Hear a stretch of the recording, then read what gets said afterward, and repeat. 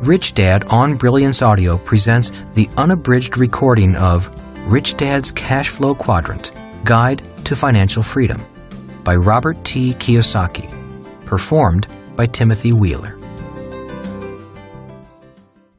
My rich dad used to say, "You can never have true freedom without financial freedom."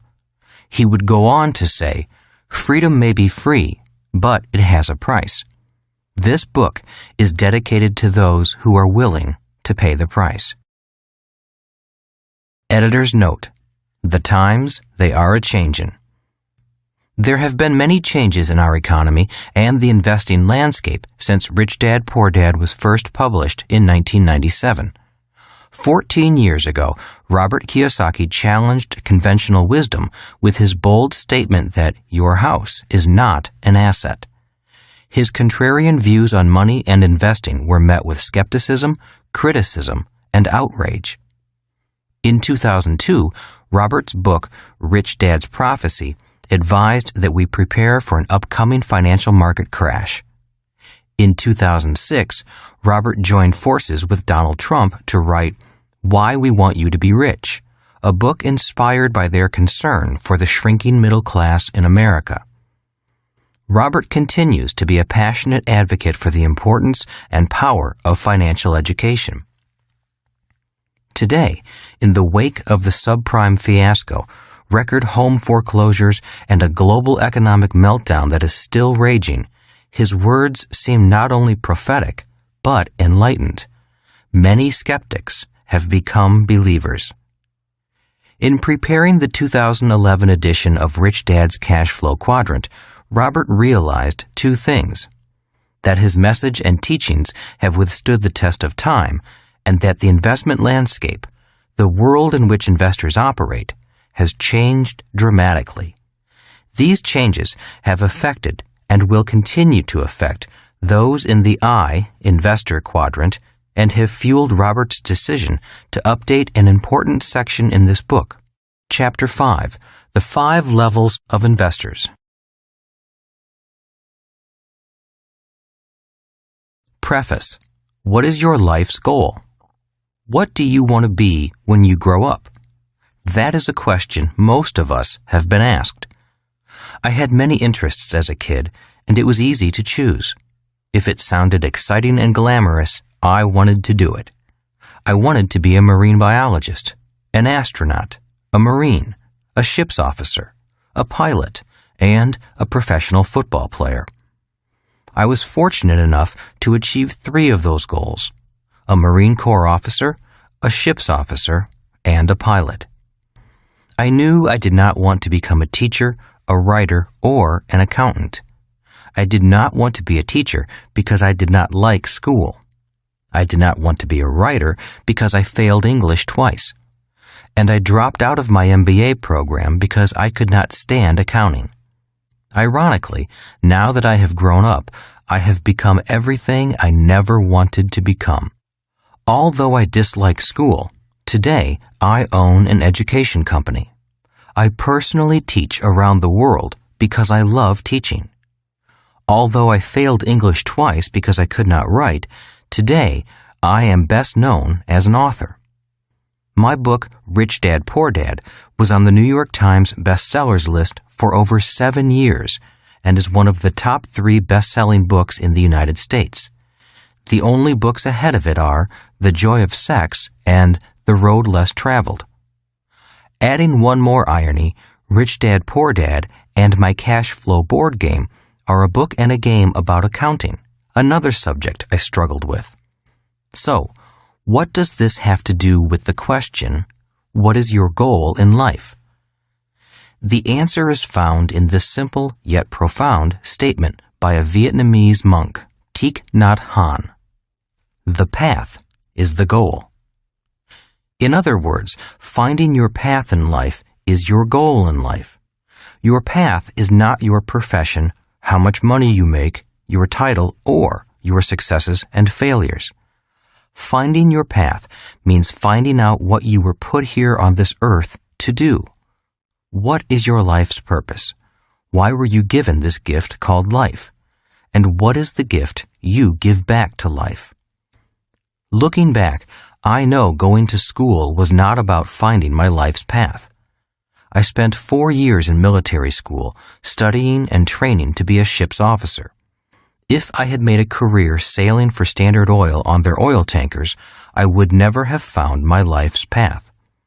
If I had stayed in the Marines or had gone to fly for the airlines, I would never have found my life's path. Had I continued on as a ship's officer or become an airline pilot, I would never have become an international best-selling author, been a guest on The Oprah Show, written a book with Donald Trump, or started an international education company that teaches entrepreneurship and investing throughout the world. Finding your path. This cash flow quadrant book is important because it is about finding your path in life. As you know, most people are programmed early in life to go to school and get a job. School is about finding a job in the E or S quadrant. It is not about finding your life's path. I realize there are people who know exactly what they are going to do early in life. They grow up knowing they are going to be a doctor, lawyer, musician, golfer, or actor. We have all heard about child prodigies, kids with exceptional talents. Yet you may notice these are professions, not necessarily a life's path. So how does one find their path in life? My answer is, I wish I knew. If I could wave my magic wand and your life's path would magically appear, I would. Since I do not have a magic wand, nor can I tell you what to do, the best thing I can do is tell you what I did. And what I did was trust my intuition, my heart, and my guts. For example, in 1973, returning from the war, when my poor dad suggested I go back to school, get my higher degrees, and work for the government, my brain went numb, my heart went heavy, and my gut said, no way. When he suggested I get my old job back with Standard Oil or fly for the airlines, again, my mind, heart, and gut said no. I knew I was through sailing and flying, although they were great professions and the pay was pretty good. In 1973, at the age of 26, I was growing up. I had followed my parents' advice and gone to school, received my college degree, and had 2 professions, a license to be a ship's officer and a license to fly. The problem was they were professions and the dreams of a child. At the age of 26, I was old enough to know that education is a process. For example, when I wanted to be a ship's officer, I went to a school that turned out ship's officers. And when I wanted to learn to fly, I went to Navy flight school, a 2-year process that turns non-pilots into pilots. I was cautious about my next educational process. I wanted to know what I was going to become before I started my next educational process. Traditional schools had been good to me. I had achieved my childhood professions. Reaching adulthood was confusing because there were no signs saying, this is the way. I knew what I didn't want to do, but I did not know what I wanted to do. It would have been simple if all I wanted was a new profession. If I had wanted to be a medical doctor, I would have gone to medical school. If I had wanted to be a lawyer, I would have gone to law school. But I knew there was more to life than just going to school to gain another professional credential. I did not realize it at the time, but at 26 years of age, I was now looking for my path in life, not my next profession. A different education. In 1973, in my last year of active duty flying for the Marine Corps when I was stationed near home in Hawaii, I knew I wanted to follow in my rich dad's footsteps. While in the Marines, I signed up for real estate courses and business courses on the weekends, preparing to become an entrepreneur in the B and I quadrants. At the same time, upon a friend's recommendation of a friend, I signed up for a personal development course, hoping to find out who I really was. A personal development course is non-traditional education because I was not taking it for credits or grades. I did not know what I was going to learn, as I did when I signed up for real estate courses. All I knew was that it was time to take courses to find out about me. In my first weekend course, the instructor drew a simple diagram on the flip chart. With the diagram complete, the instructor turned and said, "To develop into a whole human being, we need mental, physical, emotional, and spiritual education." Listening to her explanation, it was clear to me that traditional schools were primarily about developing students mentally. That is why so many students who do well in school do not do well in real life, especially in the world of money. As the course progressed over the weekend, I discovered why I disliked school. I realized that I loved learning, but hated school. Traditional education was a great environment for the A students, but it was not the environment for me. Traditional education was crushing my spirit, trying to motivate me with the emotion of fear, the fear of making mistakes, the fear of failing, and the fear of not getting a job. They were programming me to be an employee in the E or S quadrant. I realized that traditional education is not the place for a person who wants to be an entrepreneur in the B and I quadrants. This may be why so many entrepreneurs never finish school. Entrepreneurs like Thomas Edison, founder of General Electric, Henry Ford, founder of Ford Motor Company, Steve Jobs, founder of Apple, Bill Gates, founder of Microsoft, Walt Disney, founder of Disneyland, and Mark Zuckerberg, founder of Facebook. As the day went on and the instructor went deeper and deeper into these 4 types of personal development, I realized I had spent most of my life in very harsh educational environments. After 4 years at an all-male military academy and 5 years as a Marine pilot, I was pretty strong mentally and physically. As a Marine pilot, I was strong emotionally and spiritually, but all on the macho male development side. I had no gentle side, no female energy. After all, I was trained to be a Marine Corps officer, emotionally calm under pressure, prepared to kill, and spiritually prepared to die for my country. If you ever saw the movie Top Gun starring Tom Cruise, you get a glimpse into the masculine world and bravado of military pilots. I loved that world. I was good in that world. It was a modern-day world of knights and warriors. It was not a world for wimps. In the seminar, I went into my emotions and briefly touched my spirit. I cried a lot because I had a lot to cry about. I had done and seen things no one should ever be asked to do. During the seminar, I hugged a man, something I had never done before, not even with my father. On Sunday night, it was difficult leaving this self-development workshop. The seminar had been a gentle, loving, honest environment. Monday morning was a shock to once again be surrounded by young, egotistical pilots dedicated to flying, killing, and dying for country. After that weekend seminar, I knew it was time to change. I knew developing myself emotionally and spiritually to become a kinder, gentler, and more compassionate person would be the hardest thing I could do. It went against all my years at the military academy and flight school. I never returned to traditional education again. I had no desire to study for grades, degrees, promotions, or credentials again.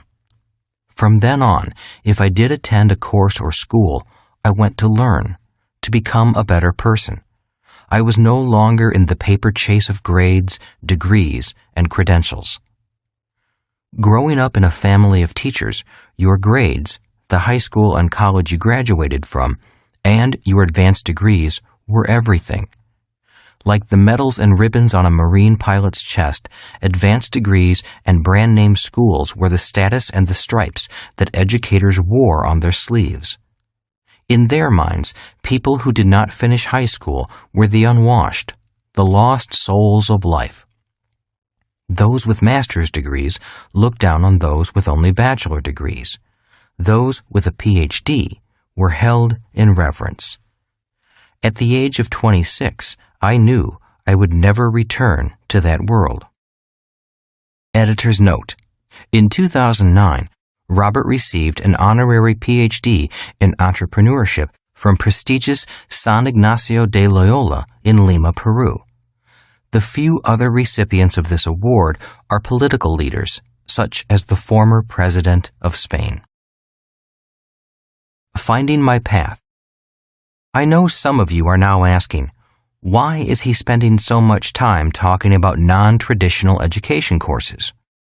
The reason is, that first personal development seminar rekindled my love of learning, but not the type of learning that is taught in school. Once that seminar was over, I became a seminar junkie, going from seminar to seminar, finding out more about the connection between my body, my mind, my emotions, and my spirit. The more I studied, the more curious about traditional education I became. I began to ask questions such as, why do so many kids hate school? Why do so few kids like school?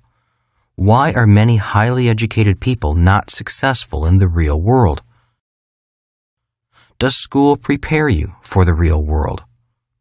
Why did I hate school but love learning? Why are most school teachers poor? Why do schools teach us little about money? Those questions led me to become a student of education outside the hallowed walls of the school system. The more I studied, the more I understood why I did not like school and why schools failed to serve most of its students, even the A students. My curiosity touched my spirit, and I became an entrepreneur in education. If not for this curiosity, I might never have become an author and a developer of financial education games. My spiritual education led me to my path in life. It seems that our paths in life are not found in our minds. Our path in life is to find out what is in our hearts. This does not mean a person cannot find their path in traditional education. I am sure many do. I am just saying that I doubt I would have found my path in traditional school. Why is a path important? We all know people who make a lot of money but hate their work. We also know people who do not make a lot of money and hate their work. And we all know people who just work for money. A classmate of mine from the Merchant Marine Academy also realized he did not want to spend his life at sea. Rather than sail for the rest of his life, he went to law school after graduation, spending 3 more years becoming a lawyer and entering private practice in the S Quadrant. He died in his early 50s. He had become a very successful, unhappy lawyer. Like me, he had 2 professions by the time he was 26. Although he hated being a lawyer, he continued being a lawyer because he had a family, kids, a mortgage, and bills to pay. A year before he died, I met him at a class reunion in New York. He was a bitter man. All I do is sweep up behind rich guys like you. They pay me nothing. I hate what I do and who I work for. Why don't you do something else? I asked. I can't afford to stop working. My first child is entering college. He died of a heart attack before she graduated. He made a lot of money via his professional training, but he was emotionally angry, spiritually dead, and soon his body followed. I realize this is an extreme example. Most people do not hate what they do as much as my friend did. Yet it illustrates the problem when a person is trapped in a profession and unable to find their path. To me, this is the shortcoming of traditional education. Millions of people leave school only to be trapped in jobs they do not like. They know something is missing in life. Many people are also trapped financially, earning just enough to survive, wanting to earn more but not knowing what to do. Without awareness of the other quadrants, many people go back to school and look for new professions or pay raises in the E or S quadrant, unaware of the world of the B and I quadrants. My reason for becoming a teacher. My primary reason for becoming a teacher in the B quadrant was a desire to provide financial education. I wanted to make this education available to anyone who wanted to learn, regardless of how much money they had or what their grade point averages were. That is why the Rich Dad Company started with the cash flow game. This game can teach in places I could never go. The beauty of the game is that it was designed to have people teach people. There is no need for an expensive teacher or classroom. The cash flow game is now translated into over 16 languages, reaching millions of people all over the world. Today, the Rich Dad Company offers financial education courses as well as the services of coaches and mentors to support a person's financial education. Our programs are especially important for anyone wanting to evolve out of the E and S quadrants into the B and I quadrants. There is no guarantee that everyone will make it to the B and I quadrants, yet they will know how to access those quadrants if they want to. Change is not easy. For me, changing quadrants was not easy. It was hard work mentally, but more so emotionally and spiritually. Growing up in a family of highly educated employees in the E quadrant, I carried their values of education, job security, benefits, and a government pension. In many ways, my family values made my transition difficult. I had to shut out their warnings, concerns, and criticisms about becoming an entrepreneur and investor. Some of their values I had to discount were, but you have to have a job. You are taking too many risks. What if you fail? Just go back to school and get your master's degree. Become a doctor. They make a lot of money. The rich are greedy. Why is money so important to you? Money won't make you happy. Just live below your means. Play it safe. Don't go for your dreams. Diet and exercise. I mention emotional and spiritual development because that is what it takes to make a permanent change in life. For example, it rarely works to tell an overweight person, just eat less and exercise more. Diet and exercise may make sense mentally, but most people who are overweight do not eat because they are hungry. They eat to feed an emptiness in their emotions and their soul. When a person goes on a diet and exercise program, they are only working on their mind and their body. Without emotional development and spiritual strength, the overweight person may go on a diet for 6 months and lose a ton of weight, only to put even more weight back on later. The same is true for changing quadrants. Saying to yourself, I'm going to become an entrepreneur in the B quadrant, is as futile as a chain smoker saying, tomorrow I'm going to quit smoking. Smoking is a physical addiction caused by emotional and spiritual challenges. Without emotional and spiritual support, the smoker will always be a smoker. The same is true for an alcoholic, a sex addict, or a chronic shopper. Most addictions are attempts to find happiness in people's souls. That is why my company offers courses for the mind and body, but also coaches and mentors to support the emotional and spiritual transitions. A few people are able to make the journey alone, but I was not one of them. If not for a coach like my rich dad and the support of my wife Kim, I would not have made it. There were so many times I wanted to quit and give up. If not for Kim and my rich dad, I would have quit. Why A students fail. It is easy to see why so many A students fail in the world of money. A person may be highly educated mentally, but if they are not educated emotionally, their fear will often stop their body from doing what it must do. That is why so many A students get stuck in analysis paralysis, studying every little detail but failing to do anything. This analysis paralysis is caused by our educational system punishing students for making mistakes. If you think about it, A students are A students simply because they made the fewest mistakes. The problem with that emotional psychosis is that, in the real world, people who take action are the ones who make the most mistakes and learn from them to win in the game of life. Just look at Presidents Clinton and Bush. Clinton could not admit he had sex, and Bush, too, could not recall any mistakes he made during his presidency. Making mistakes is human, but lying about your mistakes is criminal, a criminal act known as perjury.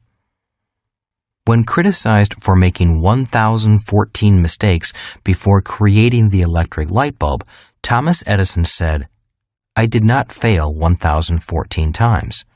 I successfully found out what did not work 1,014 times."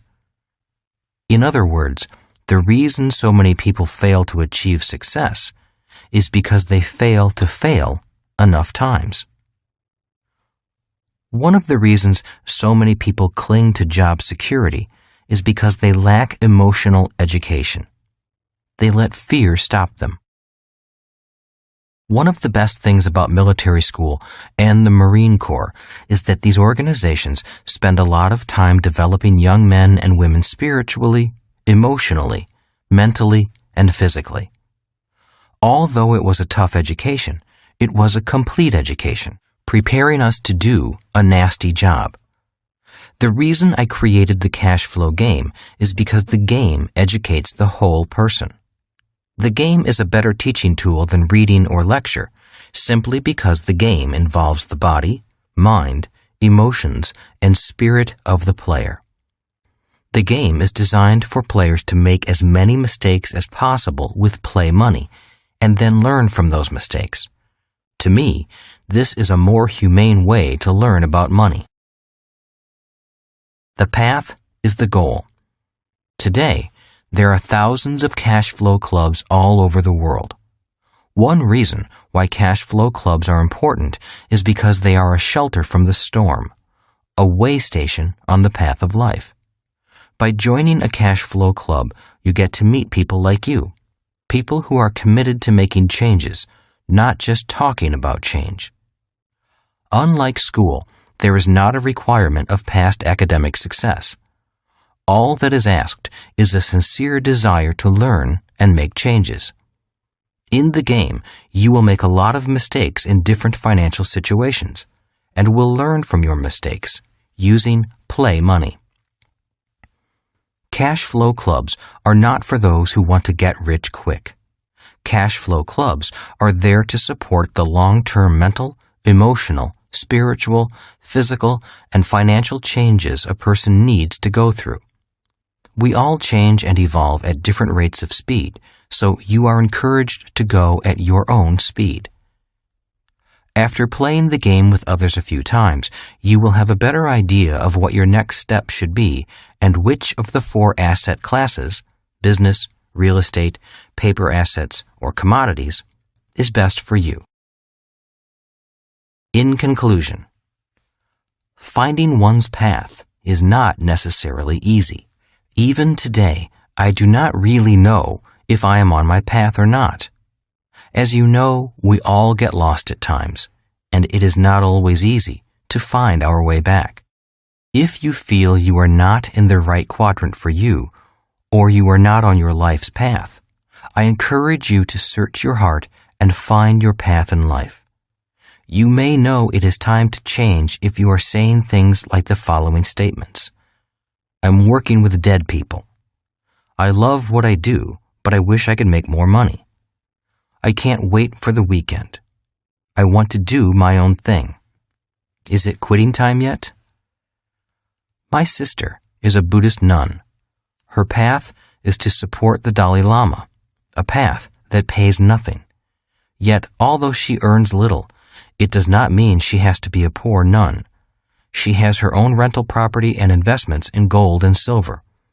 her strength of spirit, and her financially educated mind allow her to follow her life's path without taking a vow of poverty. In many ways, it was a good thing I was labeled stupid in school. Although emotionally painful, that pain allowed me to find my life's path as a teacher. And like my sister, the nun, just because I am a teacher does not mean I have to be a poor teacher. Repeating what Thich Nhat Hanh said, the path is the goal.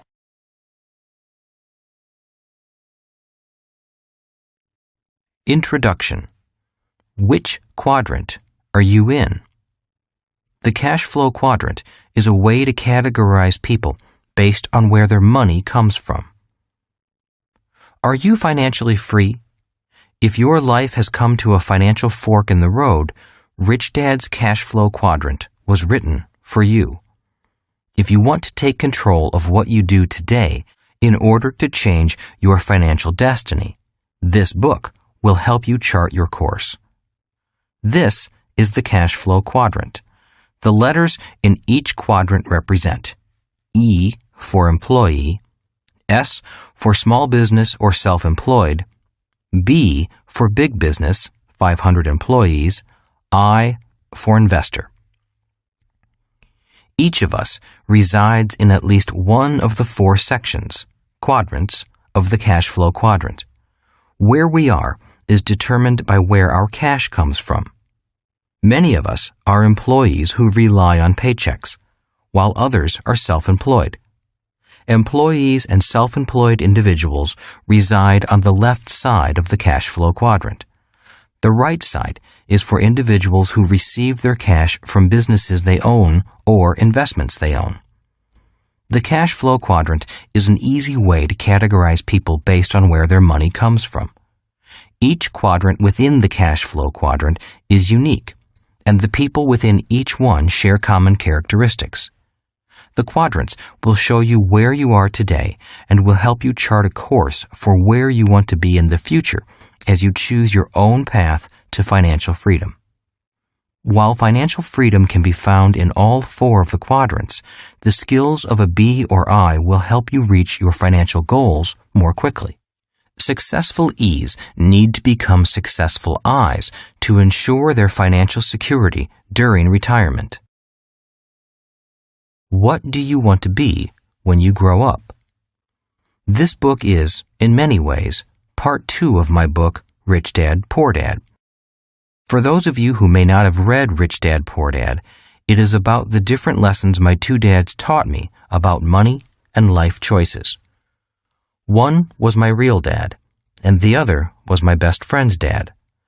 One was highly educated, and the other was a high school dropout. One was poor, and the other was rich. Poor Dad's advice. Growing up, my highly educated but poor dad always said, go to school, get good grades, and find a safe, secure job. Poor Dad recommended that I become either a well-paid E employee or a well-paid S, self-employed professional, such as a medical doctor, lawyer, or accountant. My poor dad was very concerned about a steady paycheck, benefits, and job security. That's why he was a well-paid government official, the head of education for the state of Hawaii. Rich Dad's advice. My rich but uneducated dad offered very different advice. He said, go to school, graduate, build businesses, and become a successful investor. This book is about the mental, emotional, and educational process I went through in following my rich dad's advice.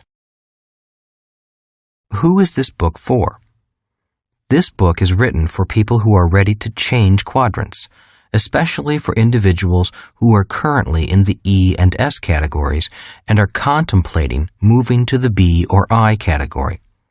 This book is for people who are ready to move beyond job security and begin to achieve financial security. It's not an easy life path, but the prize at the end of the road, financial freedom, is worth the journey. When I was 12 years old, Rich Dad told me a simple story that guided me to great wealth and financial freedom. It was his way of explaining the difference between the left side of the cash flow quadrant, the E and S quadrants, and the right side, or the B and I quadrants. The story goes like this. Once upon a time, there was this quaint little village. It was a great place to live, except for one problem. The village had no water unless it rained. To solve this problem once and for all, the village elders asked contractors to submit bids to deliver water to the village on a daily basis. 2 people volunteered to take on the task, and the elders awarded the contract to both of them. They felt that a little competition would keep prices low and ensure a backup supply of water. The first person who won the contract, Ed, immediately ran out, bought 2 galvanized steel buckets, and began running back and forth to the lake, which was a mile away. He immediately began making money as he labored morning to dusk, hauling water from the lake with his 2 buckets. He would empty them into the large concrete holding tank the village had built.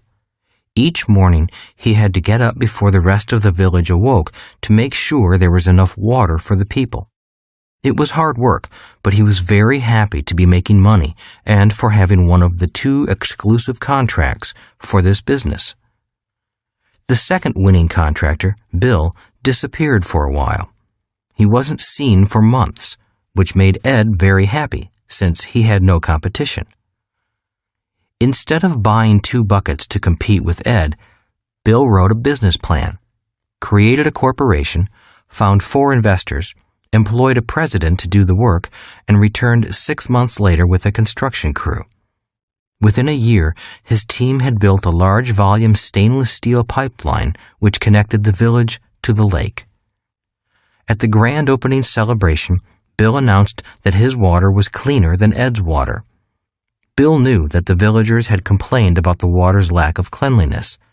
Bill also announced that he could supply the village with water 24 hours a day, 7 days a week. Ed could only deliver water on weekdays because he didn't want to work on weekends.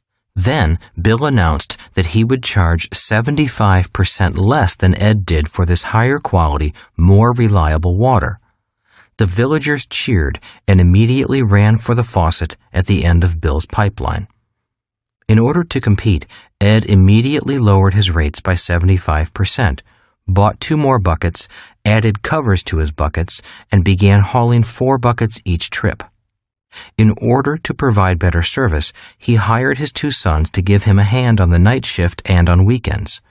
When his boys went off to college, he said to them, "Hurry back, because someday this business will belong to you."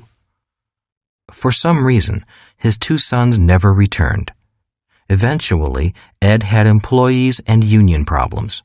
The union demanded higher wages and better benefits and wanted its members to only haul 1 bucket at a time. Meanwhile, Bill realized that if this village needed water, then other villages must need water too. He rewrote his business plan and went off to sell his high-speed, high-volume, low-cost, clean water delivery system to villages throughout the world. He only makes a penny per bucket of water delivered, but he delivers billions of buckets of water every day. Whether he works or not, billions of people consume billions of buckets of water, and all that money pours into his bank account. Bill developed a pipeline to deliver money to himself, as well as water to the villages. Bill lived happily ever after. Ed worked hard for the rest of his life and had financial problems forever after. The end. That story about Bill and Ed has guided me for years. It has assisted me in my life's decision-making process.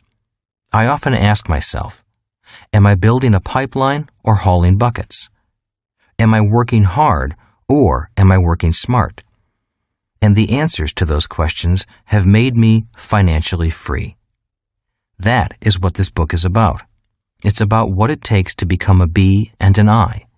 It's for people who are tired of hauling buckets and are ready to build pipelines for cash to flow into their pockets.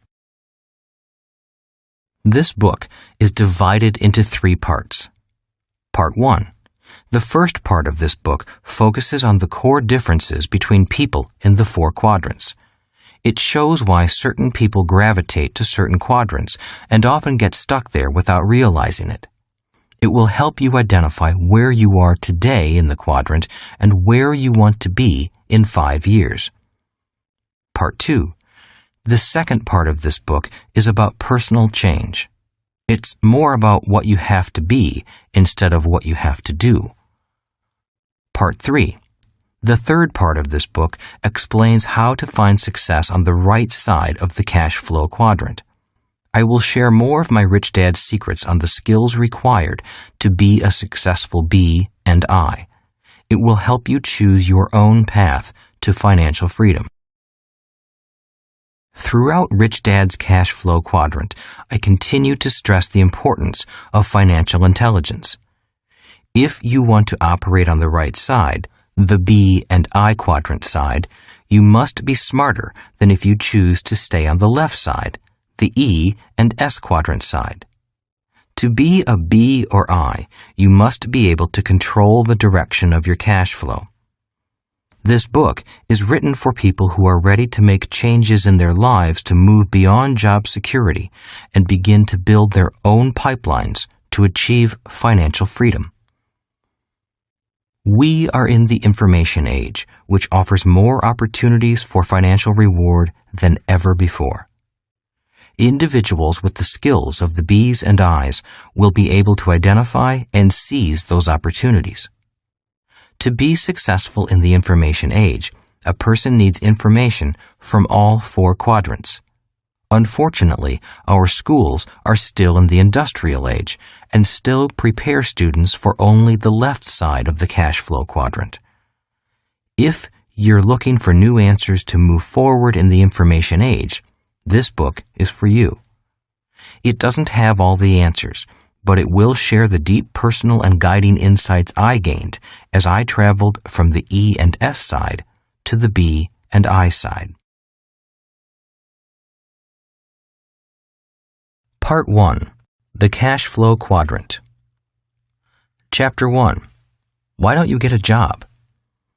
To someone who values a job, it's difficult to explain why you might not want one. In 1985, my wife Kim and I were homeless. We were unemployed and had little money left in savings.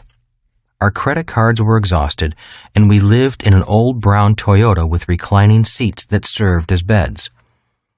At the end of 1 week, the harsh reality of who we were, what we were doing, and where we were headed began to sink in. Our homelessness lasted another 2 weeks. When a friend realized our desperate financial situation, she offered us a room in her basement. We lived there for 9 months. We kept our situation quiet. For the most part, Kim and I looked quite normal on the surface. When friends and family were informed of our plight, the first question was always, "Why don't you get a job?" At first, we attempted to explain, but we usually failed to clarify our reasons. To someone who values a job, it's difficult to explain why you might not want one. We did odd jobs occasionally and earned a few dollars here and there, but we did that only to keep food in our stomachs and gas in the car. Those few extra dollars were only fuel to keep us going toward our singular goal. I must admit that during moments of deep personal doubt, the idea of a safe, secure job with a paycheck was appealing. But because job security wasn't what we were looking for, we kept pushing on, living day to day on the brink of the financial abyss. That year, 1985, was the worst of our lives as well as one of the longest. Anyone who says that money isn't important obviously has not been without it for long. Kim and I fought and argued often. Fear, uncertainty, and hunger shortens the human emotional fuse, and often we fight with the person who loves us the most. Yet love held the two of us together, and our bond as a couple grew stronger because of the adversity. We knew where we were going. We just didn't know if we would ever get there. We knew we could always find safe, secure, high-paying jobs. Both of us were college graduates with good job skills and solid work ethics. But we weren't after job security. We wanted financial freedom. By 1989, we were millionaires. Although financially successful in some people's eyes, we still hadn't reached our goal of true financial freedom. That took until 1994. By then, we never had to work again for the rest of our lives. Barring any unforeseen financial disaster, we were both financially free. Kim was 37 and I was 47. It doesn't take money to make money. I started this chapter with a discussion about our being homeless and having nothing in 1985 because I often hear people say, it takes money to make money. I disagree. To get from homeless in 1985 to rich in 1989 and then to financial freedom by 1994 didn't take money. We had no money when we started, and we were in debt. It also doesn't take a good formal education.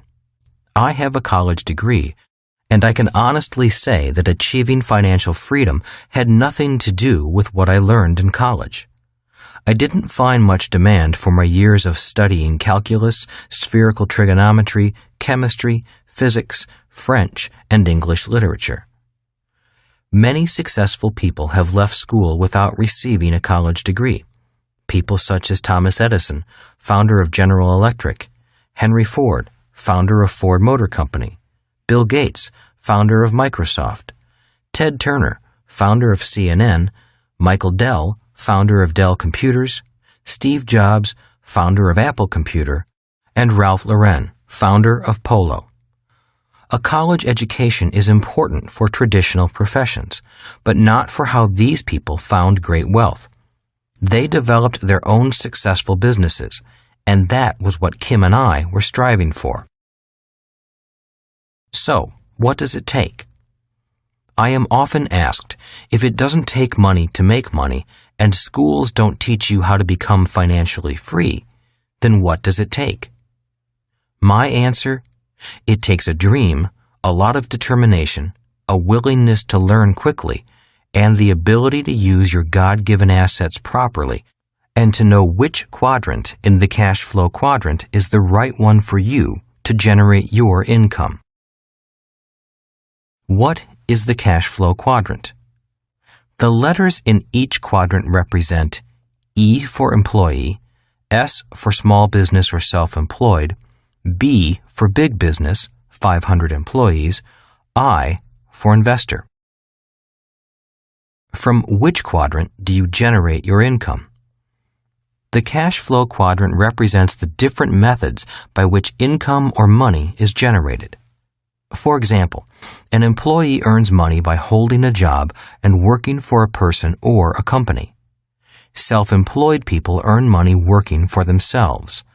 A business owner owns a business that generates money, and investors earn money from their various investments. In other words, money generating more money. Different methods of income generation require different frames of mind, different technical skills, and different educational paths. Different people are attracted to different quadrants. While money is all the same, the way it's earned can be vastly different.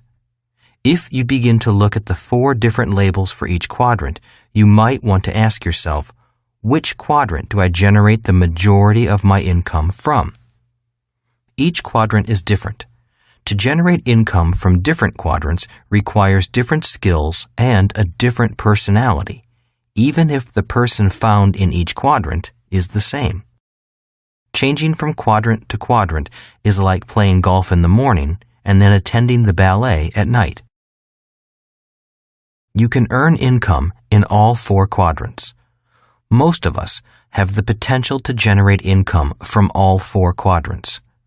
Which quadrant you or I choose to earn our primary income from is not so much dependent upon what we learned in school. It's more about who we are at the core, our values, strengths, weaknesses, and interests.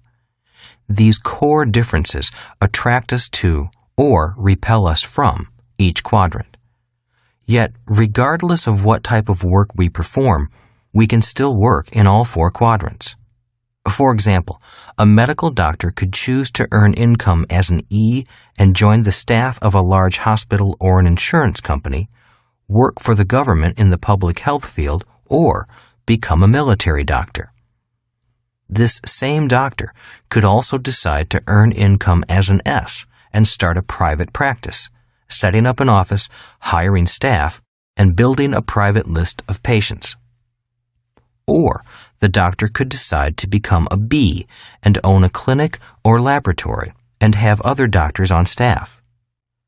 This doctor probably would hire a business manager to run the organization. In this case, the doctor would own the business but not have to work in it. The doctor also could decide to own a business that has nothing to do with the medical field while still practicing medicine somewhere else. In this case, the doctor would be earning income as both an E and as a B. As an I, the doctor could generate income from being an investor in someone else's business or in vehicles like the stock market, bond market, and real estate. The important words are generate income from. It's not so much what we do, but more how we generate income. Different methods of income generation. More than anything, it's the internal differences of our core values, strengths, weaknesses, and interests that affect which quadrant we decide to generate our income from. Some people love being employees, while others hate it. Some people love owning companies, but don't want to run them. Others love owning companies and also love running them. Some people love investing, while others can't get past the risk of losing money. Most of us are a little of each of these characters. Being successful in the four quadrants often means redirecting some internal core values. You can be rich or poor in all four quadrants. It is important to note that you can be rich or poor in all four quadrants. There are people who earn millions and people who go bankrupt in each of the quadrants. Being in one quadrant or another does not necessarily guarantee financial success. Not all quadrants are equal. By knowing the different features of each quadrant, you'll have a better idea as to which quadrant, or quadrants, might be best for you. For example, one of the many reasons I chose to work predominantly in the B and I quadrants is because of tax advantages. For most people working on the left side of the quadrant, there are few legal tax breaks available.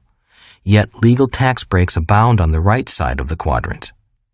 By working to generate income in the B and I quadrants, I could acquire money faster and keep that money working for me longer without losing large chunks of it to the government in the form of taxes. Different ways of earning money. When people ask why Kim and I were homeless, I tell them it was because of what my rich dad taught me about money. For me, money is important, yet I didn't want to spend my life working for it. That is why I didn't want a job. If we were going to be responsible citizens, Kim and I wanted to have our money work for us, rather than spend our lives physically working for money. That is why the cash flow quadrant is important. It depicts the different ways money is generated. There are ways of being responsible and creating money other than physically working for it. Different fathers, different ideas about money. My highly educated dad had a strong belief that the love of money was evil and that excessive profit meant you were greedy. He felt embarrassed when the newspapers published how much he made because he felt he was overcompensated in comparison to the teachers who worked for him. He was a good, honest, hard-working man who did his best to defend his point of view that money wasn't important to his life. My highly educated yet poor dad constantly said, "I'm not that interested in money. I'll never be rich. I can't afford it. Investing is risky. Money isn't everything. Money supports life.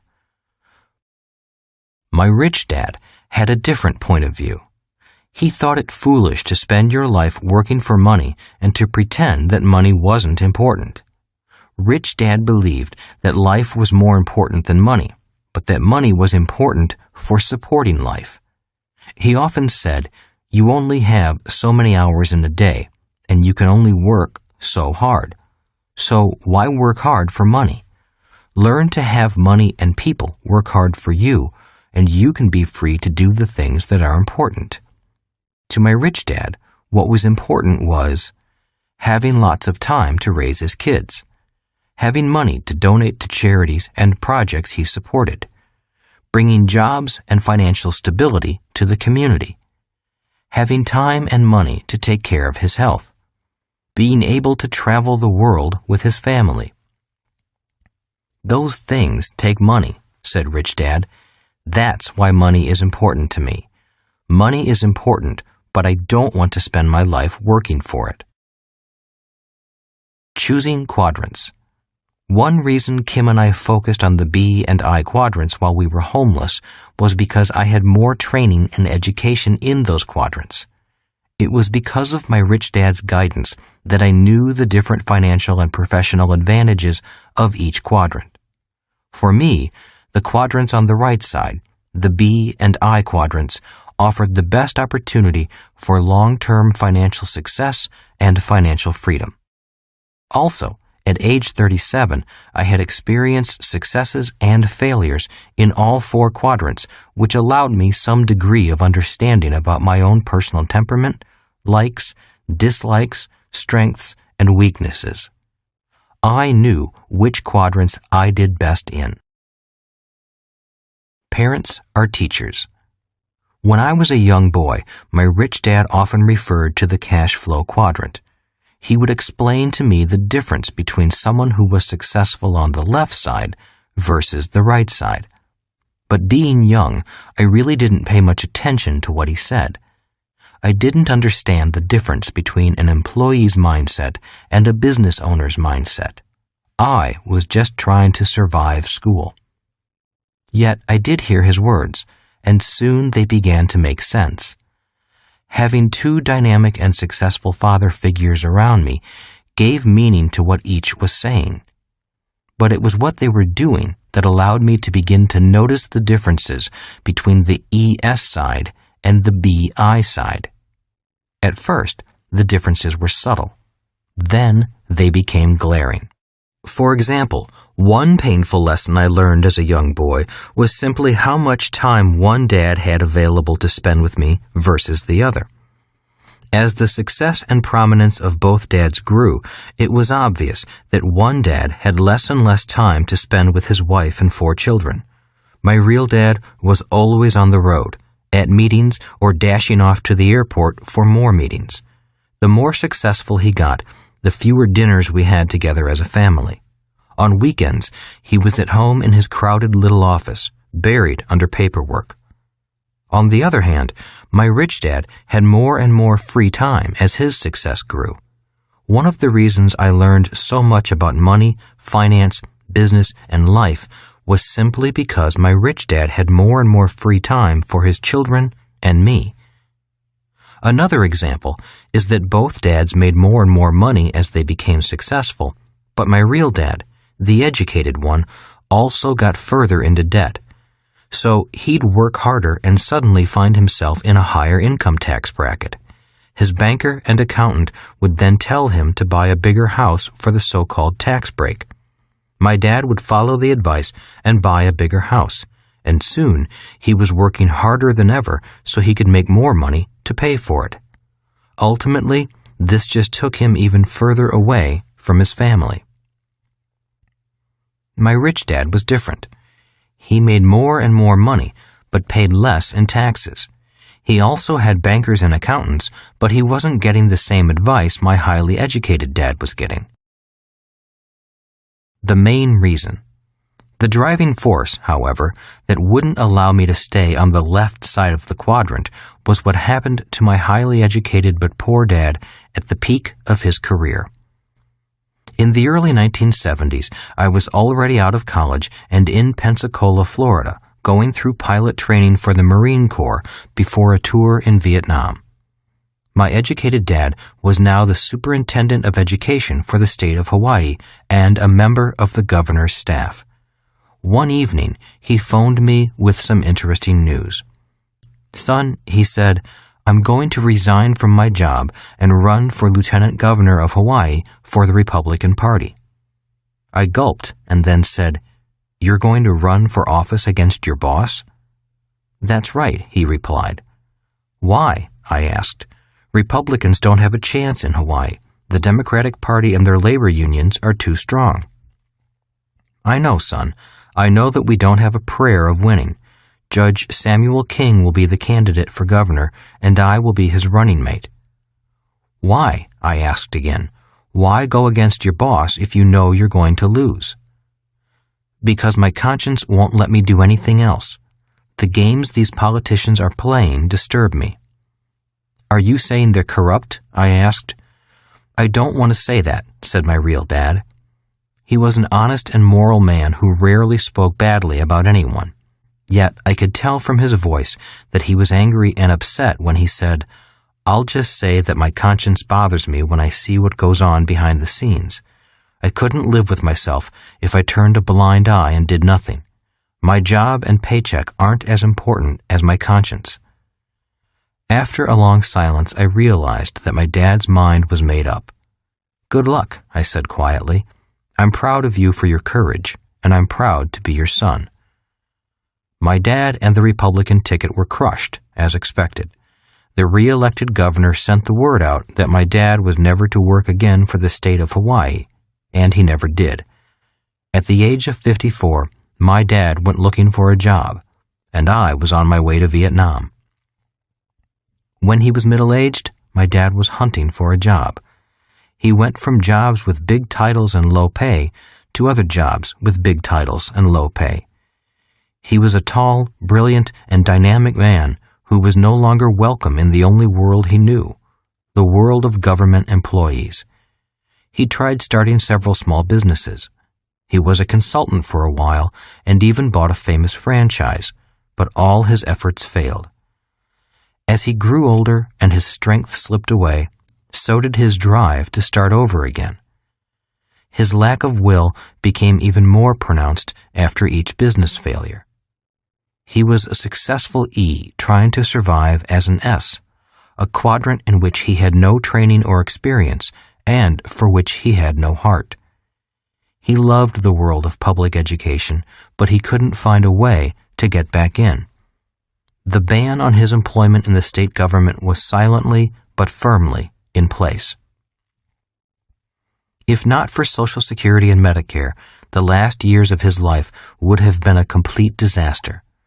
He died frustrated and a little angry, yet he died with a clear conscience. So, what kept me going in the darkest of hours?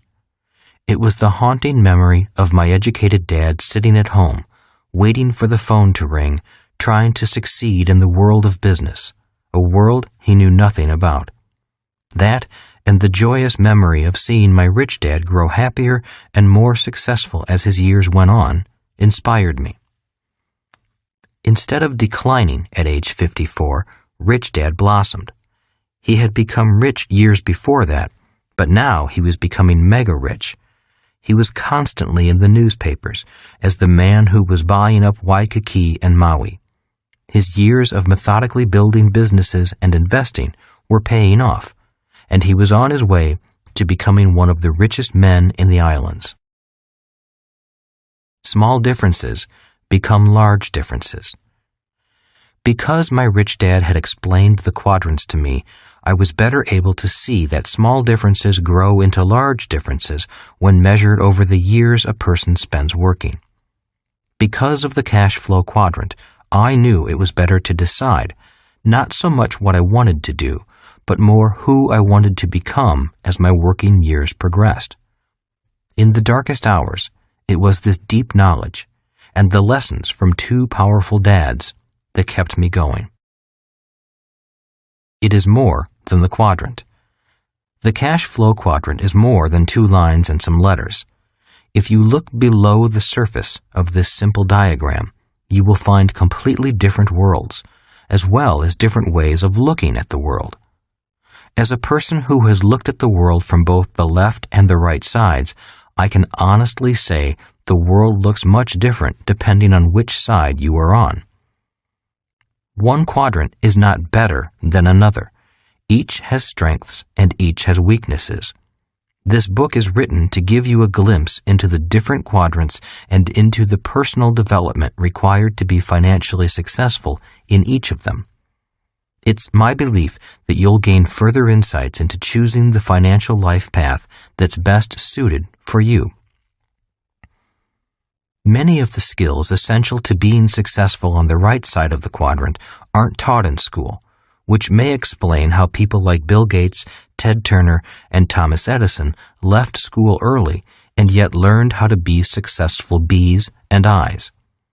This book will identify the skills as well as the personal core temperament that are necessary for finding success on the B and I side. First, I offer a broad overview of the 4 quadrants, and then an in-depth focus on the B and I side. After listening to this book, some of you might want to make a change in how you earn your income, and some of you will be happy to stay just where you are. You might choose to operate in more than one quadrant, maybe even in all 4 quadrants. We're all different, and one quadrant isn't more important or better than another. In every village, town, city, and nation in the world, there is a need for people to operate in all 4 quadrants in order to ensure the financial stability of the community. Also, as we grow older and gain different experiences, our interests change. For example, I notice that many young people right out of school are often happy to get a job. But after a couple of years, a few of them decide they aren't interested in climbing the corporate ladder, or they lose interest in their chosen field. These changes of age and experience often cause a person to search for new avenues of growth, challenge, financial reward, and personal happiness. I hope this book offers some fresh ideas for attaining those goals. In short, this book isn't about homelessness, but about finding a home in a quadrant or quadrants.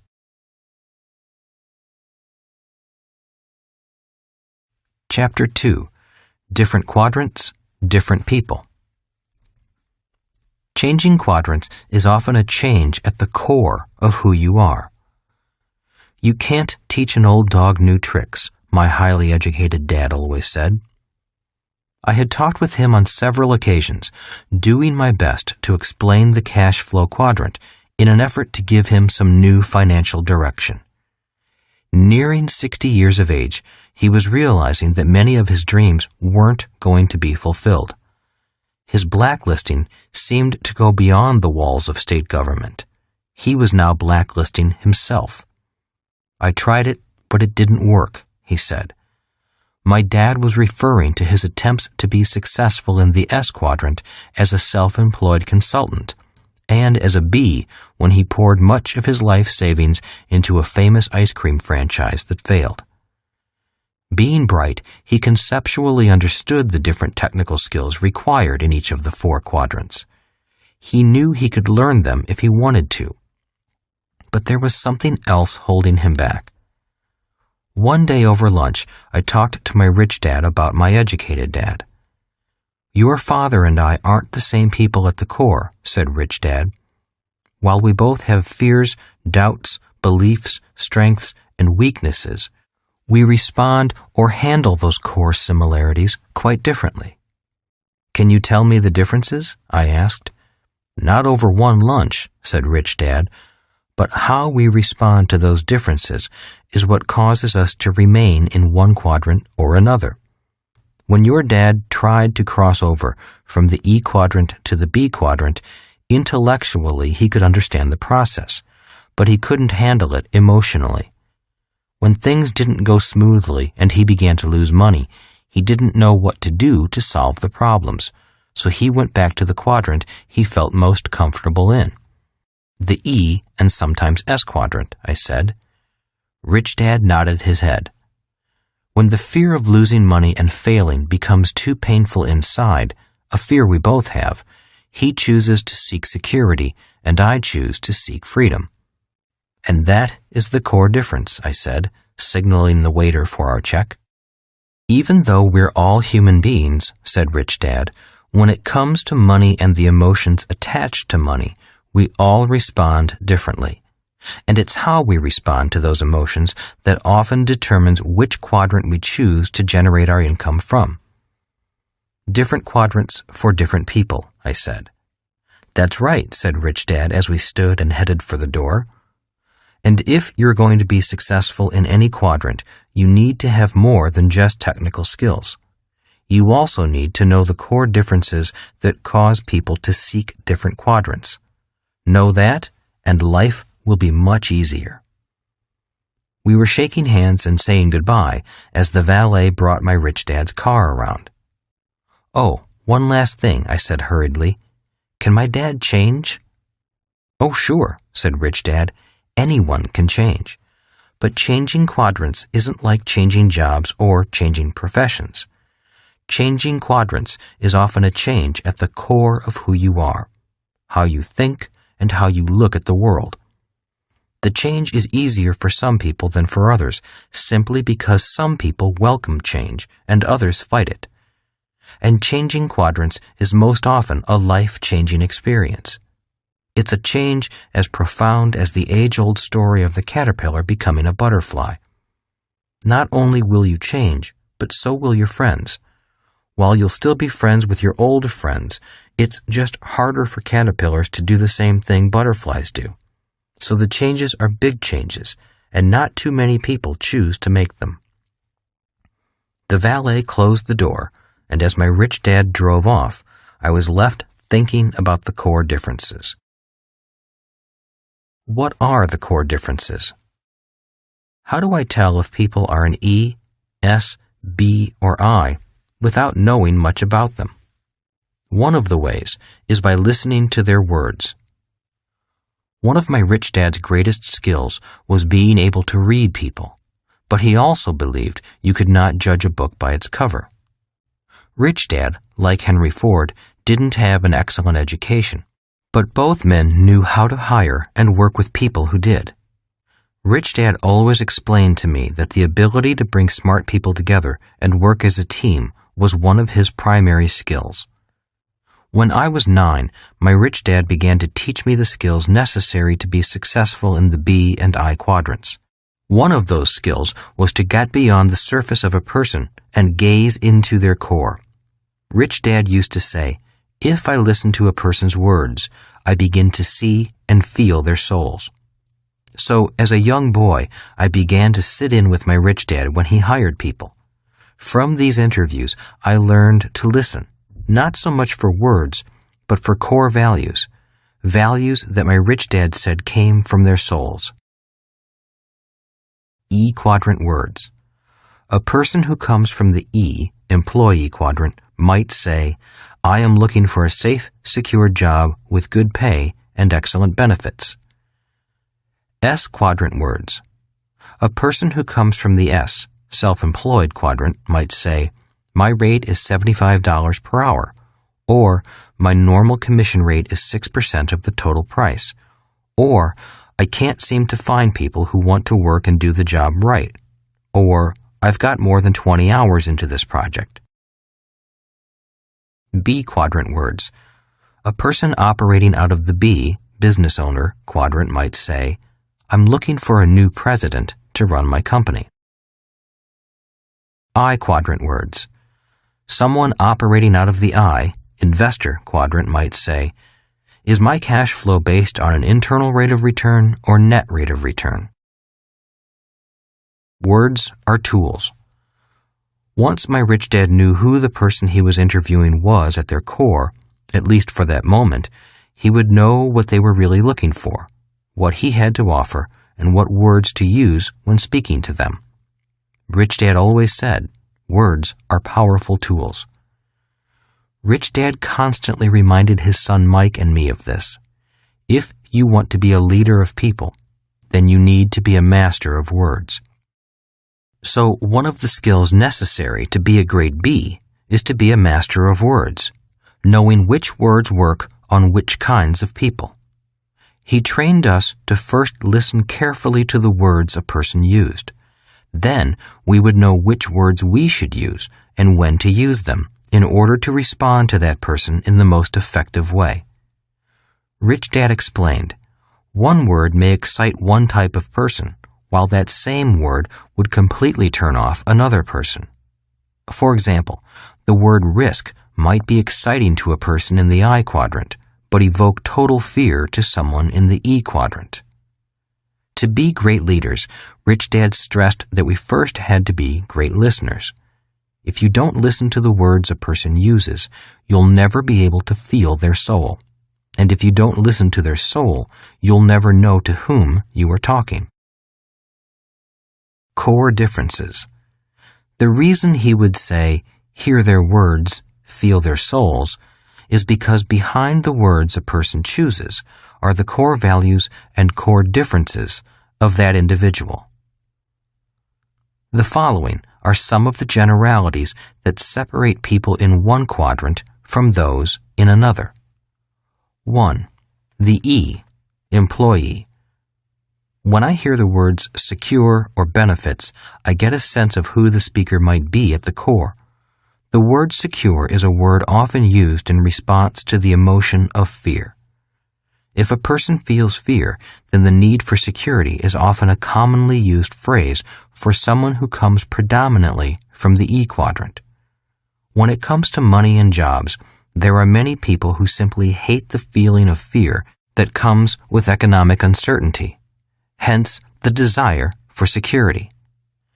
The word benefit means people would also like some kind of additional reward that is spelled out, a defined and assured extra compensation, such as health insurance or a retirement plan. The key is that they want to feel secure and see it in writing. Uncertainty doesn't make them happy. Certainty does. Their internal workings say, I'll give you this if you promise to give me that in return. They want their fear reduced by the presence of some degree of certainty, so they seek security and strong agreements when it comes to employment. They're accurate when they say, I'm not that interested in money. For them, the idea of security is often more important than money. Employees can be presidents of companies or janitors. It's not so much what they do, but the contractual agreement they have with the person or organization that hires them. 2. The S, self-employed. These are people who want to be their own boss or like to do their own thing. I call this group the do-it-yourselfers. Often when it comes to the subject of money, a hardcore S doesn't like to have his or her income dependent on other people. In other words, if S's work hard, they expect to get paid for their work. S's don't like having the amount of money they earn dictated by someone else or by a group of people who might not work as hard as they do. If they work hard, they expect to be paid well. Conversely, they also understand that if they don't work hard, then they don't deserve to be paid much. When it comes to money, they have fiercely independent souls. The emotion of fear. So while the E often responds to the fear of not having money by seeking security, the S often responds differently. The people in this quadrant respond to fear, not by seeking security, but by taking control of the situation and doing it on their own. That is why I call the S group the do-it-yourself group. When it comes to fear and financial risk, they want to take the bull by the horns. In this group, you will find well-educated professionals who spend years in school, such as doctors, lawyers, and dentists.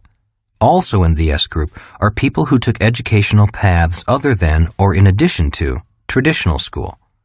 In this group are direct commission salespeople and real estate agents, as well as small business owners like retail shopkeepers, cleaners, restaurateurs, consultants, therapists, travel agents, car mechanics, plumbers, carpenters, preachers, electricians, hairstylists, and artists.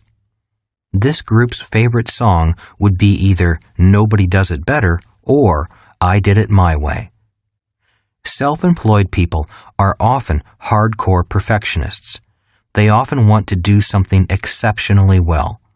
In their mind, they don't think anyone else does it better than they do, so they really don't trust anyone else to do it. In many respects, they are true artists with their own style and methods of doing things. And that is why we hire them. If you hire a brain surgeon, you want that brain surgeon to have had years of training and experience. But most importantly, you want this brain surgeon to be a perfectionist. The same goes for a dentist, hairstylist, marketing consultant, plumber, electrician, lawyer, or a corporate trainer. You, as the client hiring this person, want someone who is the best. For people in this group, money isn't the most important thing about their work. Their independence, the freedom to do things their way, and being respected as experts in their field are much more important than mere money.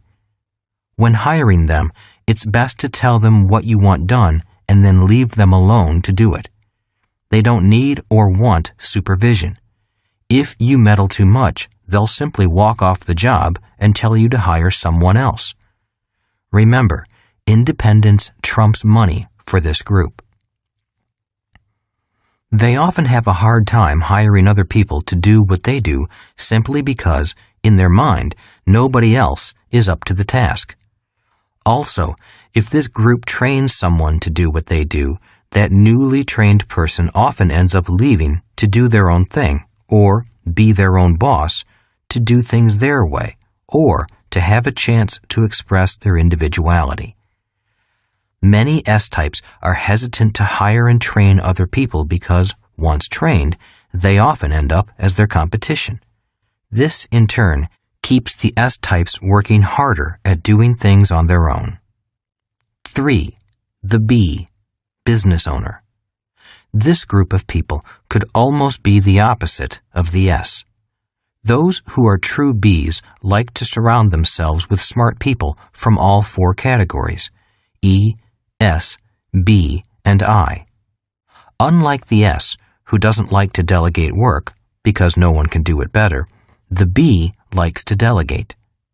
The true motto of a B is, why do it yourself when you can hire someone to do it for you, and they can do it better? Henry Ford fits this mold. As one popular story goes, a group of so-called intellectuals came by to condemn Ford for being ignorant. They claimed he really didn't know much. So Ford invited them into his office and challenged them to ask him any question, and he would answer it. So this panel assembled around America's most powerful industrialist and began to ask him questions.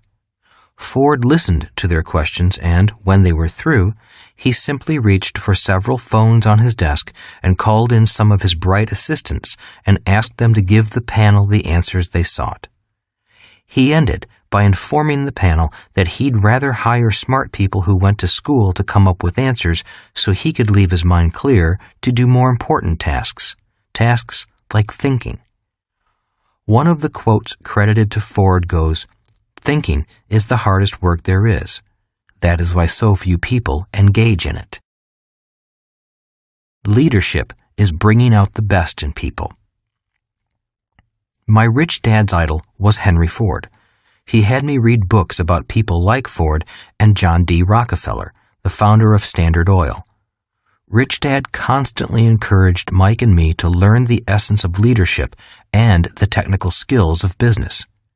In retrospect, I understand now that many people may have one or the other, but to be a successful B, you really do need to have both.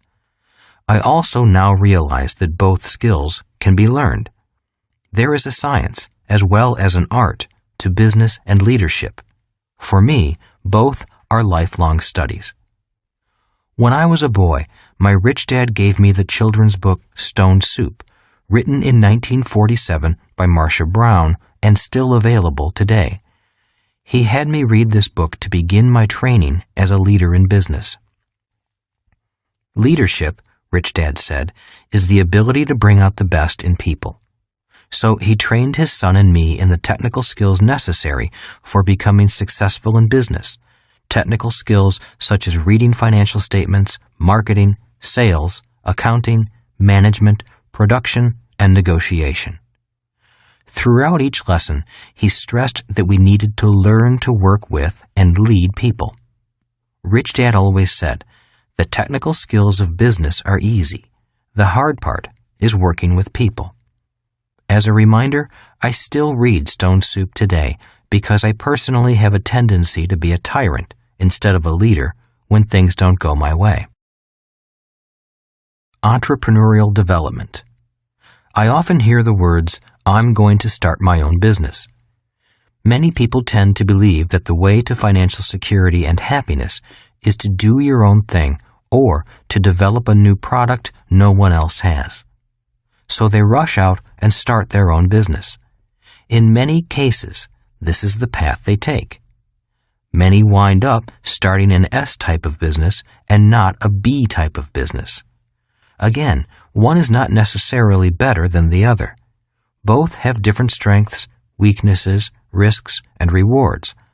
But many people who want to start a B type of business wind up with an S type of business and become stalled in their quest to move to the right side. Many new entrepreneurs want to move from the E quadrant to the B quadrant, but they wind up instead moving from the E quadrant to the S quadrant and getting stuck there. Many then attempt to move from the S quadrant to the B quadrant. But only a few who attempt this actually make it. Why? Because the technical skills and human skills to be successful in each quadrant are different. You must learn the skills and mindset required by a quadrant in order to find true success there. The difference between an S type of business and a B type of business. Those who are true Bs can leave their business for a year or more and return to find their business more profitable and running better than when they left it. In a true S type of business, if the S left for a year or more, chances are there would be no business left to return to. So, what causes the difference? Saying it simply, an S owns a job, a B owns a system, and then hires competent people to operate the system. Or, put another way, in many cases, the S is the system. That is why they can't leave. For example, let's take a look at a typical dentist. A dentist spends years in school learning to become a self-contained system. You, the client, get a toothache. You go see your dentist. He fixes your tooth. You pay and go home. You're happy and you tell all of your friends about your great dentist. In most cases, the dentist can do the entire job by himself. The problem is that if the dentist goes on vacation, so does his income. B business owners can go on vacation forever because they own a system, not a job. If the B is on vacation, the money still comes in. To be successful as a B requires 1. Ownership or control of systems, and 2. The ability to lead people. For S's to evolve into B's, they need to convert who they are and what they know into a system, and many aren't able to do that. Or they're often too attached to the system to let go and let other people in. Can you make a better hamburger than McDonald's? Many people come to me for advice on how to start a company or how to raise money for a new product or idea. I listen, usually for about 10 minutes, and within that time I can tell where their focus is. Is it the product or the business system? In those 10 minutes, I most often hear words such as these. Remember the importance of being a good listener and allowing words to direct you to the core values of a person's soul. This is a far better product than company XYZ makes. I've looked everywhere, and nobody has this product. I'll give you the idea for this product. All I want is 25% of the profits. I've been working on this product, book, music score, invention for years. These are the words of a person generally operating from the left side, the ES side. It's important to be gentle at this time because I'm dealing with core values and ideas that have been entrenched for years, maybe handed down for generations. If I'm not gentle or patient, I could damage a fragile and sensitive launch of an idea and, more importantly, a human being ready to evolve into another quadrant. The hamburger and the business. Since I need to be gentle, at this point in the conversation, I often use the McDonald's hamburger example for clarification. After listening to their pitch, I slowly ask, can you personally make a better hamburger than McDonald's? So far, 100% of the people I've talked with about their new idea or product have said yes. They can all prepare, cook, and serve a better quality hamburger than McDonald's. Next, I ask them, can you personally build a better business system than McDonald's? Some people see the difference immediately, and some don't. And I would say the difference is whether the person is fixated on the left side of the quadrant, which is focused on the idea of the better burger, or on the right side of the quadrant, which is focused on the business system. I do my best to explain that there are a lot of entrepreneurs out there offering far superior products or services than are offered by the mega-rich multinational corporations, just as there are billions of people who can make a better burger than McDonald's. But only McDonald's has created the system that has served billions of burgers. See the other side. If people can begin to see this truth, I then suggest they go to McDonald's, buy a burger, and sit and look at the system that delivered that burger. Take note of the trucks that delivered the raw burger, the rancher that raised the beef, the buyer who bought the beef, and the TV ads that helped sell the beef. Notice the training of young, inexperienced people to say the same words, "Hello, welcome to McDonald's," as well as the decor of the franchise, the regional offices, the bakeries that bake the buns, and the millions of pounds of French fries that taste exactly the same all over the world. Then include the stockbrokers raising money for McDonald's on Wall Street. If they can begin to understand the whole picture, then they have a chance at moving to the BI side. The reality is that there are unlimited new ideas, billions of people with services or products to offer, millions of products, and only a few people who know how to build excellent business systems. Bill Gates didn't build a great product. He bought somebody else's product and built a powerful global system around it. 4. The I, investor. Investors make money with money. They don't have to work because their money is working for them. The I quadrant is the playground of the rich. Regardless of which quadrant people make their money in, if they hope someday to be rich, they ultimately must come to the I quadrant. It's in the I quadrant that money becomes converted to wealth. The cash flow quadrant. The cash flow quadrant simply makes distinctions on how income is generated, whether as an E, employee, S, self-employed, B, business owner, or I, investor. The differences are summarized below. E, you have a job.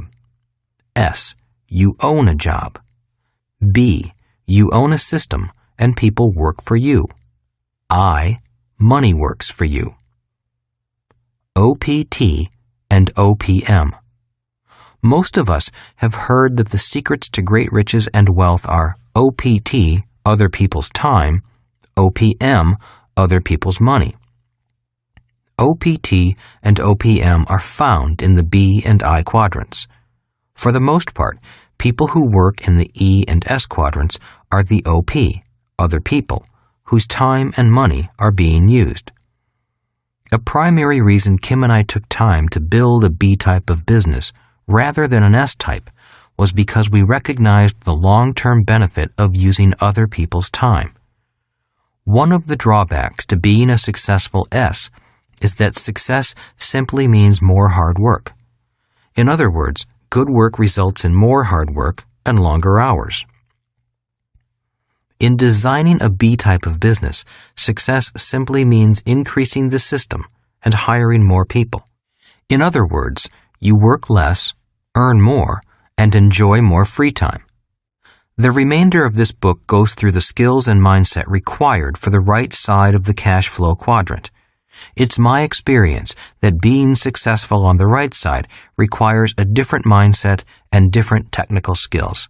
If people are flexible enough to make these changes, I think they'll find the process of achieving greater financial security or freedom easy. For other people, the process might be too difficult because many people are frozen in one quadrant and one mindset. At a minimum, you'll find out why some people work less, earn more, pay less in taxes, and feel more financially secure than others. It's simply a matter of knowing which quadrant to work out of and when. A Guide to Freedom. The cash flow quadrant is not a set of rules. It's only a guide for those who wish to use it. It guided Kim and me from financial struggle to financial security, and then to financial freedom. The difference between the rich and everyone else. A few years ago, I read an article that said most rich people receive 70% of their income from investments, or the I quadrant, and less than 30% from wages, or the E quadrant. If they were an E, chances are that they were employees of their own corporation. For most everyone else, the poor and the middle class, at least 80% of their income comes from wages from the E or S quadrant, and less than 20% from investments in the I quadrant. The difference between being rich and being wealthy. In Chapter 1, I wrote that Kim and I were millionaires by 1989, but we weren't financially free until 1994. There's a difference between being rich and being wealthy. By 1989, our business was making us a lot of money. We were earning more and working less because the business system was growing without any more physical effort on our part. We had achieved what most people would consider financial success. However, we still needed to convert the cash flow coming from the business into even more tangible assets that would generate additional cash flow. We had grown our business into a success. Now it was time to focus on growing our assets to the point where the cash flow from all of our assets would be greater than our living expenses. By 1994, the passive income from all of our assets was greater than our expenses. At that point, we were wealthy. Our business is considered an asset because it generated income and operated without much physical input. For our own personal sense of wealth, we wanted to make sure we also had tangible assets, such as real estate and stocks, that were throwing off more passive income than our expenses before we claimed to be wealthy. Once the income coming from tangible assets in our asset column was greater than the money coming in from the business, we sold the business to our partner. We were now wealthy. The definition of wealth. The definition of wealth is the number of days you can survive without physically working, or anyone else in your household physically working, and still maintain your standard of living. For example, if your monthly expenses are $5,000 a month and you have $20,000 in savings, your wealth is approximately 4 months, or 120 days. Wealth is measured in time, not dollars. By 1994, Kim and I were wealthy indefinitely, barring great economic changes, because the income from our investments was greater than our monthly expenses. Ultimately, it's not how much money you make that matters, but how much money you keep, and how long that money works for you. Every day I meet many people who make a lot of money, but all of their money goes out the expense column. Every time they make a little more money, they go shopping. They often buy a bigger house or new car, which results in long-term debt and more hard work. Nothing is left to go into the asset column. The money goes out so fast that you'd think they took some kind of financial laxative. Redline finances. In the world of cars, there's a saying about keeping the engine at redline. Redline means the throttle is keeping the RPMs of the engine close to the redline, the maximum speed the car's engine can maintain without blowing up. Many people, rich and poor, operate constantly at the financial redline of their personal finances. No matter how much money they make, they spend it as fast as it comes in. The trouble with operating your car's engine at redline is that the life expectancy of the engine is shortened. The same is true with operating your finances at the redline. Several of my doctor friends say that one of the main problems they see today is stress caused by working hard and never having enough money. One says that the biggest cause of health disorders is something she calls cancer of the wallet. Money making money. Regardless of how much money people make, ultimately, they should put some in the I quadrant. The I quadrant is where your money makes more money. It's based on the idea that your money works hard so you don't have to work. Although the I quadrant is important to your financial health, there are other forms of investing worth noting. Other forms of investing. People invest in their education. Traditional education is important. The more education you have, the better your chances may be to earn more money, depending on your choice of profession. Given that the average person spends 40 years or more actively working, college or some type of higher education may be a good investment. Giving your loyalty and best efforts to an employer is another form of investment. In return, via contract, the employee is rewarded with a pension for life. This was a form of investment popular in the industrial age that is now almost obsolete in the information age. Other people invest in having large families and, in turn, have their children care for them in their old age. That form of investing was the norm in the past, yet due to economic constraints in the present, it has become more difficult for families to handle the living and medical expenses of parents. Government retirement programs such as Social Security and Medicare, which are often paid for through payroll deductions, are another form of investment mandated by law. Due to massive changes in demographics and costs, this form of investment will probably not be able to keep many of the promises it has made. And there are independent investment vehicles for retirement that are called individual retirement plans. Often, the federal government will offer tax incentives to both the employer and employee to participate in such plans. In America, one popular plan is the 401k retirement plan. In countries such as Australia, they are called superannuation plans. Income received from investments. Although the above are all forms of investing, the I quadrant focuses on investments that generate income on an ongoing basis during your working years. So, to qualify as a person who operates as an I, use the same criteria used in all the other quadrants. Do you receive current income from the I quadrant? In other words, is your money working for you and generating current income for you? Let's look at a person who buys a house as an investment and rents it out. If the rent collected is greater than the expenses to operate the property, that income is coming from the I quadrant. The same is true for people who receive interest from savings or dividends from stocks and bonds. So the qualifier for the I quadrant is how much income you generate from the quadrant without working in it. Is my retirement account a form of investment?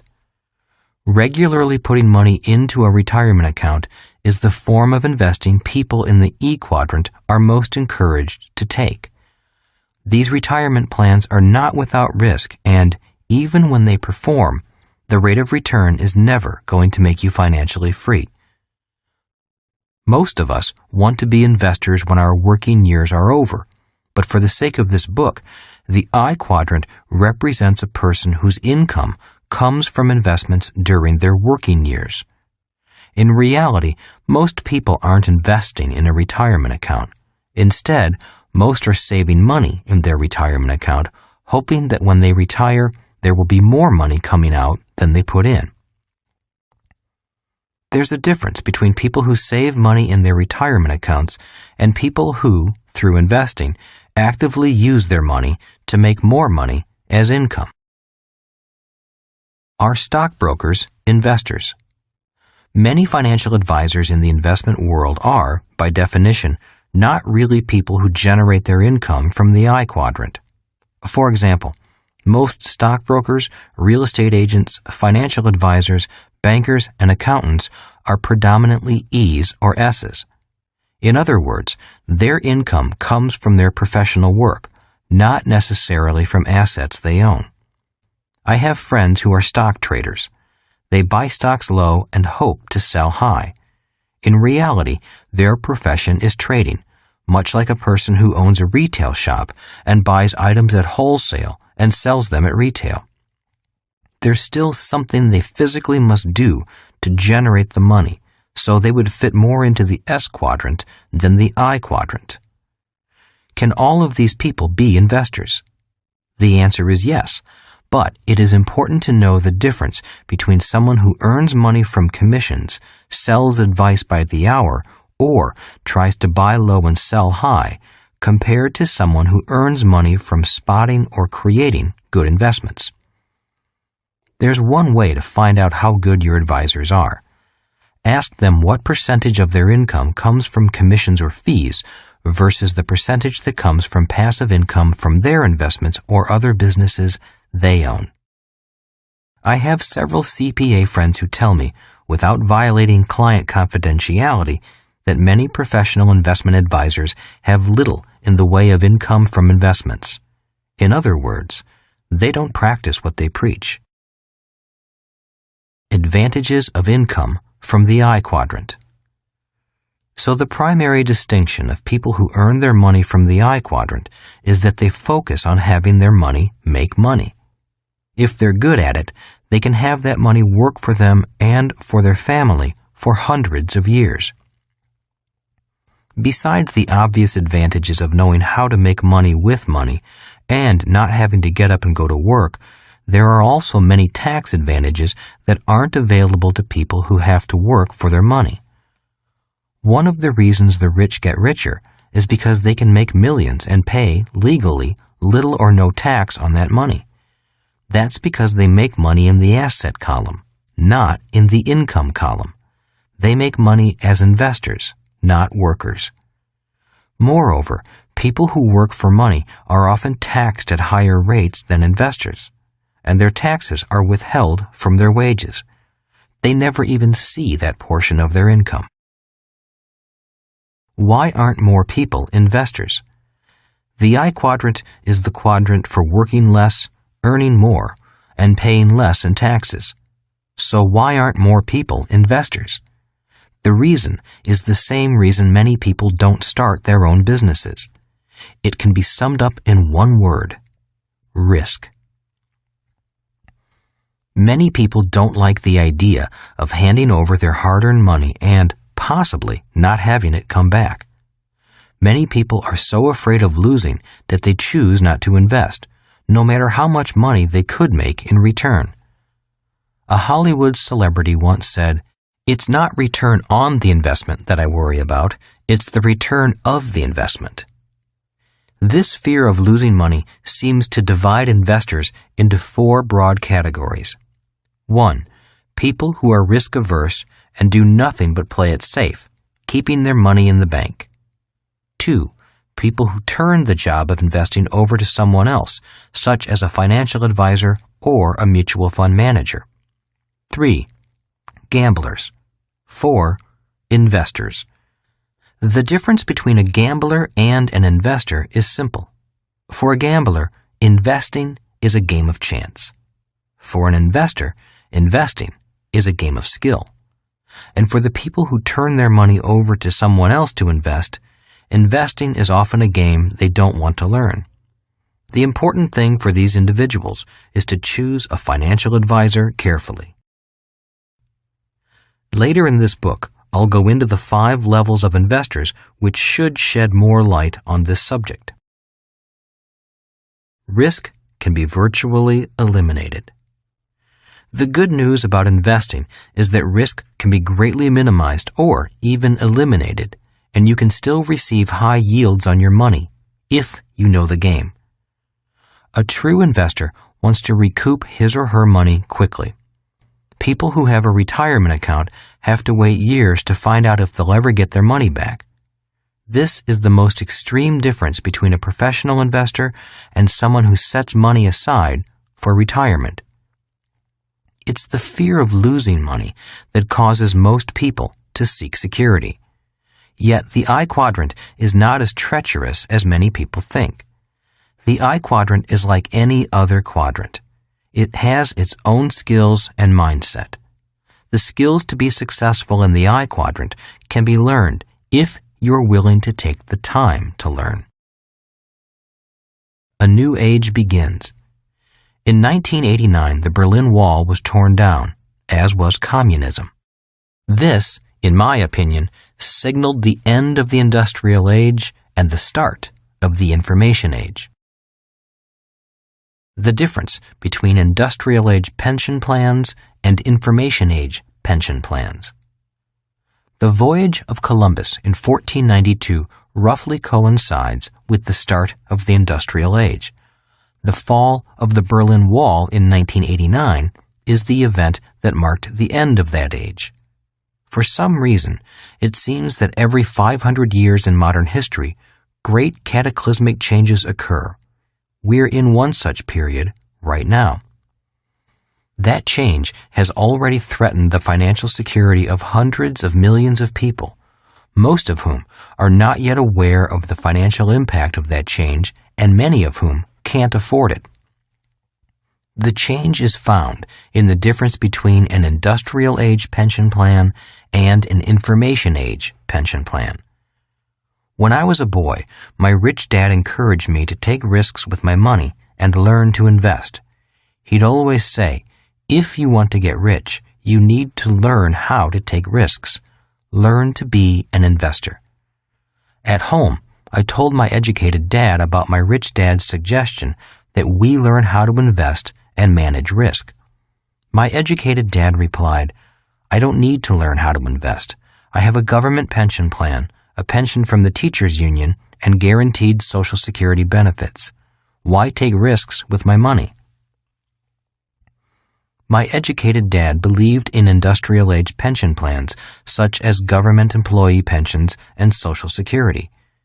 He was happy when I signed up for the U.S. Marine Corps. Instead of being worried that I might lose my life in Vietnam, he simply said, stay in for 20 years and you'll get a pension and medical benefits for life. Although still in use, such pension plans are becoming obsolete. The idea of a company being financially responsible for your retirement and the government picking up the balance of your retirement needs through pension schemes is an old, outdated idea.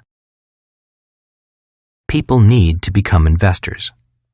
As we move from defined benefit pension plans, or what I call industrial age retirement plans, to defined contribution pension plans, or information age pension plans, the result is that you, as an individual, must now be financially responsible for yourself.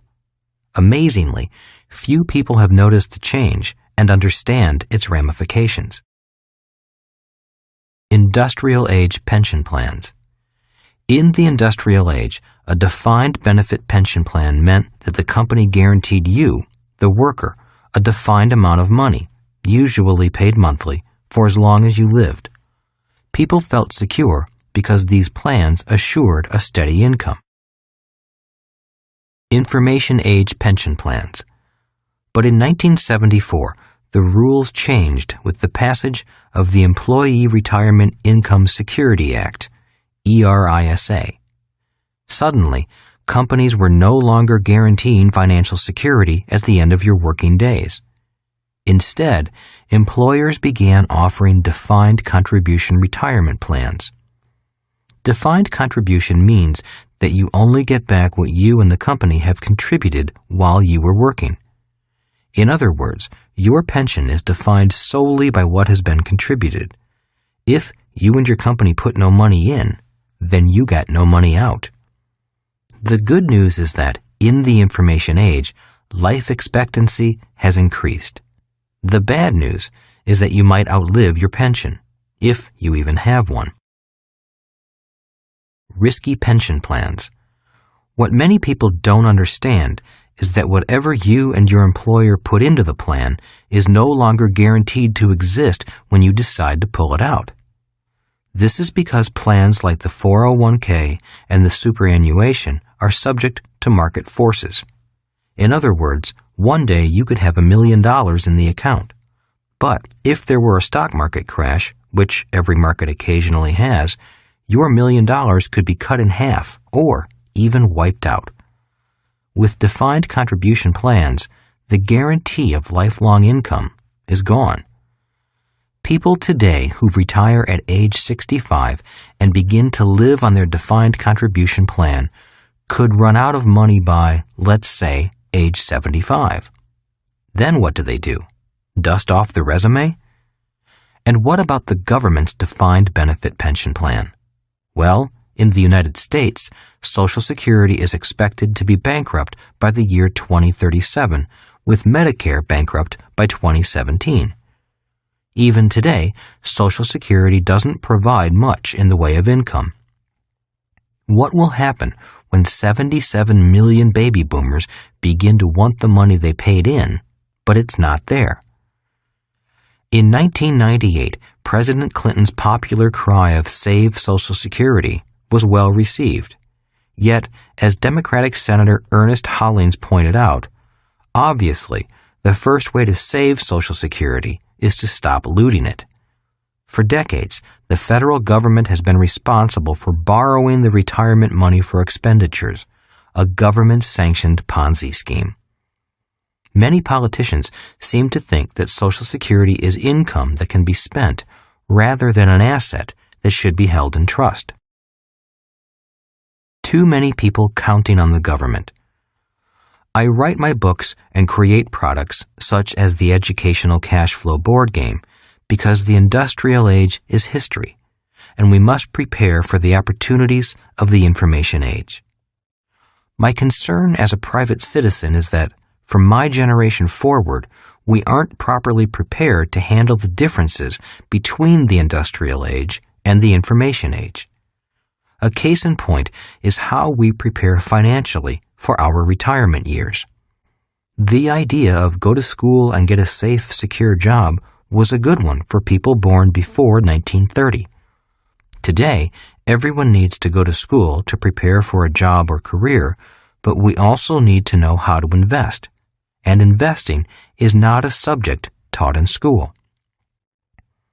One of the problems created by the industrial age is that too many people are dependent upon the government to solve their individual problems. Today, we're facing even bigger problems because we have delegated our personal financial responsibility to the government. It's estimated that by the year 2020, there will be 275 million Americans, with 100 million of them expecting some kind of government support. This will include federal employees, military retirees, postal workers, teachers, other government employees, and retirees expecting Social Security and Medicare payments. They're contractually correct in expecting government support because, in one way or another, most have been investing into that promise throughout their working lives. Unfortunately, there were too many promises made for too many years. Now the bill is coming due. I don't think those financial promises can be kept. If our government begins to raise taxes even higher to pay for those promises, Those who can escape will escape to countries that have lower taxes. In the information age, the term offshore won't necessarily mean another country as a tax haven. Offshore could mean cyberspace. A great change is at hand. I recall President John F. Kennedy warning, "A great change is at hand." Well, that change is here. Investing without being investors. The change from defined benefit to defined contribution pension plans is forcing millions of people throughout the world to become investors, with little investor education. Many people who have spent their lives avoiding financial risks are now being forced to take them. Most will find out when it comes time to retire whether they were wise investors or careless gamblers. Today, the stock market is fueled by many things, one of which is non-investors trying to become investors. A large majority of these people, the E's and S's, are people who by nature are security-oriented. That's why they seek secure jobs or start small businesses they can control. Because of the defined contribution retirement plans, they're migrating today to the I quadrant, where they hope they'll find security when their working years are over. Unfortunately, the I quadrant is not known for its security. The I quadrant is the quadrant of risk.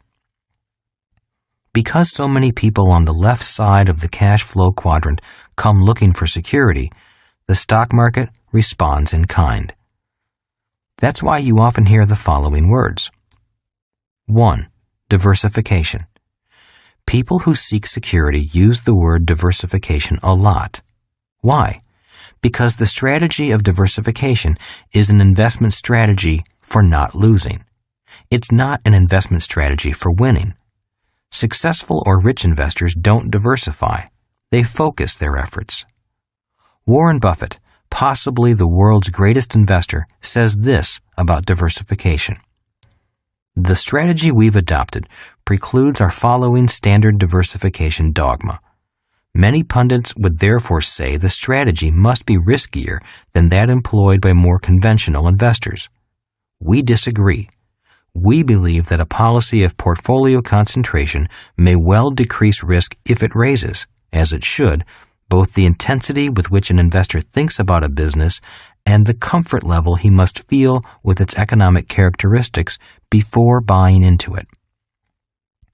In other words, Warren Buffett is saying that portfolio concentration, or focusing on a few investments rather than diversifying, is a better strategy.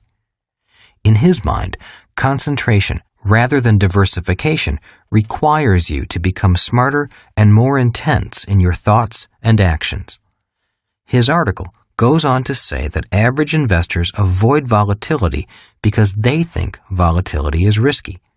Warren Buffett says instead, in fact, the true investor welcomes volatility. When Kim and I were escaping from financial struggle to financial freedom, we didn't diversify. We concentrated our investments. 2.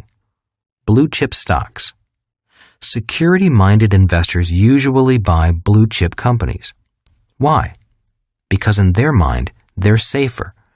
While the company might be safer, the stock market is not. These stocks won't protect your money in a market freefall. 3. Mutual funds. People who know little about investing feel more secure turning their money over to a fund manager who they hope will do a better job than they can. This is a smart strategy for people who have no intention of becoming professional investors.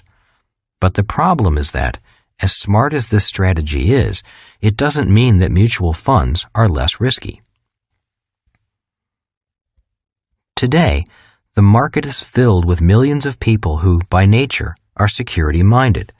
But due to the changing economy, they are being forced to cross from the left side of the cash flow quadrant into the right side, where their brand of security doesn't really exist. That causes me concern. Great economic upheavals coming. The stage is set for a great economic upheaval. Such upheavals have always marked the end of an old era and the birth of a new one. At the end of every age, there are people who move forward and other people who cling to ideas of the past. I'm afraid that people who still believe their financial security is the responsibility of a big company or big government will be disappointed in the coming years. Those are the ideas of the industrial age, not the information age. No one has a crystal ball. I subscribe to many investment news services, and each one says something different. Some say the near future is bright. Some say a market crash and major depression are right around the corner. To remain objective, I listen to both sides, because both have points worth listening to. I do not play fortune teller, trying to predict the future. Instead, I work at staying educated in both the B and I quadrants and being prepared for whatever happens. A person who is prepared will prosper no matter which direction the economy goes, whenever it goes. If history is any indicator, a person who lives to the age of 75 should anticipate going through one depression and 2 major recessions during his or her lifetime. My parents went through their depression, but the baby boomers have not. Yet. Today, we all need to be concerned with more than just job security.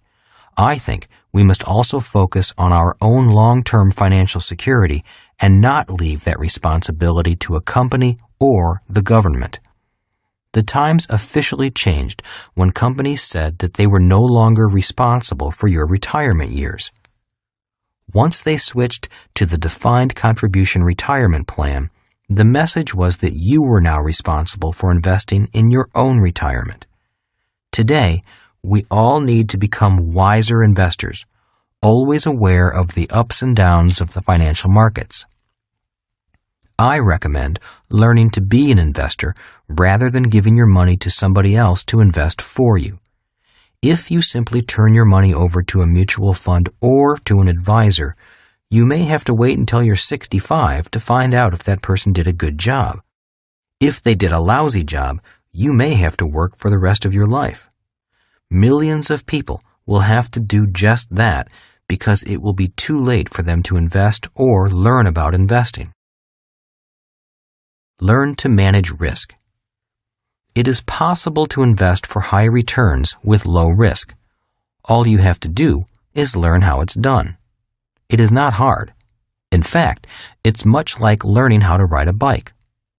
In the early stages, you may fall down, but after a while, the falling stops and investing becomes second nature, just as riding a bicycle is for most of us. The problem with the left side of the cash flow quadrant is that most people go there to avoid financial risk. Instead of avoiding risk, I recommend learning how to manage financial risk. Take a risk. People who take risks change the world. Few people ever get rich without taking risks. Too many people have come to depend on government to eliminate the risks of life. The beginning of the information age should have ushered in an era of smaller government because big government is frankly too expensive to maintain.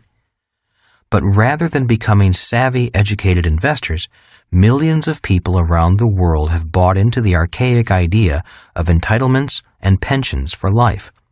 This simply isn't feasible. The information age means we all need to become more self-sufficient, grow up, and take personal responsibility for our retirement. The idea of study hard and find a safe, secure job is an idea born in the industrial age. We're not in that age anymore. The times are changing.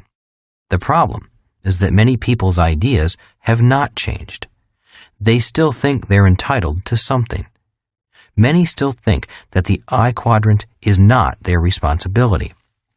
They continue to think that the government, big business, a labor union, their mutual funds, or their family will take care of them when their working days are over. For their sake, I hope they're right. These individuals have no need to read further. Rich Dad's Cash Flow Quadrant was written to help individuals who want to make the move from the left side to the right side, but don't know where to start. Anyone can make the move with the right skills and determination. If you've already found your own financial freedom, I say congratulations. Please tell others about your path and guide them if they want to be guided. Teach them, but let them find their own path, for there are many paths to financial freedom. Regardless of what you decide, please remember this. Financial freedom might be free, but it doesn't come cheap. Freedom has a price, and to me, it's worth that price. The big secret is this. It takes neither money to be financially free nor a good formal education. It also doesn't have to be risky. Instead, freedom's price is measured in dreams, desire, and the ability to overcome disappointments that occur along the way. Are you willing to pay the price? One of my fathers paid the price. The other didn't, but he paid a different kind of price. The B Quadrant Quiz. Are you a true business owner? You are if you can answer yes to the following question. Can you leave your business for a year or more and return to find it more profitable and running better than when you left it? Chapter 3. Why people choose security over freedom. Many people seek job security because that's what they are taught, both at school and at home. Both of my dads recommended that I go to college and get a degree, but it was after receiving the degree that their advice took different paths. My highly educated dad constantly advised, go to school, get good grades, and then get a good, safe, secure job. He was recommending a life path focused on the left side of the cash flow quadrant. Their advice was different because one dad was concerned with job security and the other focused on financial freedom. Why people seek job security. The primary reason many people seek job security is because that's what they are taught to seek, both at school and at home. As adults, millions of people still continue to follow that advice. Many of us are conditioned from our earliest days to think about job security rather than financial security or financial freedom. And because most of us learn little to nothing about money at home or at school, it's only natural that we cling ever more tightly to the idea of job security instead of reaching for freedom. If you look at the cash flow quadrant, you'll notice that the left side is motivated by security. The right side is motivated by freedom. Trapped by debt. The main reason that 90% of the population is working on the left side is because that's the side they learned about at school. After leaving school, they often end up with lots of expenses and may fall into debt. This means they must cling ever tighter to a job or to professional security just to pay the bills. I often meet young people who receive their college diploma along with the bill for their college loans. Several of them told me that they're depressed when they see that they are in debt thousands and thousands of dollars for their college education. If their parents paid the bill, then the parents are strapped financially for years. Most Americans today will receive a credit card while still in school and will be in debt for the rest of their lives. That's because they're often following a script that became popular in the industrial age. Following the script. If we track the life of an average educated person, the financial script often goes like this. The child goes to school, graduates, finds a job, and soon has some money to spend. The young adult now can afford to rent an apartment, buy electronics, new clothes, some furniture, and, of course, a car. Soon, the bills begin to come in. One day, the adult meets someone special and sparks fly. They fall in love and get married. For a while, life is blissful because two can live as cheaply as one. With only one rent to pay, they can afford to set a few dollars aside to buy the dream of all young couples, their own home. They find a house, pull their money out of savings, and use it for a down payment. Now they have a mortgage. Because they have a new house, they need new furnishings. So they find a furniture store that advertises those magic words, no money down, easy monthly payments. Life is wonderful, and they throw a party to have all their friends over to see their new house, new car, new furniture, and new toys. They're already deeply in debt. Then the first child arrives. After dropping the child off at nursery school, this average couple must now put their nose to the grindstone and go to work. They become trapped by the need for job security simply because, on average, they're less than 3 months away from financial bankruptcy. These people will often say, "I can't afford to quit. I have bills to pay." The success trap. One of the reasons I learned so much from my rich dad was because he had the free time to teach me. As he grew more successful, he had more free time and money. His business got better, but he didn't have to work harder. He simply had his president expand the system and hire more people to do the work. If his investments did well, he reinvested the money and made more money. Instead of working, he spent hours with his son and me explaining to us everything he was doing in business and investing. I was learning more from him than I was learning at school. That's what happens when you work hard on the right side of the cash flow quadrant, the B and I side. My highly educated dad worked hard too, but he worked hard on the left side. By working hard, getting promoted, and taking on more responsibility, he had less and less free time to spend with his kids. He would leave for work at 7 a.m., and many times we wouldn't see him because we had to go to bed before he got home. That's what happens when you work hard and become successful in the E and S quadrants. Success brings you less and less time, even if it does bring more money.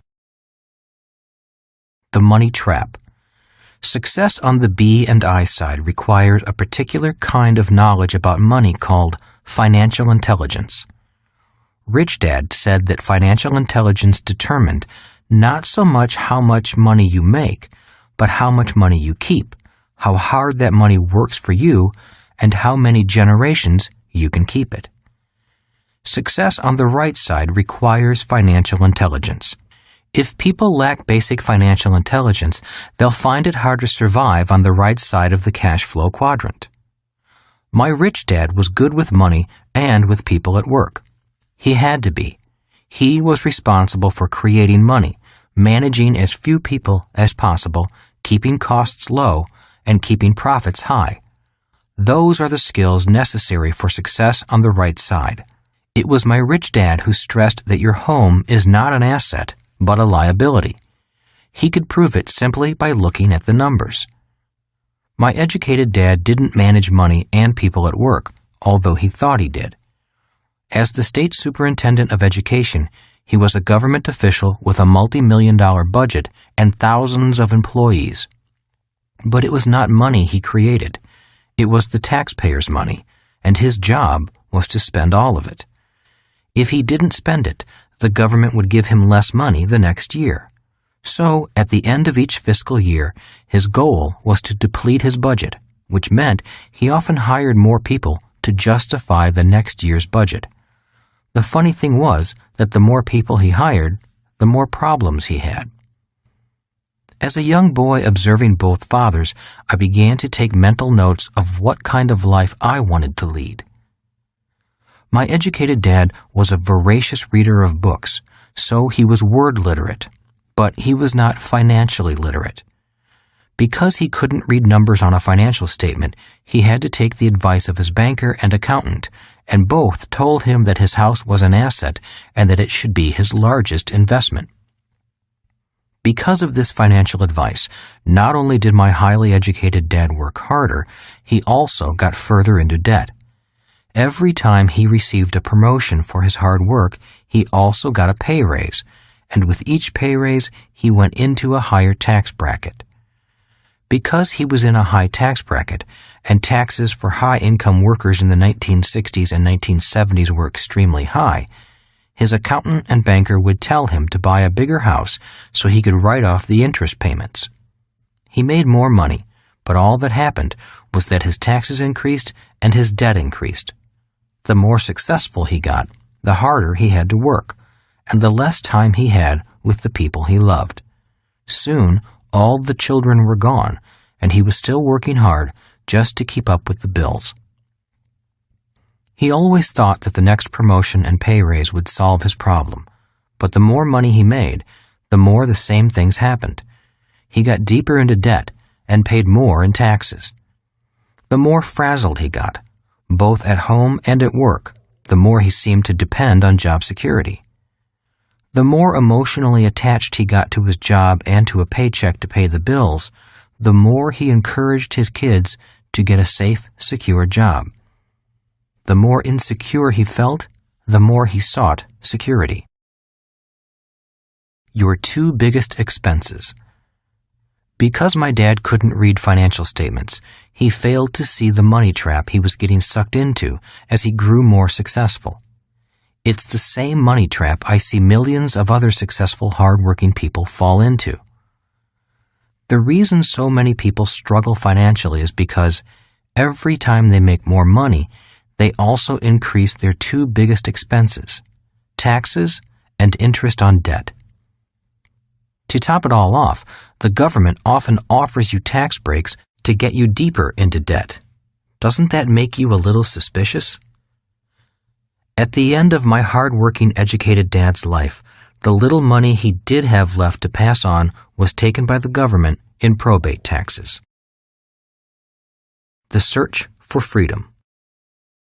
I know that many people search for freedom and happiness.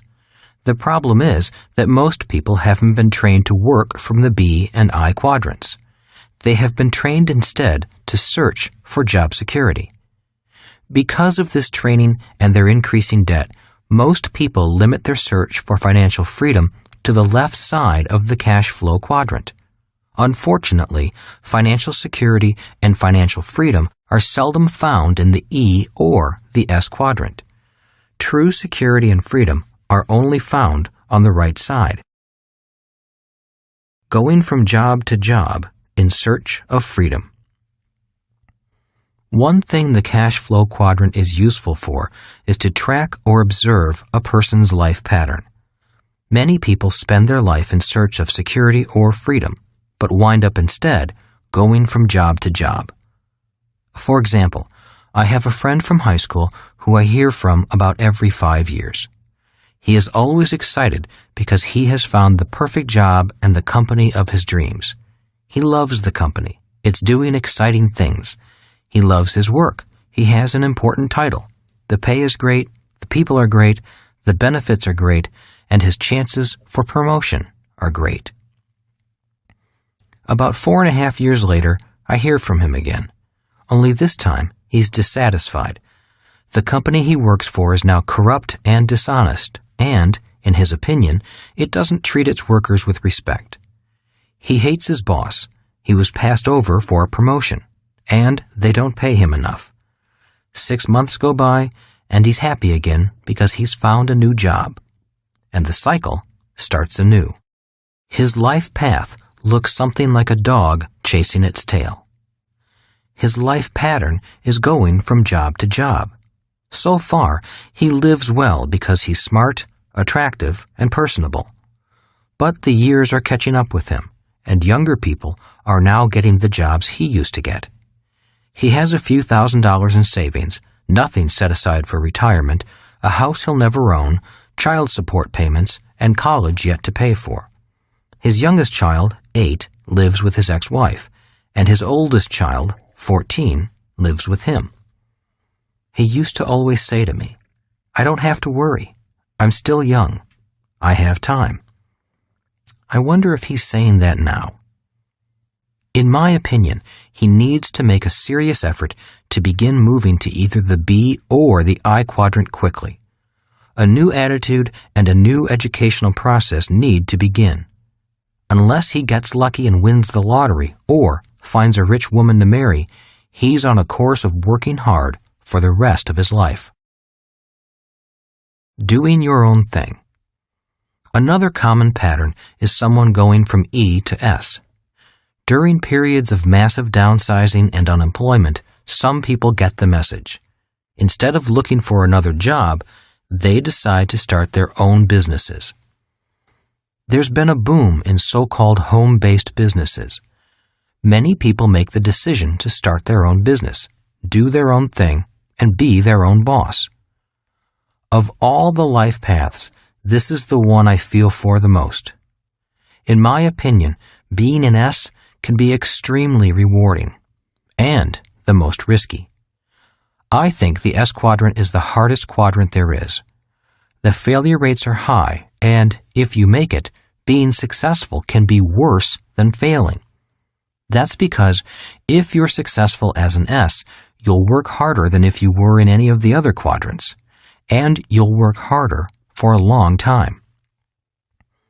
The reason S's work the hardest is because they typically are the proverbial chief cook and bottle washer. They have to do, or be responsible for, all the jobs that are done by many managers and employees in a bigger company. An S just starting out often answers the phone, pays the bills, makes sales calls, tries to advertise on a small budget, handles customers, hires employees, fires employees, fills in when employees don't show up, talks to the tax man, fights off the government inspectors, and on and on. Personally, I cringe whenever I hear someone say they're going to start their own business. I wish them well, yet I feel great concern for them. I've seen so many E's take their life savings or borrow money from friends and family to start their own business. After 3 or so years of struggle and hard work, the business folds and, instead of life savings, they have debt to pay off. Nationally, 9 out of 10 of these types of businesses fail in 5 years. Of the one that is remaining, 9 out of 10 of them fail in the next 5 years. In other words, 99 out of 100 small businesses ultimately disappear in 10 years. I think the reason most fail in the first 5 years is due to lack of experience and lack of capital. The reason the one survivor often fails in the second 5 years isn't due to lack of capital, but lack of energy. The hours of long, hard work finally get to the person. Many S's just burn out. Those who do survive seem to have become used to the idea of getting up, going to work, and working hard forever. That seems to be all they know and all they do. I have a friend whose parents have spent the last 45 years working long hours in their liquor store. As crime increased in their neighborhood, they had to put steel bars up on the doors and all the windows. Today, money is passed through a slot, much like in a bank. I go by occasionally to see them. They're wonderful, sweet people, but it saddens me to see them as virtual prisoners in their own business, from 10 in the morning until 2 the next morning, staring out from behind bars. Many wise S's sell their businesses at their peak, before they run out of steam, to someone with energy and money. They take some time off and then start something new. They keep doing their own thing and love it. The key is to know when to get out. The worst advice to give your children. If you were born prior to 1930, then go to school, get good grades, and find a safe, secure job was good advice. But for most of you, it's bad advice. Why? The answer is found in taxes and debt. For people who earn their income from the E quadrant, there are virtually no tax breaks left. Today in America, being an employee means you are a 50-50 partner with the government. That means the government ultimately will take 50% or more of an employee's earnings, and much of that before the employee even sees the paycheck. When you consider that the government offers you tax breaks for going further into debt, The path to financial freedom is virtually impossible for most people in the E and S quadrants. I often hear accountants tell clients who begin earning more income from the E quadrant to buy a bigger house so they can receive a bigger tax break. While that may make sense to someone on the left side of the cash flow quadrant, it makes no sense to someone on the right side. Who pays the most taxes? The rich do not pay a lot in income taxes. Why? Simply because they don't earn their money as employees. The ultra-rich know that the best way to avoid taxes legally is by generating income out of the B and I quadrants. If people earn money in the E quadrant, the only tax break they're offered is to buy a bigger house and go into greater debt. Viewed from the right side of the cash flow quadrant, that isn't financially intelligent. To people on the right side, that's like saying, "Give me $1 and I will give you 50 cents back." Taxes are unfair. I often hear people say, "It's un-American not to pay taxes." Americans who say this seem to have forgotten their history. America was founded out of tax protest. Have they forgotten the famous Boston Tea Party of 1773? This rebellion sparked the Revolutionary War and was all about taxation. Taxation without representation. This rebellion was followed by Shays' Rebellion, the Whiskey Rebellion, Freeze's Rebellion, the Tariff Wars, and many others throughout the history of the United States. There are two other famous tax revolts that weren't staged by Americans, but do demonstrate the passion with which people object to taxation. The story of William Tell is a story of tax protest. That's why he was forced to shoot the apple off his son's head. He was angry about taxes and refused to bow to the tax collector. His punishment was to put his son's life at risk with a target on his head. And then there was Lady Godiva. She pleaded with her husband, the Earl of Mercia, to lower taxes in her town. Her husband said he would lower the taxes if she would ride naked through the town. She took him up on his offer. Tax advantages. Taxes may be a necessity of modern civilization, but problems arise when taxes become abusive and mismanaged. As millions of baby boomers begin to retire, they will shift from the role of taxpayers to retirees and Social Security recipients. There will be a need to collect more taxes to support this shift. America and other great nations will decline financially. Individuals with money will leave in search of countries that welcome their money instead of penalizing them for having it. A big mistake. A newspaper reporter once asked me how much money I made during the prior year. I replied, "Approximately $1 million. "And how much did you pay in taxes?" he asked. "Nothing," I said. "That money was made in capital gains and I was able to indefinitely defer paying those taxes. I sold 3 pieces of real estate and put them through a Section 1031 exchange under the U.S. Internal Revenue Code. I never touched the money. I just reinvested it into a much larger property." A few days later, the newspaper ran this story. "Rich man makes $1 million and admits to paying nothing in taxes." I did say something like that, but a few choice words were missing, which distorted the message. I don't know if the reporter was being malicious or if he simply didn't understand what a 1031 exchange is. Whatever the reason, it's a perfect example of different points of view coming from different quadrants. As I said, not all income is equal. Some income is much less taxed than others. Most people focus on income, not assets. Today, I still hear people say, "I'm going back to school so I can get a raise," or "I'm working hard so I can get a promotion." Those are words or ideas of a person who is focusing on the income column of the financial statement or the E quadrant. Those are the words of a person who will give half of that raise to the government and work harder and longer to do it. In an upcoming chapter, I'll explain how people on the right side of the cash flow quadrant utilize taxes as an asset instead of the liability it is for most people on the left side. It's not a matter of being unpatriotic. It's about fighting back legally to defend the right to keep as much money as possible. Countries where people don't protest their taxes often have depressed economies. Get rich quickly. For Kim and me to go from homeless to financially free quickly meant earning our money in the B and I quadrants. In these quadrants, you can get rich quickly because you can avoid paying taxes legally. And by being able to keep more money and have that money work for us, we found freedom quickly. How to get free. Debt and taxes are the main reasons most people never feel financially secure or achieve financial freedom. The path to security or freedom is found on the right side of the cash flow quadrant.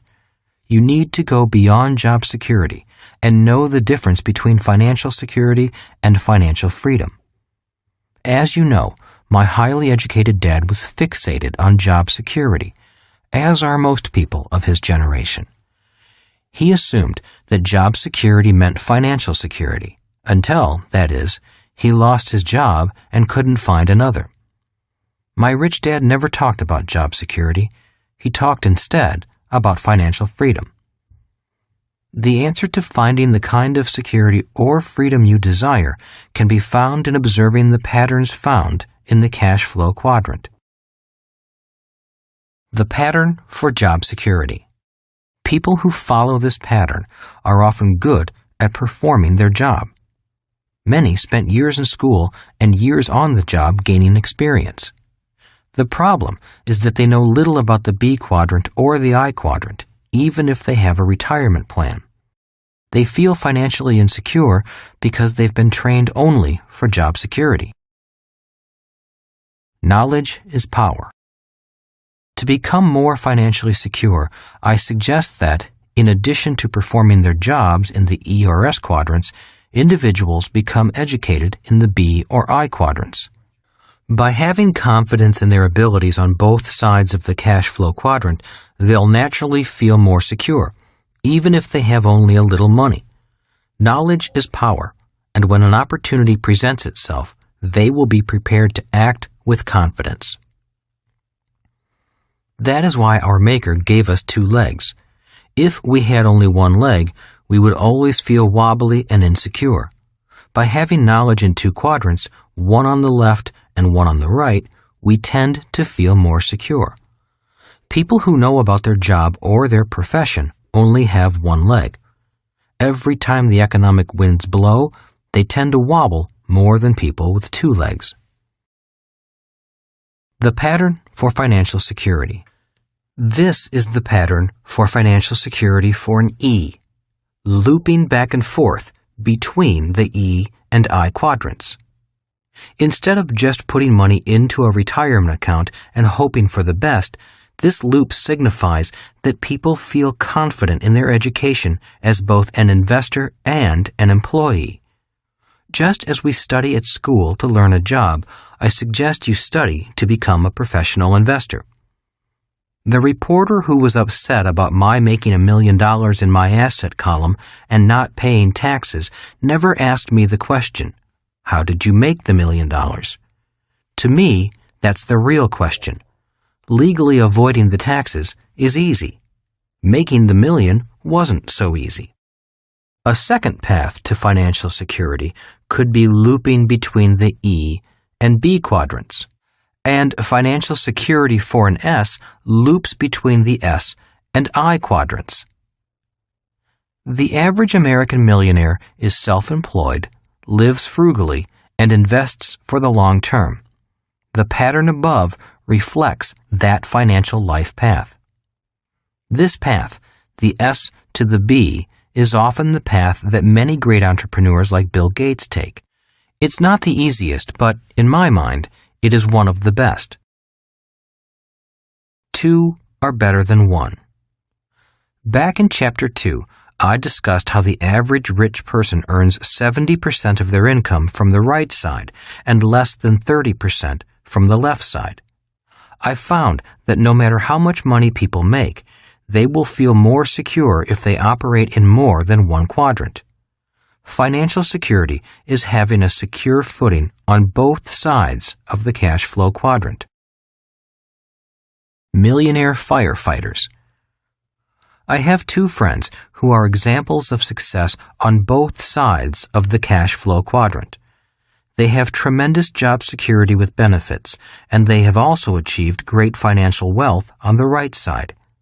Both are firefighters who work for the city government. They enjoy good, steady pay, excellent benefits and retirement plans, and work only 2 days a week. 3 days a week, they work as professional investors. The remaining 2 days, they relax and spend time with their families. One buys old houses, fixes them up, and collects rent.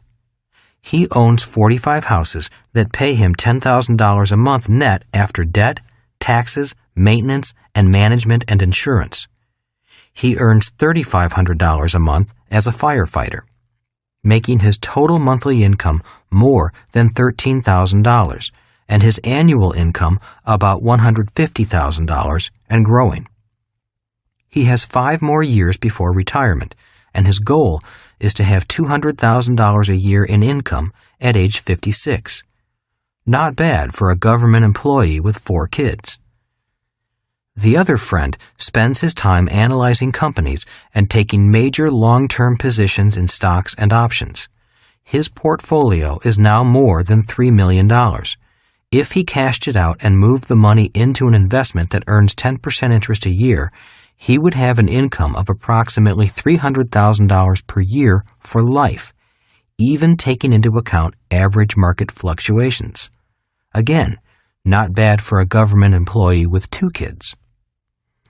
Both friends have enough passive income from their 20 years of investing to have retired by age 40, but they both enjoy their work and want to retire with full benefits. Then they'll be free to enjoy the benefits of success gained from both sides of the cash flow quadrant. Money alone does not bring security. I have met many people who have millions in their retirement accounts and still feel insecure. Why? Because it's money generated from their job or business. They often have the money invested in a retirement account, but know little to nothing about the subject of investments.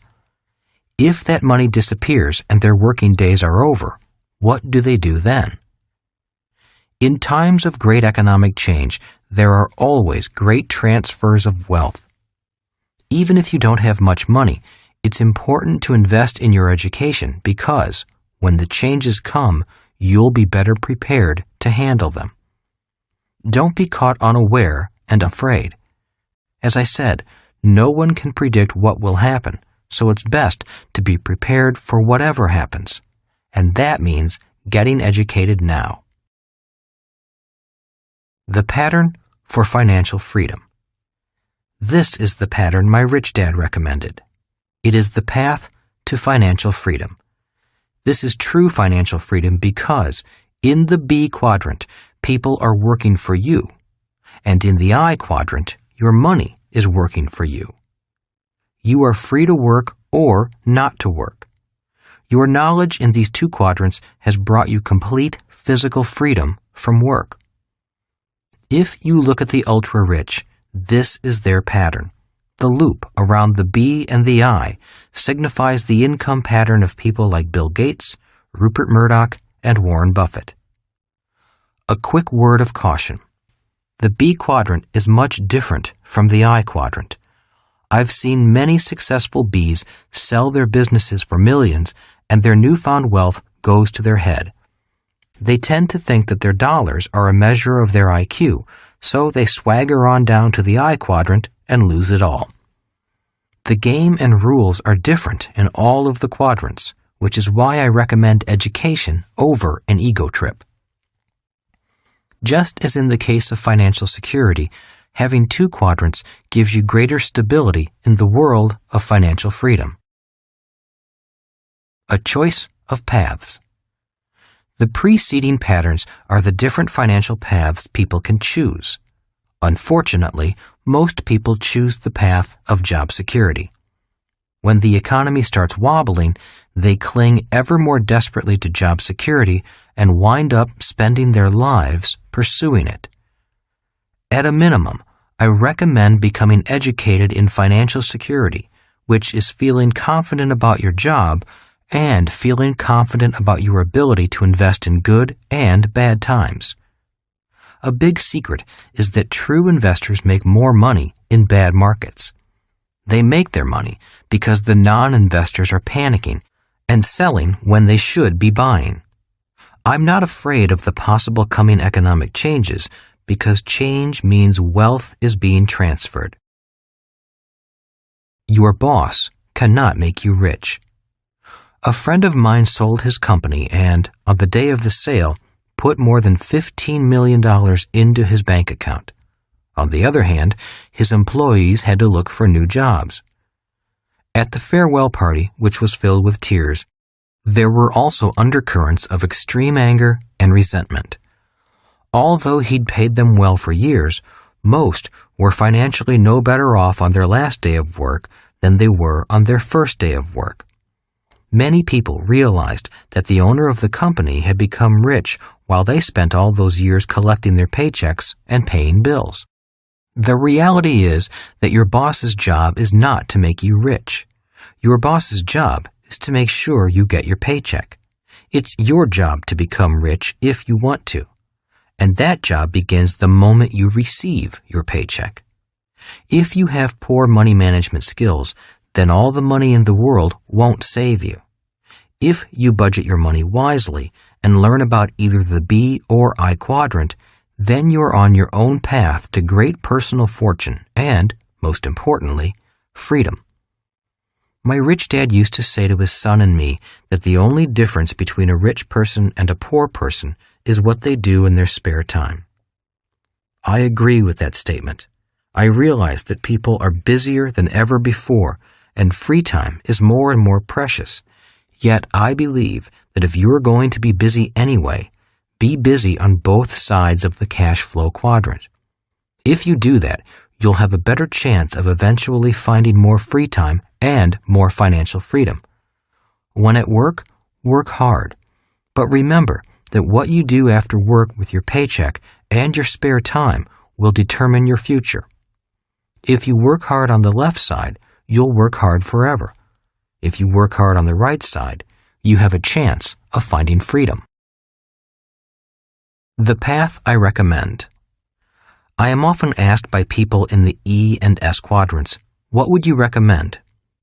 I recommend the same path my rich dad recommended to me, the same path that people like Ross Perot and Bill Gates took, the path from the S quadrant to the B quadrant.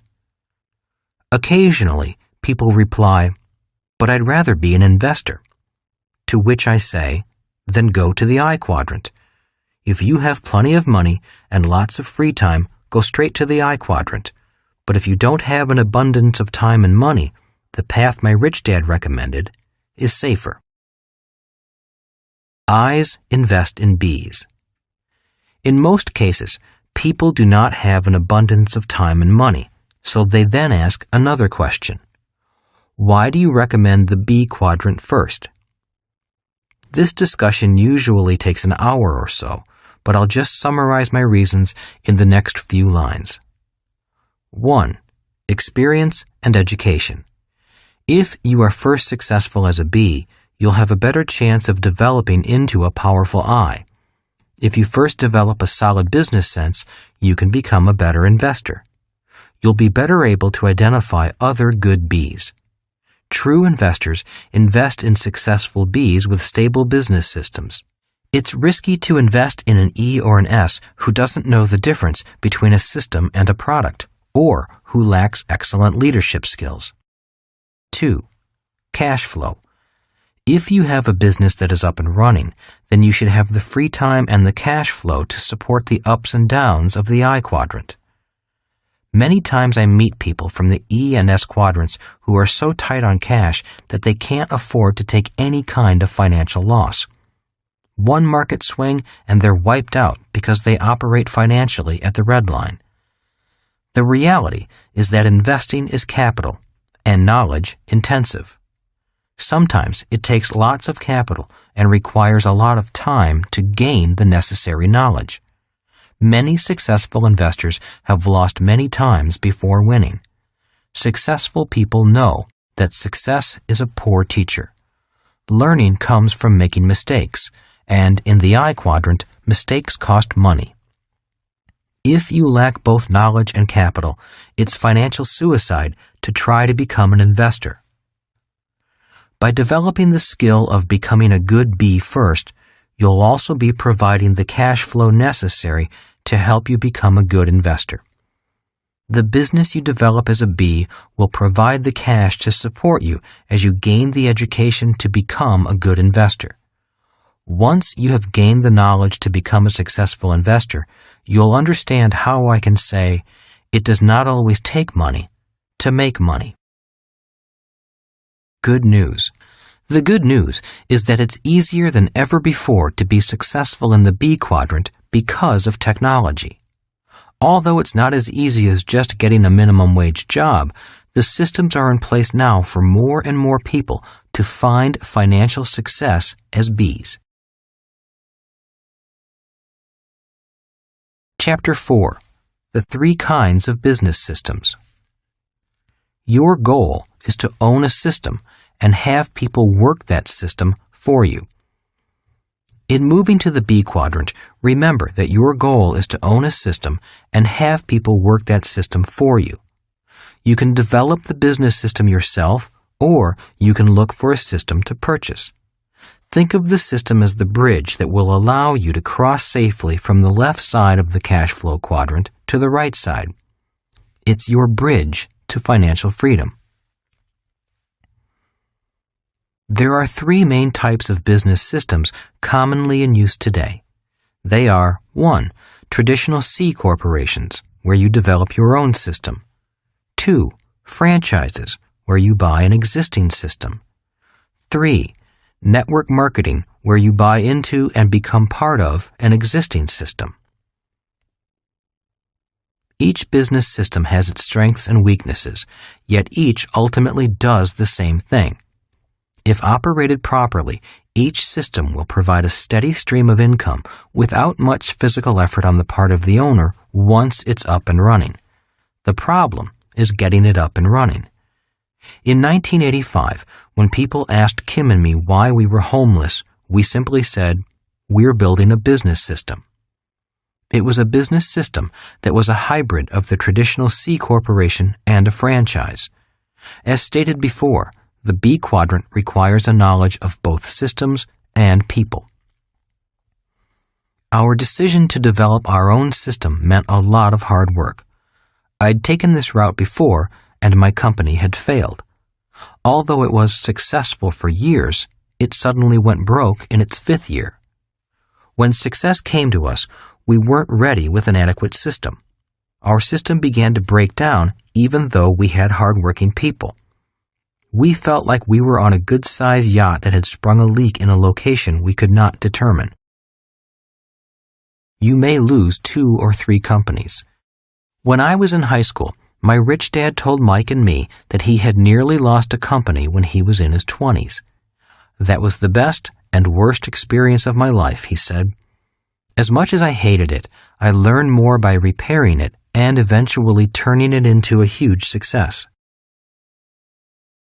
Knowing that I was contemplating starting my own company, Rich Dad said to me, "You may lose 2 or 3 companies before you build a successful one that lasts." He was training Mike to take over his empire, but because my dad was a government employee, I wasn't going to inherit an empire. I had to build my own. Success is a poor teacher. Success is a poor teacher, Rich Dad always said. We learn the most about ourselves when we fail, so don't be afraid of failing. Failing is part of the process of success. You can't have success without failure. Maybe it was a self-fulfilling prophecy, but in 1984, my third company went down. I had made millions and lost millions and was starting all over again when I met Kim. The reason I know she didn't marry me for my money is because I didn't have any money. When I told her what I was going to do, build company number 4, she didn't back away. "I'll build it with you," was her reply, and she was true to her word. Along with another partner, we built a business system with 11 offices worldwide that generated income regardless of whether we worked or not. Building it from nothing to 11 offices took 5 years of blood, sweat, and tears, but it worked. Both dads were happy for me and sincerely congratulated me. The hard part. Mike often said to me, "I'll never know if I can do what you or my dad did. The system was handed to me. All I had to do was learn how to run it." I'm certain he could have developed his own successful system because he learned well from his dad, but I understand his doubt. The hard thing about building a company from scratch is that you have 2 big variables: the system and the people building the system. If both the people and the system are leaky, the chances for failure are great. Sometimes it's hard to know whether the problem is the person or the system that is failing. Before franchises. When my rich dad began teaching me about becoming a B, there was only one kind of business: big business, a major corporation that usually dominated the town. In our town in Hawaii, it was the sugar plantation that controlled virtually everything, including other big businesses. So there were big businesses and mom-and-pop S-type businesses, with little in between. Working at the top levels of those big sugar companies wasn't a realistic goal for people like Rich Dad and me. Minorities, such as the Japanese, Chinese, and Hawaiians, worked in the fields, but were never allowed in the boardroom. So Rich Dad learned everything he knew, simply by trial and error. As I started high school, we began to hear about a thing called franchises, but none had come to our little town. We hadn't yet heard about McDonald's, Kentucky Fried Chicken, or Taco Bell. They weren't part of our vocabulary while I was studying with Rich Dad. When we did hear rumors about them, we heard they were illegal, fraudulent scams and dangerous. Rather than believe the rumors, Rich Dad flew to California to check out franchising for himself. When he returned, all he said was, "Franchises are the wave of the future," and he bought the rights to 2 of them. His wealth skyrocketed as the idea of franchises caught on, and he began selling his rights to other people so they could have a chance at building their own businesses. When I asked him if I should buy one from him, he simply said, "No, you've come this far in learning how to build your own business system. Don't stop now. Franchises are for people who don't want to build or don't know how to build their own systems. Besides, you don't have the $250,000 it takes to buy a franchise from me." It's hard to imagine today a city without a McDonald's or Burger King or Pizza Hut on every corner. Yet there was a time, not too long ago, when they didn't even exist. How to learn to become a B. The way I learned to become a B was by being an apprentice to my rich dad. His son and I were both E's learning to be B's. And that is the way many people learn. It's called on-the-job training.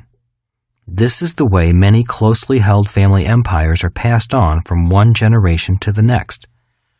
The problem is that not too many people are privileged or lucky enough to learn the behind-the-scenes aspects of becoming a B. Most corporate management training programs are just that. The company only trains you to be a manager. Few teach what it takes to be a B. Often, people get stuck in the S quadrant on their journey to the B quadrant.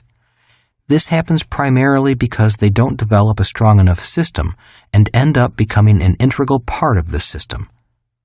Successful Bs develop a system that will run without their involvement. There are 3 ways you can make it to the B side quickly. 1. Find a mentor. My rich dad was my mentor. A mentor is someone who has already done what you want to do and is successful at doing it. Don't find an advisor. An advisor is someone who tells you how to do it but may not have personally done it. Most advisors are in the S quadrant.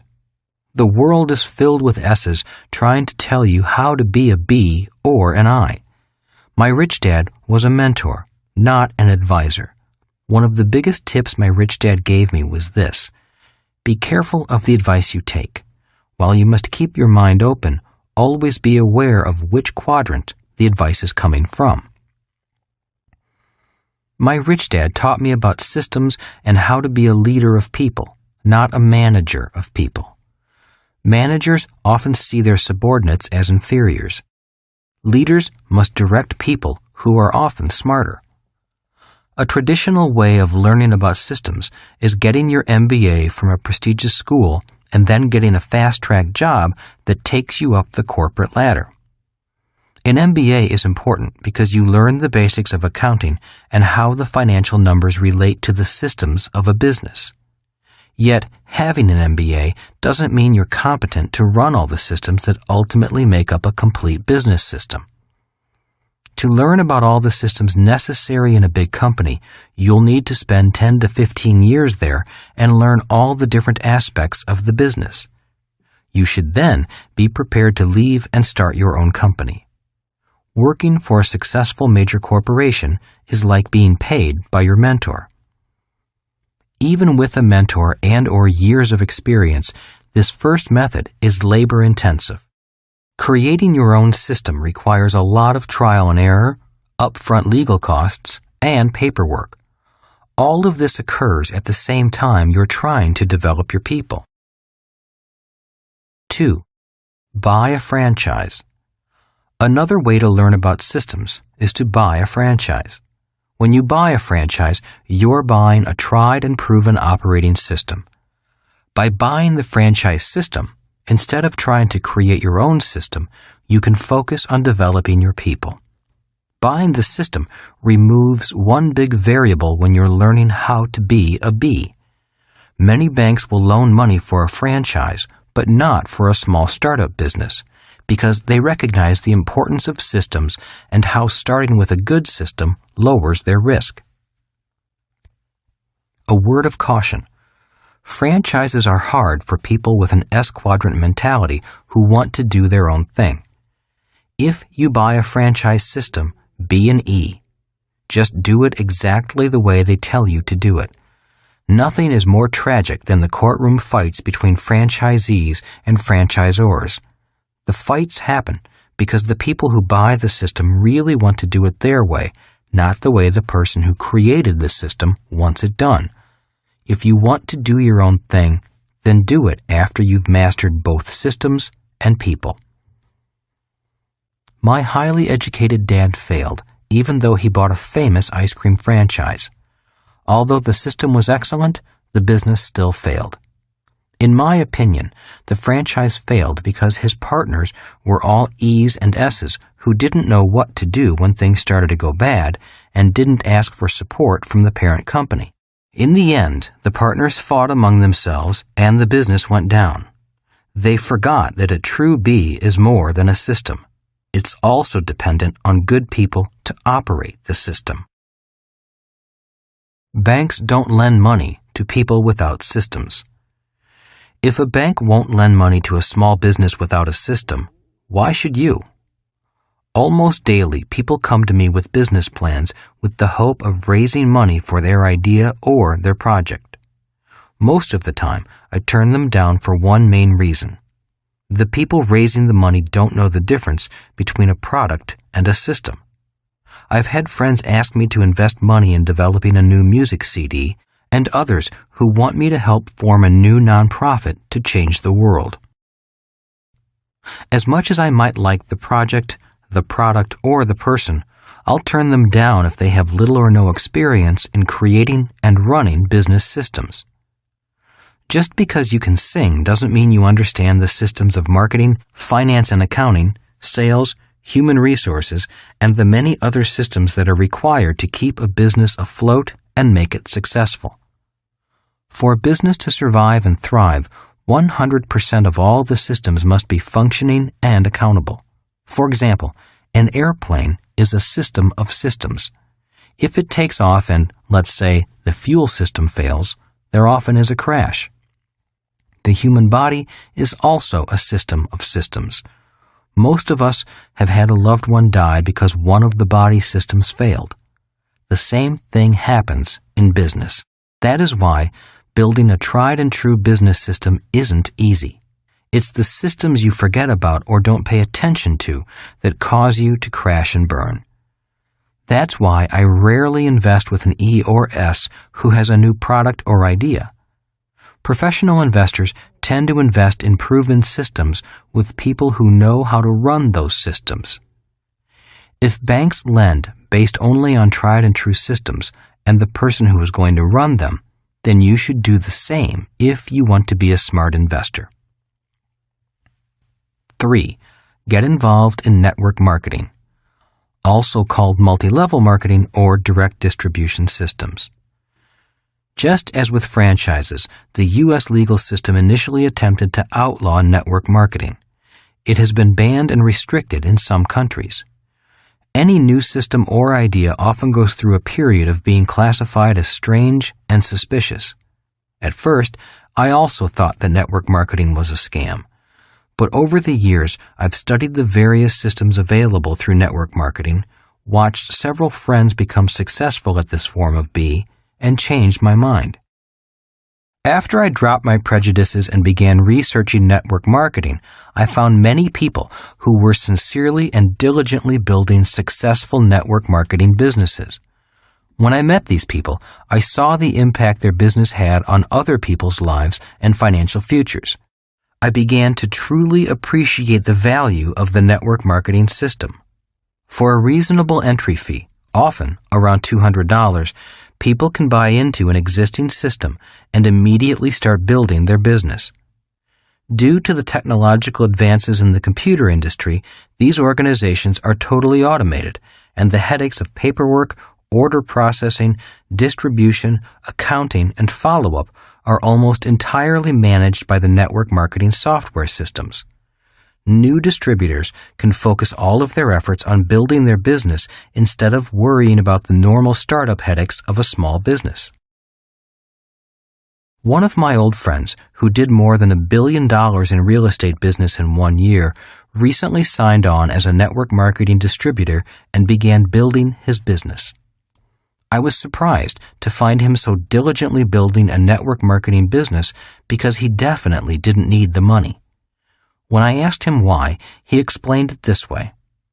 I went to school to become a CPA, and I have an MBA in finance. When people ask me how I became so rich, I tell them about the multi-million-dollar real estate transactions I do and the hundreds of thousands of dollars in passive income I receive each year from it. I then notice that some of them withdraw or shy away.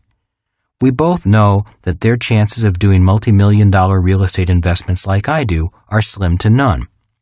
So I began to look for a way I could help them achieve the same level of passive income I developed from real estate without going back to school for 6 years and spending 12 years investing in real estate. I believe network marketing gives people the opportunity to build up the passive income they need for support while they learn to become professional investors. That is why I recommend network marketing to them. Even if they have little money, they can still invest sweat equity for 5 years and begin to generate more than enough passive income to begin investing. By developing their own business, they have the free time to learn and the capital to invest with me in my bigger deals. After researching several opportunities, my friend joined a network marketing company as a distributor and started a network marketing business with people who might someday want to invest with him. He's now doing well in his network marketing business as well as in his investment business. He told me, "I did it initially because I wanted to help people find the money to invest. and now I'm getting rich from a whole new business. Twice a month, he holds classes on Saturdays. At the first meeting, he teaches people about business systems and people, or how to develop into a successful bee. On the second meeting of the month, he teaches them about financial literacy and financial intelligence in order to turn them into savvy eyes. His class sizes are growing rapidly. The pattern he recommends is the same one I recommend. A personal franchise. That's why today I recommend that people consider network marketing. Many famous franchises cost $1 million or more to buy. Network marketing is like buying a personal franchise, often for less than $200. I know much of network marketing is hard work, but success in any quadrant is hard work. I personally generate no income as a network marketing distributor. I researched several network marketing companies and their compensation plans. While doing my research, I did join several companies just because their products are so good and I use them as a consumer. The one recommendation I have for finding a good organization to help you move to the right side of the cash flow quadrant is to focus not so much on the product, but on the education the organization offers. There are network marketing organizations that are only interested in having you sell their system to your friends, and there are organizations primarily interested in educating you and helping you succeed. From my research into network marketing, I found two important things you can learn through their programs that are essential to become a successful bee. 1. To be successful, you need to learn to overcome your fear of being rejected and to stop worrying about what other people say and think about you. So many times I've met people who hold themselves back simply because of what their friends might say if they did something different. I know, because I was the same way. Coming from a small town, everyone knew what everyone else was up to. If someone didn't like what you were doing, the whole town heard about it and made your business their business. One of the things I told myself over and over was, what you think of me is none of my business. What is most important is what I think about myself. One of the reasons my rich dad encouraged me to work in sales for the Xerox Corporation for 4 years wasn't because he liked copiers, but because he wanted me to overcome my shyness and fear of rejection. 2. To be successful, you must also learn to lead people. Working with different kinds of people is the hardest thing about business. The people I've met who are successful in any business are those who are natural leaders. The ability to get along with and inspire people is a priceless skill, a skill that can be learned. As I said, the transition from the left side to the right side isn't so much what you do, but who you have to become. If you learn how to handle rejection, how to not be affected by what other people think of you, and how to lead people, you'll find prosperity. So I endorse any network marketing organization that is primarily committed to developing you as a human being rather than developing you into a salesperson. I would seek organizations that, 1, are proven with a successful track record, a distribution system, and a compensation plan that have been successful for years. 2, have a business opportunity you can succeed with, believe in, and share confidently with others. 3, have ongoing long-term educational programs to develop you as a human being. Self-confidence is vital on the right side of the cash flow quadrant. 4, have a strong mentor program. You want to learn from leaders, not advisors. You want to learn from people who are already leaders, who are on the right side, and who want you to succeed. 5, have people you respect and enjoy being with. If the organization meets these 5 criteria, then and only then look at the product. Too many people look at the product instead of the business system and the organization behind the product. In some of the organizations I looked into, their pitch was, the product sells itself. It's easy. If you're looking to be a salesperson, an S, then the product is the most important thing. But if you're developing into a long-term B, then the system, lifelong education, and the people are most important. A friend and colleague of mine who is knowledgeable in this industry reminded me about the value of time, one of our most precious assets. A true success story in a network marketing company is when your commitment of time and hard work in the short term results in significant long-term passive income. Once you've built a strong organization below you, you can stop working and your revenue stream will continue from the efforts of the organization you've built. The most important key to success with a network marketing company is a long-term commitment on your part, as well as the organization's part, in order to mold you into the business leader you want to become. A system is a bridge to freedom. Being homeless was not an experience I want to repeat. Yet for Kim and me, the experience was priceless. Today, freedom and security are found not so much in what we have, but in what we know we can create with confidence. Since that time, we have created or helped develop a real estate company, an oil company, a mining company, and 2 education companies. So the process of learning how to create a successful system was beneficial for us. Yet I don't recommend the process to anyone unless they truly want to go through it.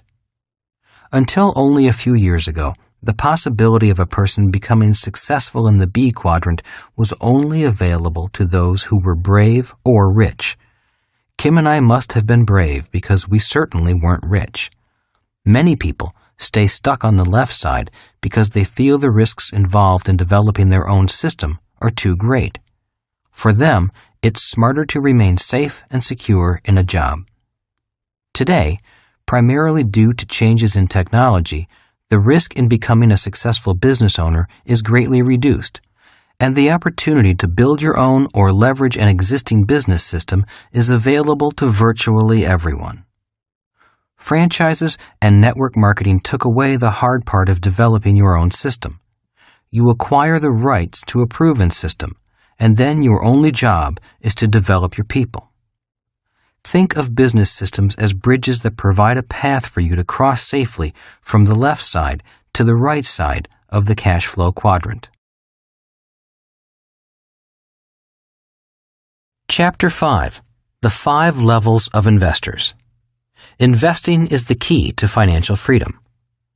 My poor dad often said, investing is risky. My rich dad often said, being financially uneducated is risky. Today, most people know they should invest. The problem is that most people, like my poor dad, believe investing is risky.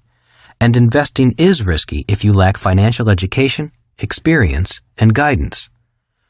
Learning to invest is important because investing is the key to financial freedom.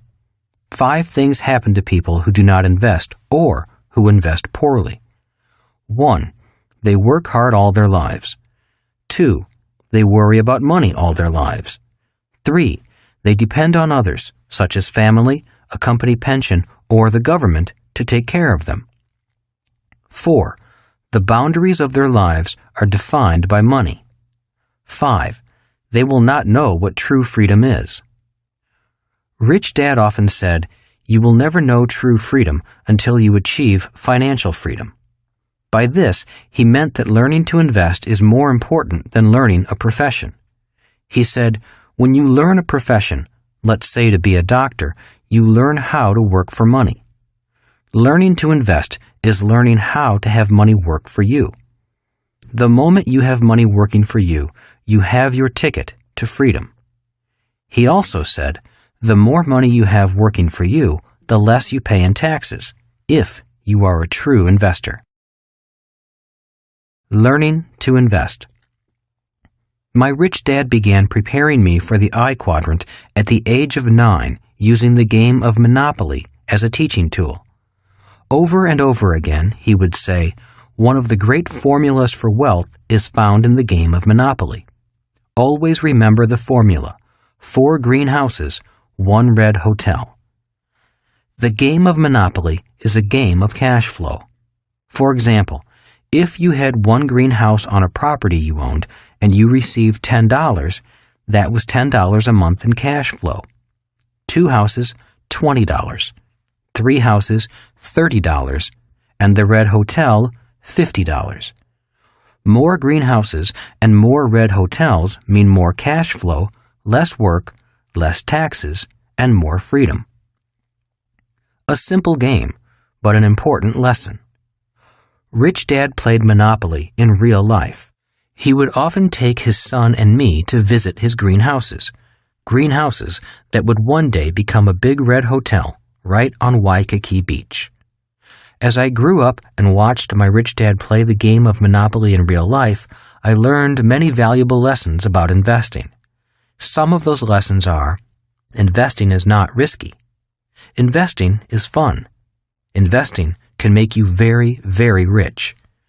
More importantly, investing can set you free from the struggle of earning a living and worrying about money. In other words, if you were smart, you could build a pipeline of cash flow for life, a pipeline that would produce cash in good times and bad, in market booms and market crashes. Your cash flow would increase automatically with inflation and, at the same time, allow you to pay less in taxes. I am not saying real estate is the only way to invest. I use the game of Monopoly simply as an example of how the rich get richer. A person can earn income from stock via dividends, from bonds via interest, or from oil, books, and patents via royalties. In other words, there are many ways to financial freedom. Financial experts. Unfortunately, due to a lack of financial education in schools, most people blindly turn their money over to people they believe are financial experts, people such as bankers, financial planners, and stockbrokers. Unfortunately, most of these experts are not really investors in the I quadrant. Most are employees in the E quadrant working for a paycheck, or self-employed financial advisors in the S quadrant working for fees and commissions. Most experts cannot afford to stop working simply because they don't have investments working for them. Warren Buffett said, "Wall Street is the only place that people ride to in a Rolls-Royce to get advice from those who take the subway." If people do not have sound financial education, they cannot tell if a financial advisor is a salesman or a con man, a fool or a genius. Remember, all con men are nice people. If they were not being nice by telling you what you want to hear, you would not listen to them. There is nothing wrong with being a salesperson. We all have something to sell. Yet, as Warren Buffett says, never ask an insurance salesman if you need insurance. When it comes to money, there are many people desperate enough to tell and sell you anything, just to get your money. Interestingly, the vast majority of investors never meet the person taking their money. In most of the Western world, employees simply have their money automatically deducted from their paycheck, the same way the tax department collects taxes. Many workers in America simply allow their employer to deduct their money and put it into their 401k retirement plan, possibly the worst way to invest for retirement.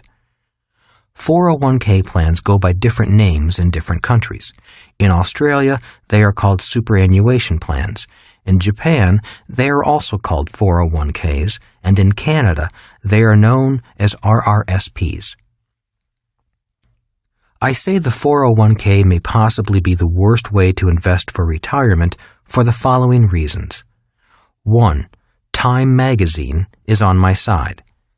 Time magazine has run a number of articles over the years questioning the wisdom of putting so many people's retirement at risk. Time has been predicting that millions will not have enough money to retire after a lifetime of turning their money over to strangers. A typical 401k plan takes 80% of the profits. The investor may receive 20% if they are lucky. The investor puts up 100% of the money and takes 100% of the risk. The 401k plan puts up 0% of the money and takes 0% of the risk. The 401k company makes money, even if you lose money. 2. Taxes work against you with a 401k. Long-term capital gains are taxed at a lower rate of around 15%, but the 401k gains are taxed at the ordinary earned income tax rate of around 35%, the highest of the three types of income, which are ordinary earned, portfolio, passive. If you want to take the money out of your 401k early, you'll have to pay an additional 10% penalty tax. 3. You have no insurance if there is a stock market crash. To drive a car, I must have insurance in case there is a crash. When I invest in real estate, I have insurance in case of fire or other losses. Yet the 401k investor has no insurance to prevent losses from market crashes. 4. The 401k is for people who are planning to be poor when they retire. That is why financial planners often say, when you retire, you'll be taxed at a lower tax rate. They assume your income will go down in retirement into a lower tax bracket. If, on the other hand, you are rich when you retire and you have a 401k, you could pay even higher taxes at retirement. Smart investors understand taxes before investing.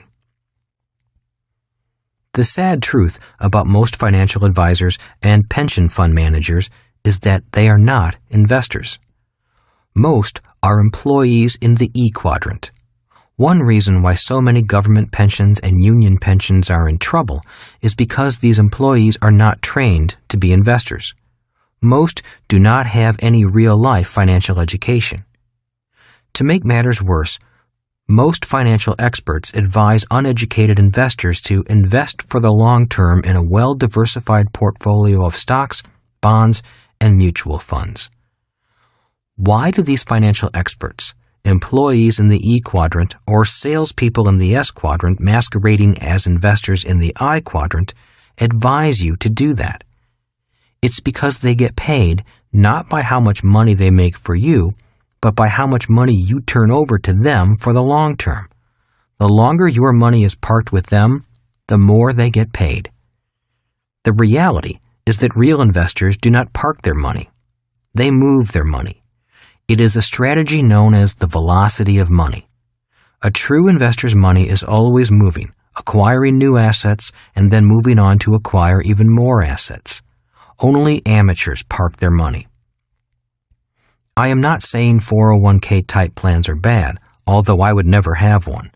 For me, they are too expensive, too risky, too tax inefficient, and unfair to the investor. I am saying there are better ways to invest, but they require financial education. What is the best investment? The average investor does not know the difference between investing for cash flow and investing for capital gains. Most investors invest for capital gains, hoping and praying the price of their stock or home goes up. As long as you have more cash flowing in than flowing out, your investment is a good investment. Keep in mind that it's not the asset class that makes a person rich or poor. For example, when a person asks, "Is real estate a good investment?" I reply, "I don't know. Are you a good investor?" Or if they ask, "Are stocks a good investment?" Again, my answer is the same. I don't know. Are you a good investor? My point is that it is never the investment or asset class that is important. Success or failure, wealth or poverty, depends solely on how smart the investor is. A smart investor will make millions in the stock market. An amateur will lose millions. Tragically, most people do not think learning to invest is important. That is why most people believe investing is risky and turn their money over to experts, most of whom are not really investors, but salespeople who make money whether the investor makes money or loses money. 5 different levels of investors. There are 5 types or levels of investors found in the I quadrant. Level 1. The zero financial intelligence level.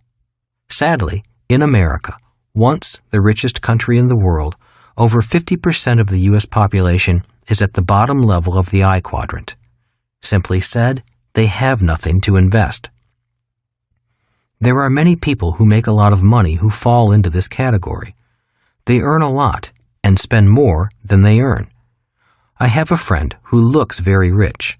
He has a good job as a real estate broker, a beautiful wife, and 3 kids in private school. They live in a beautiful house overlooking the Pacific Ocean in San Diego. He and his wife drive expensive European cars. When his son and daughters were old enough, they too drove expensive cars. They looked rich, but what they had was bad debt. They looked rich, but were poorer than most poor people. Now, they are homeless. When the real estate market crashed, they crashed. They were no longer able to pay the interest on all the debt they had accumulated.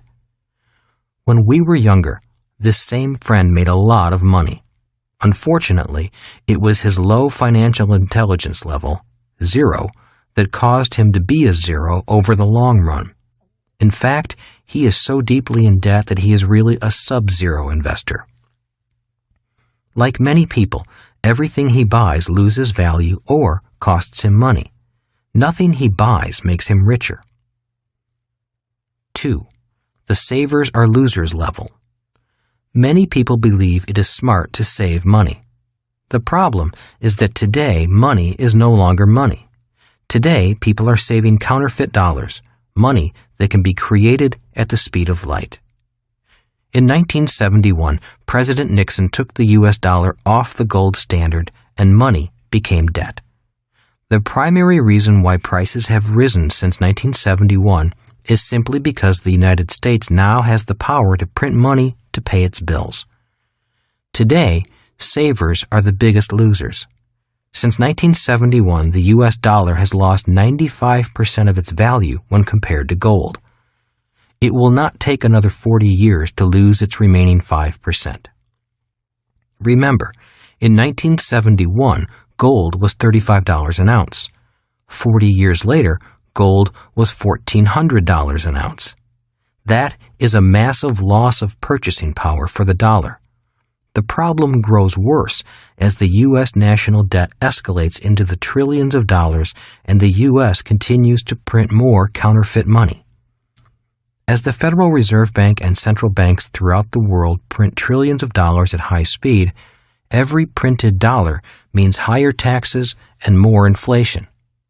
In spite of this fact, millions of people continue to believe saving money is smart.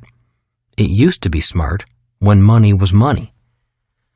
The biggest market in the world is the bond market.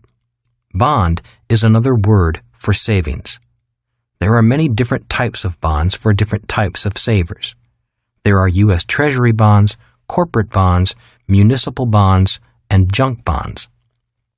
For years, it was assumed that U.S. government bonds and government municipal bonds were safe. Then the financial crisis of 2007 began. As many of you know, the crisis was caused by mortgage bonds such as mortgage-backed securities, or MBS, also known as derivatives. Millions of these mortgage bonds were made up of subprime mortgages, which were loans to subprime or high-risk borrowers. You may recall that some of those borrowers had no income and no job. Yet they were buying homes they could never pay for. The Wall Street bankers took these subprime loans and packaged them into bonds, magically got this subprime bond labeled as prime, and sold them to institutions, banks, governments, and individual investors. To me, this is fraud, but that is the banking system. Once the subprime borrower could no longer pay the interest on their mortgages, these MBS bonds began blowing up all over the world. Interestingly, it was Warren Buffett's firm, Moody's, that blessed these subprime mortgages as AAA prime debt, the highest rating for bonds. Today, many people blame the big banks, such as Goldman Sachs and J.P. Morgan, for the crisis. Yet if anyone should be blamed for this crisis, it should be Warren Buffett. He is a smart man, and he knew what he was doing. Moody's was blessing rotting dog meat as grade A prime beef. That is criminal. The problem is that these subprime bonds are now causing ripple effects all over the world. Today, countries such as Ireland and Greece are in serious trouble, unable to pay the interest on their bonds. In the United States, governments and municipalities are going broke, unable to pay the interest on their bonds. In 2011, millions of individuals, many retirees, pension funds, governments, and banks are in trouble as the bond market proves how unsafe bonds can be. On top of that, rising inflation makes bonds an even riskier investment, which is why savers who only know how to save are losers. For example, if a bond is paying 3% interest and inflation is running at 5%, the value of a 3% bond crashes, wiping out investors' value. China could be the biggest loser of all. China holds $1 trillion in U.S. bonds. Every time the U.S. government devalues the dollar by printing more money and issuing more bonds, the value of China's $1 trillion investment in the United States goes down. If China stops buying U.S. government bonds, the world economy will stop and crash. Millions of retirees are just like China. Retirees in need of a steady income after retirement believed government bonds were safe. Today, as governments, big and small, go bust and inflation rises, retirees are finding out that savers who saved money in bonds are losers. Municipal bonds are IOUs issued by states, cities, hospitals, schools, and other public institutions. One advantage of municipal bonds is that many are tax-free income. The problem is that municipal bonds are not risk-free. Millions of municipal bond investors are now finding out that the municipal bonds they invested in are in serious trouble. In the United States, more than $3 trillion is invested in municipal bonds. It is estimated that 2/3 of those bonds are now at risk because these public institutions are broke. If more money is not pumped in, the United States could implode from the center as states, cities, hospitals, and schools begin to default, just as subprime homeowners defaulted and stopped paying on their home mortgages. The bond market is the biggest market in the world, bigger than the stock market or the real estate market. The main reason it is the biggest is because most people are savers, level 2 investors. Unfortunately, after 1971, when the rules of money changed, savers became the biggest losers, even if they saved money by investing in bonds. Remember that savers, bondholders, and most people who save money in a retirement plan are people who park their money, investing for the long term, while professional investors move their money. Professional investors invest their money in an asset, get their money back without selling the asset, and move their money on to buy more assets. That is why savers who park their money are the biggest losers. Level 3. The I'm too busy level. This is the investor that is too busy to learn about investing. Many investors at this level are highly educated people who are simply too busy with their careers, family, other interests, and vacations. Hence, they prefer to remain financially naive and turn their money over to someone else to manage for them. This is the level that most 401k, IRA, and even very rich investors are at. They simply turn their money over to an expert, and then hope and pray their expert is really an expert. Soon after the financial crisis broke in 2007, many affluent people found out that their trusted expert was not an expert at all, and even worse, could not be trusted. In a matter of months, trillions of dollars of wealth vaporized as real estate and stock markets began to crash. Panicking, these investors called their trusted advisors and begged for salvation. A few rich investors found out that their trusted advisors were extremely sophisticated con men running elaborate Ponzi schemes. A Ponzi scheme is an investment scheme where investors are paid off with new investors' money. The scheme works well as long as there are new investors adding new money to pay off the old investors. In the United States, Bernie Madoff became famous because he made off with billions in rich people's money. There are legal Ponzi schemes and illegal Ponzi schemes. Social Security is a legal Ponzi scheme, as is the stock market. In both instances, the scheme works as long as new money flows into the scheme. If new money stops flowing in, the scheme, be it Madoff's scheme, Social Security, or Wall Street, collapses. The problem with the level 3 investor, the I'm too busy investor, is that the person learns nothing if they lose their money. They have no experience except a bad experience. All they can do is blame their advisor, the market, or the government. It is hard to learn from one's mistakes if the person does not know what mistakes were made. Level 4, the I'm a professional level. This is the do-it-yourself investor in the S quadrant. Many retirees become level 4 investors once their working days are over. This investor may buy and sell a few stocks, often from a discount broker. After all, why should they pay a stockbroker's higher commission when they can do their own research and make their own decisions? If they invest in real estate, the do-it-yourselfer will find, fix, and manage their own properties. And if the person is a gold bug, they will buy and store their own gold and silver. In most cases, the do-it-yourselfer has very little, if any, formal financial education. After all, if they can do it themselves, why should they learn anything? If they do attend a course or two, it is often in a narrow subject area. For example, if they like stock trading, they will focus only on stock trading. The same is true for the small real estate investor. At the age of 9, when Rich Dad began my financial education with the game of Monopoly, he wanted me to have a bigger picture of the world of investing. The following are some of the basic big-picture asset classes he wanted me to spend my life learning: business, real estate, paper assets, commodities. As more people realize the need to invest, millions of them will become small level 4 investors in all 4 categories. After the 2007 market crash, millions of people have become entrepreneurs starting small businesses, and many are investing in real estate while prices are low. Most, however, are trying their hand at stock trading and stock picking.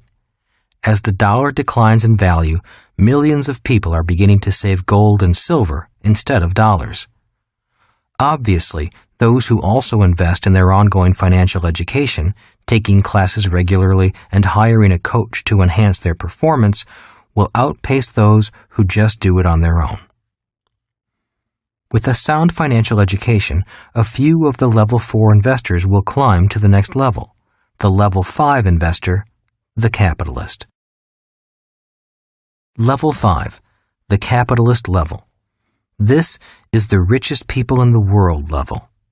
The level 5 investor, a capitalist, is a business owner from the B quadrant investing in the I quadrant. As stated earlier, the level 4 investor is the do-it-yourselfer from the S quadrant investing in the I quadrant.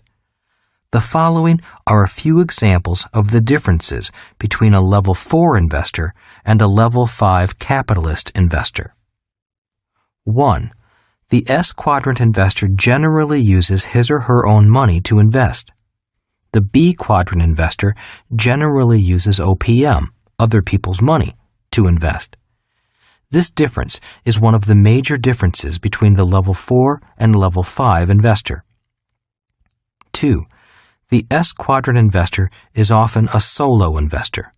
The S also stands for smartest. The B quadrant investor invests with a team. B quadrant investors do not have to be the smartest. They just have to have the smartest team. Most people know that 2 minds are better than 1, yet many S quadrant investors believe they are the smartest people in the world. 3. The S quadrant investor earns less than the B quadrant investor. 4. The S quadrant investor often pays higher taxes than the B quadrant investor. 5. The S quadrant also stands for selfish. The more selfish they are, the more money they make. The B quadrant investor must be generous. The more generous they are, the more money they make. 6. It is difficult to raise money as an S quadrant investor. It is easy for a B quadrant investor to raise capital. Once a person knows how to build a business in the B quadrant, success attracts money. It becomes easy to raise money in the I quadrant if you are successful in the B quadrant. That is the big if. The ease of raising capital is one of the biggest differences between being successful in the S quadrant versus being successful in the B quadrant. Once a person is successful in the B quadrant, life is easy. The challenge is becoming successful. The problem with success in the S quadrant is that raising capital is always difficult.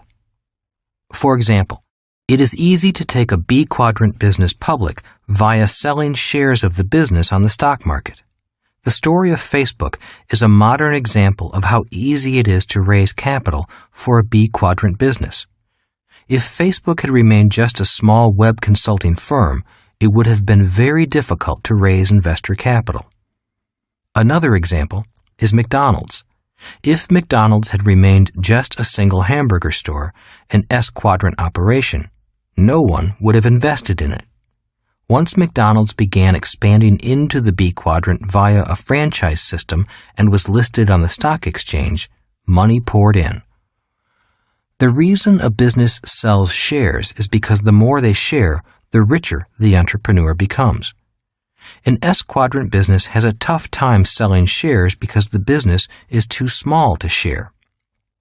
In real estate, the same is true.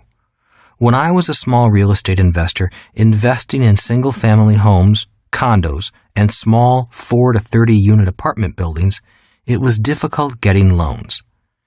The moment Kim and I began investing in apartment buildings with over 100 units, banks were more than willing to lend us much more money. The reason? On 100-unit-plus properties priced in the millions, banks do not finance the investor. They finance the investment. In other words, on properties with over 100 units, banks look more closely at the investment than the investor. On top of that, bankers would rather lend $10 million than $10,000 since it takes just as much time to lend thousands as it does millions. Remember, bankers love debtors because debtors make the bank rich.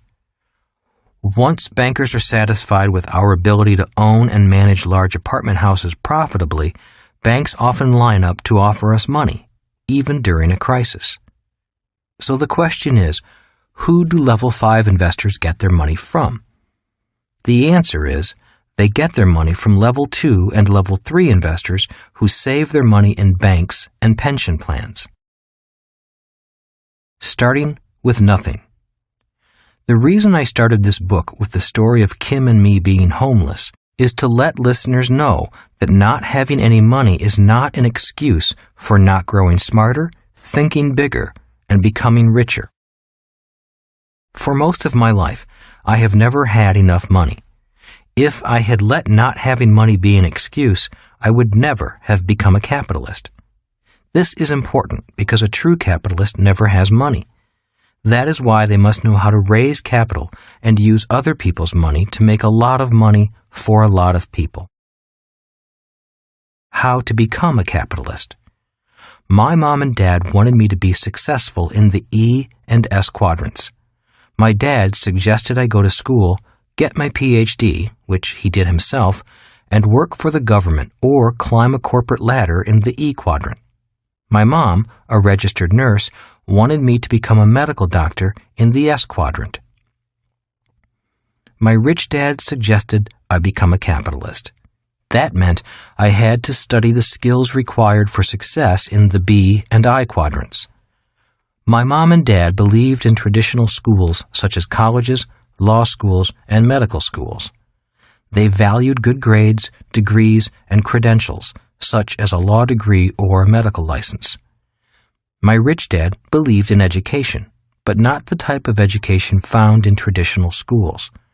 Rather than go to school, my rich dad signed up for seminars and courses that improved his business and investing skills. He also took personal development courses. He was not interested in grades or credentials. He wanted real-life skills that gave him strengths and operational skills in the B and I quadrants. When I was in high school, my rich dad often flew to Honolulu to attend seminars on entrepreneurship and investing. One day, when I told my poor dad that rich dad was going to a class on sales, my poor dad laughed. He could not understand why anyone would want to learn how to sell, especially if the class hours were not applied as credit to an advanced college degree. My poor dad also looked down upon my rich dad because my rich dad never finished high school. Because I had two dads with differing attitudes on education, I became aware that there is more than one type of education. Traditional schools are for those who want to be successful in the E and S quadrants. Another type of education is for those who want to be successful in the B and I quadrants. In 1973, I returned from Vietnam. It was time for me to make up my mind about which dad I was going to follow. Was I going to follow in my poor dad's footsteps and go back to school to become an E or an S, or take my rich dad's path and become a B or an I, eventually to become a capitalist? In 1973, my rich dad suggested I take classes on real estate investing. He said, if you want to be a successful capitalist, you must know how to raise capital and how to use debt to make money. That year, I took a 3-day workshop on real estate investing. It was the start of my education into the world of the capitalist. A few months later, after looking at over 100 properties, I purchased my first rental property on the island of Maui, using 100% debt financing and still putting $25 cash flow in my pocket each month. My real-life education had begun. I was learning to use other people's money to make money, a skill a true capitalist must know. In 1974, my contract with the Marine Corps was up, and I took a job with the Xerox Corporation in Hawaii, not because I wanted to climb the corporate ladder, but because Xerox had the best sales training program. Again, this was all part of my rich dad's educational program to train me to become a capitalist. By 1994, Kim and I were financially free, never needing a job or a company or a government retirement plan. Rich Dad was correct. My education could set me free, but not the education found in traditional schools.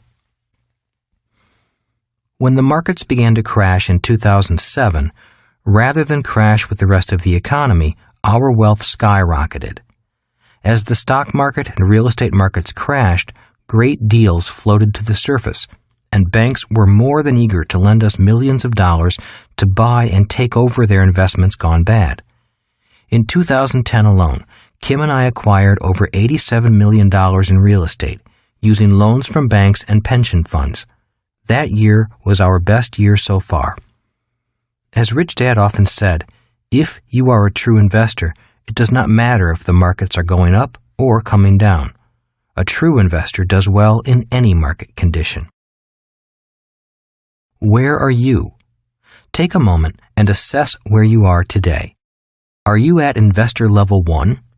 If there is nothing in your asset column with no income coming in from your investments and you have too many liabilities, then you are starting at the bottom level, ground zero. If you are deeply in bad debt, your best investment might be to get out of debt. There is nothing wrong with being deeply in debt, unless you do nothing. After I lost my first business, I was nearly $1 million in debt. It took me almost 5 years to reach zero. In many ways, learning from my mistakes and taking responsibility for my mistakes was the best education I could have asked for. If I had not learned from my mistakes, I would not be where I am today. Kim and I put together a simple program and workbook, How We Got Out of Bad Debt, explaining the process we used to get out of hundreds of thousands of dollars of bad debt. It is a simple, almost painless process. All it takes is some discipline and a willingness to learn. Are you at investor level 2? If you are a saver, be very careful, especially if you are saving money in a bank or in a retirement plan. In general, savers are losers. Saving is often a strategy for people who do not want to learn anything. You see, it takes no financial intelligence to save. You can train a monkey to save money. The risk in saving is that you learn little. And if your savings are wiped out, either by market decline or devaluation of the money supply, you wind up without money and without education. Remember that the US dollar has lost 95% of its value since 1971. It will not take long to lose the rest of its value. As stated before, a person can even lose money saving gold if they buy gold at the wrong price. I suggest taking a few courses on investing, either in stocks or real estate, and see if anything interests you. If nothing interests you, then keep saving. Remember that the bond market is the biggest market in the world simply because most people and businesses are savers, not investors. This may sound strange to savers, but the bond market and banks need borrowers. Are you at investor level 3? This level is similar to level 2, except that this level invests in riskier instruments such as stocks, bonds, mutual funds, insurance, and exchange-traded funds. Again, the risk with this level is that if everything is lost, the investor loses everything and learns nothing.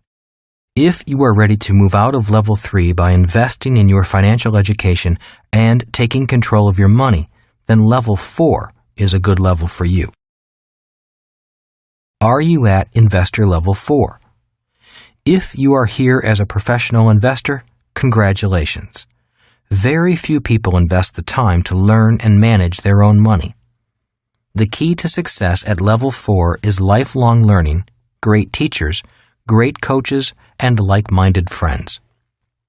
Level 4 investors take control of their lives, knowing that their mistakes are their opportunities to learn and to grow. The fear of investing does not frighten them. It challenges them.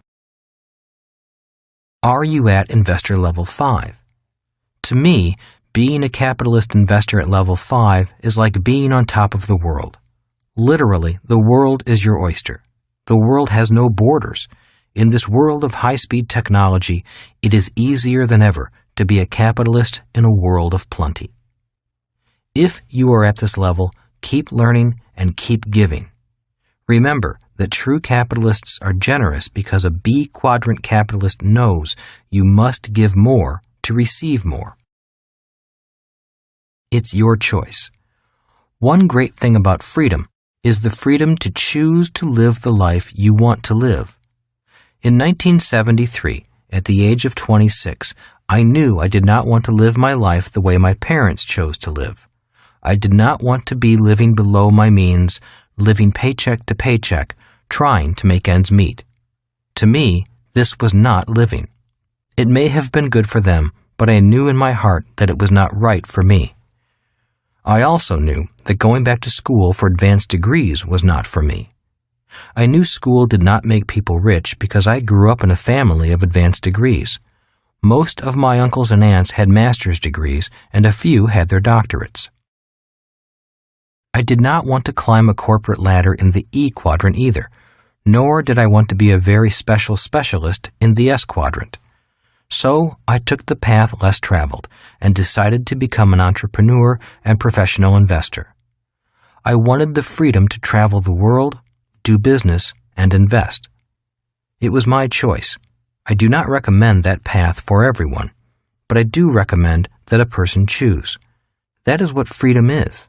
The power to choose. I encourage you to look at the 5 levels of investors and make your choice. Each level has its pros and cons, its advantages and disadvantages. Each level has a price greater than money. If you choose level 1, 2, or 3, there are many other people and organizations qualified to support your investment life at those levels. In 1997, Kim and I created the Rich Dad Company to provide educational games, programs, and coaches for those individuals who seek to be level 4 and level 5 investors. A final word on investing. In the world of money, you will often see the term ROI, return on investment. Depending upon whom you talk to, ROI will vary. For example, if you talk to a banker, he or she may say, "We pay 3% interest on your money." For many people, this may sound good. If you talk to a financial planner, they may say, "You can expect a return on your investment of 10% per year." To many people, a 10% return is exciting. To most people, especially those in the E and S quadrants, the higher your return, the greater the risk. So the person accepting a 10% return already assumes there is more risk in that investment than the 3% return from the bank. And there is. Ironically, both the 3% return from the bank and the 10% return from the stock market are extremely high risk. The money in the bank is at risk due to inflation and higher taxes caused by banks printing money. The 10% in the stock market is at risk due to volatility caused by HFT, high-frequency trading, and due to the novice investor investing without insurance. In my world, ROI stands for a return on information. This means that the more information I have, the higher my returns, and the lower my risk. I caution you, because what I am about to say may sound insane or too good to be true. Yet I assure you, it is true. In my world, the world of a level 4 and level 5 investor, an infinite return is expected, and with low risk. An infinite return means money for nothing.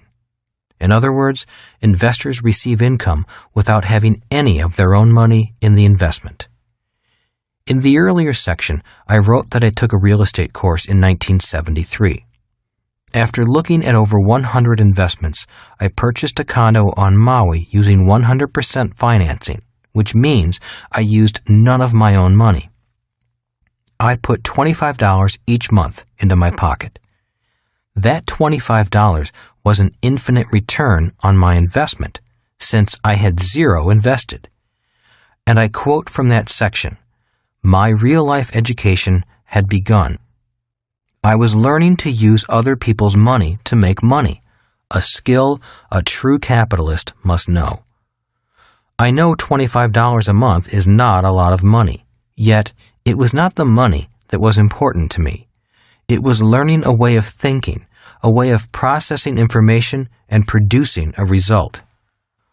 One of the reasons that I have so much money today is simply because I was educated and trained to think differently. If you have read Rich Dad, Poor Dad, you may recall that the title of the first chapter is "The Rich Don't Work for Money." One of the reasons why those in the E and S quadrants have problems with that statement is because most went to school to learn to work for money. They did not go to school to learn how to have other people's money work for them. When Kim and I started the Rich Dad Company, we borrowed $250,000 from investors. We paid the money back once the company was up and running. Today, the business has returned multi-millions of dollars, not only to Kim and me, but to companies and individuals associated with Rich Dad. As I said, capitalists are generous. My point is that the moment a person knows how to make money out of nothing, or with other people's money or a bank's money, they enter a different world. It's a world almost exactly opposite from the E and S quadrants' world of hard work, high taxes, and low returns on investment. The reason most people believe saving is smart and a 10% return in the stock market is worth it is simply due to a lack of financial education. Your best ROI is not a return on your investment, but a return on your information. This is why a financial education is essential, especially for the uncertainty of the world ahead. Remember this about the word education. Education gives us the power to turn information into meaning. In the information age, we are drenched with financial information. Yet without financial education, we cannot turn information into useful meaning for our lives. In closing, I say the I quadrant is the most important quadrant for your future. No matter what you do for a living, How well you do in the I quadrant will determine your future. In other words, even if you make very little money in the E or S quadrant, financial education in the I quadrant is your ticket to freedom and financial security. For example, my sister is a Buddhist nun. She earns nearly zero in the S quadrant. Yet she attends our investment courses and has steadily been increasing her financial education. Today, her future is bright because she stopped saving money in the bank and buying mutual funds and began investing in real estate and silver. In the 10 years between 2000 and 2010, she has made much more money in the I quadrant than she could ever make as a nun in the S quadrant. I am very proud of my sister. She may be a nun by profession, but she does not have to be a poor nun. Before listening further. Before we go on, here's the big question. 1. What level of investor are you? If you are truly sincere about getting wealthy quickly, review the 5 levels. Each time I review the levels, I see a little of myself in all the levels. I recognize not only strengths, but also character flaws that hold me back. The way to great financial wealth is to strengthen your strengths and address your character flaws. And the way to do that is by first recognizing them rather than pretending that you're perfect.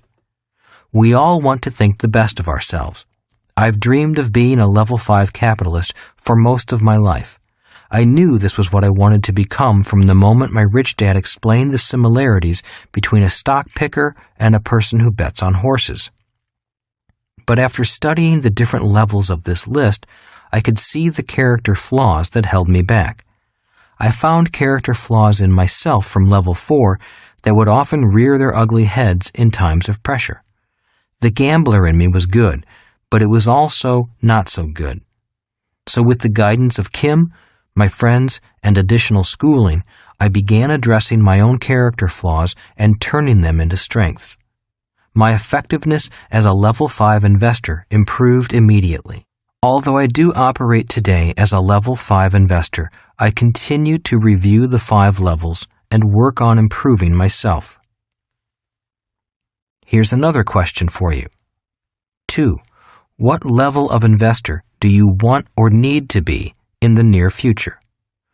Warning: anyone with the goal of becoming a level 5 investor must develop their skills first as a level 4 investor. Level 4 cannot be skipped on your path to level 5. Anyone who tries to do this is really a level 3 investor, a gambler. If your answer to question 2 is the same as that in question 1, then you are where you want to be. If you are happy where you are as an investor, then there's not much need to listen any further to this book.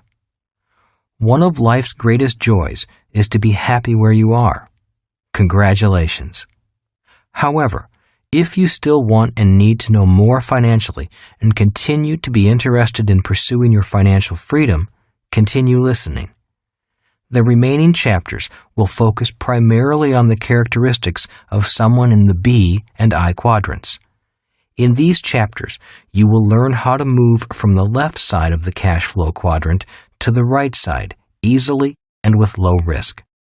The shift from the left side to the right will continue to focus on intangible assets that make possible the tangible assets on the right side. Before going on, I have one last question. 3. To go from homeless to millionaires in less than 10 years, what level of investor do you think Kim and I had to be? The answer is found in the next chapter, where I share some learning experiences from our personal journey to financial freedom. Chapter 6. You cannot see money with your eyes. Money is an idea that is more clearly seen with your mind. In late 1974, I purchased a small condominium on the fringes of Waikiki as one of my first investment properties. The price was $56,000 for a cute 2-bedroom, 1-bath unit in an average building. It was a perfect rental unit, and I knew it would rent quickly. I drove to my rich dad's office, all excited about showing him the deal. He glanced at the documents, and in less than a minute, he looked up and asked, "How much money are you losing a month?" "About $100 a month," I said. "Don't be foolish," Rich Dad said. "I haven't gone over the numbers, but I can already tell from the written documents that you're losing much more than that. And besides, why in the world would you knowingly invest in something that loses money?" "Well, the unit looked nice and I thought it was a good deal. A little paint and the place would be as good as new," I said. "That doesn't justify knowingly losing money," smirked Rich Dad. "Well, my real estate agent said not to worry about losing money every month. He said that in a few years, the price of this unit will double. In addition, the government gives me a tax break on the money I lose. Besides, it was such a good deal that I was afraid someone else would buy it if I didn't." Rich Dad stood and closed his office door. When he did that, I knew I was about to be chewed out as well as be taught an important lesson. I'd been through these types of educational sessions before. "So, how much money are you losing a month?" Rich Dad asked again. "About $100, I repeated nervously. Rich Dad shook his head as he scanned the documents. The lesson was about to begin. On that day, I learned more about money and investing than I had in all my previous 27 years of life. Rich Dad was happy that I took the initiative and invested in a property, but I'd made some grave mistakes that could have been a financial disaster. However, the lessons I learned from that one investment have made me millions over the years. Money is seen with your mind. "It's not what your eyes see," said Rich Dad. "A piece of real estate is a piece of real estate. A company's stock certificate is a company's stock certificate. You can see those things, but it's what you can't see that's important. It's the deal, the financial agreement, the market, the management, the risk factors, the cash flow, the corporate structuring, the tax laws, and 1,000 other things that make something a good investment or not." He then proceeded to tear the deal apart with questions. "Why would you pay such a high interest rate? What do you figure your return on investment to be? How does this investment fit into your long-term financial strategy? What vacancy factor are you using? What is your cap rate? Have you checked the association's history of assessments? Have you figured in management costs? What percentage rate did you use to compute repairs? Did you know that the city has just announced it will be tearing up the roads in that area and changing the traffic pattern? A major thoroughfare will run right in front of your building. Residents are moving to avoid the year-long project. Did you know that? I know the market trend is up today, but do you know what is driving that trend? Business economics or greed? How long do you think the trend will continue up? What happens if this place doesn't rent?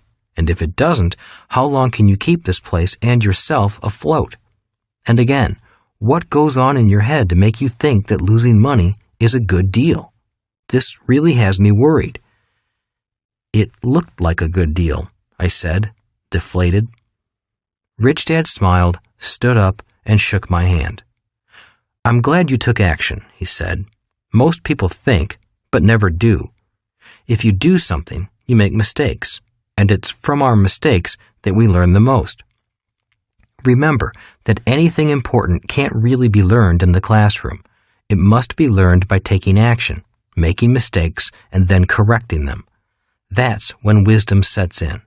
I felt a little better and was ready to learn. Rich Dad went on to explain that people look at a piece of real estate or the name of a stock and often make their decision based on what their eyes see, what a broker tells them, or on a hot tip from a fellow worker. They often buy emotionally instead of rationally.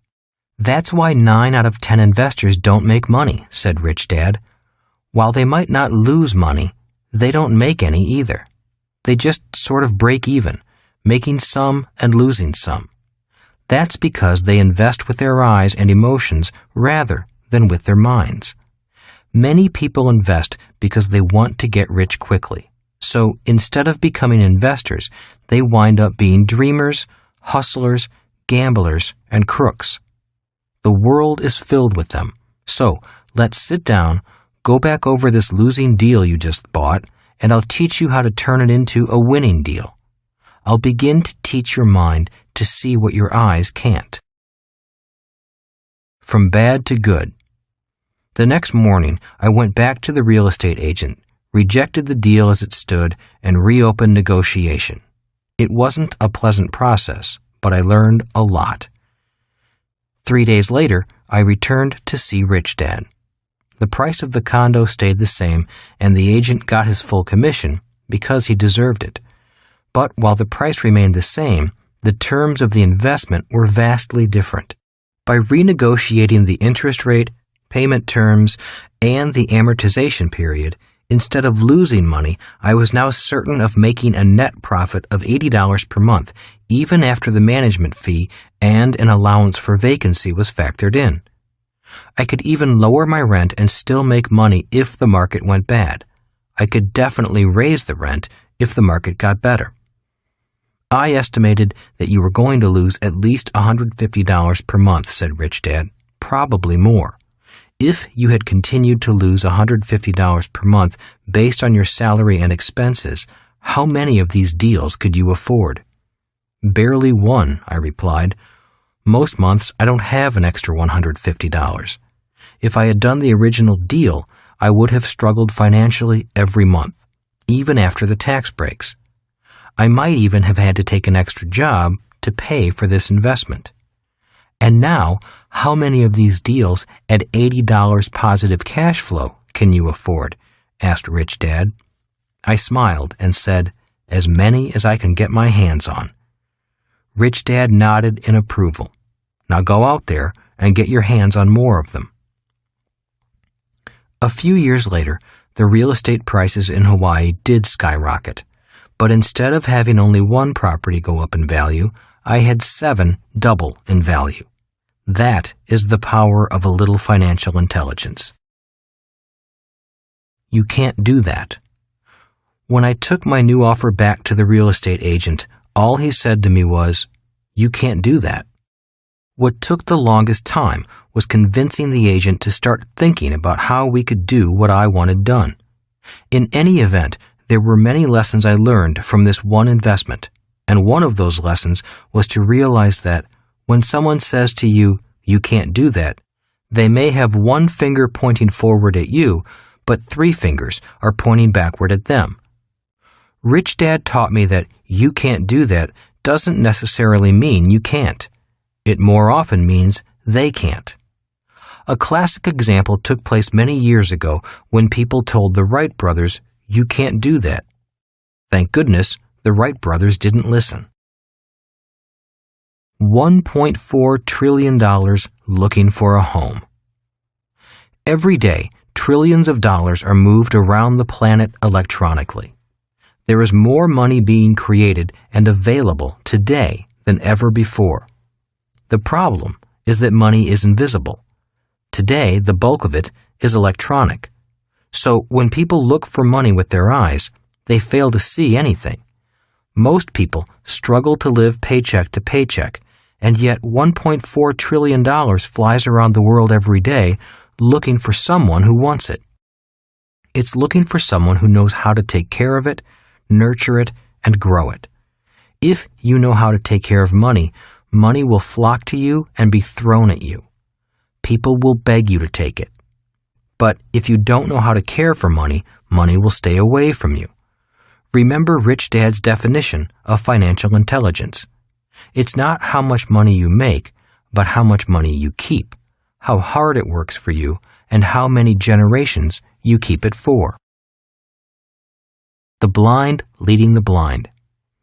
The average person is 95% eyes and only 5% mind when they invest, said Rich Dad. If you want to become a professional in the B and I quadrants, you need to train your eyes to be only 5% and train your mind to see the other 95%. Rich Dad went on to explain that people who train their minds to see money have tremendous power over people who don't. He was adamant about whom I took financial advice from. The reason most people struggle financially is because they take advice from people who are also mentally blind to money. It's the classic tale of the blind leading the blind. If you want money to come to you, you must know how to take care of it. If money isn't first in your head, it won't stick to your hands. If it doesn't stick to your hands, then money, and people with money, will stay away from you. Train your brain to see money. So, what is the first step in training your brain to see money? The answer is easy. It's financial literacy. It begins with the ability to understand the words and the number systems of capitalism. If you don't understand the words or the numbers, you might as well be speaking a foreign language. And in many cases, each quadrant represents a foreign language. If you look at the cash flow quadrant, each quadrant is like a different country.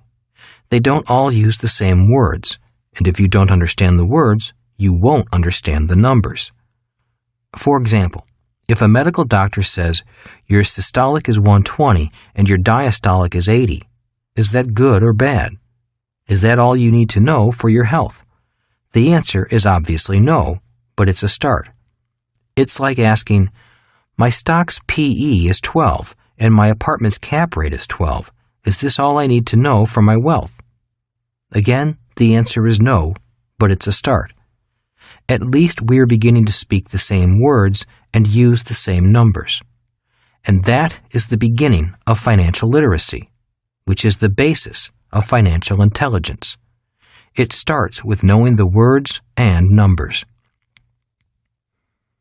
The doctor is speaking from the S quadrant, and the investor is speaking with the words and numbers of the I quadrant. They might as well be speaking different languages. I disagree when someone says to me it takes money to make money. In my opinion, the ability to make money with money begins with understanding the words and the numbers. As my rich dad always said, if money is not first in your head, it won't stick to your hands. Know what real risk is. The second step in training your brain to see money is to learn to recognize what real risk is. When people say to me that investing is risky, I simply say, investing is not risky. Being uneducated is risky. Investing is much like flying. If you've been to flight school and spent a number of years gaining experience, then flying is fun and exciting. But if you've never been to flight school, I'd leave the flying to someone else. Bad advice is risky. Rich Dad firmly believed that any financial advice was better than no financial advice. He was a man with an open mind. He was courteous and listened to many people, but he relied ultimately on his own financial intelligence to make his decisions. If you don't know anything, then any advice is better than no advice.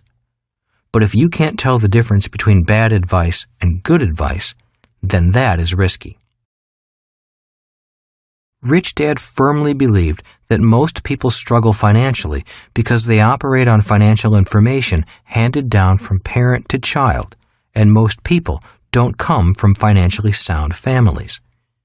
He often said, bad financial advice is risky, and most of the bad advice is handed out at home, not from what is said, but from what is done.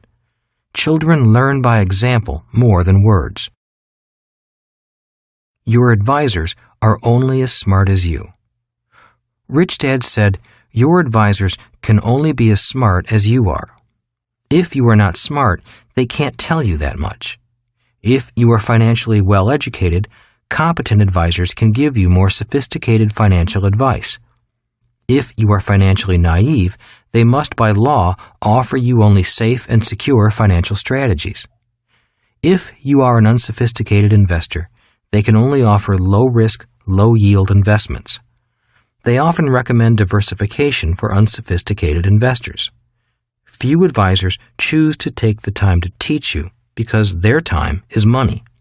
So, if you will take it upon yourself to become financially educated and manage your money well, then a competent advisor can inform you about investments and strategies that few will ever see. But first, you must do your part to get educated.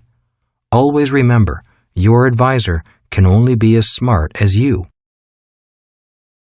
Is your banker lying to you? Rich Dad had several bankers he dealt with. They were an important part of his financial team. While he was close friends with and respected his bankers, he always felt he had to watch out for his own best interests, just as he expected the bankers to look out for their own best interests. After my 1974 investment experience, he asked me this: when a banker says that your house is an asset, is he telling you the truth? Since most people are not financially literate and don't know the game of money, they often mistake the opinion and advice of people they tend to trust. If you are not financially literate, then you need to trust someone you hope is.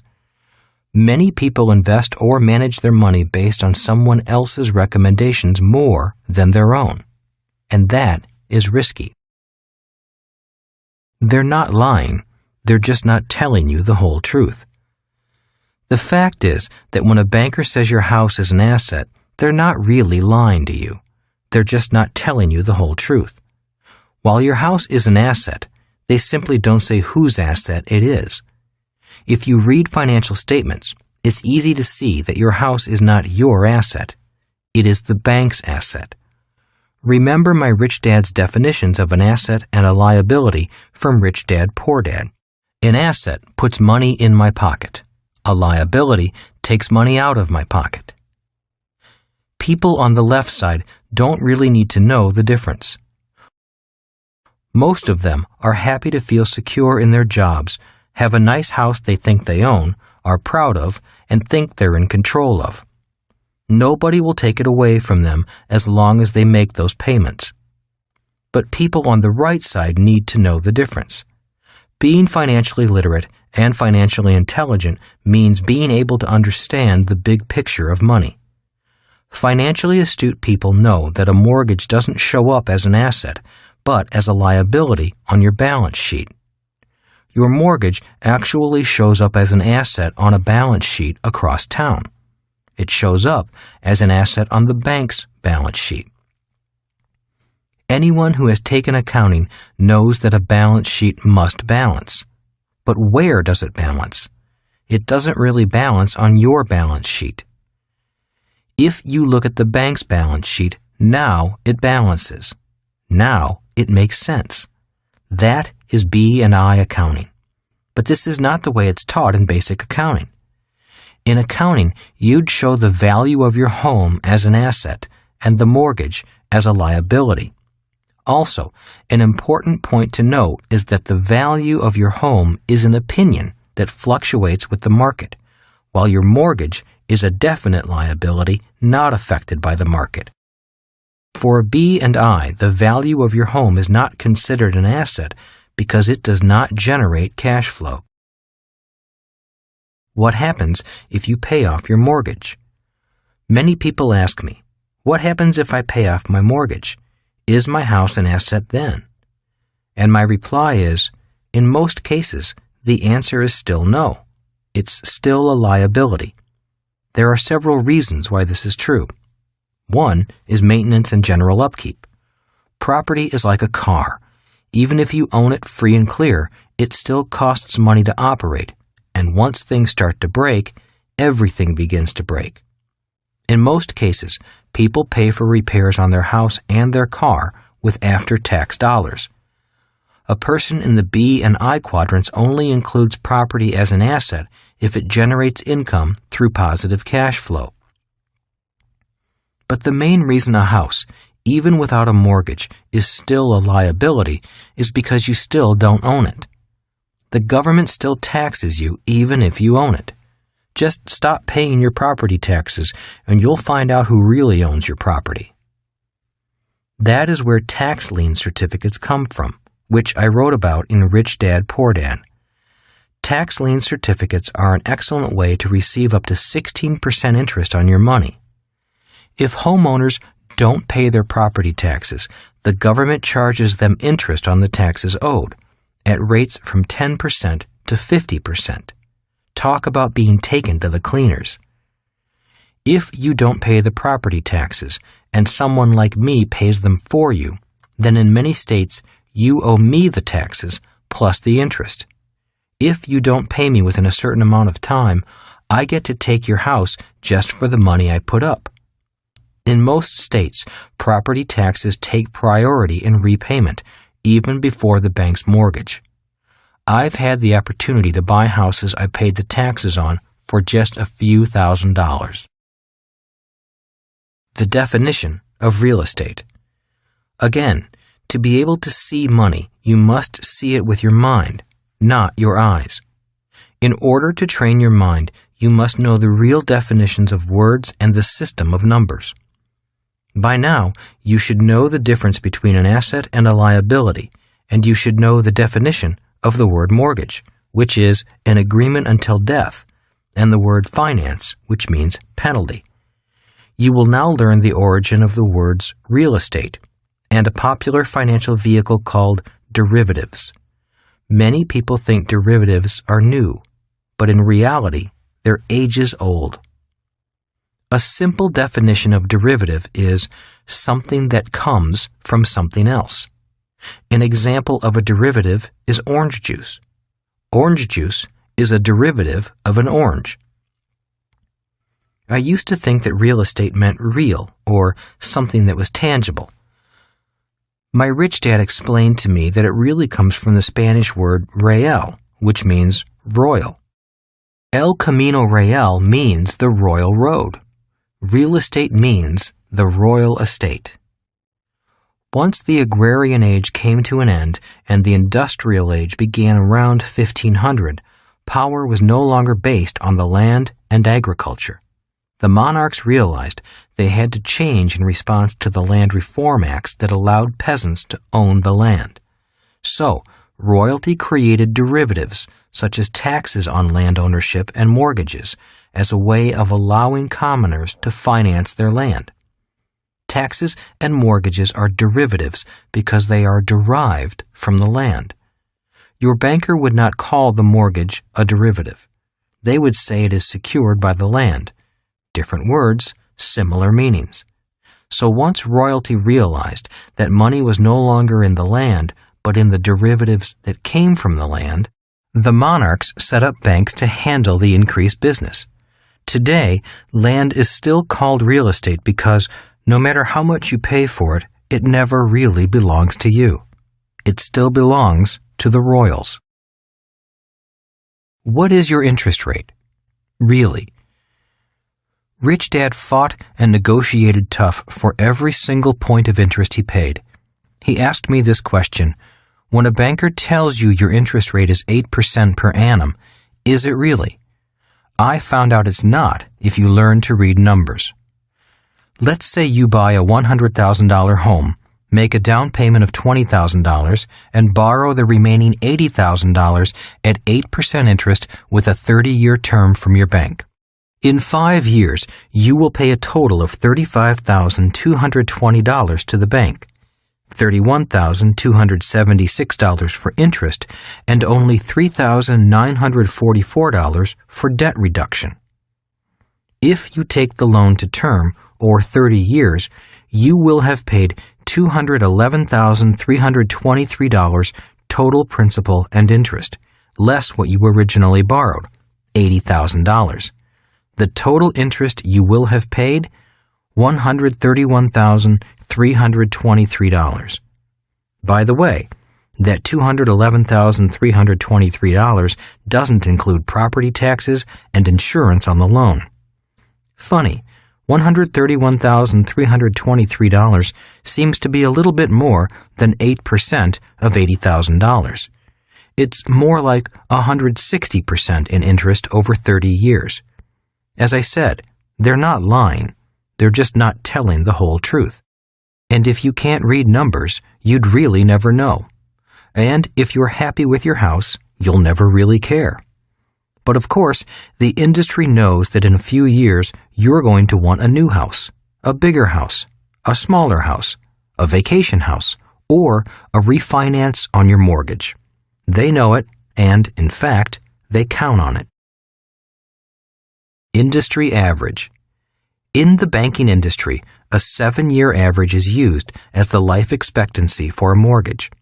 That means banks expect the average person to buy a new house or refinance every 7 years. And that means, in this example, they expect to get their original $80,000 back every 7 years, plus $43,291 in interest. And that's why it is called a mortgage, which comes from the French word mortier, or agreement until death. The reality is that most people will continue to work hard, get pay raises, and buy new houses with new mortgages. On top of that, the government gives a tax break to encourage taxpayers to buy more expensive houses, which means higher property taxes for the government. Every time I watch television, I see commercials where handsome athletes smile and tell you to take all your credit card debt and roll it into a bill consolidation loan. That way, you can pay off those credit cards and carry a new loan at a lower interest rate. They tell you why it's financially intelligent to do this. A bill consolidation loan is a smart move on your part because the government gives you a tax deduction for the interest payments you make on your home mortgage. Viewers, thinking they see the light, run down to their finance company, refinance their home, pay off their credit cards, and feel intelligent. A few weeks later, they're shopping and see a new dress, a new lawnmower, or realize their kid needs a new bicycle, or they need to take a vacation because they're exhausted. They have excellent credit, they pay their bills, their little heart goes pitter-patter, and they say to themselves, "Oh, go on. You deserve it. You can pay it off a little every month." Emotions overpower logic, and the credit card comes out of hiding. As I said, when bankers say your house is an asset, they are not lying. When the government gives you a tax break for being in debt, it is not because they're concerned about your financial future. The government is concerned about its financial future. So when your banker, your accountant, your attorney, and your teachers tell you that your house is an asset, they just fail to say whose asset it is. What about savings? Are they assets? Now, your savings really are assets. That's the good news. But again, if you read financial statements, you'll understand the total picture. While it's true that your savings are assets, when you look across town at the bank's balance sheet, your savings show up as a liability. Why are your savings and checkbook balances a liability to banks? Because they have to pay you interest for your money, and it costs them money to safeguard it. If you can grasp the significance of these words, you might begin to better understand what the eyes cannot see about the game of money. Why you don't get a tax break for saving money. If you notice, you get a tax break for buying a house and going into debt, but you don't get a tax break for saving money. Have you ever wondered why? I'm not sure either, but I imagine that one big reason is because your savings are a liability to banks. Why would they ask the government to pass a law that would encourage you to put even more money in their bank, money that is a liability to them? They don't need your savings. Besides, banks really don't need your savings. They don't need much in deposits because they can magnify money at least 10 times. If you put $1 in the bank, by law, the bank can lend out $10 and, depending upon the reserve limits imposed by the central bank, possibly much more. That means your single dollar suddenly becomes $10 or more. It's magic. When my rich dad showed me that, I fell in love with the idea. At that point, I knew that I wanted to own a bank and not go to school to become a banker. On top of that, the bank may pay less than 1% interest on that $1. In better economic times, it could be 5%, and you, as a consumer, would feel secure because the bank is paying you something on your money. Banks see this as good customer relations because if you have savings with them, you may come in and borrow money too. They want you to do this because they can then charge 9% or more on what you borrow. While you may make less than 1% on your dollar, the bank can make 9% or more on the $10 of debt your single dollar has generated.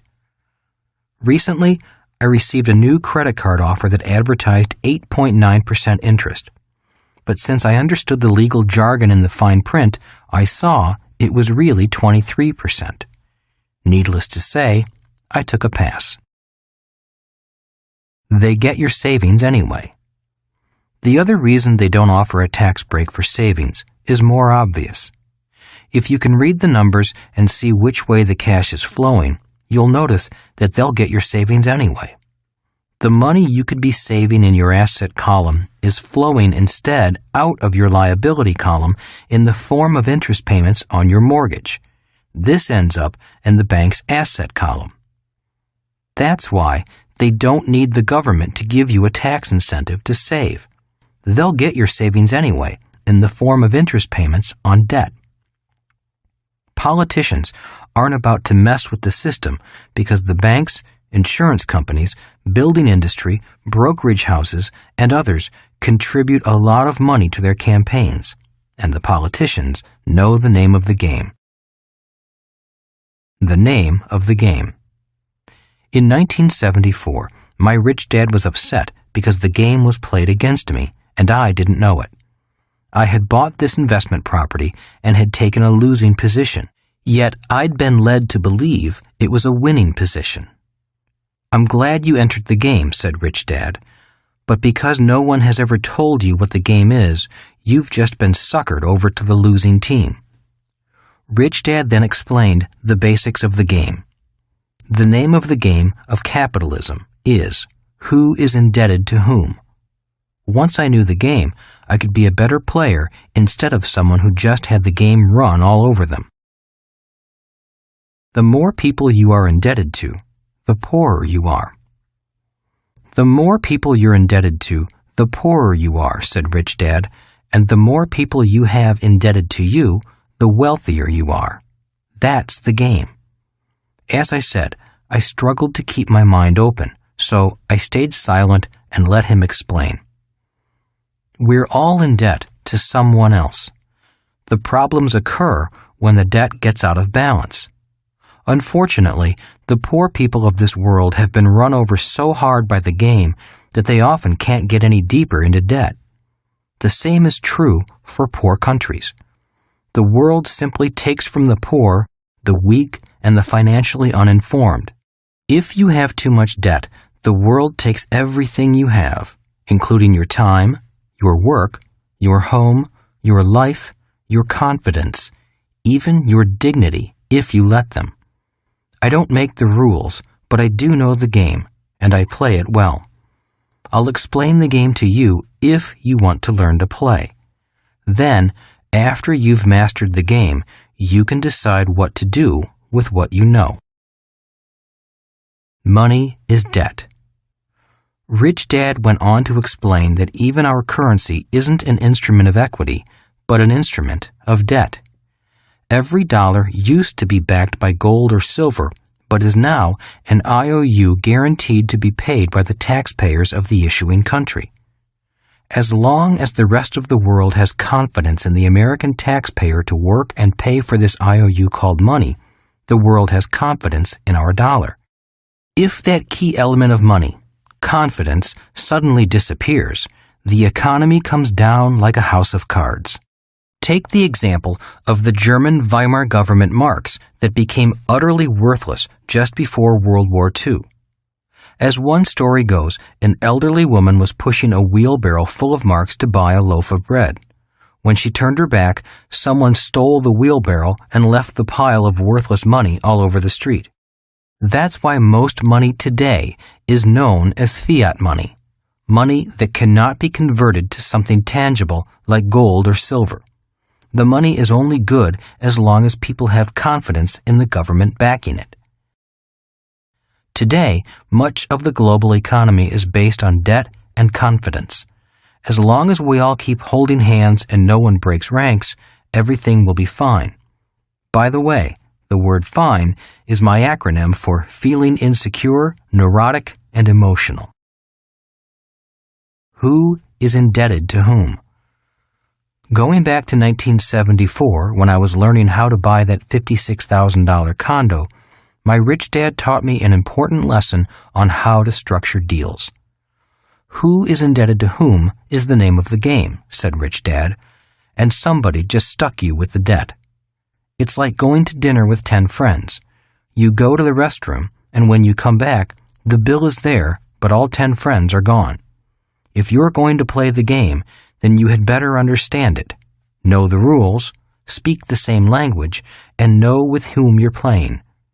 If you don't, instead of playing the game will be played on you. It's only a game. At first, I got angry at what Rich Dad was saying, but I listened and did my best to understand. Finally, he put it into a context that I could understand. You love playing football, don't you? He asked. I nodded my head. I love the game, I said. Well, money is my game, said Rich Dad. I love the money game. But for many people, money isn't a game, I said. That's correct, said Rich Dad. For most people, it's survival. For most people, money is a game they're forced to play, and they hate it. Unfortunately, the more civilized we get, the more money becomes a part of our lives. Rich Dad drew the cash flow quadrant. Just look at this as a tennis court, football field, or soccer field. If you're going to play the money game, which team do you want to be on? The E's, S's, B's, or I's? Or which side of the court do you want to be on? The right side or the left? I quickly pointed to the right side. If you take on debt and risk, you should be paid. Good, said Rich Dad. That's why you can't go out there to play the game and believe some sales agent when he tells you that to lose $150 a month for 30 years is a good deal because the government will give you a tax break for losing money and he expects the price of real estate to go up. You simply can't play the game with that mindset. While those opinions might come true, that's just not the way the game is played on the right side of the cash flow quadrant. Somebody is telling you to go into debt, take all the risks, and pay for it. People on the left side think that's a good idea, but not the people on the right. I was shaking a little. Look at it my way, said Rich Dad. You're willing to pay $56,000 for this condo in the sky. You're signing for the debt and taking all the risk. The tenant pays less in rent than what it costs to live there, so you're subsidizing that person's housing. Does that make sense to you? I shook my head. This is the way I play the game, said Rich Dad. From now on, if you take on debt and risk, then you should get paid. Got that? I nodded my head. Making money is common sense, said Rich Dad. It's not rocket science. But unfortunately, when it comes to money, common sense is uncommon. A banker tells you to take on debt so the government can give you a tax break. That doesn't make fundamental economic sense. Then a real estate agent tells you to sign the papers because he can find a tenant who will pay you less than you're paying, but, in his opinion, the value of the condo will go up. If that makes sense to you, then you and I don't share the same common sense. I just stood there. I heard everything he said, and I had to admit that I'd gotten so excited by what I thought looked like a good deal that my logic went out the window and I didn't analyze the deal. Because the deal looked good, I had become emotional with greed and excitement, and I was no longer able to hear what the numbers and the words were telling me. It was then that Rich Dad gave me an important rule that he has always used. Your profit is made when you buy, not when you sell. Rich Dad had to be certain that whatever debt or risk he took on, it made sense from the day he bought it. It had to make sense if the economy got worse, and it had to make sense if the economy got better. He never bought on tax tricks or crystal ball forecasts of the future. A deal had to make sound economic sense in good times and in bad. I was beginning to understand the game of money as he saw it. Clearly, the game was to see others become indebted to you, and to be careful to whom you became indebted. Today, I still hear his words. If you take on risk and debt, make sure you get paid for it. Rich Dad had debt, but he was careful when he took it on. If you take on debt personally, make sure it's small. If you take on large debt, make sure someone else is paying for it.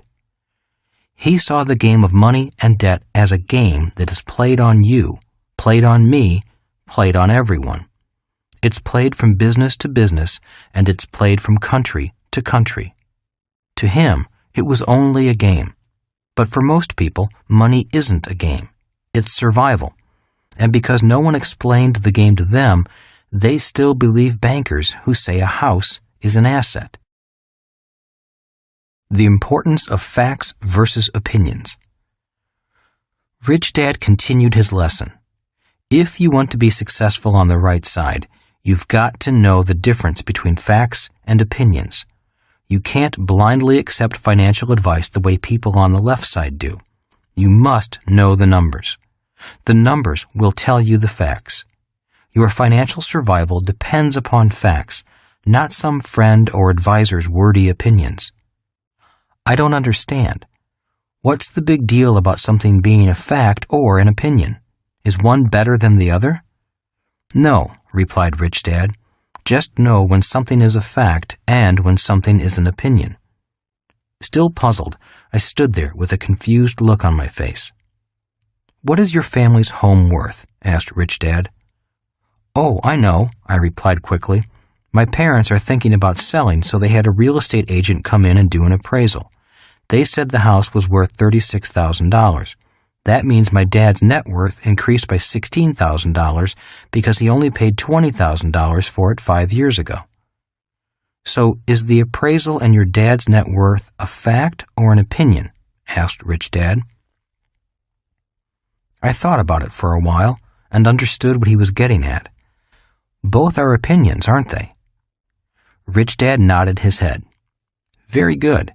Most people struggle financially because they spend their lives using opinions rather than facts when making financial decisions. Opinions such as, your house is an asset. The price of real estate always goes up. Blue chip stocks are your best investment. It takes money to make money. Stocks have always outperformed real estate. You should diversify your portfolio. You have to be dishonest to be rich. Investing is risky. Play it safe. I sat there deep in thought, realizing that most of what I heard about money at home was really people's opinions, not facts. Is gold an asset? Asked Rich Dad, snapping me out of my daydream. Yes, of course, I replied. It's the only real money that has withstood the test of time. See, there you go again, smiled Rich Dad. All you're doing is repeating someone else's opinion about what is an asset rather than checking out the facts. Gold is only an asset, by my definition, if you buy it for less than you sell it for, Rich Dad said slowly. In other words, if you bought it for $100 and sold it for $200, then it was an asset. But if you bought 1 ounce for $200 and you sold it for $100, then gold in this transaction was a liability. It is the actual financial numbers of the transaction that ultimately tell you the facts. In reality, the only thing that is an asset or liability is you, because only you can make decisions that make gold an asset or a liability. That is why financial education is so important. I've seen so many people take a perfectly good business or piece of real estate and turn it into a financial nightmare. Many people do the same in their personal lives. They take hard-earned money and create a lifetime of financial liabilities. I was even more confused, a little hurt inside, and wanted to argue. Rich Dad was toying with my brain. Many a man has been suckered because he didn't know the facts. Every day, I hear horror stories of someone who lost all their money because they thought an opinion was a fact. It's okay to use an opinion when making a financial decision, but you must know the difference. Millions of people have made life decisions based upon opinions handed down from generation to generation, and then they wonder why they struggle financially. "What kind of opinions?" I asked. Rich Dad chuckled to himself before he answered. "Well, let me give you a few common ones we have all heard. You should marry him. He'll make a good husband. Find a secure job and stay there all your life. Doctors make a lot of money. They have a big house. They must be rich. He has big muscles. He must be healthy. This is a nice car. It's only been driven by a little old lady. There is not enough money for everyone to be rich. The earth is flat. Humans will never fly. He's smarter than his sister. Bonds are safer than stocks. People who make mistakes are stupid. He will never sell for such a low price. She will never go out with me. Investing is risky. I'll never be rich. I didn't go to college, so I'll never get ahead. You should diversify your investments. You should not diversify your investments." Rich Dad went on and on until finally he could tell I was tired of hearing his examples of opinions. "Okay, I've heard enough. What's your point?" "Thought you'd never stop me," Rich Dad said, smiling. "The point is that most people's lives are determined by their opinions rather than the facts. For a person's life to change, they first need to change their opinions and then start looking at the facts. If you can read financial statements, you'll be able to see the facts of an individual's or a company's financial success, rather than going by opinions, yours or somebody else's. As I said, one is not better than the other, but to be successful in life, especially financially, you must know the difference. If you can't verify something as a fact, then it's an opinion. Financial blindness occurs when a person can't read a financial statement, leaving them to rely on someone else's opinion. Financial insanity is caused when opinions are used as facts. If you want to be on the right side of the cash flow quadrant, you must know the difference between facts and opinions. Few lessons are more important than this one. I sat there listening quietly, doing my best to understand what he was saying. It was obviously a simple concept, yet it was larger than my brain could accept at that moment. "Do you know what due diligence is?" Rich Dad asked. I shook my head. Due diligence simply means doing your homework and finding out which statements are opinions and which are facts. When it comes to money, most people are either lazy or searching for shortcuts, so they don't do enough due diligence.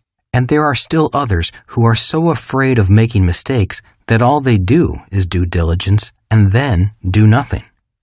Too much due diligence is also called analysis paralysis. The point is that you must know how to sift through facts and opinions and then make your decision.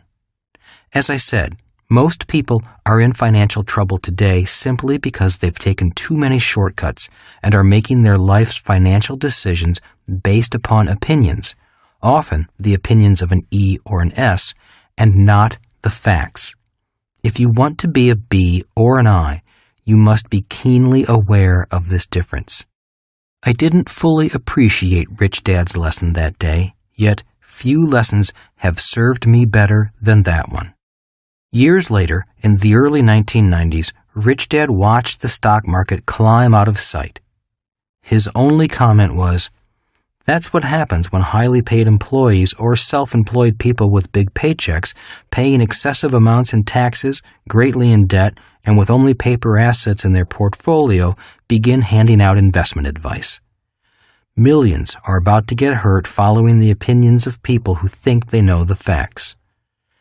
Warren Buffett, America's greatest investor, once said, "If you're in a poker game and after 20 minutes you don't know who the patsy is, then you're the patsy." Why people struggle financially. Would you believe that most people will be in debt from the day they leave school until the day they die? It's true. Anytime you hear these words, low down payment, easy monthly payments, or don't worry, the government will give you a tax break for those losses, then you know someone is luring you into the game. If you want to be financially free, you've got to be smarter than that. Most people don't have anyone who is indebted to them. They have no real assets, things that put money in their pocket, and they're often indebted to everyone else. That's why they cling to job security and struggle financially. If it weren't for their job, they'd be broke in a flash. In fact, the average American is less than 3 paychecks away from bankruptcy. They seek a better life and get run over by the game because the deck is stacked against them. They still think their house, car, golf clubs, clothes, vacation home, and other doodads are assets. They believe what someone else tells them because they can't read financial numbers to see the truth for themselves. Most people go to school and learn to be players in the game, but no one explains the rules to them. No one tells them that the name of the game is who is indebted to whom. And because no one tells them that, they are the ones who become indebted to everyone else. Money is an idea. I hope you now understand the basics of the cash flow quadrant and know that money really is an idea that is more clearly seen with your mind than with your eyes. Learning the game of money and how it is played is an important part of your journey to financial freedom. Even more important is who you need to become to move to the right side of the cash flow quadrant. Part 2 of this book focuses on bringing out the best in you and on analyzing the formula be, do, have.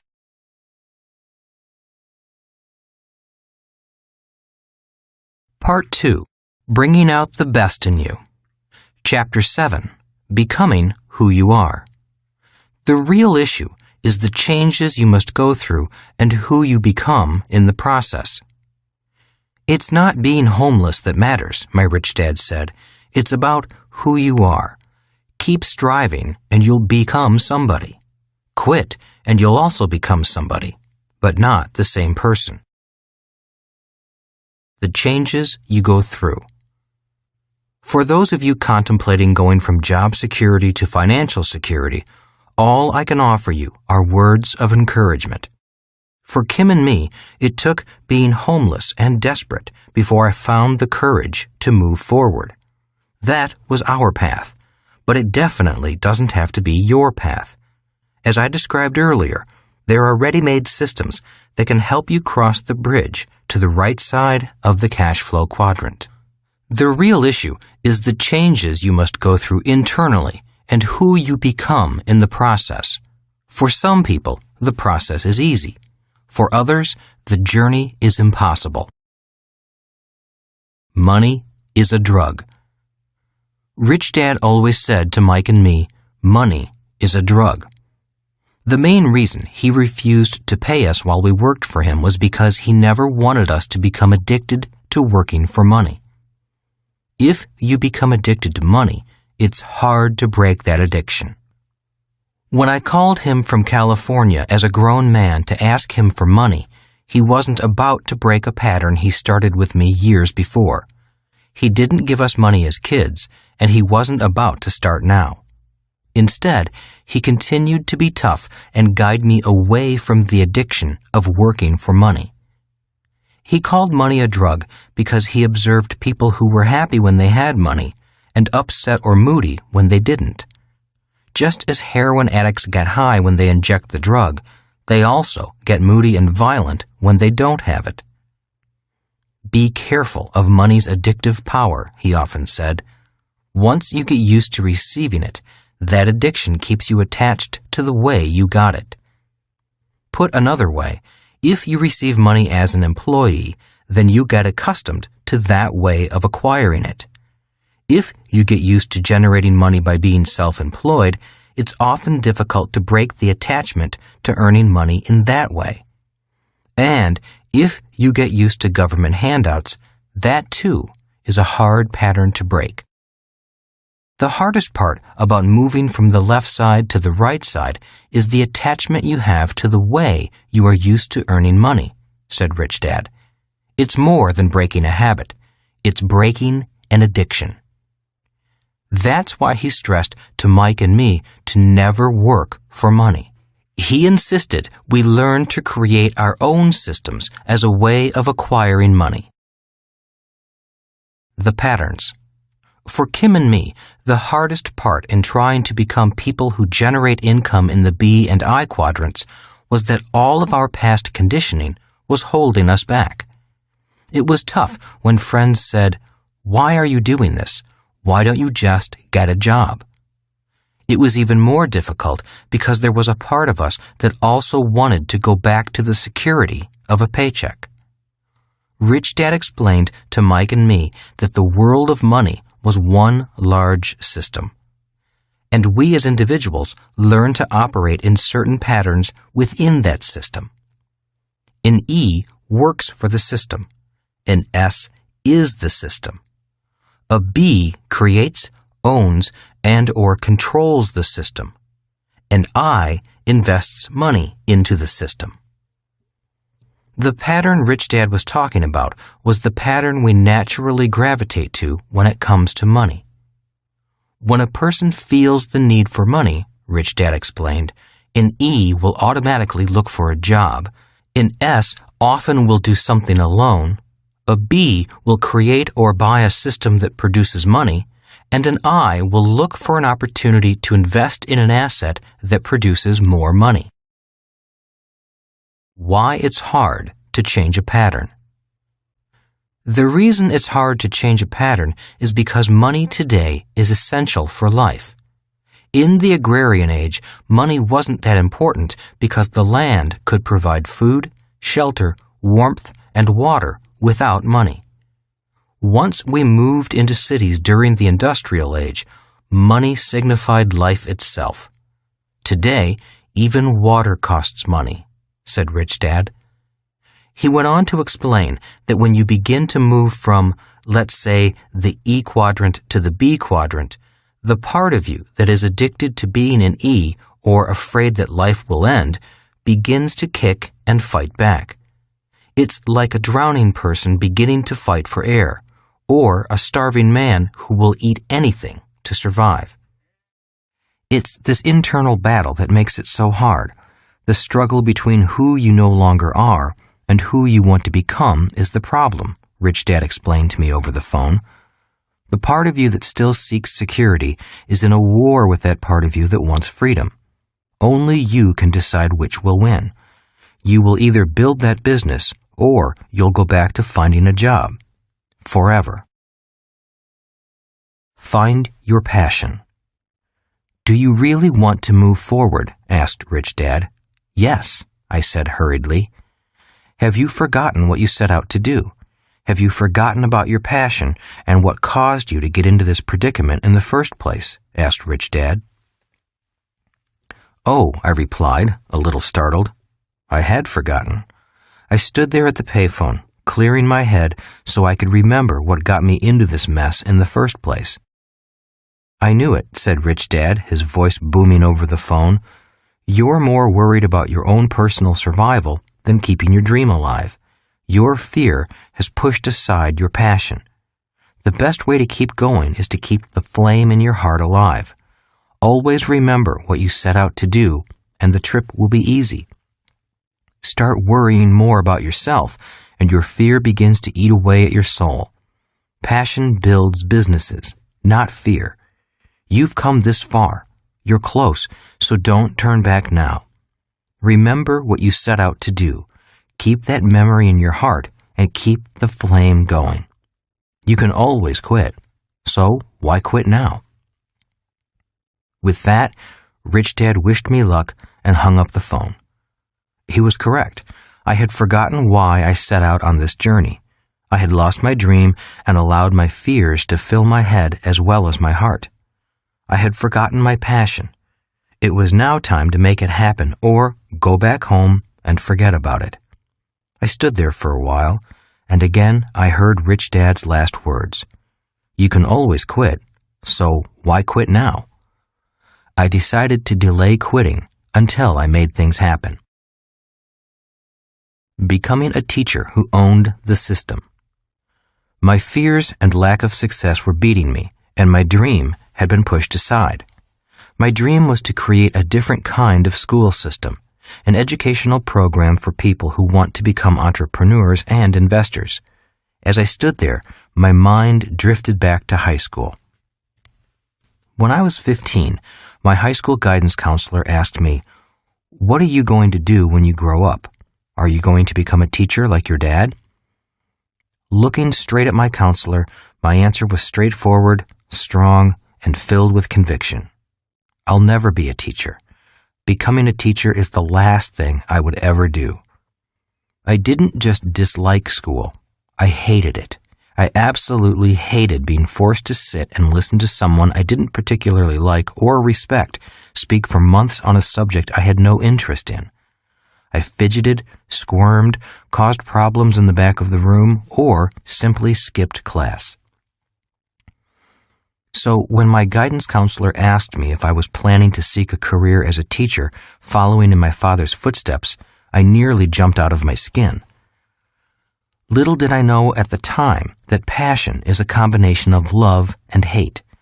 I loved learning, but I hated school. I absolutely detested sitting there and being programmed into becoming something I did not want to be. I was not alone. Notable quotes on education. Winston Churchill once said, "Personally, I am always ready to learn, although I do not always like being taught." John Updike said, "The Founding Fathers, in their wisdom, decided that children were an unnatural strain on their parents, so they provided jails called school, equipped with tortures called education."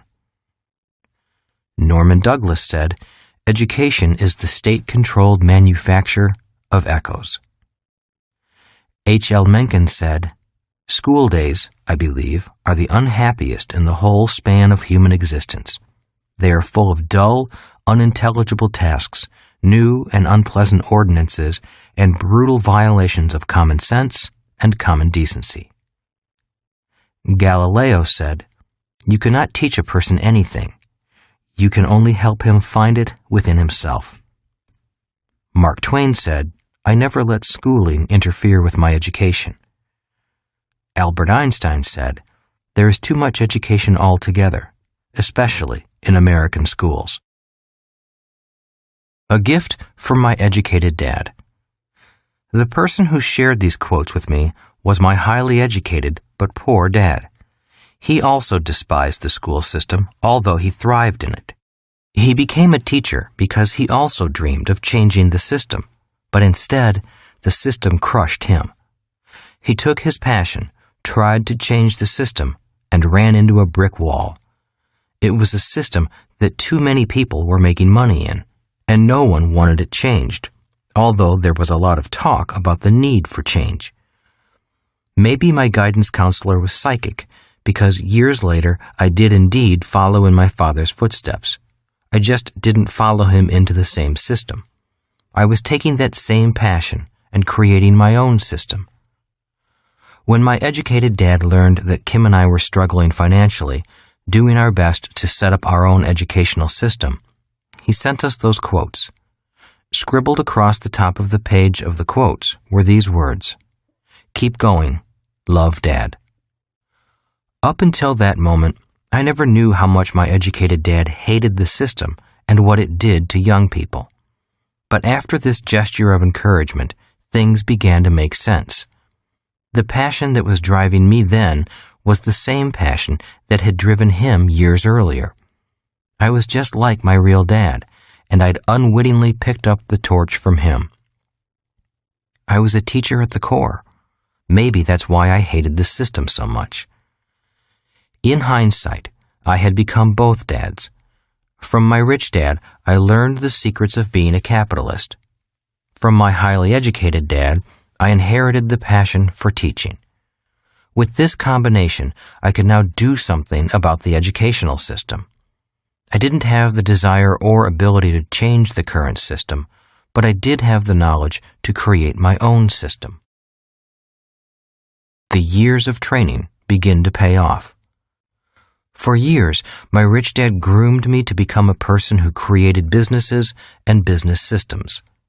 The business I set up in 1977 was a manufacturing company. We were one of the first companies to produce the nylon and Velcro surfer wallets that came in bright colors. We followed that product with the Shoe Pocket, a miniature wallet also made of nylon and Velcro that attached to the shoelaces of running shoes. In 1978, jogging was the new craze, and runners always wanted a place to put their keys, money, and ID cards. Our meteoric success was phenomenal, but soon the passion for the product line and the business drifted away. It began to weaken once my little company was pounded by foreign competition. Taiwan, South Korea, and Hong Kong were shipping products identical to mine and wiping out the markets we developed. Their prices were so low that there was no way we could compete. They were retailing products for less than it cost us to manufacture them. Our little company was faced with a dilemma: fight them or join them. My partners and I realized we couldn't win the battle. The companies flooding the market with cheap products were too strong. A vote was taken, and we decided to join them. The tragedy was that, in order to stay afloat, we had to let go of most of our faithful and hardworking staff. That broke my heart. When I inspected the new factories we contracted with for our manufacturing in Korea and Taiwan, my soul died a little. The working conditions these young workers were forced into were cruel and inhumane. I saw 5 workers stacked one on top of the other in a space where we would only allow 1 worker. My conscience began to bother me deeply, not only for the workers we let go in America, but also for our new workers overseas. Although we had solved the financial problem of foreign competition and began to make a lot of money, my heart was no longer in the business. Consequently, the business began to suffer. Its spirit was gone because my spirit was gone. I no longer wanted to become rich if it meant exploiting so many low-paid workers. I began to think about educating people to become owners of businesses rather than employees of business. At age 32, I was beginning to become a teacher, but I didn't realize it at the time. The business began to decline, not due to a lack of systems, but because of a lack of heart or passion. By the time Kim and I started out on our new business venture, the wallet company was gone. Downsizing coming. In 1983, I was invited to give a talk to the MBA class at the University of Hawaii. I gave them my views on job security. They didn't like what I had to say. In a few years, many of you will lose your jobs or be forced to work for less and less money with less and less security. Because my work caused me to travel the world, I witnessed firsthand the combined power of cheap labor and innovations from technology. I realized that a worker in Asia, Europe, Russia, or South America was really competing with workers in America. I knew the idea of high pay and a safe, secure job for workers and middle managers was an idea whose time had passed. Big companies would soon have to make cuts, both in their number of employees and in the dollars they paid to workers, simply to be able to compete globally. I was never asked back to the University of Hawaii. A few years later, the word downsizing became commonplace. Every time a big company merged with another company, workers became redundant and downsizing occurred. Every time the owners wanted to make their shareholders happy, a downsizing occurred. With each downsizing, I saw the people at the top get richer and richer, and the people at the bottom pay the price. Every time I heard someone say, "I'm sending my child to a good school so he or she can get a good, safe, secure job," I cringed. Being prepared for a job is a good idea for the short term, but it is not enough for the long term. Slowly but surely, I was becoming a teacher. Build a system around your passion. Although my manufacturing company had turned around and was doing well again, my passion was gone. Rich Dad summed up my frustration when he said, "School days are over.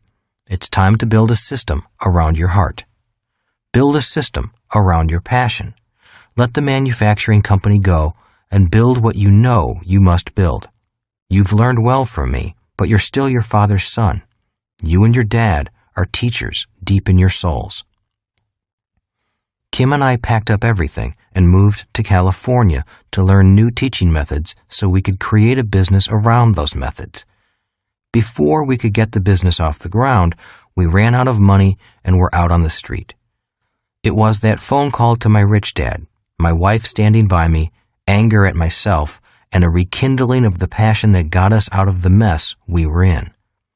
Soon, we were back to building a company. The company was an educational company using teaching methods that were almost the exact opposite of those used in traditional schools. Instead of asking students to sit still, we encouraged them to be active. Instead of teaching via lecture, we taught by playing games. Instead of being boring, we insisted our teachers be fun.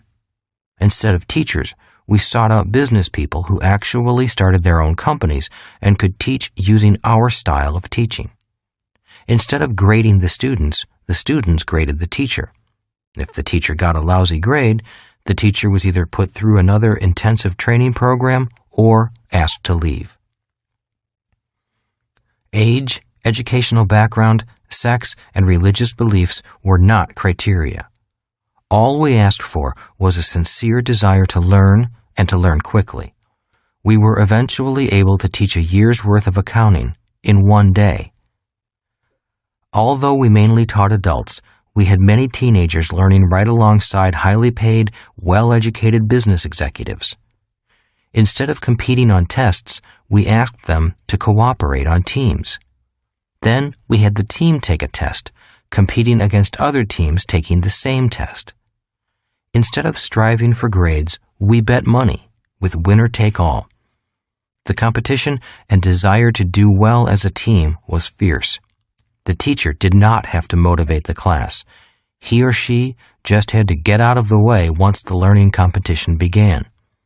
Instead of quiet at test time, there was yelling, screaming, laughter, and tears. People were excited about learning. They were turned on by learning, and they wanted to learn more. We focused on teaching just two subjects, entrepreneurship and investing, the B and I quadrants. The people who wanted to learn these subjects in our style of education showed up in droves. We did not advertise. Everything spread by word of mouth.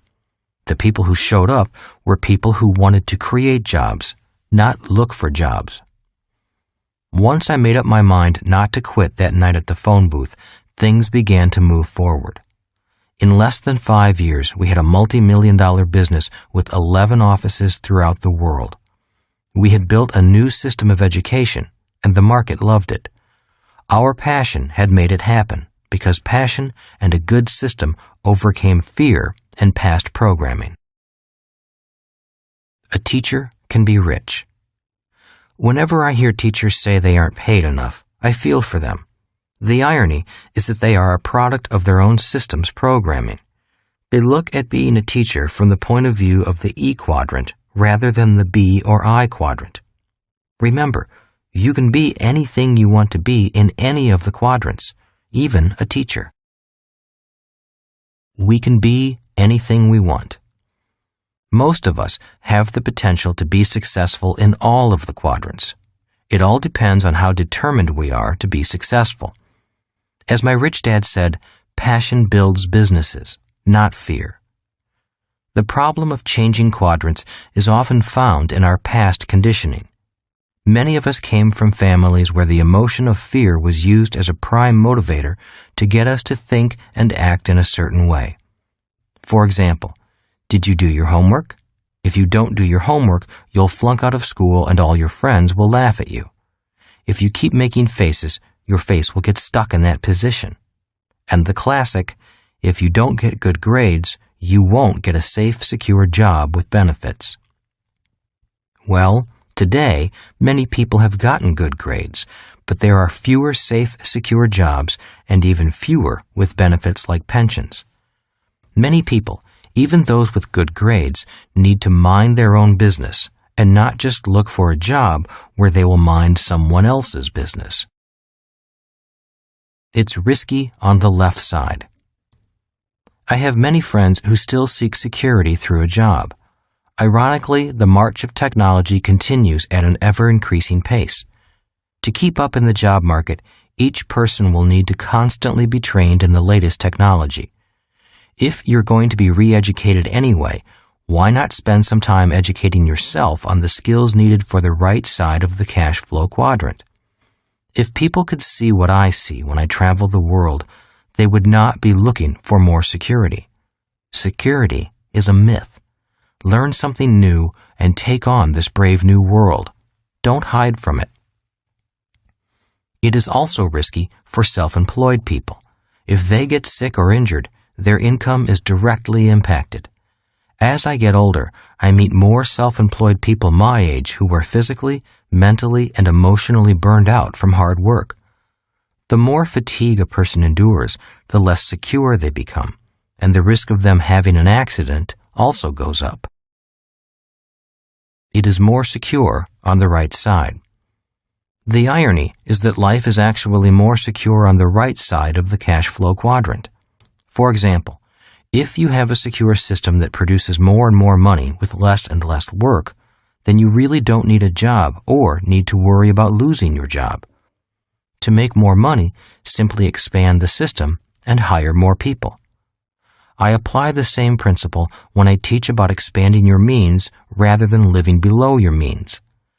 Living below your means crushes the spirit, and I have always looked for ways to expand my means so that I can enjoy all that life has to offer.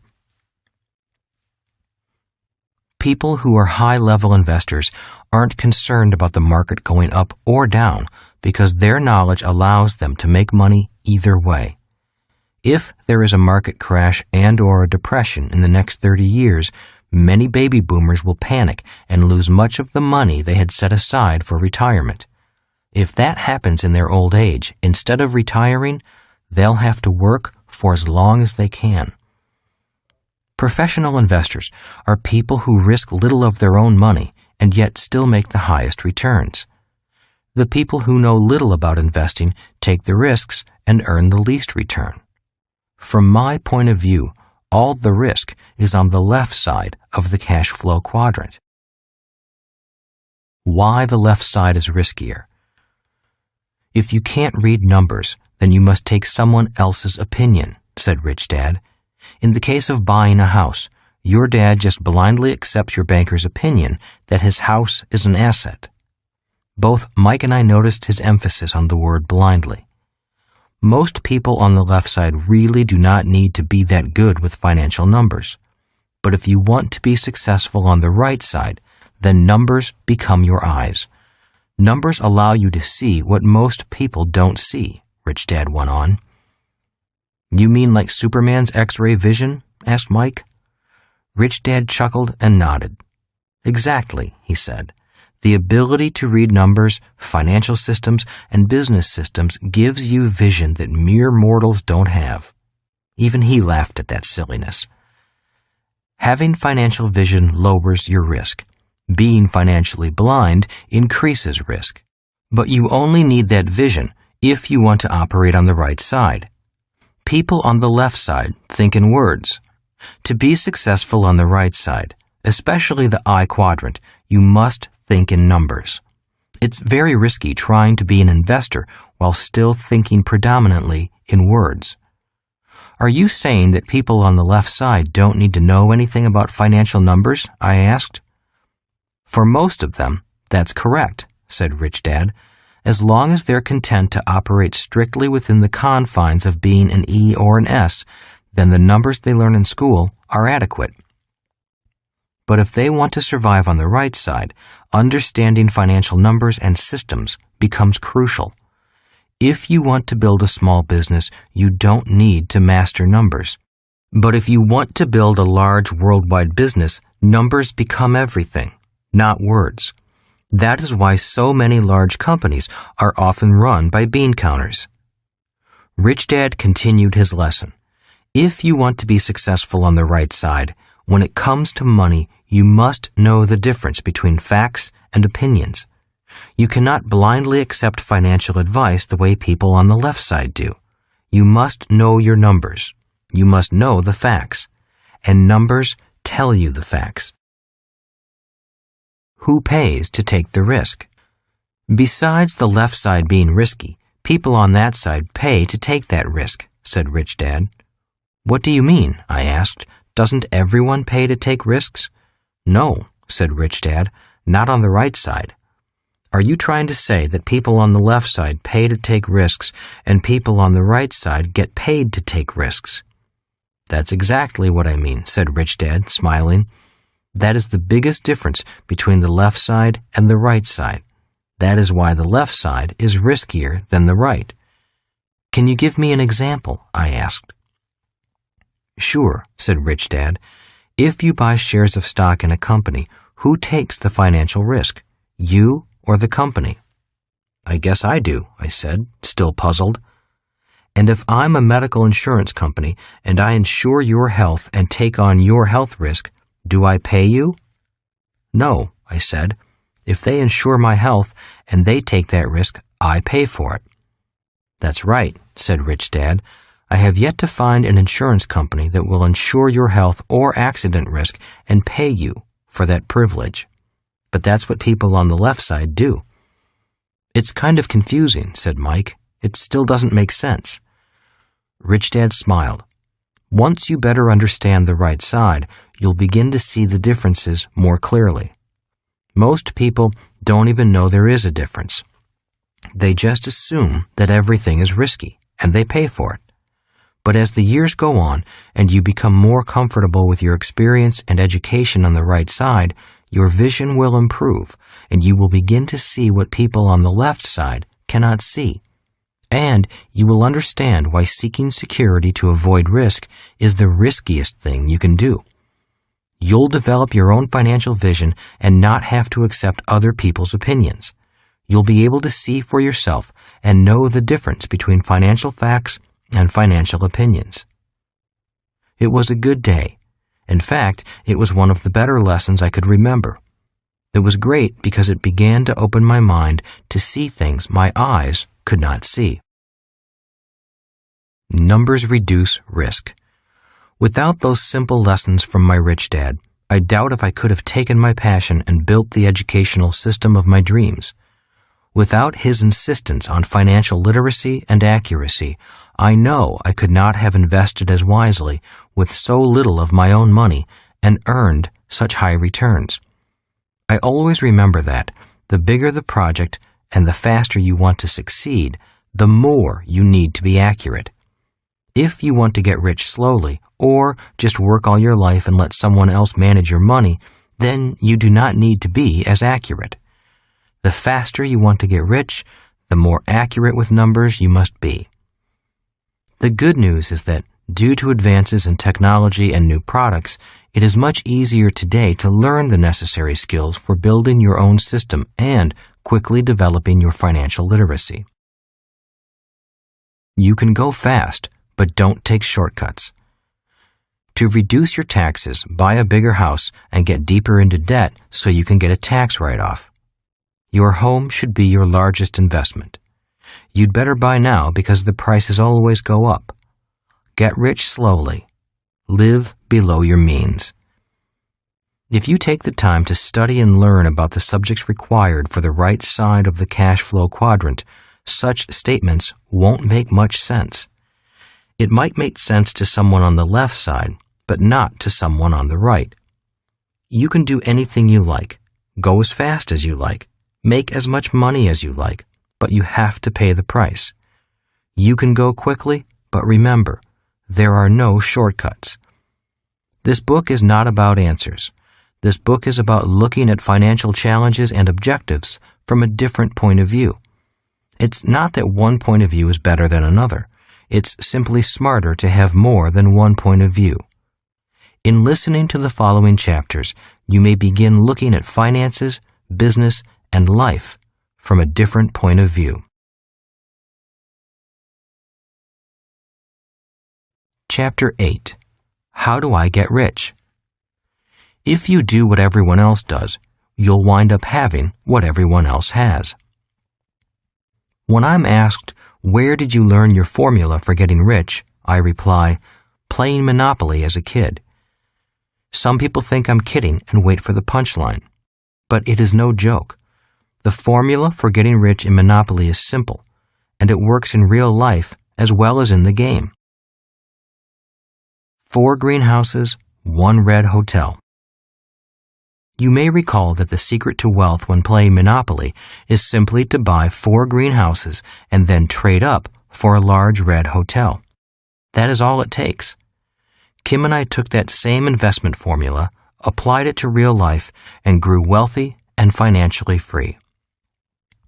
When the real estate market was really bad, we bought as many small houses as we could with the limited money we had. When the market improved, we traded in the 4 greenhouses and bought a large red hotel.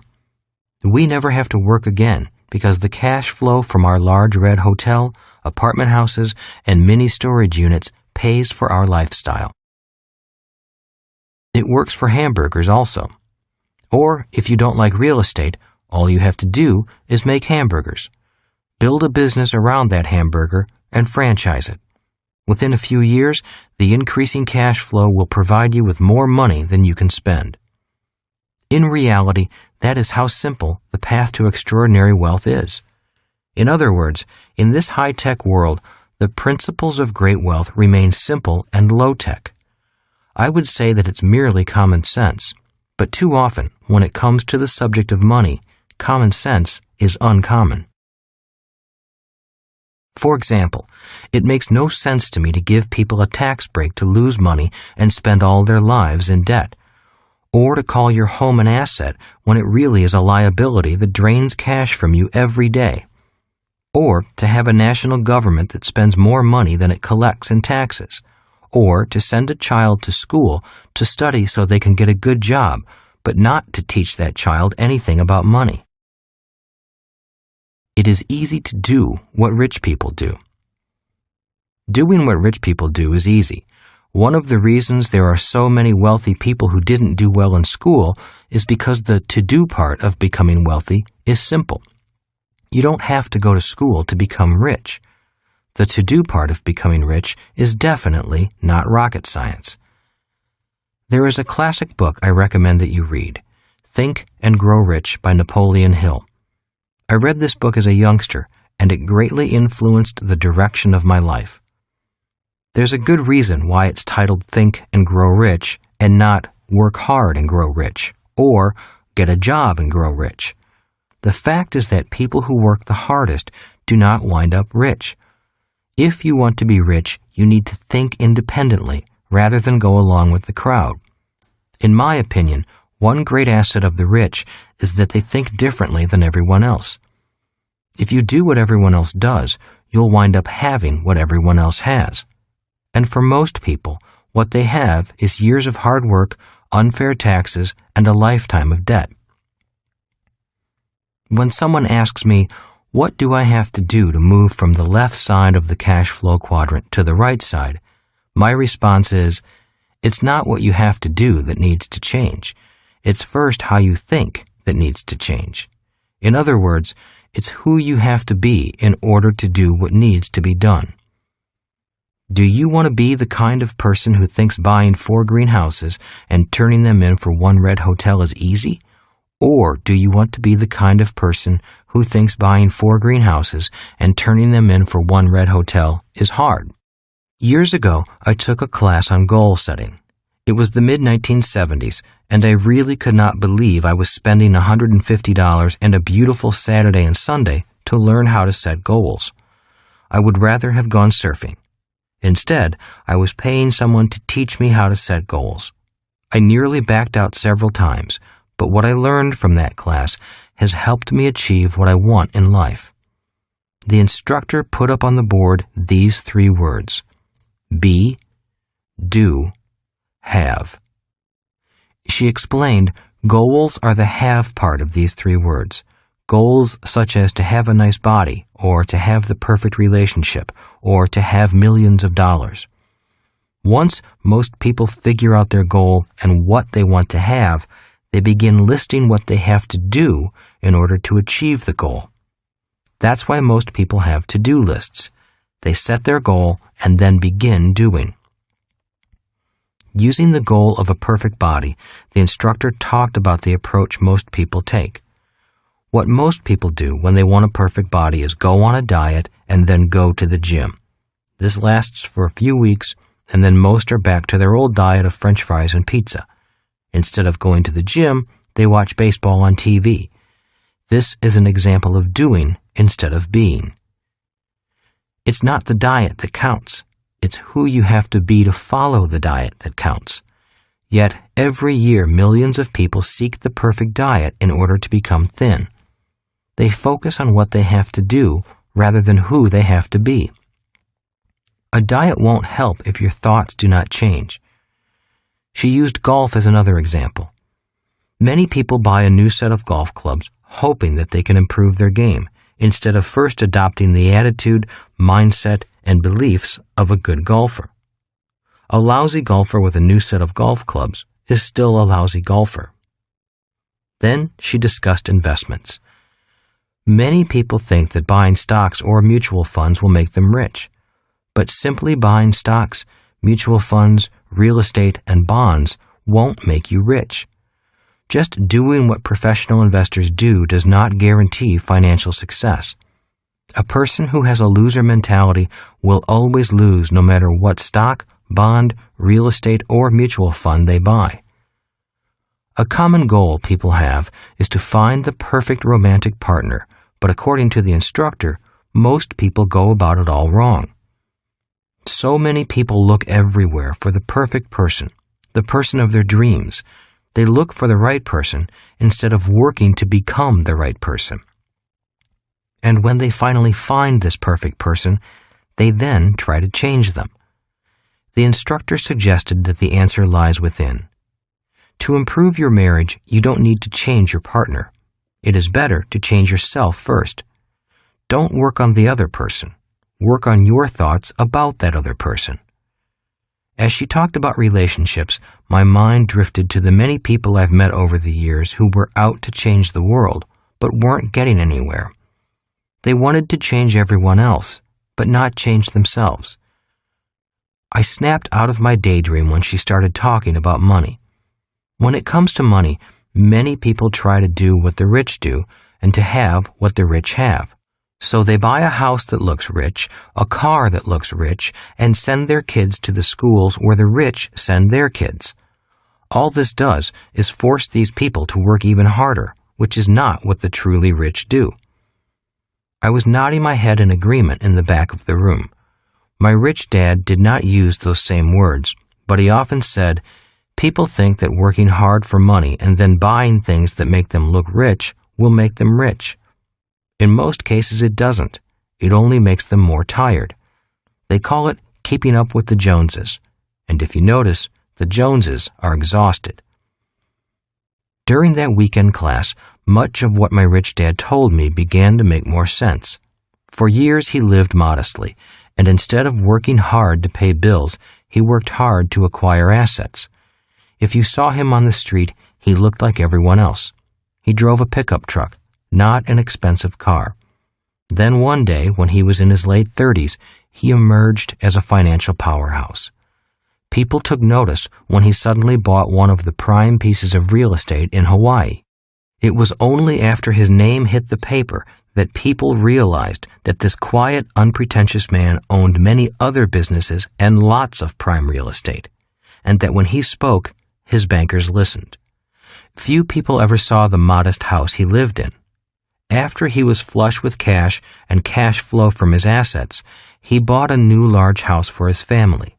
He didn't take out a loan. He paid cash. After that weekend class on goal setting, I realized that many people tried doing what they thought the rich did and tried having what the rich had. They would buy big houses and invest in the stock market because that's what they thought the rich did. Yet, what my rich dad was trying to tell me was that if they still had the thoughts, beliefs, and ideas of a poor or middle-class person and did what the rich did, they would still wind up having what the poor and the middle class have. Be, do, have began to make sense. The cash flow quadrant is about being, not doing. Moving from the left side of the cash flow quadrant to the right side is not so much about doing, but about being. It is not so much what the be or I does that makes the difference. It is how they think and who they are at their core being. The good news is that it does not cost much money to change your thinking. In fact, it can be done for free. The bad news is that sometimes it's hard to change your deep core beliefs about money that are handed down from generation to generation or learned from friends, work, and school. But it can be done, and that's what this book is primarily about. It's not so much a how-to book on what to do to become financially free, and it's not about which stocks to buy or which mutual fund is safest. This book is about strengthening your thoughts, being, so that you can take the action, doing, that will enable you to become financially free, having. Security is the issue for ease. Generally, people who seek out the E quadrant greatly value security. For them, it is often true that money is not as important as security. They may take great risks in other areas of their lives, but not when it comes to money. Perfectionism is the issue for S's. This is a generalization, but what I have observed among people who are currently in the S quadrant but are trying to switch to the right side is the do-it-yourself mentality. They like to do it themselves because they have a great need to make sure things are done correctly. In their minds, the only way to ensure that things are done right is to do everything themselves. For many S's, the real issue is their need to be in control. They hate making mistakes, but what they hate even more is someone else making mistakes and making them look bad. This makes them excellent S's and is why you hire them to do certain tasks. You want your dentist to be a perfectionist. You want your attorney to be a perfectionist. You want your brain surgeon to be a perfectionist. That is what you pay them for. That is their strength, but it's also their weakness. Emotional intelligence. A big part of being a human being is being human. And being human means having emotions. We all feel fear, sadness, anger, love, hate, disappointment, joy, happiness, and other emotions. What makes us individuals is how we handle those emotions. When it comes to risking money, we all experience fear, even the rich. The difference is how we handle that fear. For many people, that emotion of fear generates the thought, play it safe, don't take risks. For others, especially those on the right side, the fear of losing money makes them think, play it smart, learn to manage risk. Same emotion, different thought, different being, different doing, different having. The fear of losing money. In my opinion, the greatest cause of human financial struggle is the fear of losing money. Because of this fear, people often operate too safely or with too much personal control, or they just give their money to someone they think is an expert and hope and pray that the money will be there when they need it. If fear keeps you prisoner in one of the financial quadrants, I recommend reading Emotional Intelligence by Daniel Goleman. In his book, Goleman explains the age-old puzzle of why people who do well in school do not always do well in the real world. His answer is that your emotional IQ is more powerful than your academic IQ. That is why people who take risks, make mistakes, and recover often do better than people who learned not to make mistakes and are afraid of risk. Too many people leave school with passing grades, yet are not emotionally prepared to take risks, especially financial ones. The reason so many teachers are not rich is because they operate in an environment that punishes people who make mistakes. Instead, to be financially free, we need to learn how to make mistakes and manage risk. If people spend their lives terrified of losing money, afraid of doing things differently from what the crowd does, then getting rich is almost impossible, even if it is as simple as buying 4 greenhouses and trading them in for 1 large red hotel. Emotional IQ is stronger. After reading Goleman's book, I came to realize that financial IQ is 90% emotional IQ and only 10% technical information about finance or money. Goleman quotes 16th century humanist Erasmus of Rotterdam, who wrote in a satirical vein of the perennial tension between reason and emotion. In his writing, he uses the ratio of 24:1 in comparing the power of the emotional brain to the rational brain. In other words, when emotions are in high gear, they are 24 times stronger than the rational mind. Now, I don't know if the ratio is scientifically valid, but it does have some usefulness to show the power of emotional thinking over rational thinking. 24:1, emotional brain to rational brain. All of us have experienced events in our lives when our emotions overtook our rational thoughts. I am certain most of us have said something out of anger that we later wished we had not said, been attracted to someone we knew was not good for us, but still went out with them, or worse, married them, have cried or seen someone cry uncontrollably because of the loss of a loved one, done something intentionally to hurt someone we love because we were hurt, had our heart broken and not gotten over it for a long time. There are times when emotions are more than 24:1. This can be seen in addictions, such as compulsive eating, smoking, sex, shopping, drugs. Phobias, such as fear of snakes, heights, tight places, the dark, strangers. These and other behaviors are often 100% emotionally driven. Rational thought has little power over the emotions when something as strong as addictions and phobias are involved. Snakes phobia. When I was in flight school, I had a friend with a snake phobia. During a class on how to survive in the wild after being shot down, the teacher brought out a harmless garden snake to show us how to eat it. My friend, a grown man, jumped up, screamed, and ran out of the room.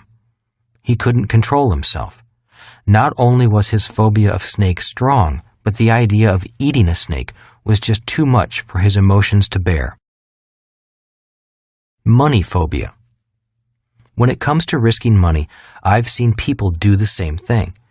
Instead of finding out about the investment, they also jump up, scream, and run out of the room.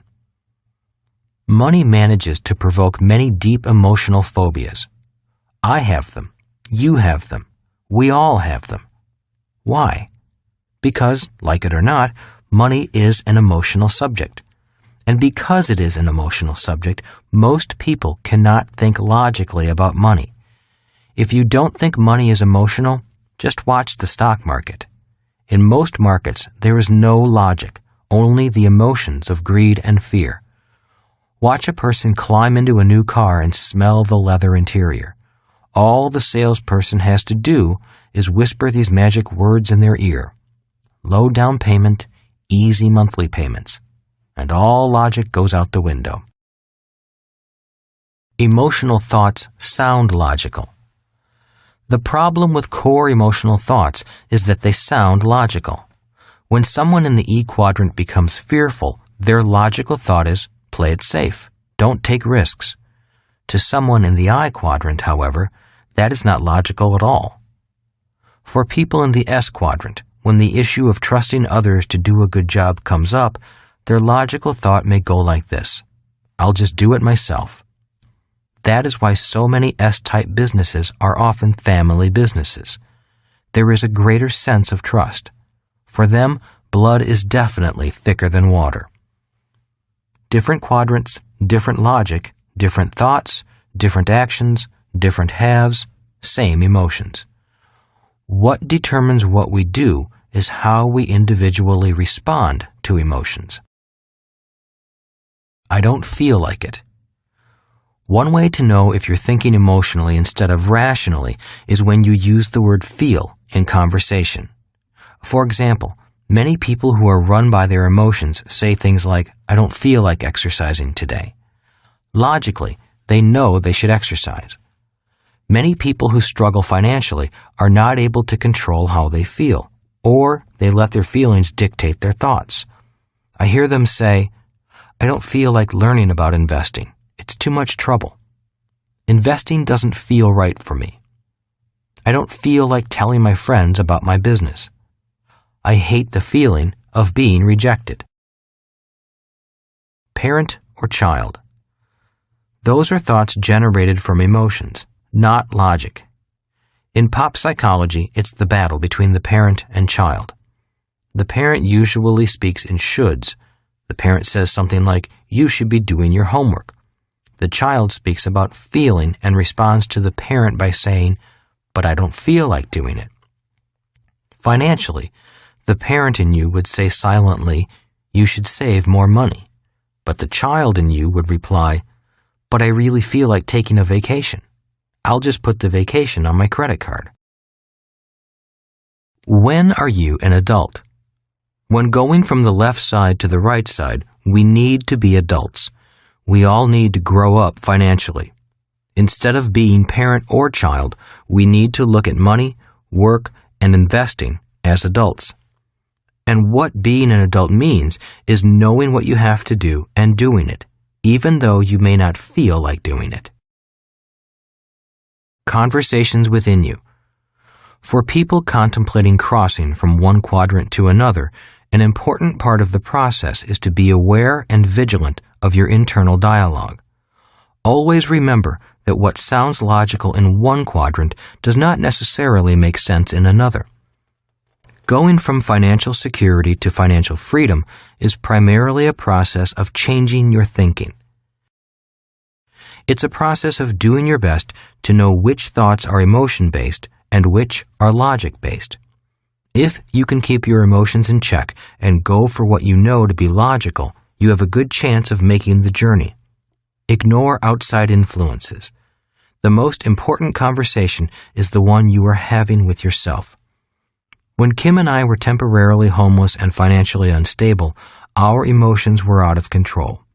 Many times, what sounded logical was pure emotions talking. Our emotions were saying the same thing our friends were saying. Play it safe, get a secure job, and enjoy life. But logically, we both agreed that freedom made more sense to us than security.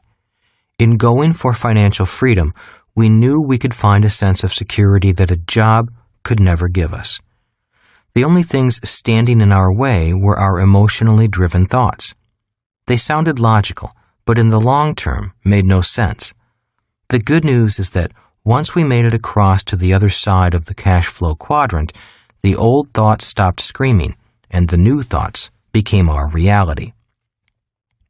Today, I understand the emotions when a person says, "I can't take risks. I have a family to think about.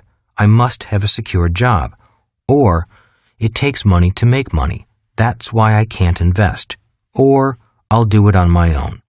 I feel their thoughts, for I have had those thoughts myself.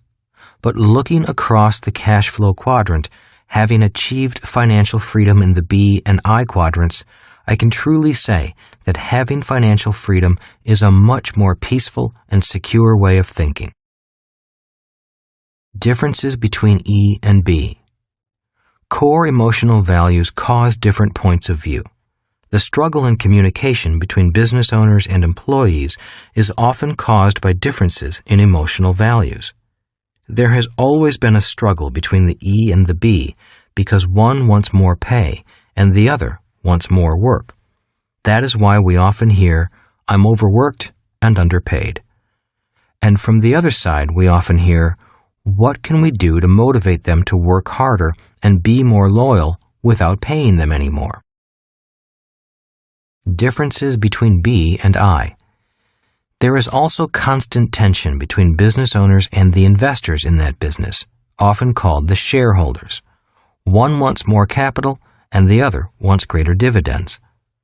A conversation at a shareholders meeting may sound like this. Company managers, we need a private jet so our executives can get to their meetings faster.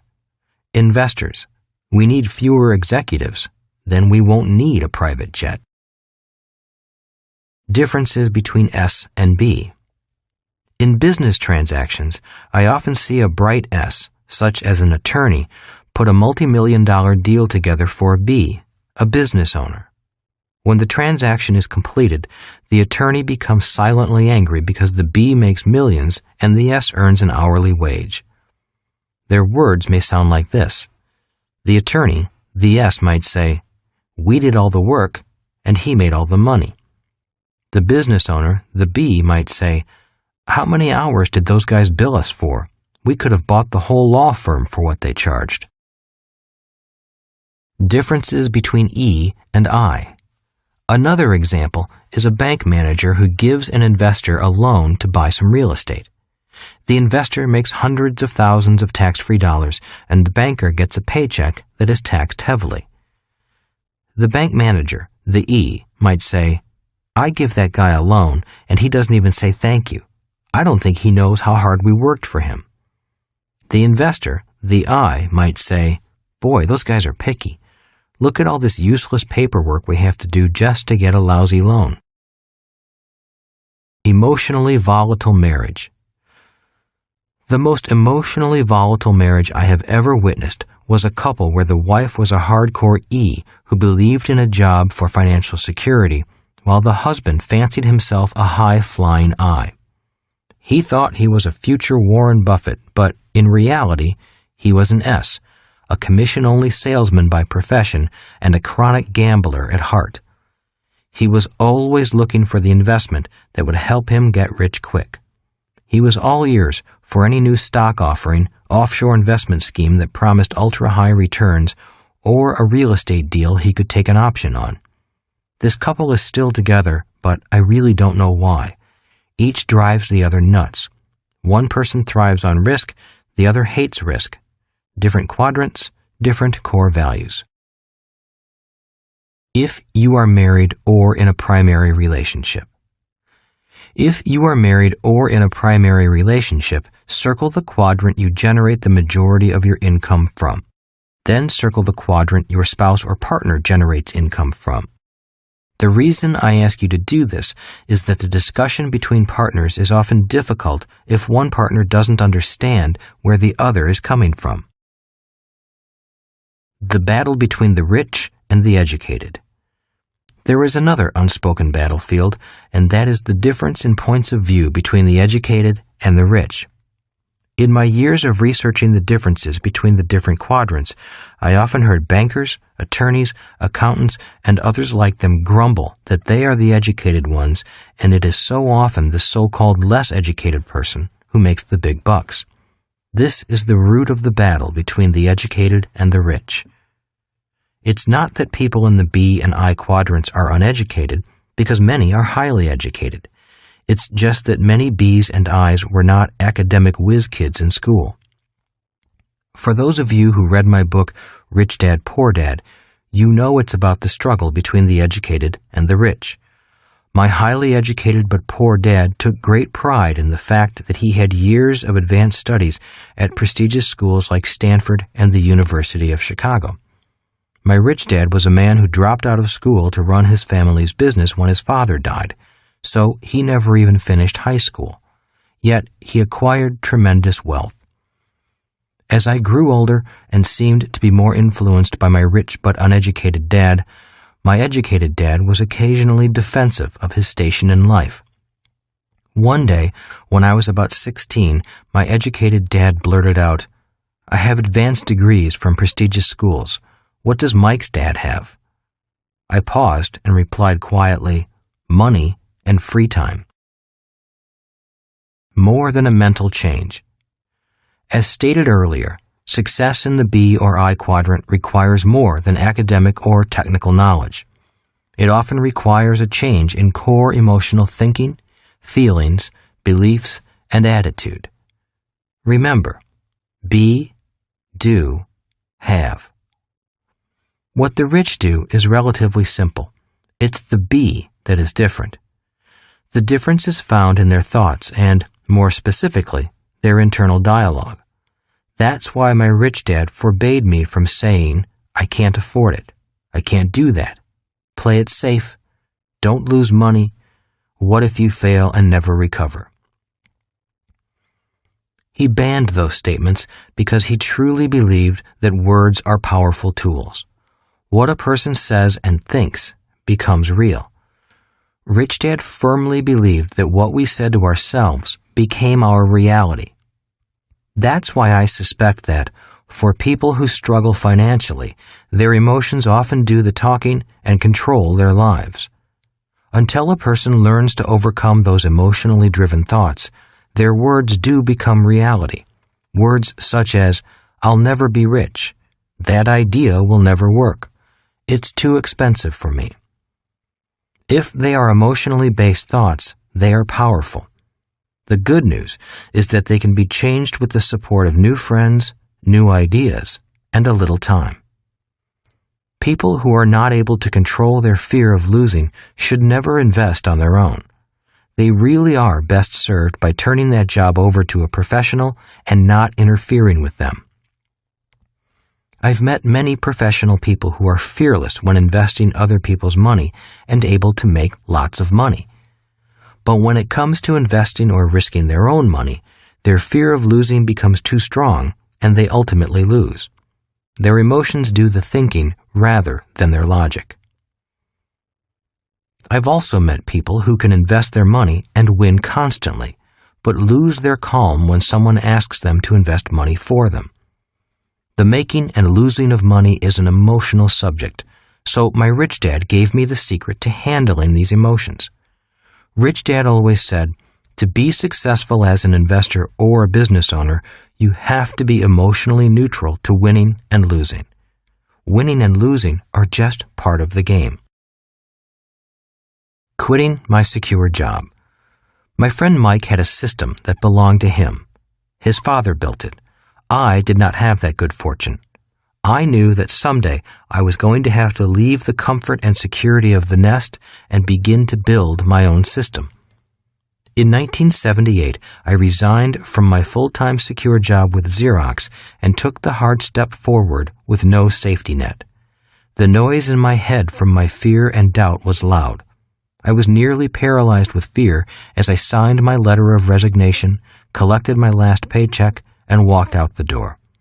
I had an orchestra of self-damaging thoughts and feelings playing inside me. I was bad-mouthing myself so loudly and with such conviction that I couldn't hear anything else. It's a good thing, because so many of the people I worked with were saying, "He'll be back. He'll never make it." The problem was that I was saying the same thing to myself. Those emotional thoughts of self-doubt haunted me for years, until Kim and I were successful in both the B and I quadrants. Today, I still hear those words. They just have less authority. In the process of putting up with my own self-doubt, I learned to create other thoughts and statements of personal encouragement.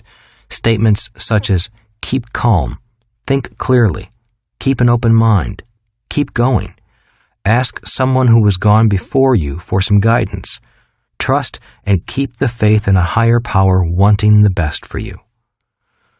I learned to create these thoughts of encouragement internally, even though there was a part of me that was frightened and afraid. I knew that I had little chance of success my first time out, but the positive emotions of trust, faith, and courage, along with good friends, moved me forward. I knew that I had to take risks. I knew that risk led to mistakes, and mistakes led to wisdom and knowledge, both of which I lacked.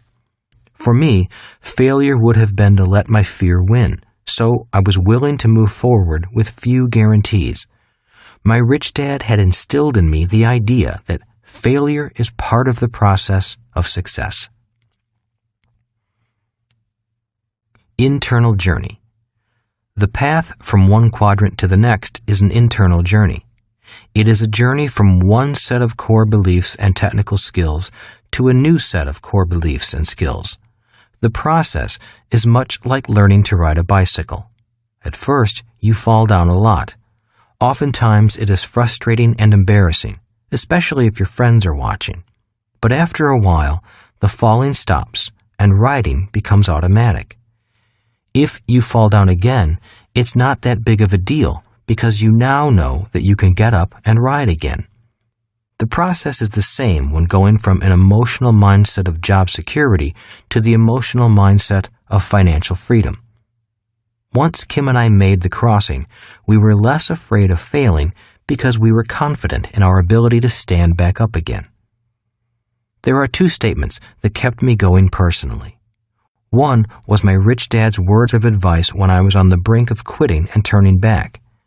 You can always quit, so why quit now? That statement kept my spirits higher and my emotions calm. It reminded me that I was halfway there, so why turn back? The distance going back was the same as going forward. It would be like Columbus quitting and turning back halfway across the Atlantic. Sometimes quitting is the best move, and having the intelligence to know when to walk away is important. Too often I meet people who are so stubborn that they keep going forward on a project that has no chance of success. The problem of knowing when to quit or when to keep going is a common problem with anyone who takes risks. One way to manage this problem is to find mentors who have already successfully made the crossing before. A person who is already on the other side can best guide you. But be careful of advice from someone who has only read books about the crossing and gets paid to lecture on the subject. The other statement that often kept me going was, giants often trip and fall, but worms don't because all they do is dig and crawl. The main reason so many people struggle financially isn't because they lack a good education or are not hardworking. It is because they are afraid of losing. If the fear of losing stops them, they've already lost. Losers cut their winners and ride their losers. Fear of being a loser affects what people do in strange ways. I have seen people who bought stock at $20 sell their shares when they reached $30 because they were so afraid of losing what they had gained. And then they watched the stock go up to $100, split, and go up to $100 again. Ironically, that same person who bought a stock at $20 will watch it go down to $3 and still hang on, hoping the price will come back up. This is an example of a person being so afraid of losing or admitting that they lost that they wind up losing. Winners cut their losers and ride their winners. Winners do things almost exactly the opposite. Often, the moment they know they took a losing position, i.e., their stock price starts to go down instead of up, they will sell and take their losses. Most are not ashamed to say they took a loss, because a winner knows that losing is part of the process of winning. When they find a winner, they will ride it up as far as it can go. The moment they know the free ride is over and the price has peaked, they cut and sell. The key to being a great investor is to be neutral to winning and losing. Then you don't have emotionally driven thoughts, such as fear and greed, doing your thinking for you. Losers do the same things in life. People who are afraid of losing do the same things in real life. We all know of people who stay in marriages where there is no longer any love. People who stay at dead-end jobs. People who hang on to old clothes and things they never use.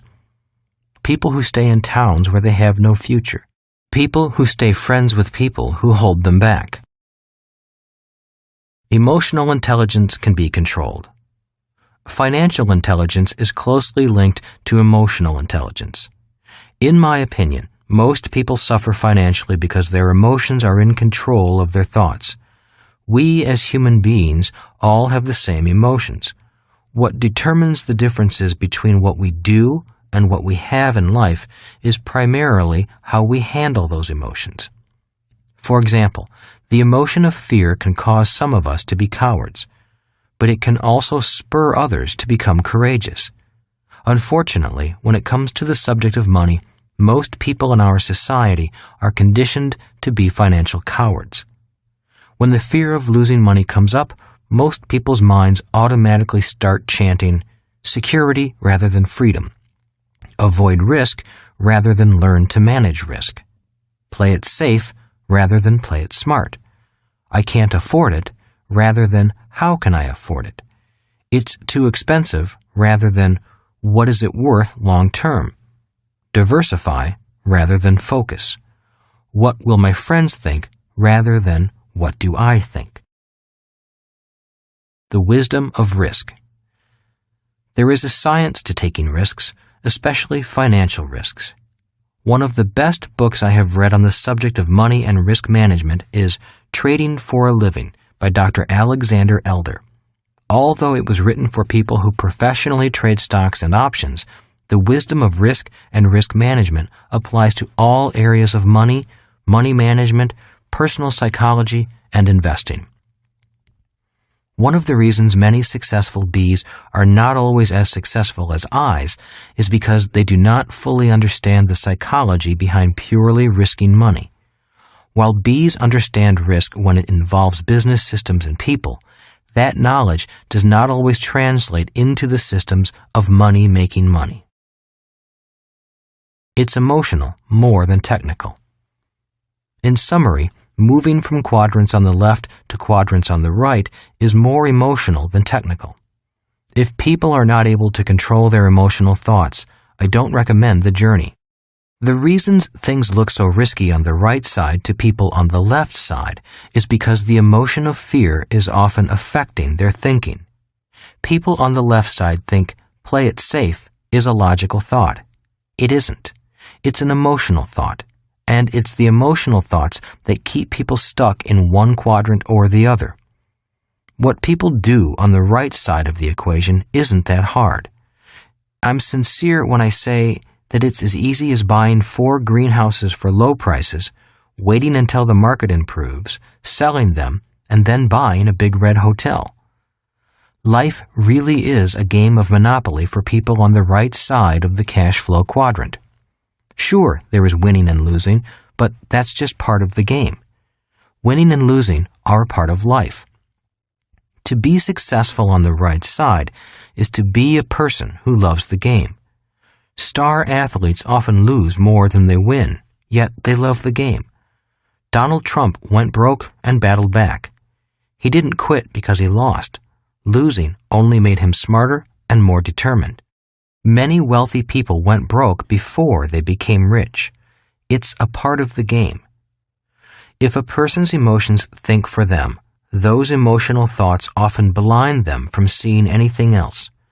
It's because of those knee-jerk emotional thoughts that people react rather than think. And it's emotional thinking that causes people from different quadrants to argue. The arguments are caused by people not having the same emotional points of view. It's that emotional reaction that blinds a person from seeing how easy, and often risk-free, things are on the right side of the cash flow quadrant. I encourage all of you who want to make the crossing to make sure you have a long-term positive support group and a mentor guiding you. The struggle Kim and I went through was worth it. For us, the most important thing about crossing from the left side to the right side was not what we had to do, but who we became in the process. To me, that is priceless. Chapter 9. Be the bank, not the banker. The rich create money. I have focused on the B portion of the formula be, do, have, because without the proper mindset and attitude, you could not be prepared for the great economic changes that are facing us today. By being someone with the skills and mindset of the right side of the cash flow quadrant, you will recognize opportunities that arise from these changes and be prepared to do. This will lead you to have financial success. I remember a phone call I received from my rich dad in late 1986. "Are you in the real estate market or the stock market?" he asked. "Neither," I replied. "Everything I've invested is in building my business." "Good," he said. "Stay out of all markets. Keep building your business. Something big is about to happen." That year, the U.S. Congress passed the Tax Reform Act of 1986. In just 43 days, Congress took away many of the tax loopholes that people counted on to shelter their income. For people who were using those passive losses from their income property as tax deductions, they suddenly still had their losses, but the government had taken away the tax deduction. All across America, real estate prices began to plunge, in some cases as much as 70%. Suddenly, property was worth far less than the amount of their mortgages. Panic swept the real estate market. Banks and savings and loans began to shake, and many failed. People could not get their money out of the banks, and then Wall Street crashed in October 1987. The world went into financial crisis. Fundamentally, the Tax Reform Act of 1986 eliminated many of the tax loopholes that the high-income E's and S's depended upon. Many of them had invested in real estate properties or limited partnerships in order to utilize any losses to offset their earnings from the E or S quadrants. And while the crash and recession did affect people in the B and I quadrants, many of their tax avoidance mechanisms were left intact. During this period, E's learned a new word: downsizing. They soon realized that when a major layoff was announced, the share price of the stock of the company announcing the layoff went up. Sadly, most did not understand why. There were many S's also struggling to cope with the recession that was caused by decreased business, higher insurance rates, and losses from the real estate and stock markets. As a result, I believe that individuals on the left side of the cash flow quadrant were financially hurt and suffered the most as a direct result of the Tax Reform Act of 1986. Transfer of wealth. While people on the left side were suffering, many people on the B and I side were getting rich, thanks to the government taking away from some people and giving to others. By changing the tax code, all the tax trick reasons for investing were taken away from people who were simply buying real estate to lose money. Many were high-income employees or professionals such as doctors, attorneys, accountants, and small business owners. Prior to this period, they had so much taxable income that their advisors told them to buy real estate to lose money, and then, with any extra money, invest in the stock market. When the government took that loophole away with the Tax Reform Act, one of the most massive transfers of wealth began. In my opinion, much of the wealth was taken away from the E and S side and handed to the B and I side for pennies on the dollar. When the savings and loans, the organizations that issued the bad loans, failed, billions of dollars in deposits were at risk. The money had to be paid back. So, who was left to pay back the billions of dollars lost in savings and real estate foreclosures? Well, the taxpayers, of course, the very people who were already hurting enough as it was. Some of you may remember a governmental agency called the Resolution Trust Corporation, or the RTC as it was commonly known. The RTC was the agency responsible for taking the foreclosures from the real estate crash and transferring them to people who knew how to handle them. For me and many of my friends, it was like a blessing from financial heaven. Remember that money is seen with the mind, not with the eyes. During this period of time, emotions ran high and vision was blurred. People saw what they were trained to see. 3 things happened to people on the left side of the cash flow quadrant. 1. Panic was everywhere. When emotions are high, financial intelligence often disappears. People were so concerned about their jobs, the falling value of their property, the crash of the stock market, and the general slowdown of business that they failed to see the massive opportunities right in front of them. Their emotional thoughts blinded them. Instead of moving forward and beating the bushes, most people went into their caves and hid. 2. They lacked the technical skills required on the B and I side.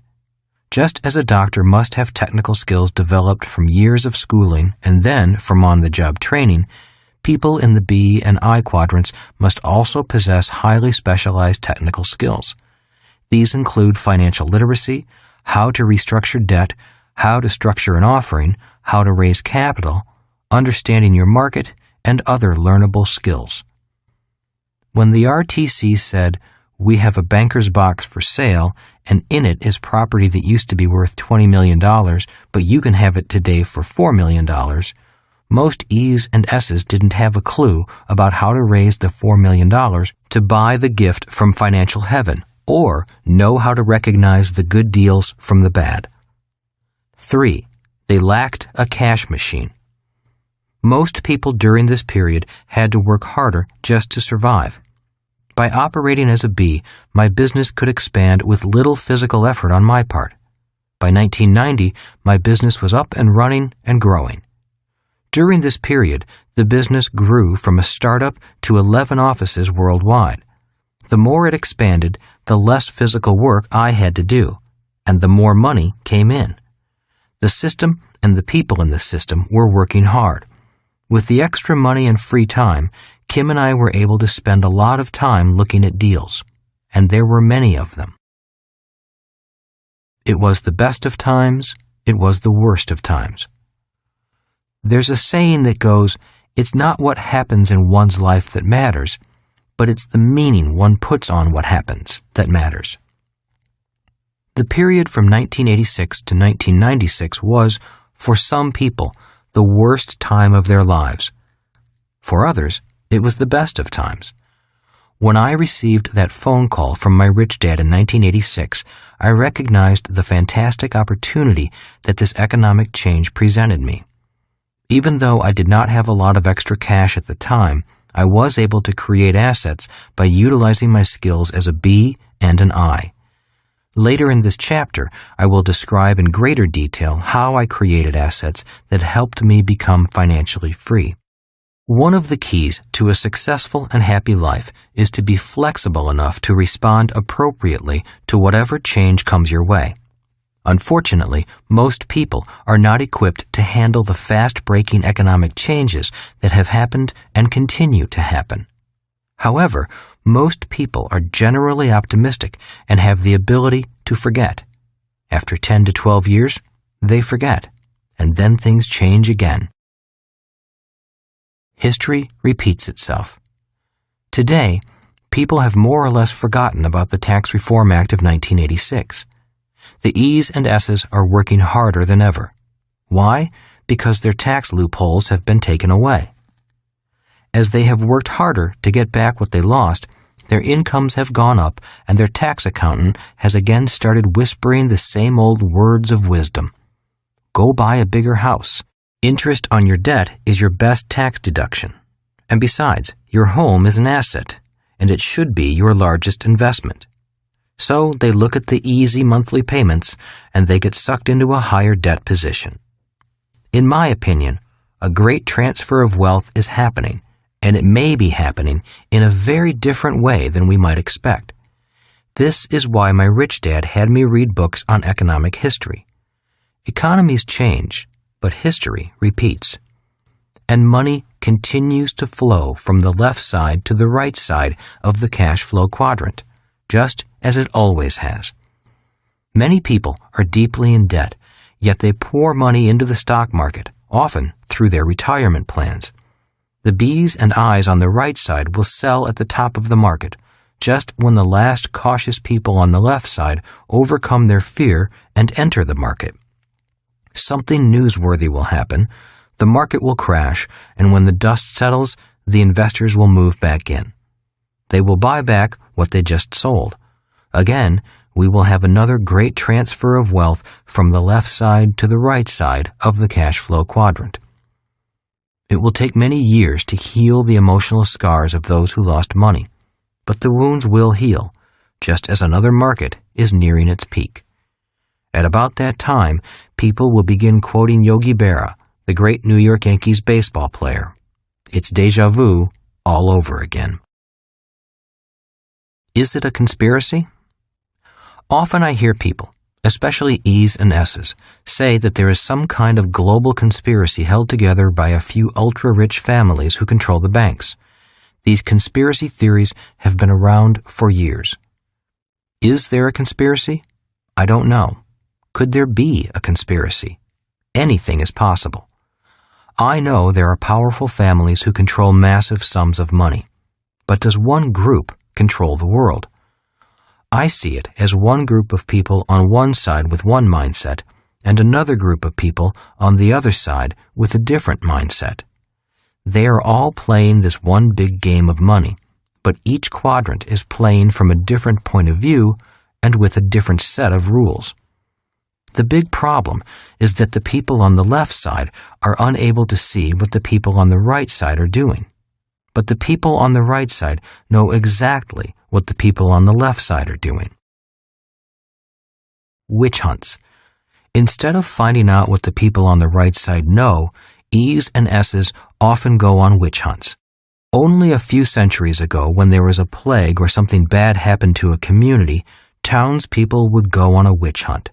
They needed someone to blame for their plight. Well, witch hunts still go on today. Many people look for someone to blame for their financial problems. These people often want to blame the rich for their problems rather than admit that their own lack of information about money often is a fundamental reason for their struggles. Heroes become villains. Every few years, a new financial guru appears and seems to have some new magic formula for wealth. In the late 1970s, it was the Hunt brothers who tried to corner the silver market.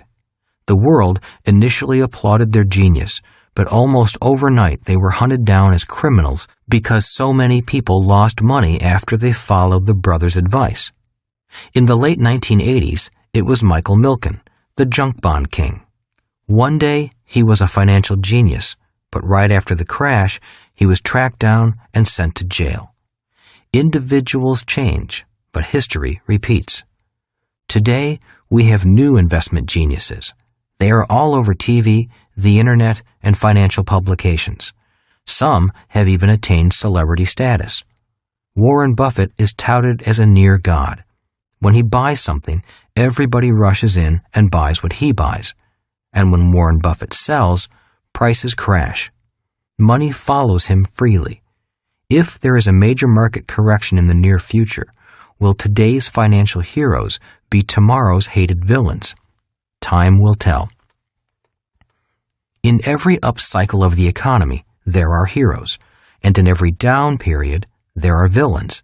Often, they end up being the same people. People will always need witches to burn or conspiracies to blame for their own financial blindness.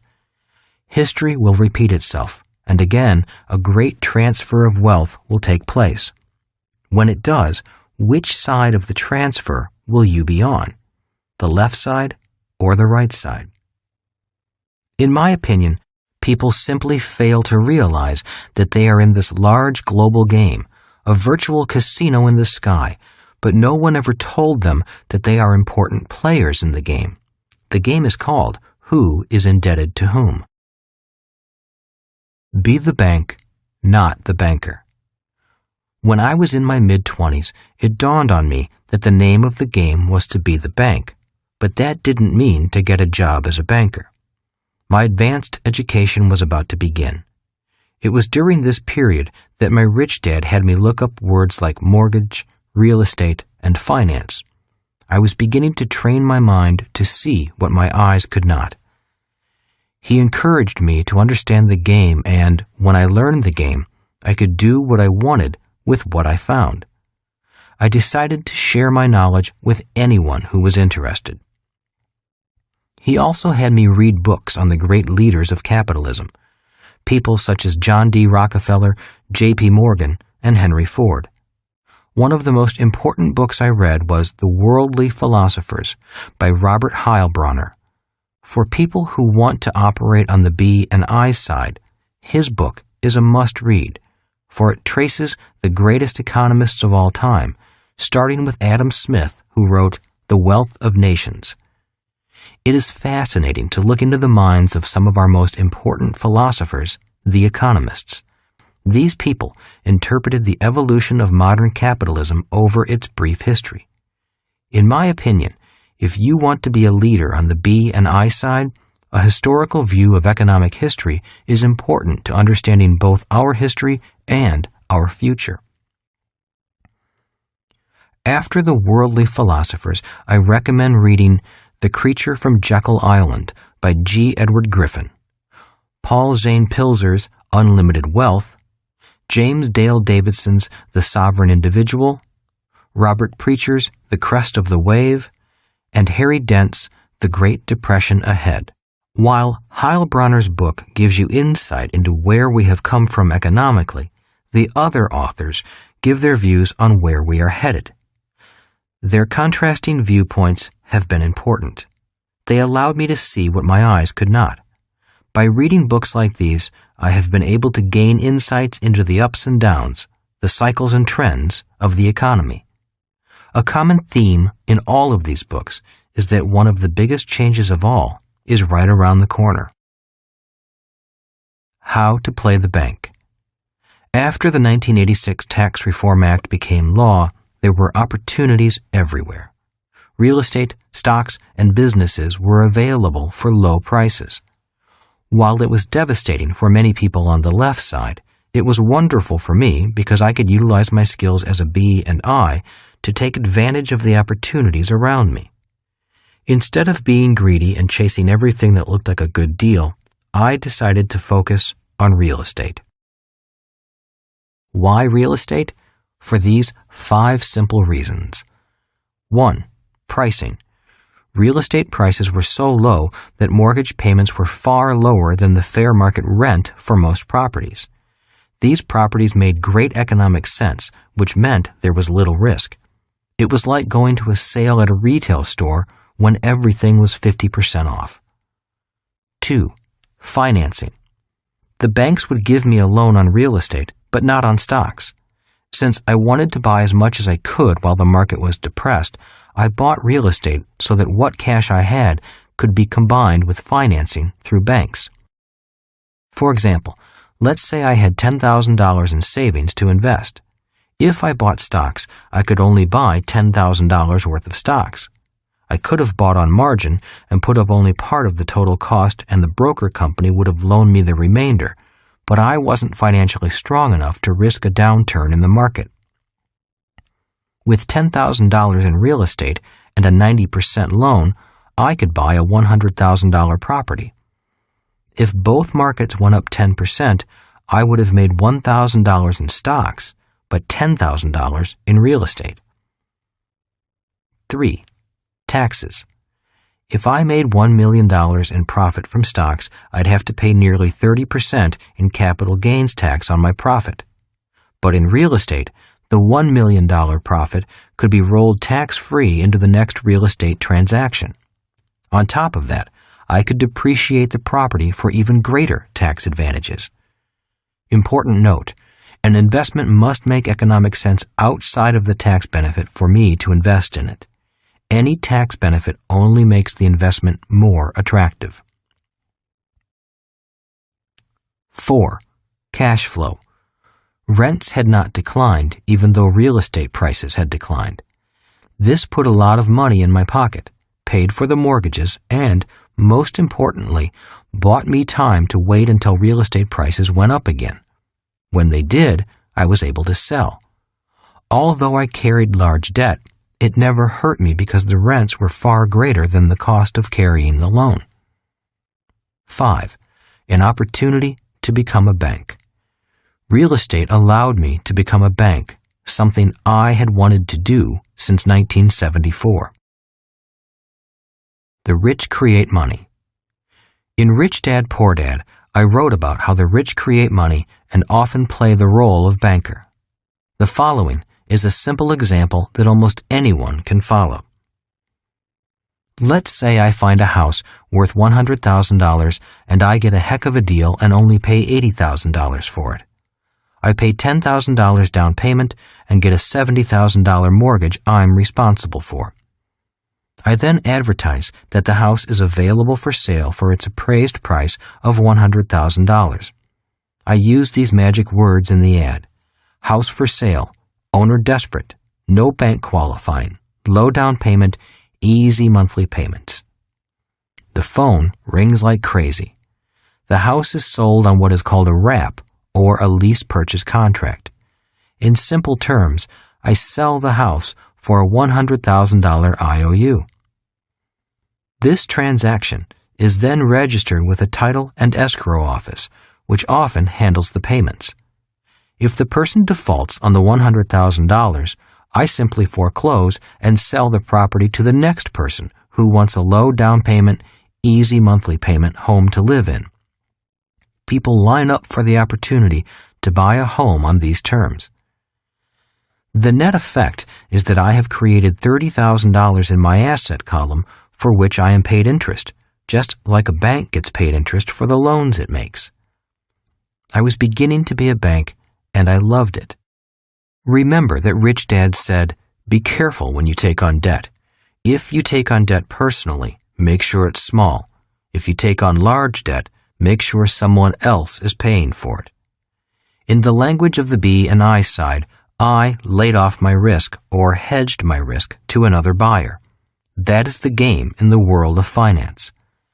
This type of transaction is done all over the world. Yet, wherever I go, people come up to me and say those magic words. You can't do that here.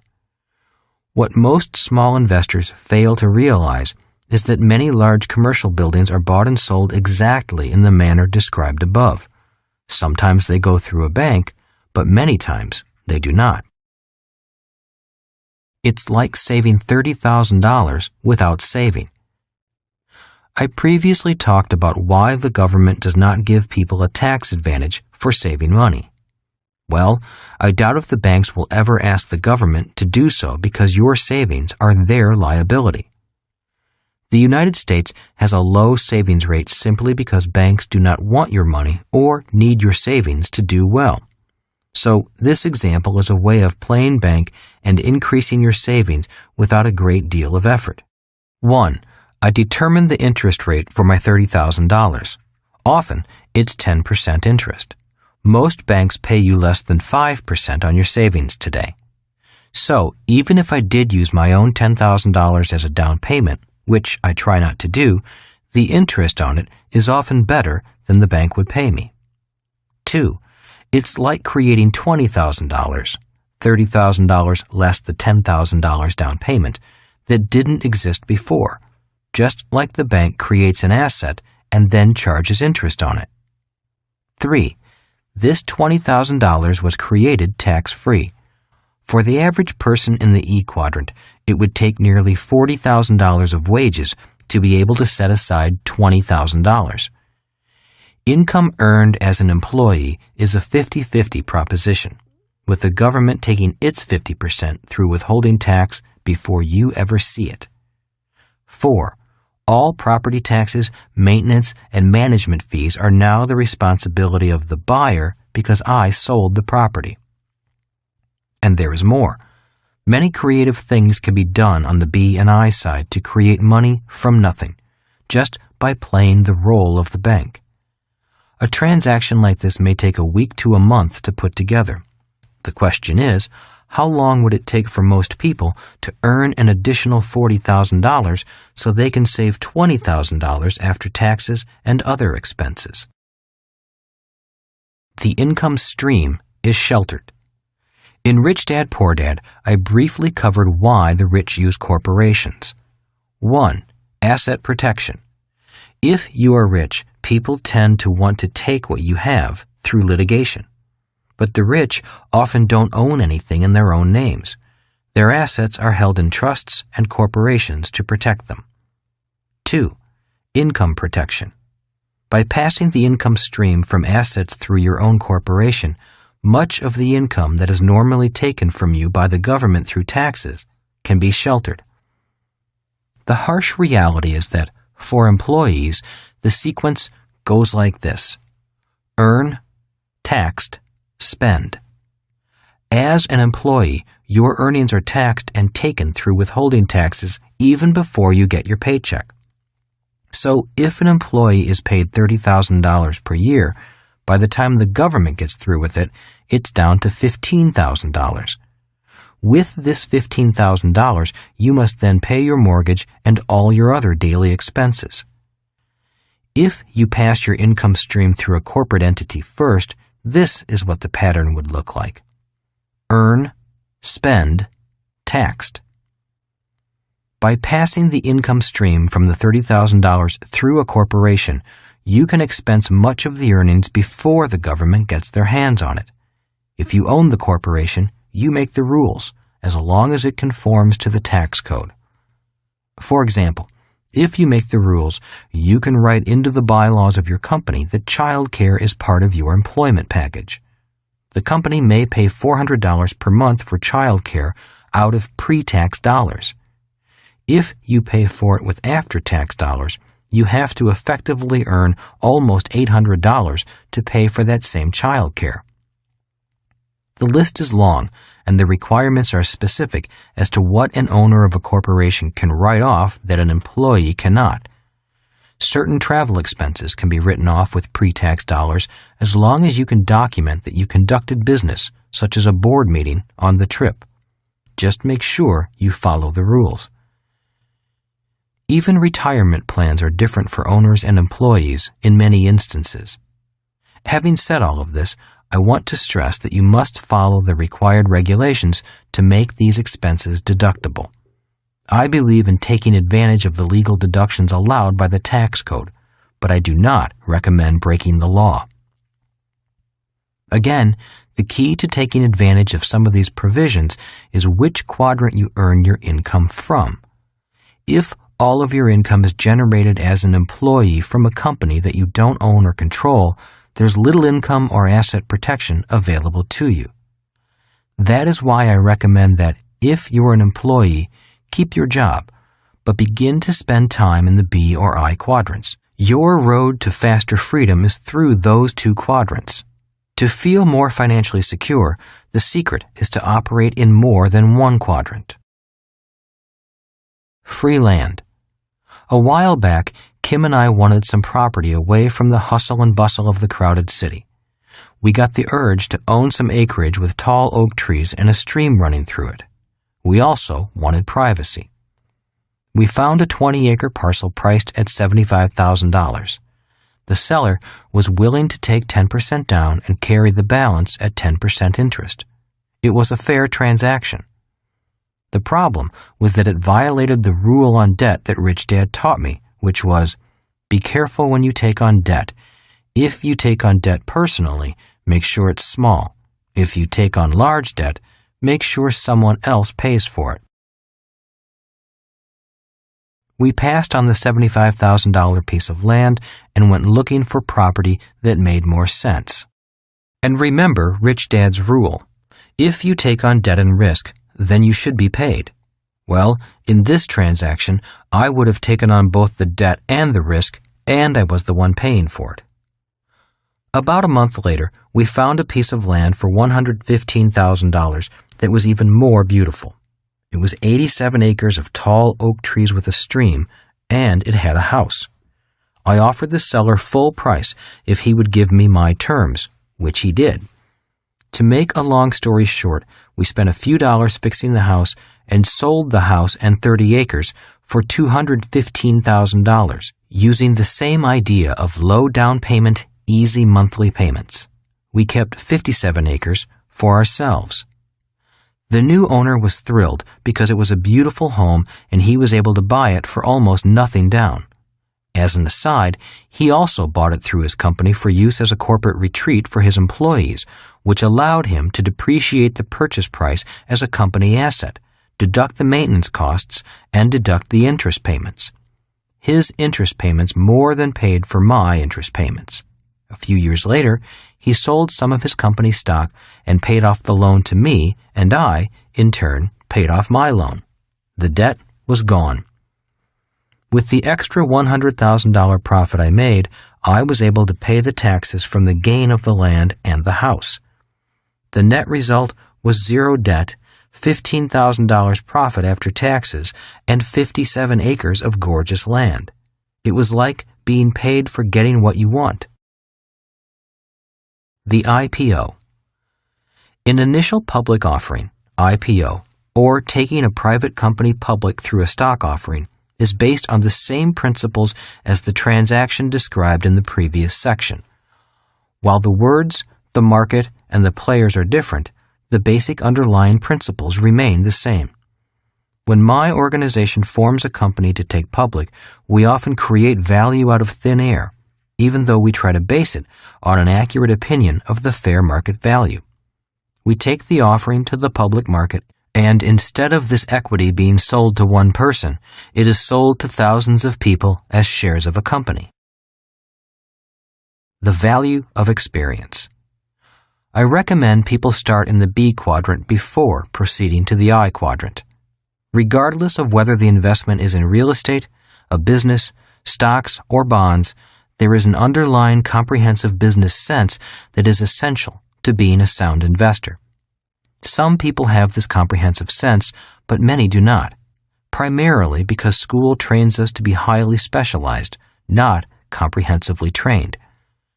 For those thinking about moving to the B or I quadrants, I recommend starting small and taking your time. Do bigger deals as your confidence and experience grow. Remember, the only difference between an $80,000 deal and an $800,000 deal is a zero. The process of going through a small deal is much the same as going through a much larger, multi-million-dollar public offering. It is only a matter of more people, more zeros, and more fun. Once a person gains experience and a good reputation, it takes less and less money to create bigger and bigger investments. Many times, it takes no money to make a lot of money. Why? Experience is valuable. As stated earlier, if you know how to make money with money, people and money will flock to you. Start small and take your time. Experience is more important than money. It is simple and easy.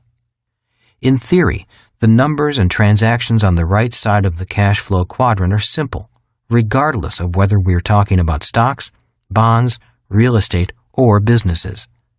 To be financially well off simply means being able to think differently, to think from different quadrants, and to have the courage to do things differently.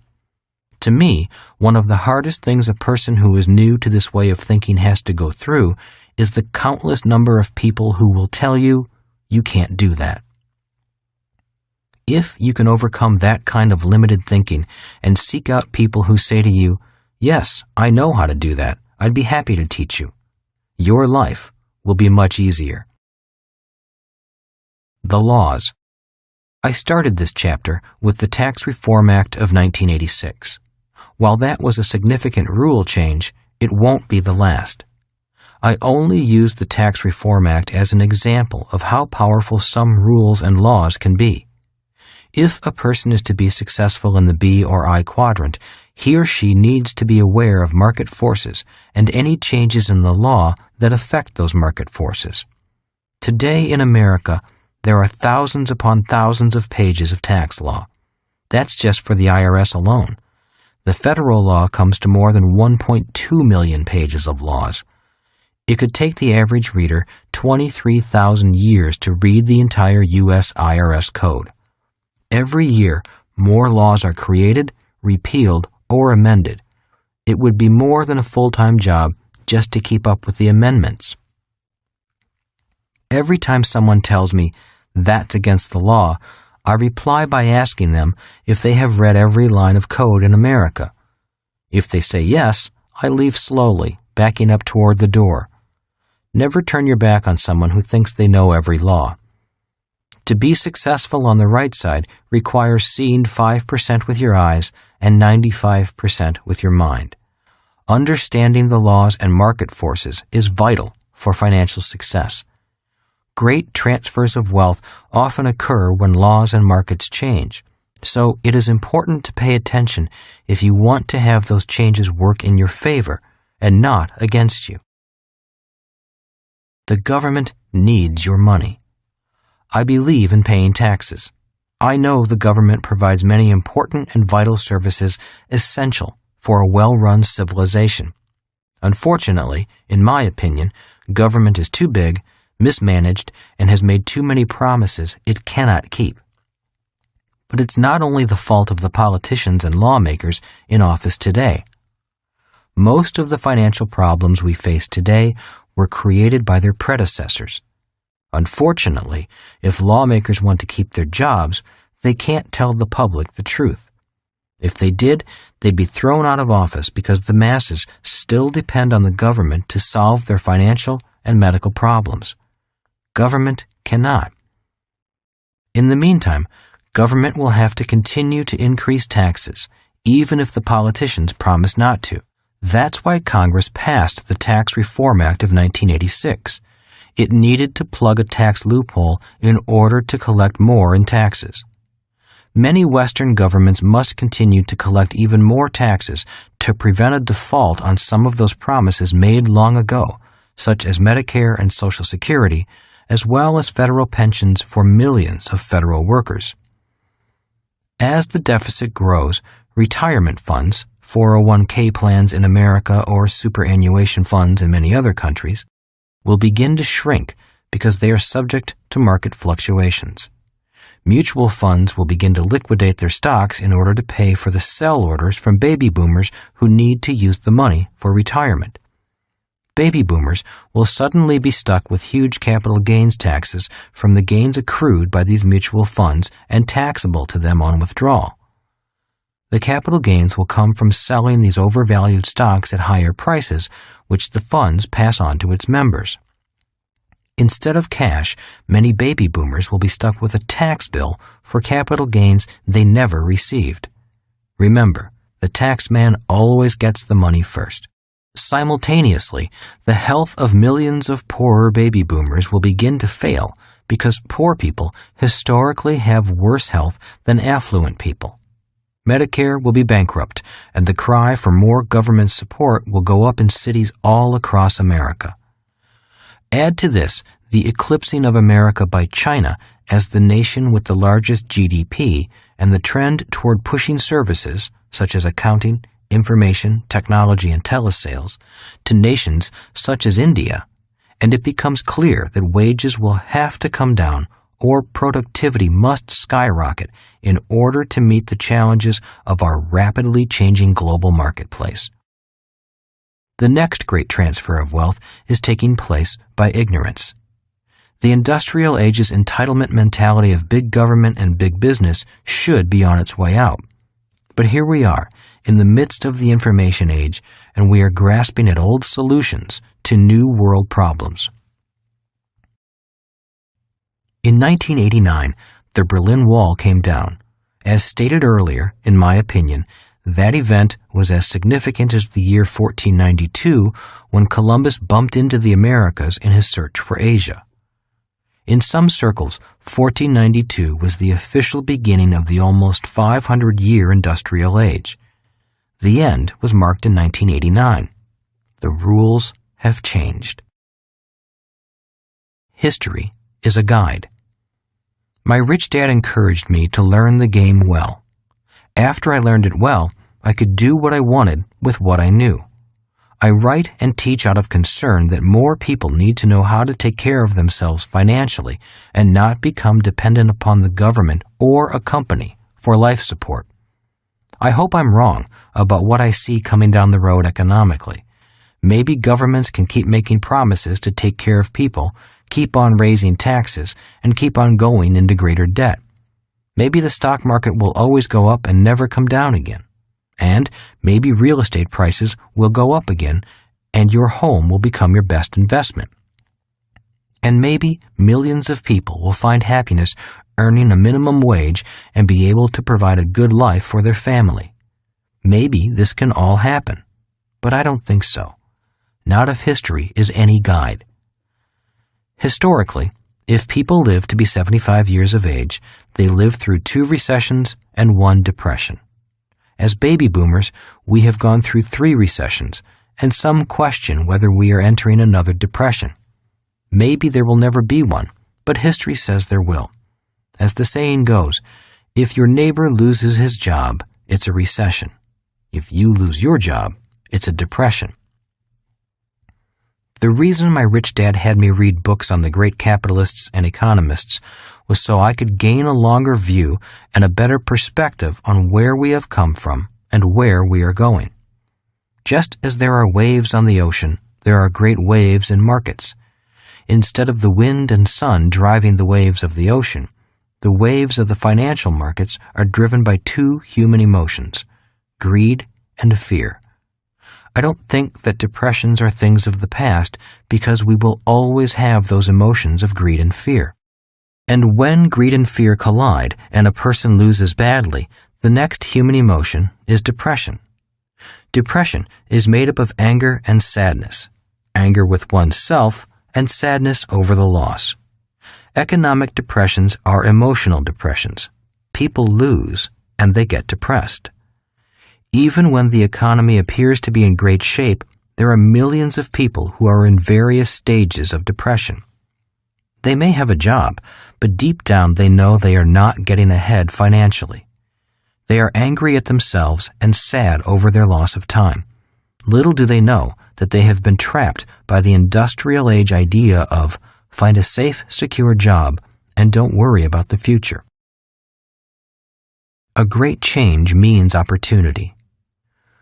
We are entering an era of tremendous change and opportunity. For some people, it will be the best of times. For others, it will be the worst of times. As President John Kennedy once said, a great change is at hand.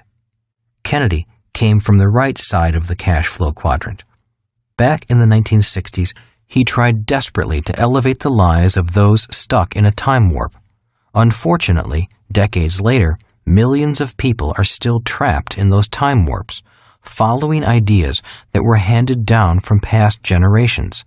Ideas such as, go to school so you can find a secure job. While education is more important than ever before, we need to be teaching people to think a little further than just looking for a secure job and expecting the company or the government to look after them once their working days are through. That is an industrial age idea, and we are not there anymore. Nobody said it was fair, for this is not a fair country. We are a free country. There are people who work harder, are smarter, are more driven for success, are more talented, or are more desirous of the good life than others. In America, we are, thankfully, free to pursue those ambitions if we have the determination. Yet, every time somebody does better than we do, some people say it's unfair. The same people who think it would be more fair if the rich shared with the poor. Well, nobody said it was fair, and the more we try to make things fair, the less free we become. When someone says to me that there is discrimination or a glass ceiling, I agree with them. I know such things exist. I personally detest any kind of discrimination and, being of Japanese ancestry, I've experienced it firsthand. In the E and S quadrants, discrimination does exist, especially in companies. Your looks, your education, your skin color, and your gender all count on the left side. But they don't count on the right side, where fairness and security don't matter. It's all about freedom and the love of the game. If you want to play the game on the right side, the players will welcome you. If you play and win, fine. They will embrace you even more and ask you for your secrets. If you play and lose, they'll gladly take all your money. But don't complain or blame someone else for your failures. That is not the way the game is played on the right side. It's not meant to be fair. Being fair is not the name of the game. Why does government leave the B and I quadrants alone? In reality, governments don't leave the B and I quadrants alone. It's more that the B and I quadrants have more ways of escaping and hiding wealth. In Rich Dad, Poor Dad, I talked about the power of corporations. One big reason the rich keep more of their wealth is simply because they operate as corporate bodies, not human bodies. A human body needs a passport to go from country to country. A corporate body doesn't.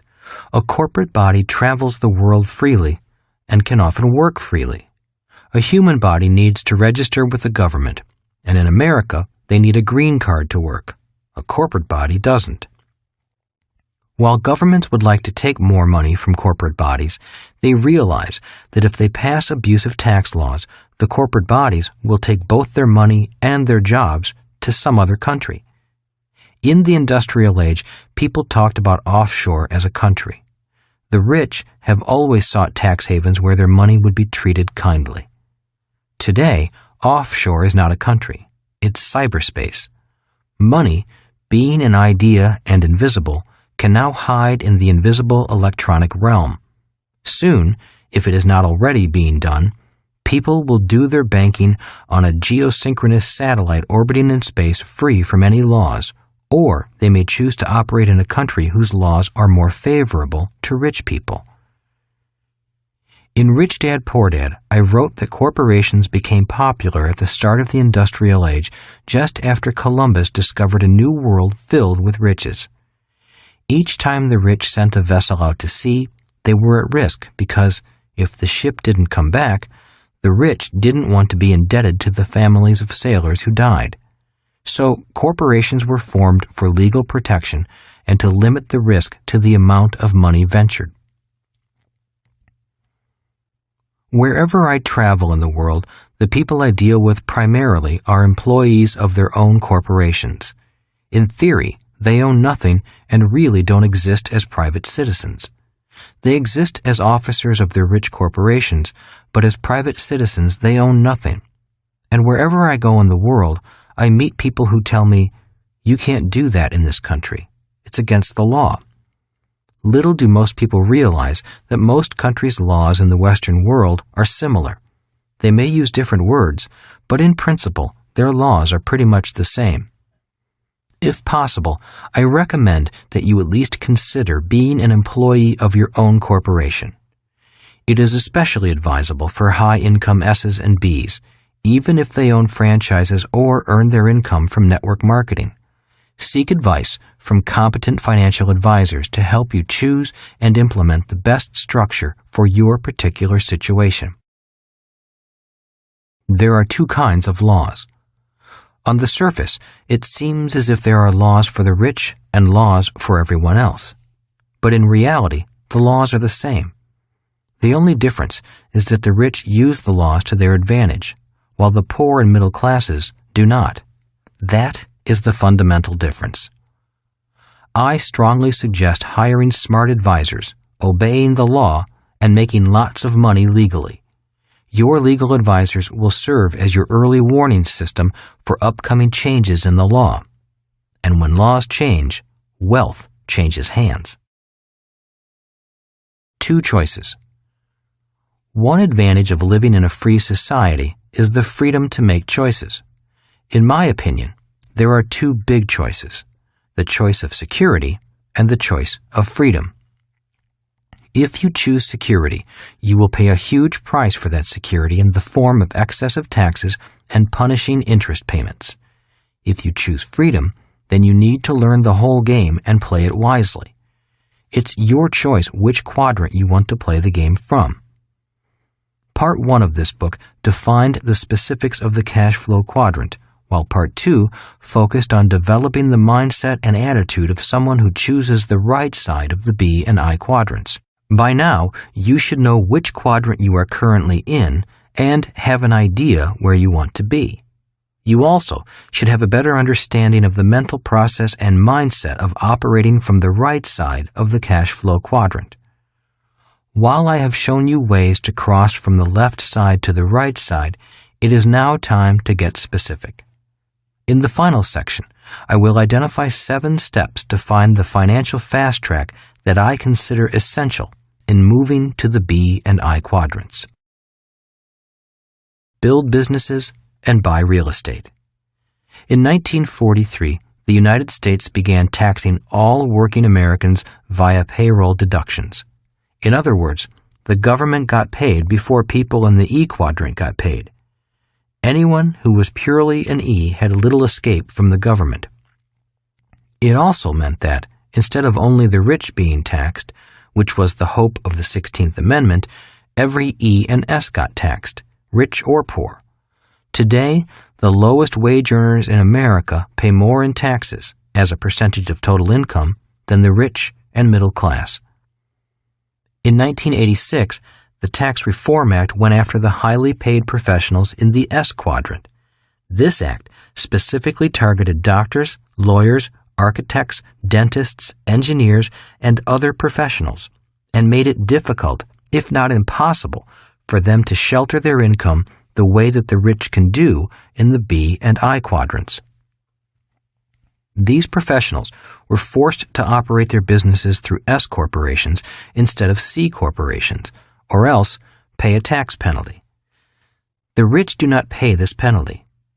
Income for these highly compensated professionals is then passed through the S corporation and taxed at the highest individual tax rate possible. They do not have the opportunity to shelter their income through deductions allowed to C corporations. At the same time, the law was changed to force all S corporations to have a calendar year end. This again forced all income to be taxed at the highest rate. When I discussed these changes with my CPA, he reminded me that the biggest shock to newly self-employed people generally comes at the end of their first business year when they realize that the biggest tax they are paying is a self-employment tax. This tax is double for S's or self-employed over what they paid as E's or employees. And it is calculated based on income before the individual can deduct any itemized deductions or personal exemptions. It is possible for a self-employed person to have no taxable income, yet still owe self-employment tax. Corporations, on the other hand, do not pay self-employment tax. The 1986 Tax Reform Act also effectively pushed the E's and S's of America out of real estate as an investment and into paper assets such as stocks and mutual funds. Once the downsizing began, millions not only felt less secure about their jobs, they also felt less secure about their retirement, simply because their future financial well-being was based upon paper assets subject to the ups and downs of the market. The 1986 Tax Reform Act also appears to have had the intention of shutting down the smaller community banks in America and shifting all banking to large national banks. I suspect that this was done so America could compete with the large banks of Germany and Japan. If that was the intent, it was successful. Today in America, banking is less personal and purely by the numbers. The net result is that it is harder for certain classes of people to qualify for home loans. Instead of a small-town banker knowing you personally, a central computer spits your name out if you don't meet its impersonal qualification requirements. After the 1986 Tax Reform Act, the rich continued to earn more, work less, pay less in taxes, and enjoy greater asset protection by using the formula my rich dad gave me years earlier, which was build a business and buy real estate. The idea was to make a lot of money via C corporations and shelter the income through real estate. While millions upon millions of Americans work, pay more and more in taxes, and then pour billions each month into mutual funds, the rich are quietly selling shares of their C corporations, making them even richer and then buying billions in investment real estate. A share of a C corporation allows the buyer to share in the risk of owning the company. A share of stock does not allow the shareholder the advantages that owning a C corporation and investing in real estate offer. Why did my rich dad recommend building businesses in C corporations and then buying real estate? Because the tax laws reward people who operate that way. But this subject is beyond the scope of this book. Just remember the words of immensely wealthy people such as Ray Kroc, founder of McDonald's. My business is not hamburgers. My business is real estate. Or remember the words of my rich dad who drummed into my head, build businesses and buy real estate. In other words, I needed to seek my fortune on the right side of the cash flow quadrant to take full advantage of the tax laws. In 1990, President George H.W. Bush raised taxes after promising, read my lips, no new taxes. In 1992, President Bill Clinton signed into law one of the largest tax increases in recent history. Tax increases continue into the 21st century. Again, these tax increases affect the E's and S's, but the B's and I's are, for the most part, not affected. As we progress further and further into the information age, we all need to continue to gather information from different quadrants. In the information age, quality information is our most important asset. As Eric Hoffer once said, in times of change, learners inherit the earth, while the learned find themselves beautifully equipped to deal with a world that no longer exists. Remember, everyone's financial situation is different. That is why I always recommend the following. 1. Seek out the best professional and financial advice you can find. For example, while a C corporation works well in many instances, it is not the best structure all of the time. Even on the right side of the cash flow quadrant, occasionally an S corporation is appropriate. 2. Remember that there are different advisors for the rich, the poor, and the middle class, just as there are different advisors for people who earn their money on the right side and on the left. Also, consider seeking advice from people who are already where you want to go. 3. Never do business or investing for tax reasons. A tax break is an extra bonus for doing things the way the government wants. It should be a bonus, not the reason. If you are not a U.S. citizen, this advice remains the same. Our laws may be different, yet the principles of seeking competent advice remain the same. People on the right side operate very similarly throughout the world. Part 3. How to become a successful B and I. Chapter 10. Take baby steps. You've got to walk before you can run. Most of us have heard the saying, a journey of 1,000 miles begins with a single step. Instead, I would say, a journey of 1,000 miles begins with a baby step. I emphasize this because I have seen too many people attempt to take a great leap forward instead of starting with baby steps. We have all seen people who are completely out of shape and suddenly decide to lose 20 pounds. They begin a crash diet, go to the gym for 2 hours, and then jog 10 miles. This lasts maybe a week. They lose a few pounds, and then the pain, boredom, and hunger begin to wear away at their willpower and determination. By the 3rd week, their old habits of overeating, avoiding exercise, and watching television are back in control. Instead of taking a great leap forward, I strongly recommend taking a baby step forward. Long-term financial success is not measured by how big your stride is, but by the number of steps, the number of years, and the direction in which you're moving. That is the formula for success or failure in any endeavor. When it comes to money, I've seen too many people, myself included, attempt to do too much with too little, and then crash and burn. It's hard to take a baby step forward when you first need a ladder to get yourself out of the financial hole you have dug for yourself.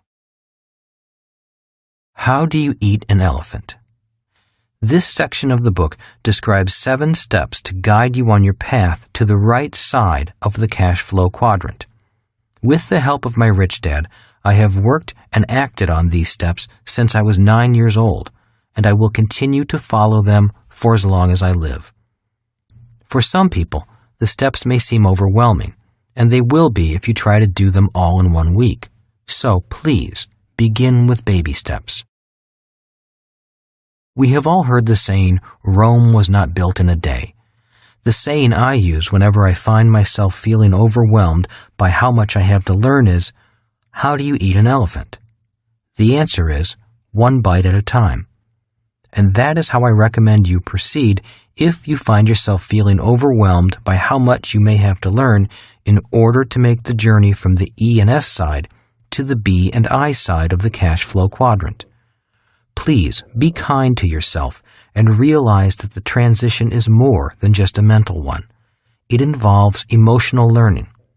After you take baby steps for 6 months to a year, you are ready to move to walking and then to running. You've got to walk before you can run. This is the path I recommend.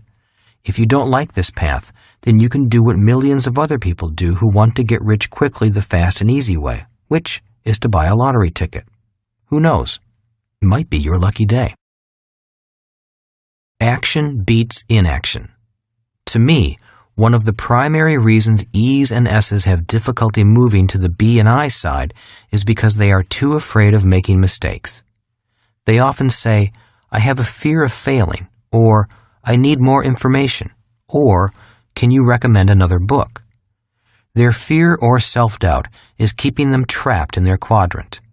I hope that by reading each step and by completing the action steps that appear at the end of each step in the Take Action section, you will keep moving toward the B and I side. Just doing these 7 steps will open up whole new worlds of possibility and change. Then, just keep taking small baby steps. Nike's slogan, "Just do it," says it best. Unfortunately, our schools also say, "Don't make mistakes." Millions of highly educated people who want to take action are paralyzed by the emotional fear of making mistakes. One of the most important lessons I have learned as a teacher is that true learning requires mental, emotional, and physical learning. That is why action always beats inaction. If you take action and make a mistake, at least you have learned something, be it mentally, emotionally, or physically. A person who continually searches for the right answer is often afflicted with a disease known as analysis paralysis, which seems to affect many well-educated people. Ultimately, the way we learn is by making mistakes. We learned to walk and ride a bicycle by falling down and then getting back up. People who are afraid of taking action out of fear of making mistakes may be mentally smart, but they are also emotionally and physically handicapped. A number of years ago, there was a study done of rich and poor all around the world to find out how people born into poverty eventually become wealthy. The study found that these people, regardless of where they live, possess 3 qualities. 1. They maintain a long-term vision and plan. 2. They believe in delayed gratification. 3. They use the power of compounding in their favor. The study found that these people thought and planned for the long term and knew that they would ultimately achieve financial success by holding to a dream or a vision. They were willing to make short-term sacrifices to gain long-term success, which is the basis of delayed gratification. Albert Einstein was amazed at how money could multiply just by the power of compounding. He considered the compounding of money to be one of the most amazing inventions. This study took compounding beyond money and found that knowledge and learning gained from each baby step also compounded over the years. People who took no steps at all did not have the leverage of a magnified accumulation of knowledge and experience that comes from compounding. The study also found what caused people to go from wealthy to poor. There are many rich families who lose most of their wealth after only 3 generations. Not surprisingly, the study found that these people possess the following 3 qualities. 1. They have short-term vision. 2. They have a desire for immediate gratification. 3. They abuse the power of compounding. Today, I meet people who get frustrated with me because they want me to tell them how they can make more money immediately. They don't like the idea of thinking long-term. Many are desperately seeking short-term answers because they have money problems today caused by consumer debt and lack of investments due to their uncontrolled desire for immediate gratification. They have the idea of eat, drink, and be merry. This abuses the power of compounding and leads to long-term debt instead of long-term wealth. They want the quick answer. They want me to tell them what to do to acquire great wealth, but they need to understand who they must become first. In other words, too many people are fixated upon the get-rich-quick philosophy of life. I wish these people luck. They're going to need it. A hot tip. Most of us have heard that people who write down their goals are more likely to achieve them.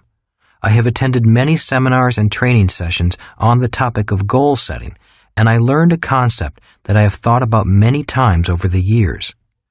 While it is great to have big long-term dreams and wishes, attaining those dreams is a process made up of many small steps. Instead of trying to be an overachiever, be an underachiever. Be content with small steps because each one moves you closer to your big goals and dreams. Even today, I find I achieve more by having an underachiever mindset instead of trying to kill myself and be that overachiever. An example of the way I underachieve is that I set a written goal to listen to 2 audio tapes a week. I may listen to the same one 2 or more times if it's good, but it still counts toward my weekly goal. Kim and I also have a written goal to attend at least 2 seminars a year on subjects about the B and I quadrants. We go on vacations with people who are experts on subjects found in the B and I quadrants. We learn a lot while playing, resting, and dining out. We achieve more with a lot less stress. Those are ways of underachieving and yet still moving toward big, bold dreams. The key to making any investment is setting a big goal and approaching it systematically, taking baby steps first and then gradually increasing the size of your investments as your learning and experience increase. You will want to push yourself beyond your comfort zone, but gradually. That is how Kim and I did it. There is nothing wrong with having smaller goals that lead up to the ultimate goal of financial freedom. The same thing applies to getting into good physical shape. I work out with a tough trainer who pushes me to achieve smaller goals on a daily or weekly basis. They increase in intensity as my abilities improve, and together they lead up to achieving my big goal. So, dream big, daring dreams and then underachieve a little bit each day.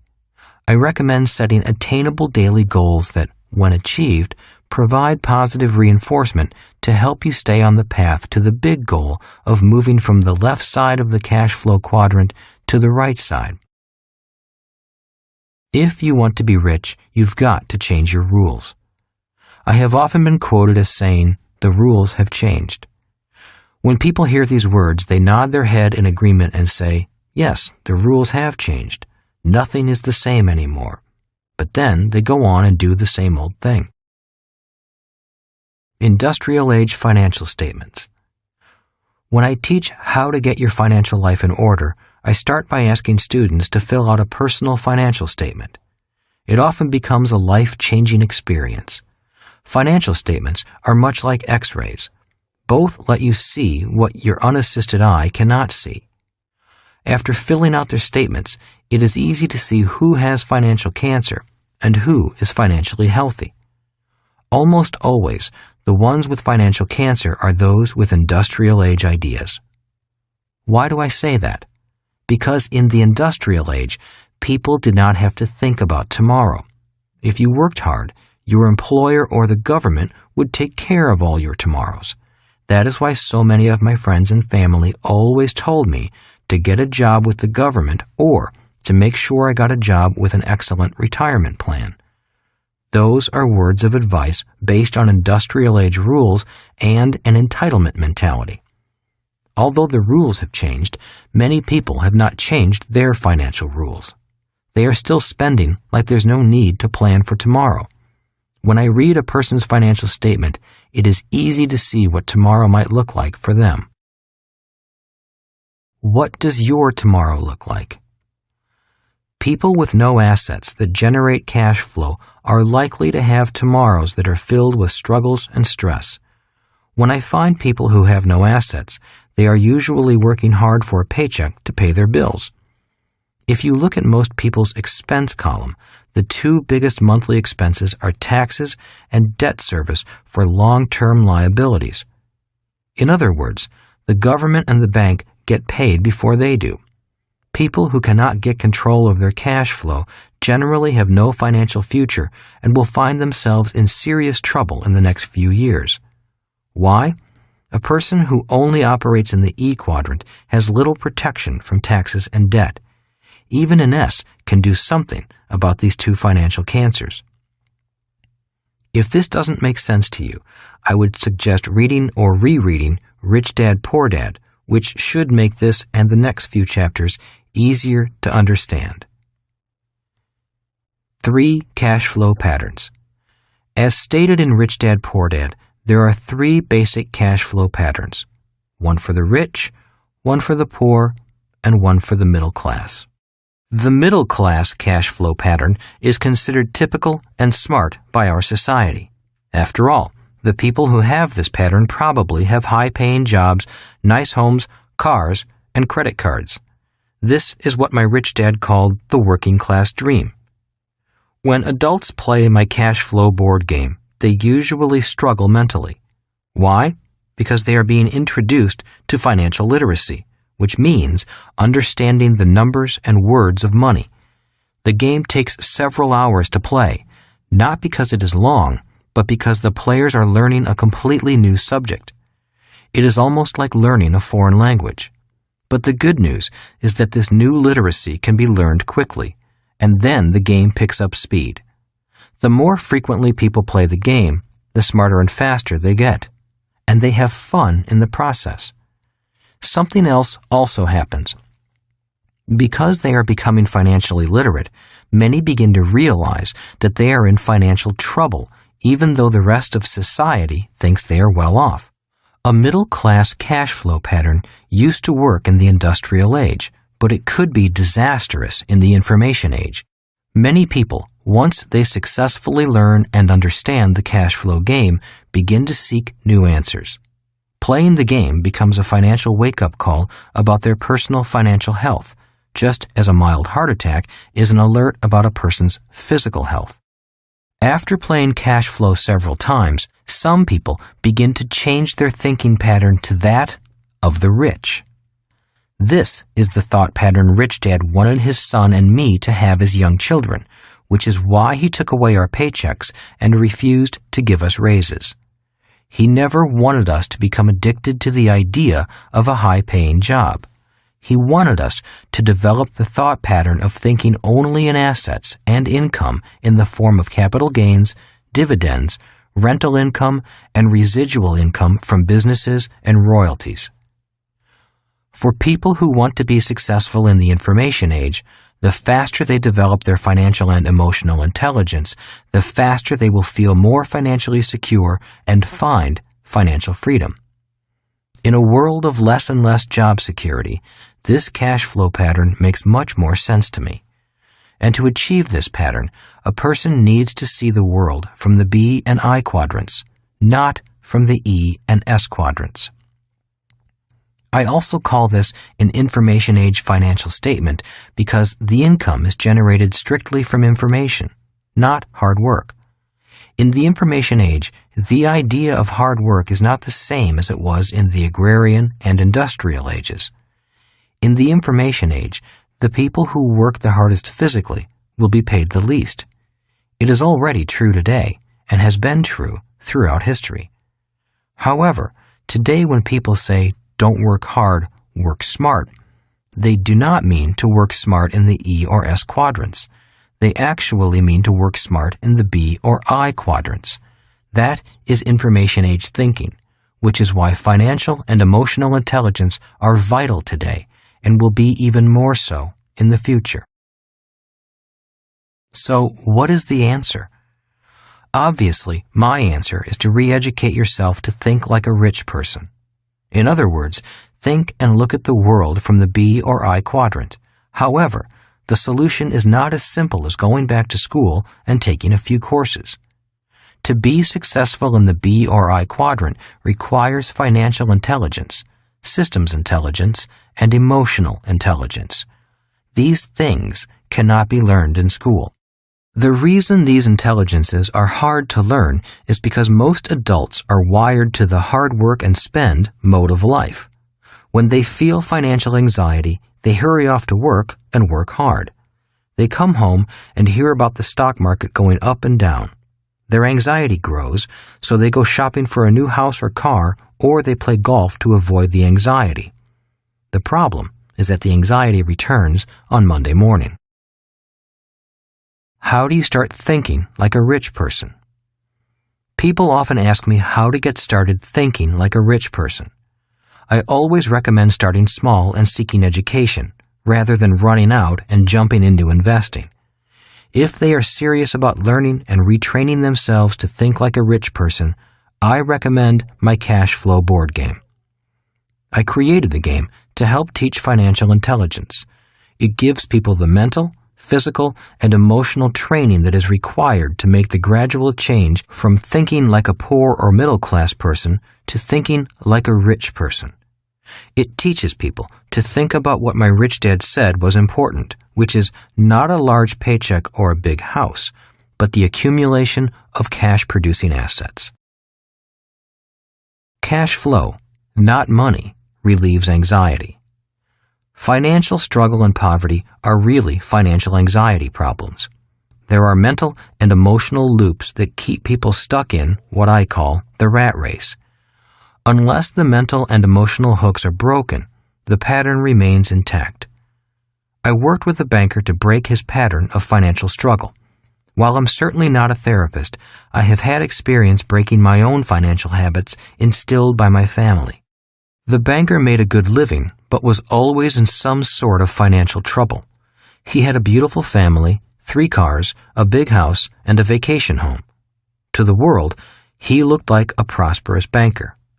But when I looked at his financial statement, I discovered he had a financial cancer that would be terminal in a few years if he did not change his ways. The first time he and his wife played Cash Flow, he struggled and fidgeted almost uncontrollably. His mind wandered, and he could not seem to grasp the game.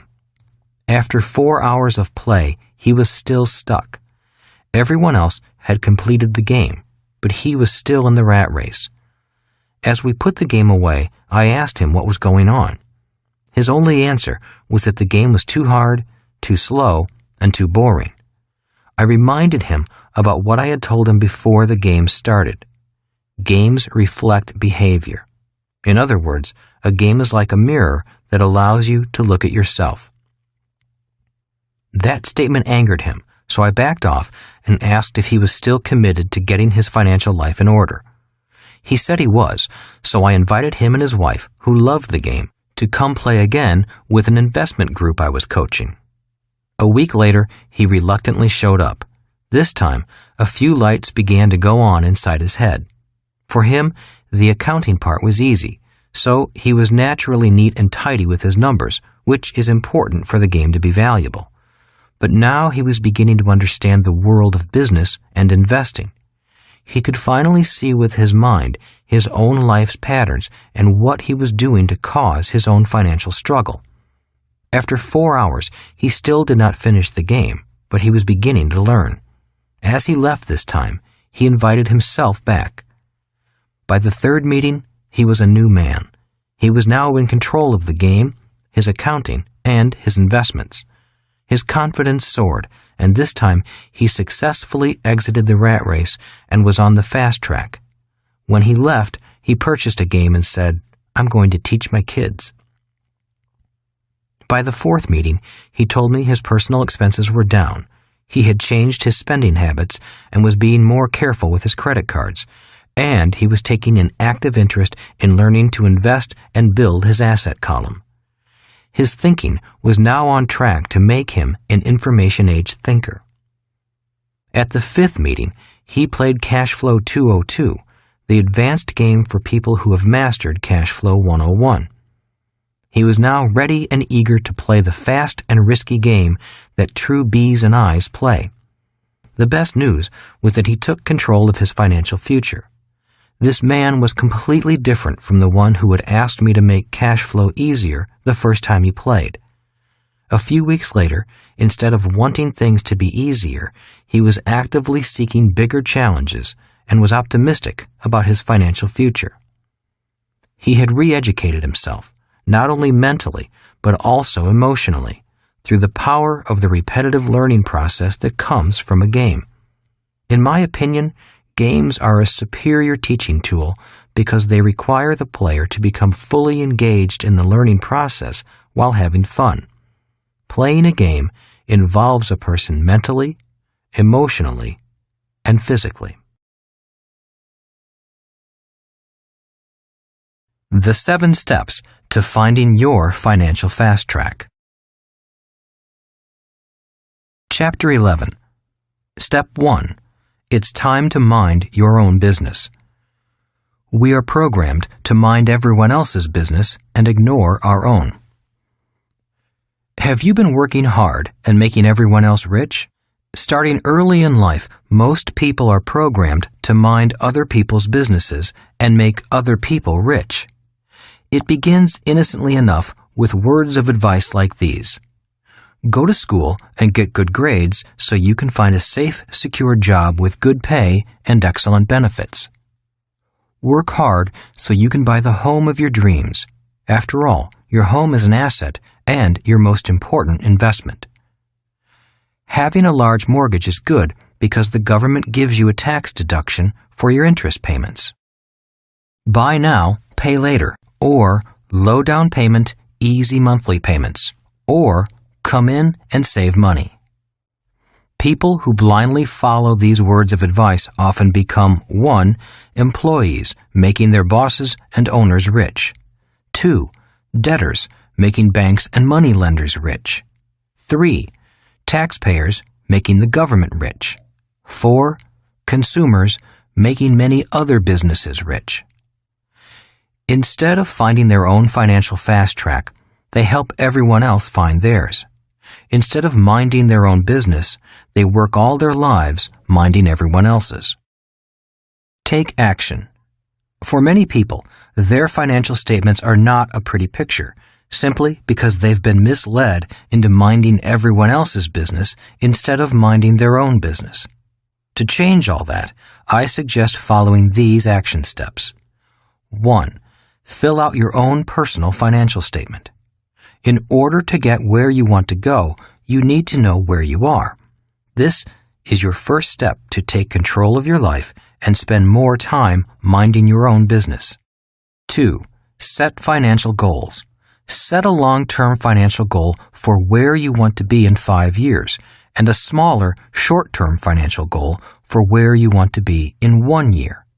Set goals that are realistic and attainable. A. My 5-year financial goals are 1. I want to increase cash flow, i.e. passive income, income you earn without you having to work for it, from my assets to blank dollars per month. 2. I want to have the following investment vehicles in my asset column. For example, real estate, stocks, businesses, commodities. B. My 1-year financial goals are 1. I want to decrease my debt by blank dollars. 2.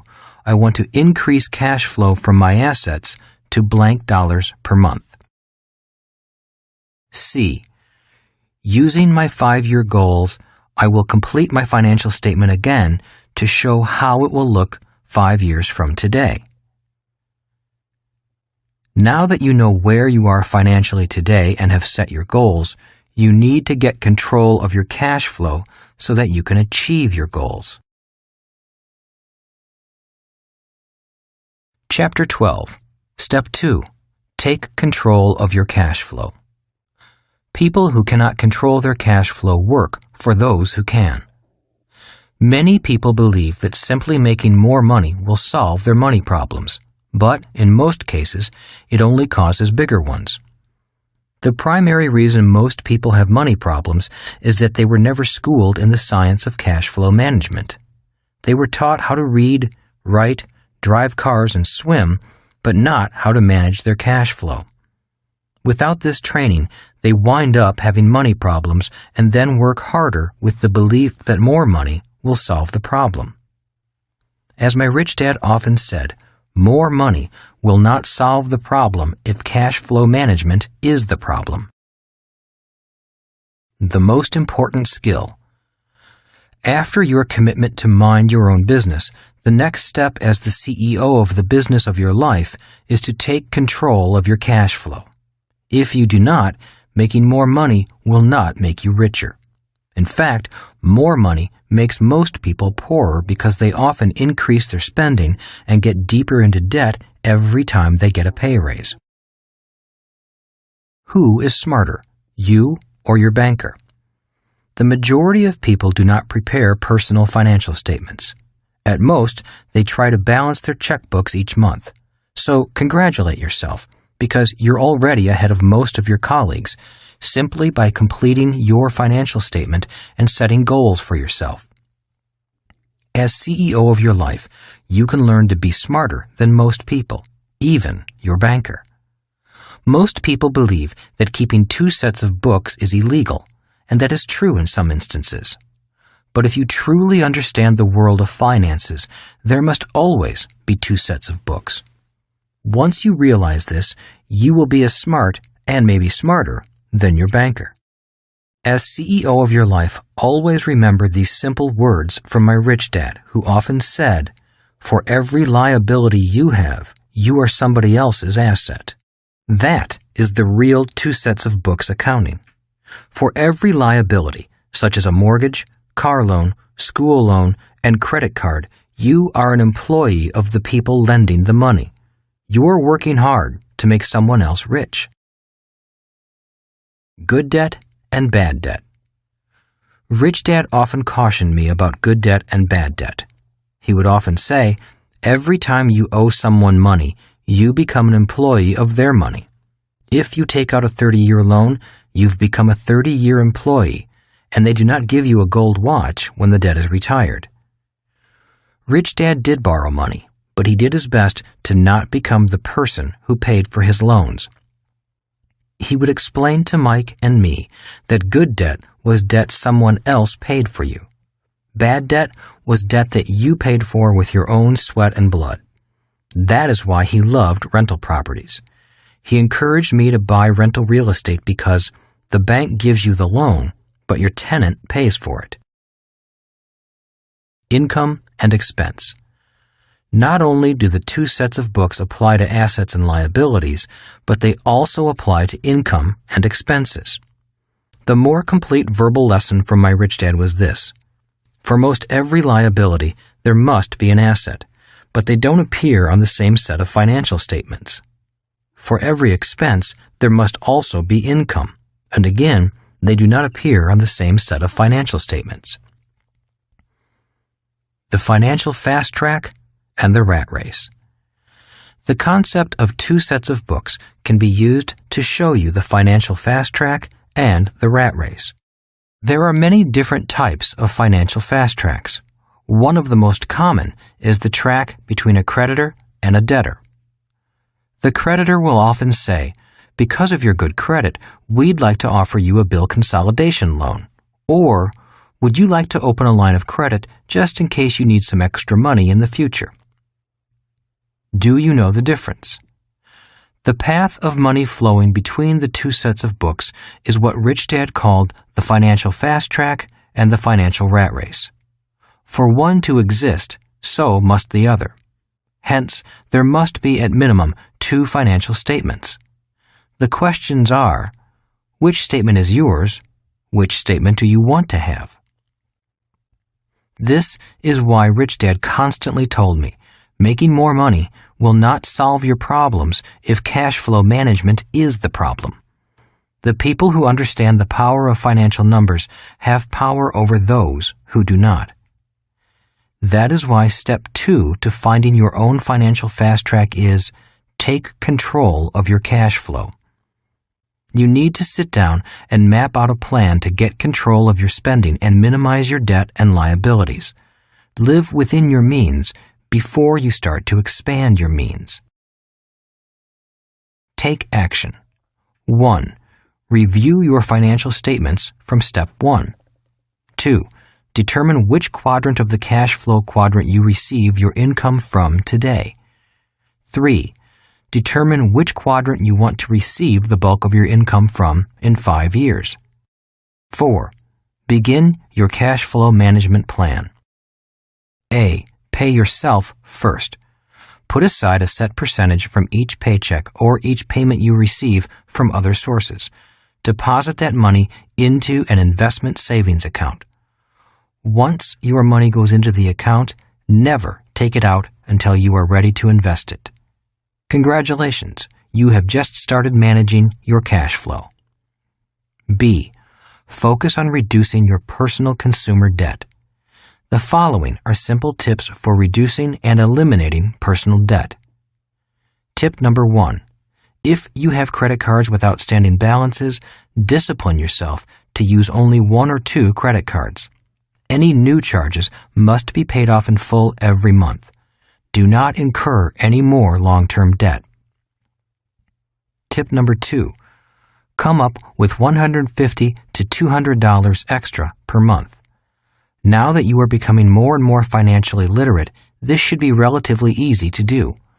If you cannot generate an additional $150 to $200 per month, then your chances for financial freedom may only be a pipe dream. Tip number 3. Apply the additional $150 to $200 to your monthly payment of only one of your credit cards. You will now pay the minimum plus the $150 to $200 on that one credit card. Pay only the minimum amount due on all other credit cards.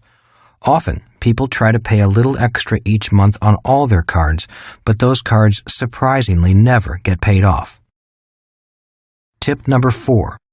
Once the first card is paid off, apply the total amount you were paying each month on that card to your next credit card.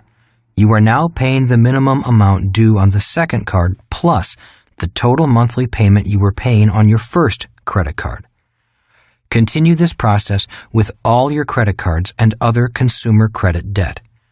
With each debt you pay off, apply the full amount you were paying on that debt to the minimum payment of your next debt.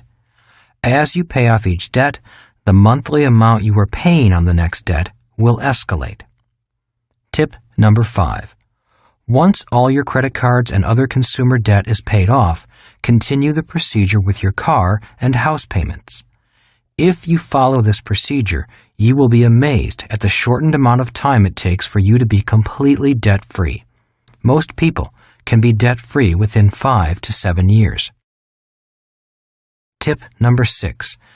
Now that you are completely debt-free, take the monthly amount you were paying on your last debt and put that money toward investments. Build your asset column. That's how simple it is. Chapter 13. Step 3.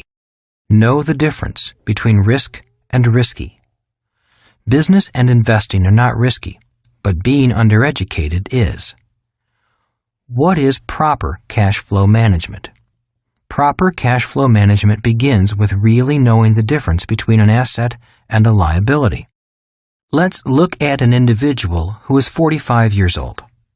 I use the age 45 because it is halfway between 25, the age when most people begin to work, and 65, the age when most people plan on retiring.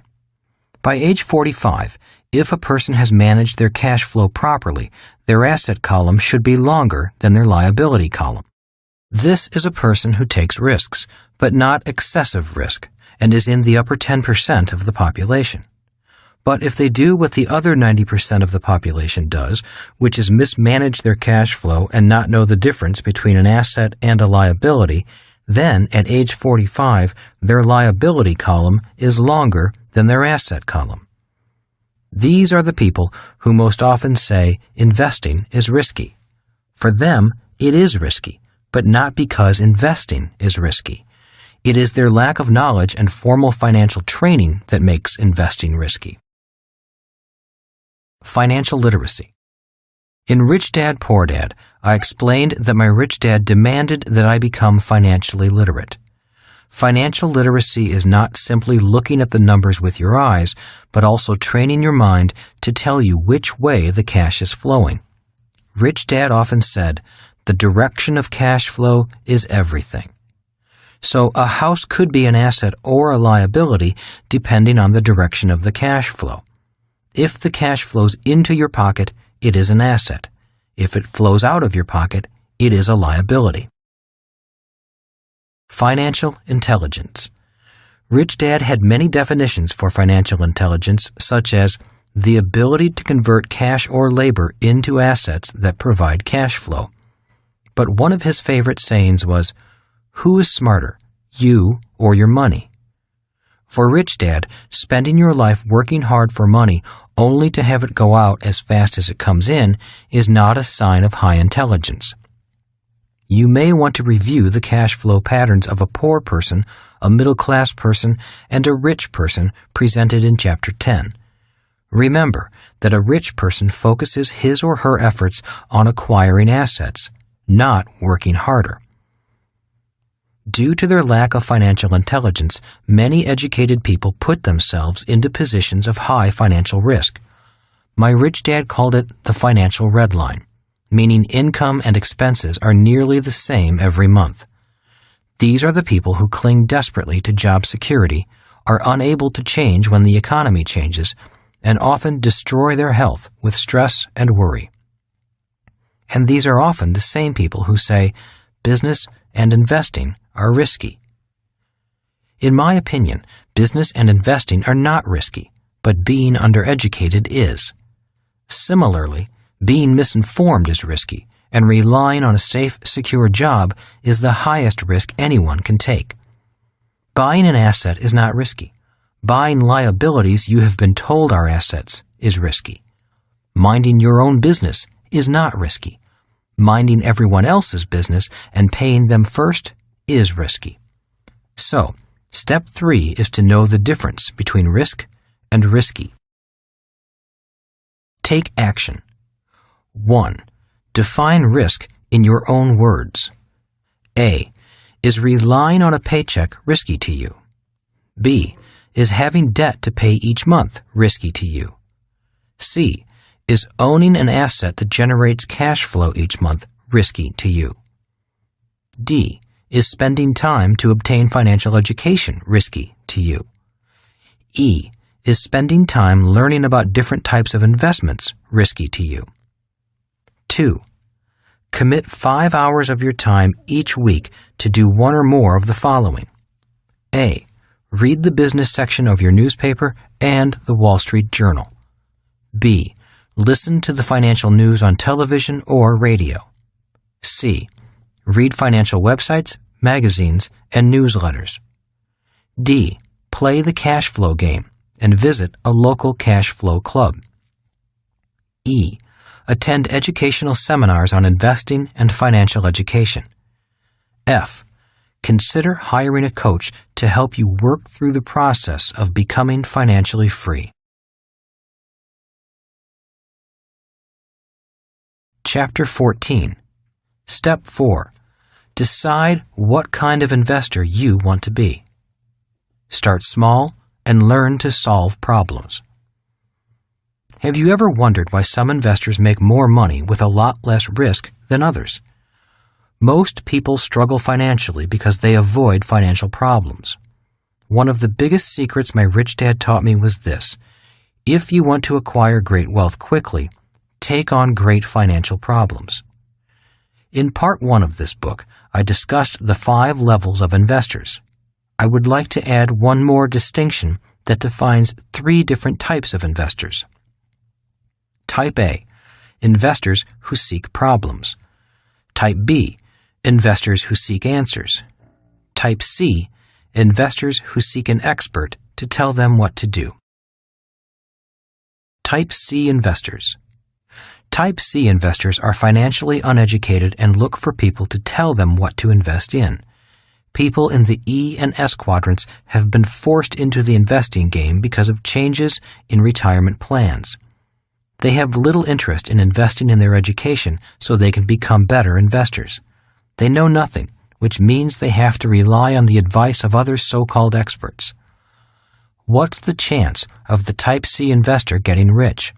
About as much chance as winning the lottery. Type B investors. Type B investors seek answers. They often ask questions like, "What do you recommend I invest in? Do you think I should buy real estate? What stocks are good for me? I talked to my broker and he recommended I diversify. My parents gave me a few shares of stock. Should I sell them?" Type B investors should interview several tax advisors, attorneys, stockbrokers, and real estate agents. Choose carefully and start implementing their advice. They should find advisors who practice what they preach and run fast from anyone who is selling investment advice and getting rich on commissions and fees alone. Type B investors should look for investment advisors who make money investing in the same investments they are selling. I often find that many high-income E's and S's fall into the Type B investor category because they are busy and have little time to look for investment opportunities or learn about the right side of the cash flow quadrant. Hence, they want somebody to give them the answers instead of gaining knowledge for themselves. This group often buys what the Type A investor calls retail investments, which are investments that have been packaged for sale to the masses. Type A investors. Type A investors look for problems. In particular, they look for problems caused by those who get into financial trouble. Investors who are good at solving problems expect to make returns of 25% to infinity on their money. They are typically level 5 investors with strong financial foundations. They possess the skills necessary to succeed as business owners and investors, and they use those skills to solve problems caused by people who lack such skills. For example, when I first started investing with only $18,000, I focused on small condominiums and houses that were in foreclosure because of problems created by investors who did not manage their cash flow well and ran out of money.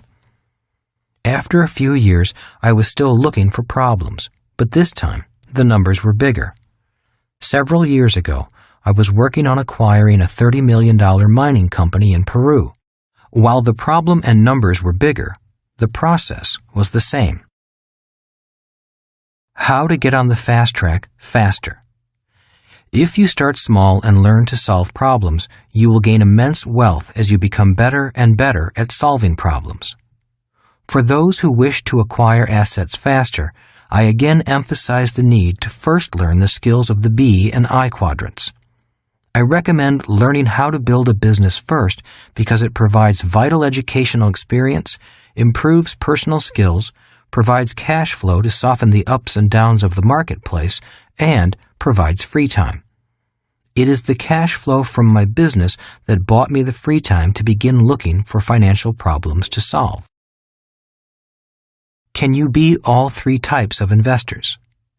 In reality, I operate as all three types of investors. I am a Type C investor when it comes to mutual funds. When I am asked, "What mutual funds do you recommend?" I tell the person, "I have no idea." As a Type B investor, I seek professional answers to my financial problems. I seek answers from my advisors, including tax and wealth strategists, stockbrokers, bankers, and real estate brokers. When you find good ones, these professionals provide a wealth of information many people do not personally have the time to acquire. The advice from my financial advisors is valuable because they know trusts, wills, and insurance far better than I ever will. They are also closer to the market and more up to date with any changes in the laws and how that might affect the markets. There is much more to investing than simply buying and selling. I also give my money to other investors to invest for me. In other words, I partner with other Level 4 and Level 5 investors in their investments. These are individuals I personally know and trust.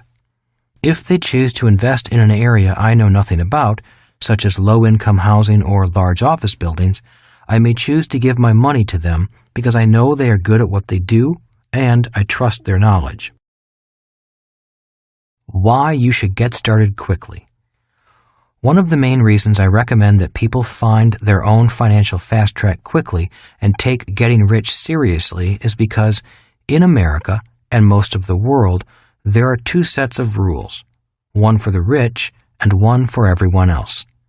Many laws are written against people stuck in the financial rat race. In the world of business and investing, I find it shocking how little the middle class knows when it comes to where its tax dollars are going. Although tax dollars are going to many worthwhile causes, many of the larger tax breaks, incentives, and payments are going to the rich, and the middle class pays for them.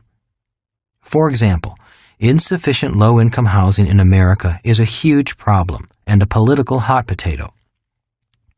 To help solve this problem, cities, states, and the federal government offer substantial tax credits, tax breaks, and subsidized rents to people who finance and build low-income housing. Just by knowing the laws, financiers and builders become wealthier by having taxpayers subsidize their investments in low-income housing. Why it's unfair. Not only do most people on the left side of the cash flow quadrant pay more in personal income tax, but they are also often unable to participate in tax advantage investments. This may be another reason why the rich get richer. I know it's unfair, and I understand both sides of the story.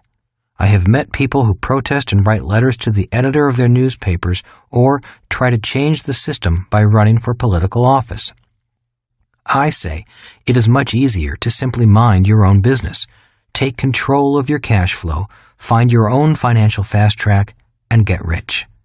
It is easier to change yourself than to change the political system. Problems lead to opportunities. Years ago, Rich Dad encouraged me to develop my skills as a business owner and investor and then practice solving problems. For years, that is all I have done. I solve business and investment problems. Some people prefer to call them challenges, but I like to call them problems because that is what they are, for the most part. I think people like the word challenges more than problems because they think one word sounds more positive than the other. But I think that the word problem has a positive meaning. I know that inside every problem lies an opportunity, and opportunities are what real investors are after. And with every financial or business problem I address, regardless of whether I solve the problem or not, I wind up learning something new about finance, marketing, people, or legal affairs. I often meet new people who become invaluable assets on other projects. Many have become lifelong friends, which is a priceless bonus. Find your fast track. So, for those of you who want to find your financial fast track, start by 1. Minding your own business. 2.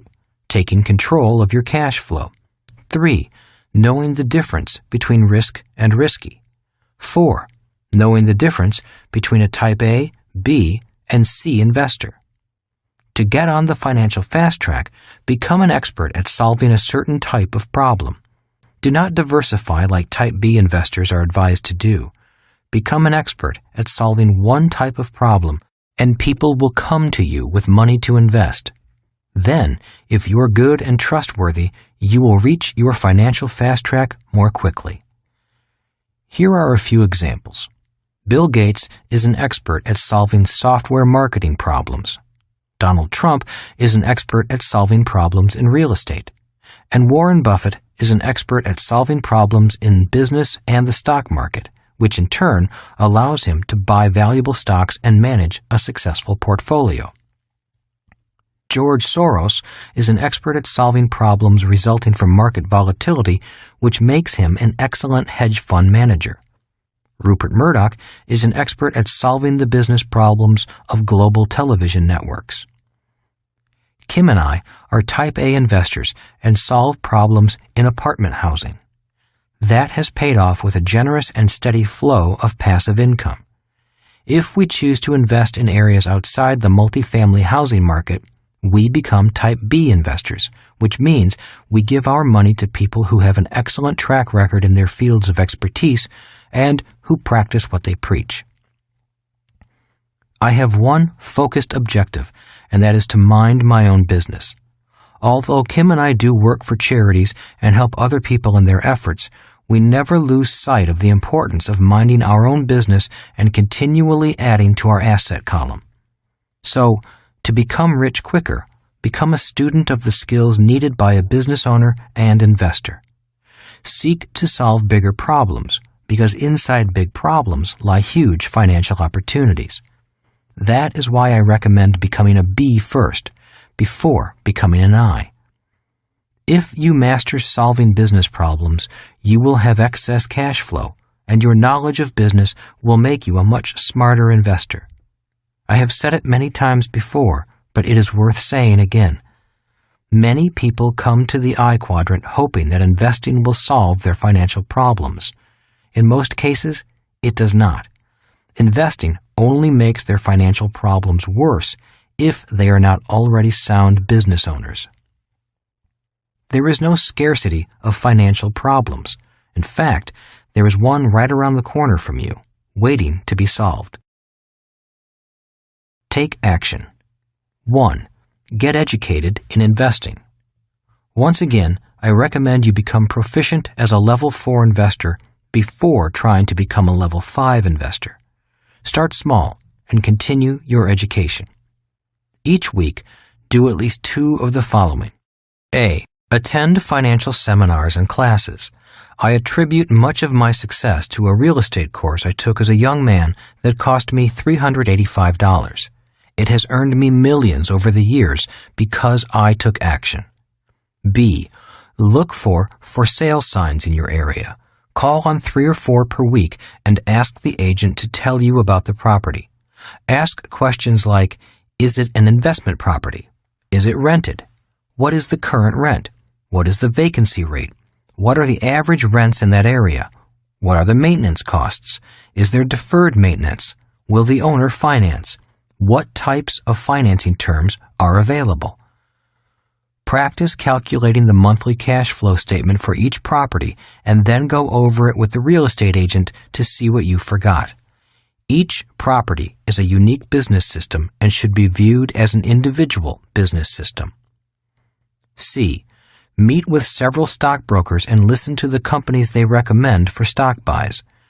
Research those companies and consider opening a trading account and making some small investments.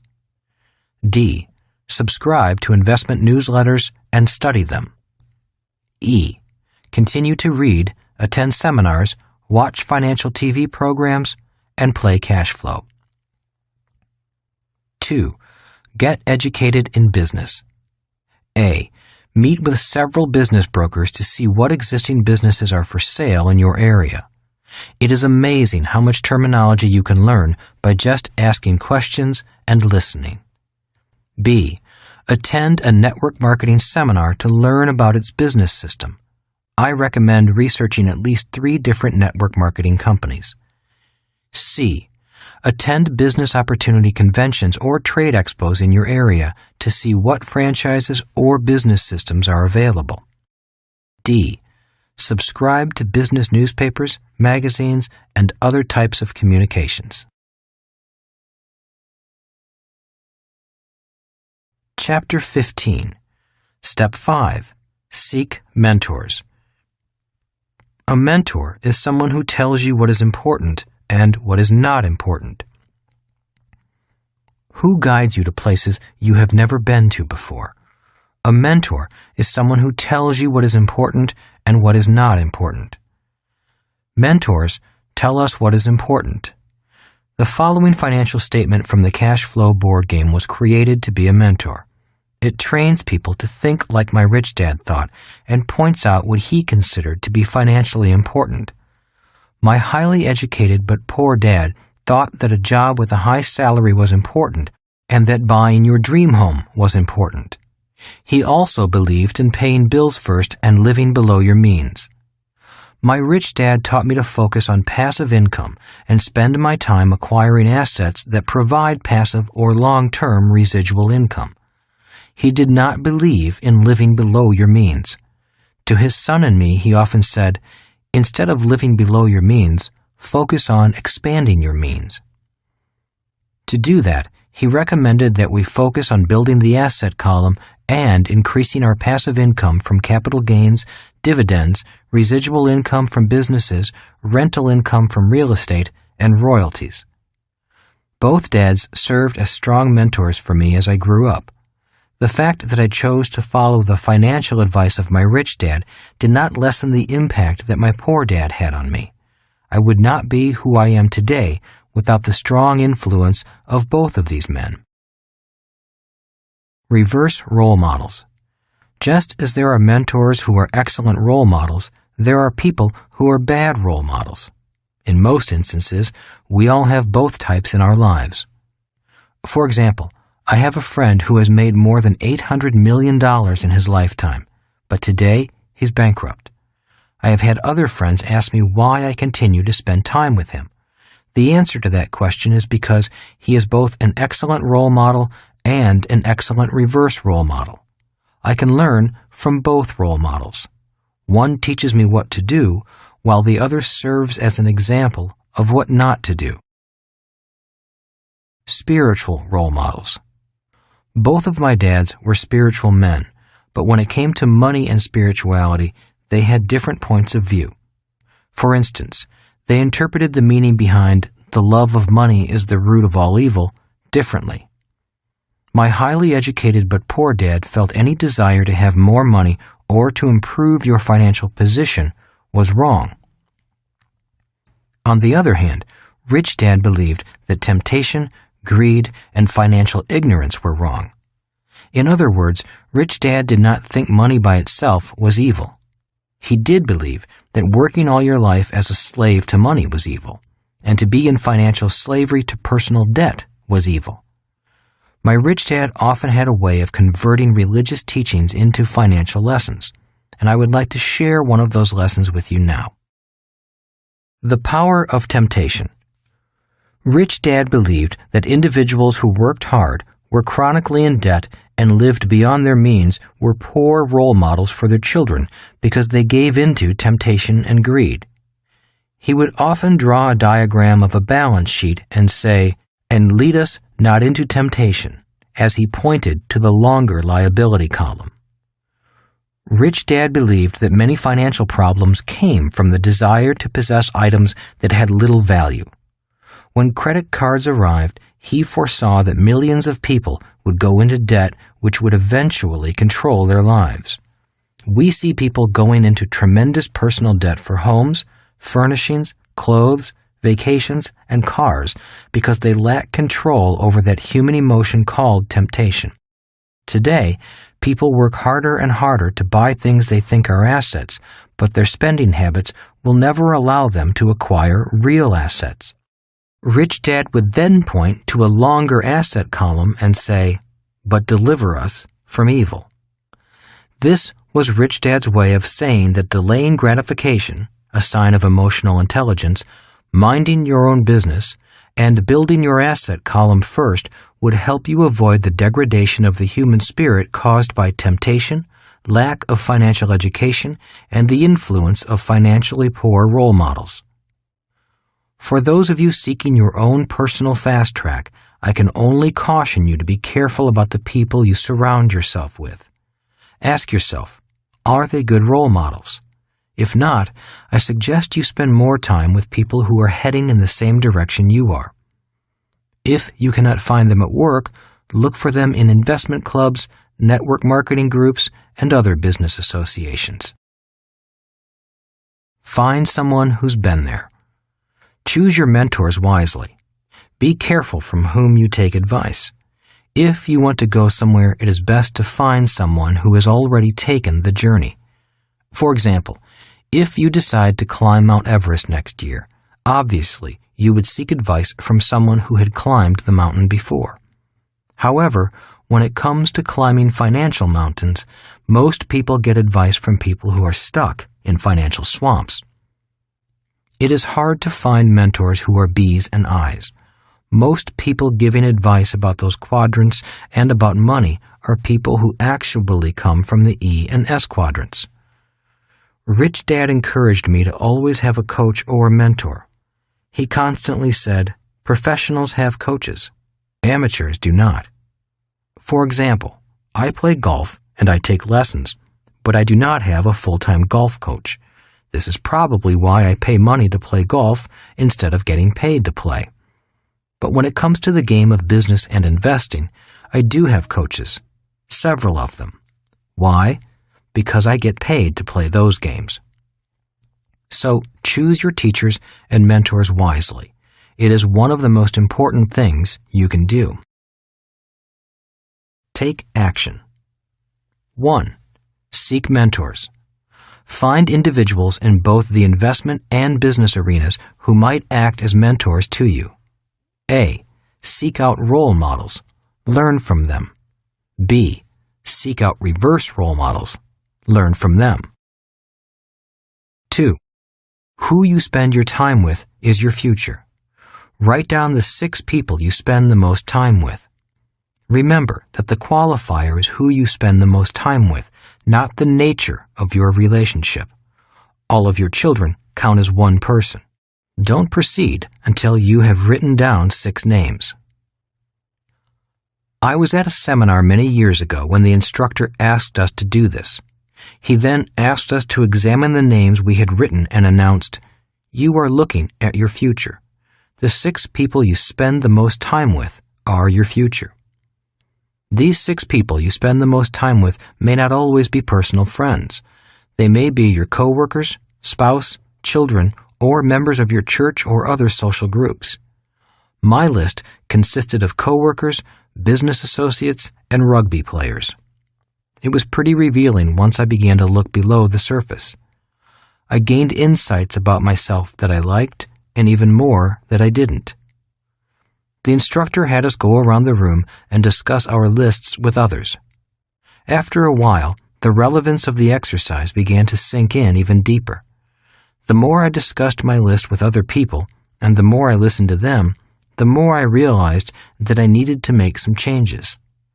This exercise had little to do with the people I was spending my time with, and everything to do with where I was going and what I was doing with my life.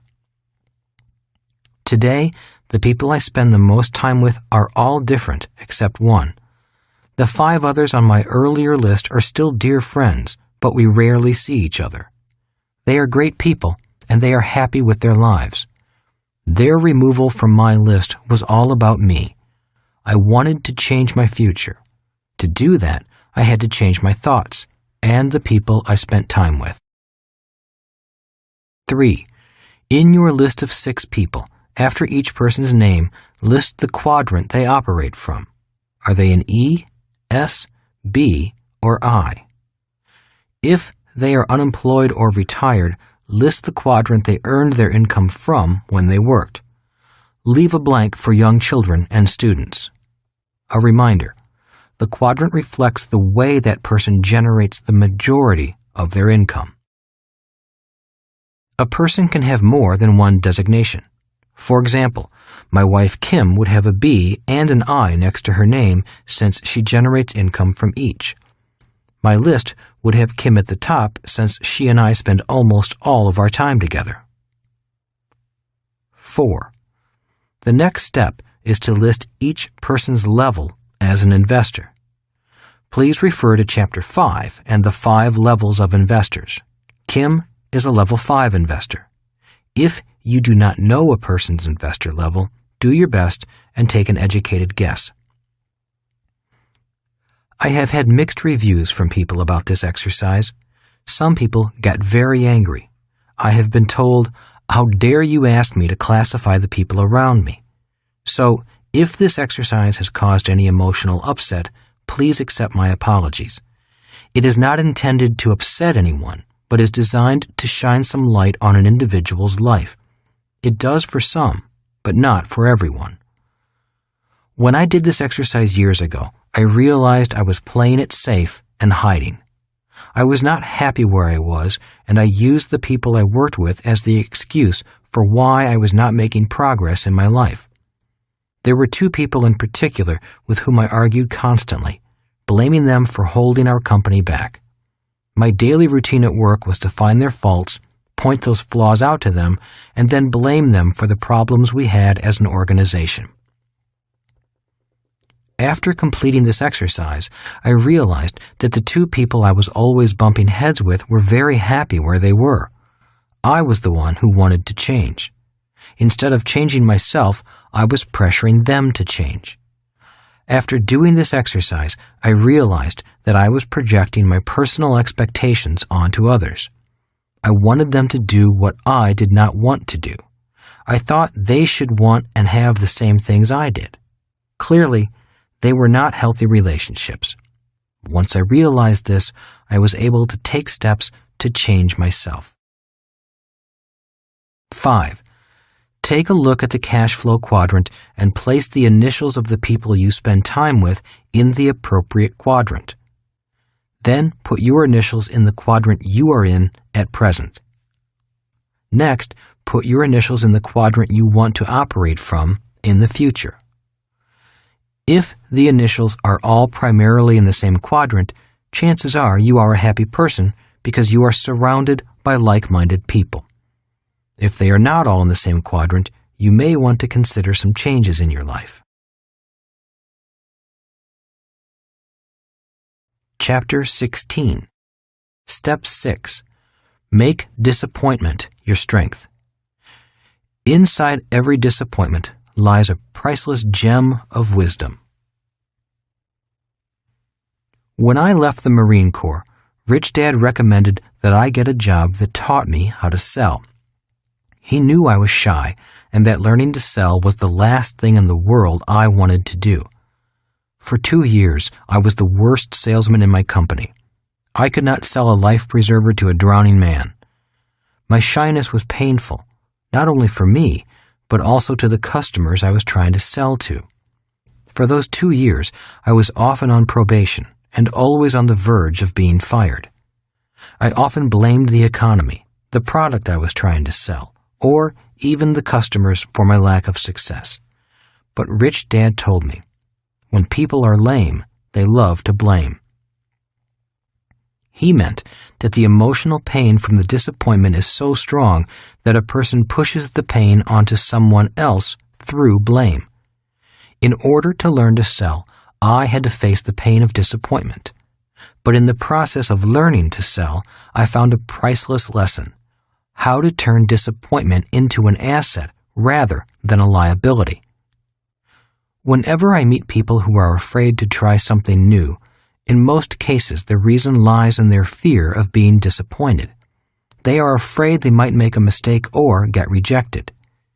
If you are ready to start your journey to the financial fast track, I offer you the same words of advice and encouragement that Rich Dad offered me when I was learning something new. Be prepared to be disappointed. He meant this in a positive, not negative sense.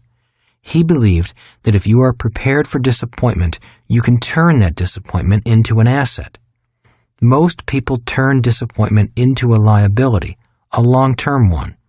You notice this when they say, "I'll never do that again," or "I should have known I would fail." Just as inside every problem lies an opportunity, inside every disappointment lies a priceless gem of wisdom. Whenever I hear someone say, "I'll never do that again," I know I am listening to someone who has stopped learning. They are letting disappointment stop them. Disappointment has erected a protective wall around them instead of a foundation from which to grow. Rich Dad helped me learn how to deal with deep emotional disappointments.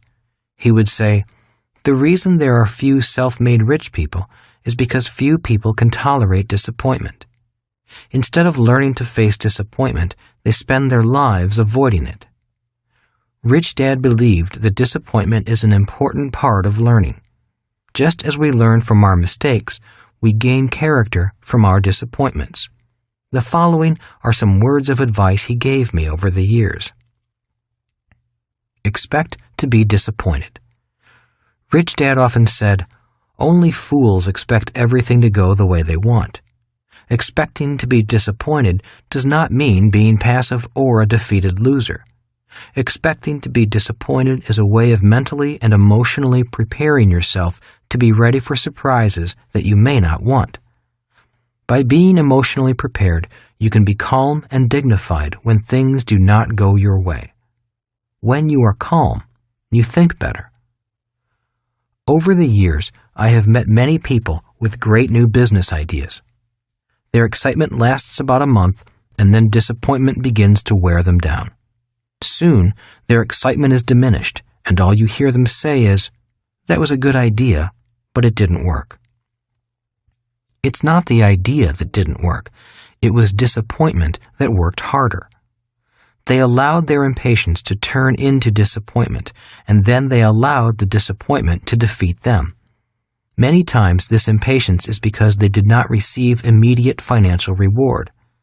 Business owners and investors may wait years to see cash flow from a business or investment, but they go into it with the knowledge that success may take time. They also know that when success is achieved, the financial reward will be well worth the wait. Have a mentor standing by. Like those emergency numbers for fire and police that we always have handy, who is on your list of trusted and knowledgeable contacts? For me, my financial mentors take center stage. They are only a phone call away if I have a financial emergency. Often, before I go into a deal or venture, I call one of my friends and explain what I'm doing and what I intend to accomplish. I also ask them to stand by in case I find myself in over my head, which is often. I was once negotiating for a large piece of real estate with a seller who was playing hardball and changing the terms at the closing. He knew I wanted the property, and he was doing his best to get more money from me at the last minute. Having a hot temper, my emotions went out of control. But instead of blowing the deal by yelling and shouting, which is my normal inclination, I simply asked if I could use the phone to call my partner. I talked to my 3 friends who were standing by. After getting their advice on how to handle the situation, I calmed down and learned 3 new ways to negotiate that I had not known before. The deal never went through, but I still use those negotiation techniques today. Techniques I would never have learned if I had not tried to do the deal. That knowledge is priceless. The point is, we can never know everything beforehand, and we often only learn things when we need to learn them. That is why I recommend that you try new things and expect disappointment, but always have a mentor standing by to coach you through the experience. Many people never start projects simply because they don't have all the answers. You will never have all the answers, but begin anyway. One of my friends always says, "Many people will not head down the street until all the lights are green." That is why they don't go anywhere. Be kind to yourself. One of the most painful aspects about making a mistake or failing at something is not what other people say about us, but how hard we are on ourselves. Most people who make a mistake beat themselves up far more than anyone else would. I have found that people who are hard on themselves mentally and emotionally are often too cautious when it comes to taking risks, adopting new ideas, or attempting something new. It is hard to learn anything new if you punish yourself for your personal disappointments. Tell the truth. One of the worst punishments I ever received as a child was the day I accidentally broke my sister's front tooth. She ran home to tell my dad, and I ran to hide. After my father found me, he was very angry. He scolded me. "The reason I'm punishing you isn't because you broke your sister's tooth, but because you ran away." Financially, there have been many times I could have run from my mistakes, but running away is taking the easy way out. In short, we all make mistakes. We all feel upset and disappointed when things don't go our way. The difference lies in how we process that disappointment. Rich Dad said, "The size of your success is measured by the strength of your desire, the size of your dream, and how you handle disappointment along the way." In the next few years, we will have financial changes that will test our courage. As Bob Dylan sang, "The times they are a-changin'." The people who are most in control of their emotions, who do not let their emotions hold them back, and who have the emotional maturity to learn new financial skills will flourish in the years ahead. The future belongs to those who can change with the times and use personal disappointments as building blocks for the future. Take action. 1. Make mistakes. That is why I recommend starting with baby steps. Remember that losing is part of winning. E's and S's are trained to think that making mistakes is not acceptable. B's and I's know that making mistakes is how they learn. 2. Start small. If you find an investment you want to invest in, put a little money down. It is amazing how quickly your intelligence grows when you have money on the line. Don't bet the ranch, your mortgage payment, or your retirement. Simply put a little money down, pay attention, and learn. 3. The key is to take action. Reading, watching, and listening are all crucial to your education, but you must also start doing. Make offers on small real estate deals that will generate positive cash flow. Join a network marketing company and learn about it from the inside. Invest in stock after researching the company. Seek advice from your mentor or financial or tax advisor if you need it. As Nike says, just do it. Chapter 17. Step 7. The Power of Faith. The only person who determines the thoughts you choose to believe about yourself is you.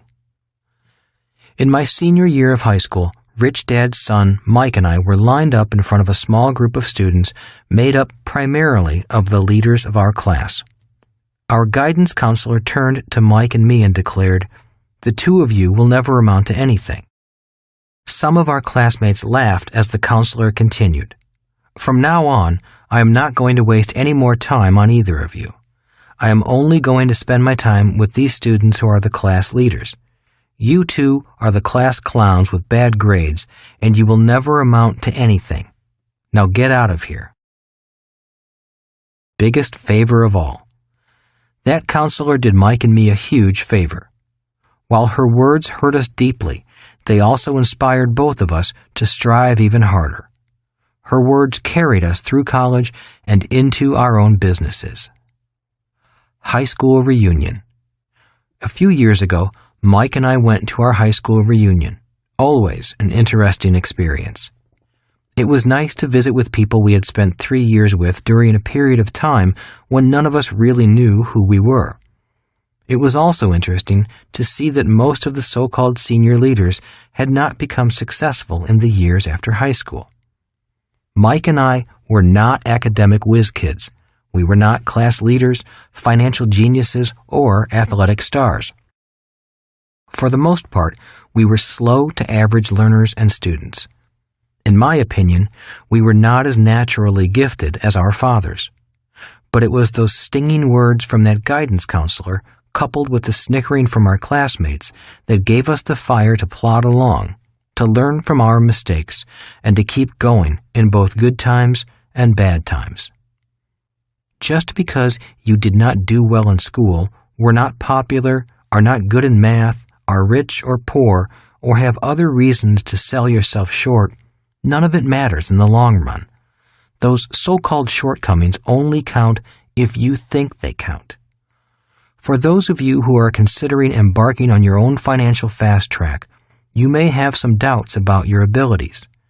All I can say is, trust that you have everything you need right now to be successful financially. All it takes to bring out your natural God-given gifts is your desire, determination, and a deep faith that you have a genius and a gift that is unique. Look in the mirror and listen to the words. A mirror reflects back more than just a visual image. It often reflects back our thoughts. How often have we seen people look in the mirror and say such things as, "Oh, I look horrible," Have I put on that much weight? I'm really getting old. Or, my, I am damn good looking. I am God's gift to women. Thoughts are reflections. Mirrors reflect back much more than just what the eyes see. Mirrors also reflect back our thoughts and our opinions of ourselves. These thoughts or opinions are much more important than our outward appearance. Many of us have met people who are beautiful on the outside, but believe that they are ugly, or people who are greatly loved by others, but cannot love themselves. Our deepest thoughts are often reflections of our souls. Thoughts are a reflection of our love for ourselves, our egos, our dislike of ourselves, how we treat ourselves, and our overall self-opinion. Money doesn't stay with people who don't trust themselves. Personal truths are often spoken in moments of peak emotion. After explaining the cash flow quadrant to an individual or a group, I give them a moment to decide their next step. First, they decide which quadrant they are in right now. Next, I ask them which quadrant they would like to move to, if they need to move. Some people look at me and say, I'm happy exactly where I am. Others say, I'm not happy, but I am not willing to change or move at this time. And then there are people who are unhappy where they are and know they need to do something immediately. People in this category often speak most clearly about their personal truths. They use words that reflect their opinions of themselves, words that reflect their soul. And that is why I say personal truths are spoken at moments of peak emotion. At these moments of truth, I often hear, I can't do that. I can't move from S to B. Are you crazy? I have a wife and 3 kids to feed. I can't do that. I can't wait 5 years before I get another paycheck. Invest? You want me to lose all my money, don't you? I don't have any money to invest. I need more information before I do anything. I tried that before. It doesn't work. I don't need to know how to read financial statements. I can get by. I don't have to worry. I'm still young. I'm not smart enough. I would do it if I could find the right people to do it with me. My husband would never go for it. My wife would never understand. What would my friends say? I'm too old. I'm too young. It's not worth it. I'm not worth it. All words are mirrors. Personal truths are spoken at moments of peak emotion. All words are mirrors, for they reflect back some insight as to what people think about themselves, even though they may be speaking about someone else. My best advice. For those of you who are ready to move from one quadrant to another, the most important advice I know to give you is to be very aware of your words. Be especially aware of the words that come from your heart, your stomach, and your soul. If you are going to make a change, you must be aware of the thoughts and words generated by your emotions. If you are not aware when your emotions are doing your thinking, you will never survive the journey. You will always hold yourself back. If you say, my spouse will never understand, you are really saying more about yourself. You may be using your spouse as an excuse for your own inaction, or you might actually be saying, I don't have the courage or communication skills to convey these new ideas. All words are mirrors that provide opportunities for you to look into your soul. Or, if you say, I can't stop working and start my own business, I have a mortgage and a family to think about, you might really be saying, I'm tired. I don't want to do anything more, or I really don't want to learn anything more. These are personal truths. Personal truths are also personal lies. These are truths, and they are also lies. If you lie to yourself, your journey will never be completed. My best advice is to listen to your doubts, fears, and limiting thoughts, and then dig deeper for the real truth. For example, if you say, I'm tired and I don't want to learn something new, that may be a truth, but it is also a lie. The real truth may be, if I don't learn something new, I'll be even more tired. And even deeper than that, the truth is, I love learning new things. I would love to learn something new and get excited about life again. Maybe whole new worlds would open to me. Once you can get to that point of the deeper truth, you may find a part of you that is powerful enough to help you change. Our journey. Before Kim and I could move forward, we had to be willing to live with the opinions and criticisms we each had about ourselves. We had to be willing to live with doubts, but not let them stop us. Occasionally, the pressure would get to the boiling point, and our self-criticisms would flare up. I would blame her for my doubts, and she would blame me for hers. But we both knew, before starting out on this journey, that the only thing we had to ultimately face was our own personal doubts, criticisms, and inadequacies. Our real job as husband and wife, business partners, and soulmates along this journey was to keep reminding each other that each of us was much more powerful than our individual doubts, pettiness, and inadequacies. In that process, we learned to trust ourselves more. The ultimate goal for us was more than to simply get rich. It was to learn to be trustworthy with ourselves as well as with money. Remember that the only person who determines the thoughts you choose to believe about yourself is you. So the reward from the journey is not only the freedom that money buys, but the trust you gain in yourself. My best advice is to prepare daily to be bigger than your smallness. In my opinion, the reason most people stop and turn back from their dreams is because the tiny person found inside each of us wields more power than our bigger person. Even though you may not be good at everything, take time developing what you need to learn, and your world will change rapidly. Never run from what you know you need to learn. Face your fears and doubts, and new worlds will open to you. Take action. Believe in yourself and start today. Chapter 18. In summary. Begin building pipelines of cash flow to support you and your family. Kim and I used these 7 steps to move from being homeless to becoming financially free in a few short years. These 7 steps helped us find our own financial fast track, and we continue to use them today. I trust they can assist you in charting your own course to financial freedom. To do so, you must be true to yourself. If you are not yet a long-term investor, get yourself there as fast as you can. What does this mean? Sit down and map out a plan to get control of your spending habits. Minimize your debt and liabilities. Live within your means and then expand your means. Find out how much money invested per month for how many months at a realistic rate of return it will take to reach your goals of retiring, creating cash flow, and gaining financial freedom. Simply having a long-term plan that reduces your consumer debt while putting away a small amount of money regularly will give you a head start if you start early enough and keep an eye on what you are doing. At this level, keep it simple. Don't get fancy. The reason I introduced you to the cash flow quadrant, the 5 levels of investors, and my 3 types of investors is to offer you many glimpses into who you are, what your interests may be, and who you want to ultimately become. I like to believe that anyone can find their own unique path to the financial fast track, regardless of which quadrant they operate from.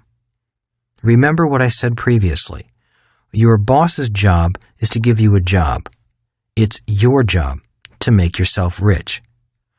Are you ready to stop hauling water buckets and begin building pipelines of cash flow to support you, your family, and your lifestyle? Minding your own business might be difficult and sometimes confusing, especially at first. There is a lot to learn, regardless of how much you already know. It is a lifelong process, but the good news is that the hardest part of the process is at the start. Once you make the commitment, life really does get easier and easier. Minding your business is not hard to do. It's just common sense. We hope you have enjoyed our presentation of Rich Dad's Cash Flow Quadrant, Guide to Financial Freedom by Robert T. Kiyosaki,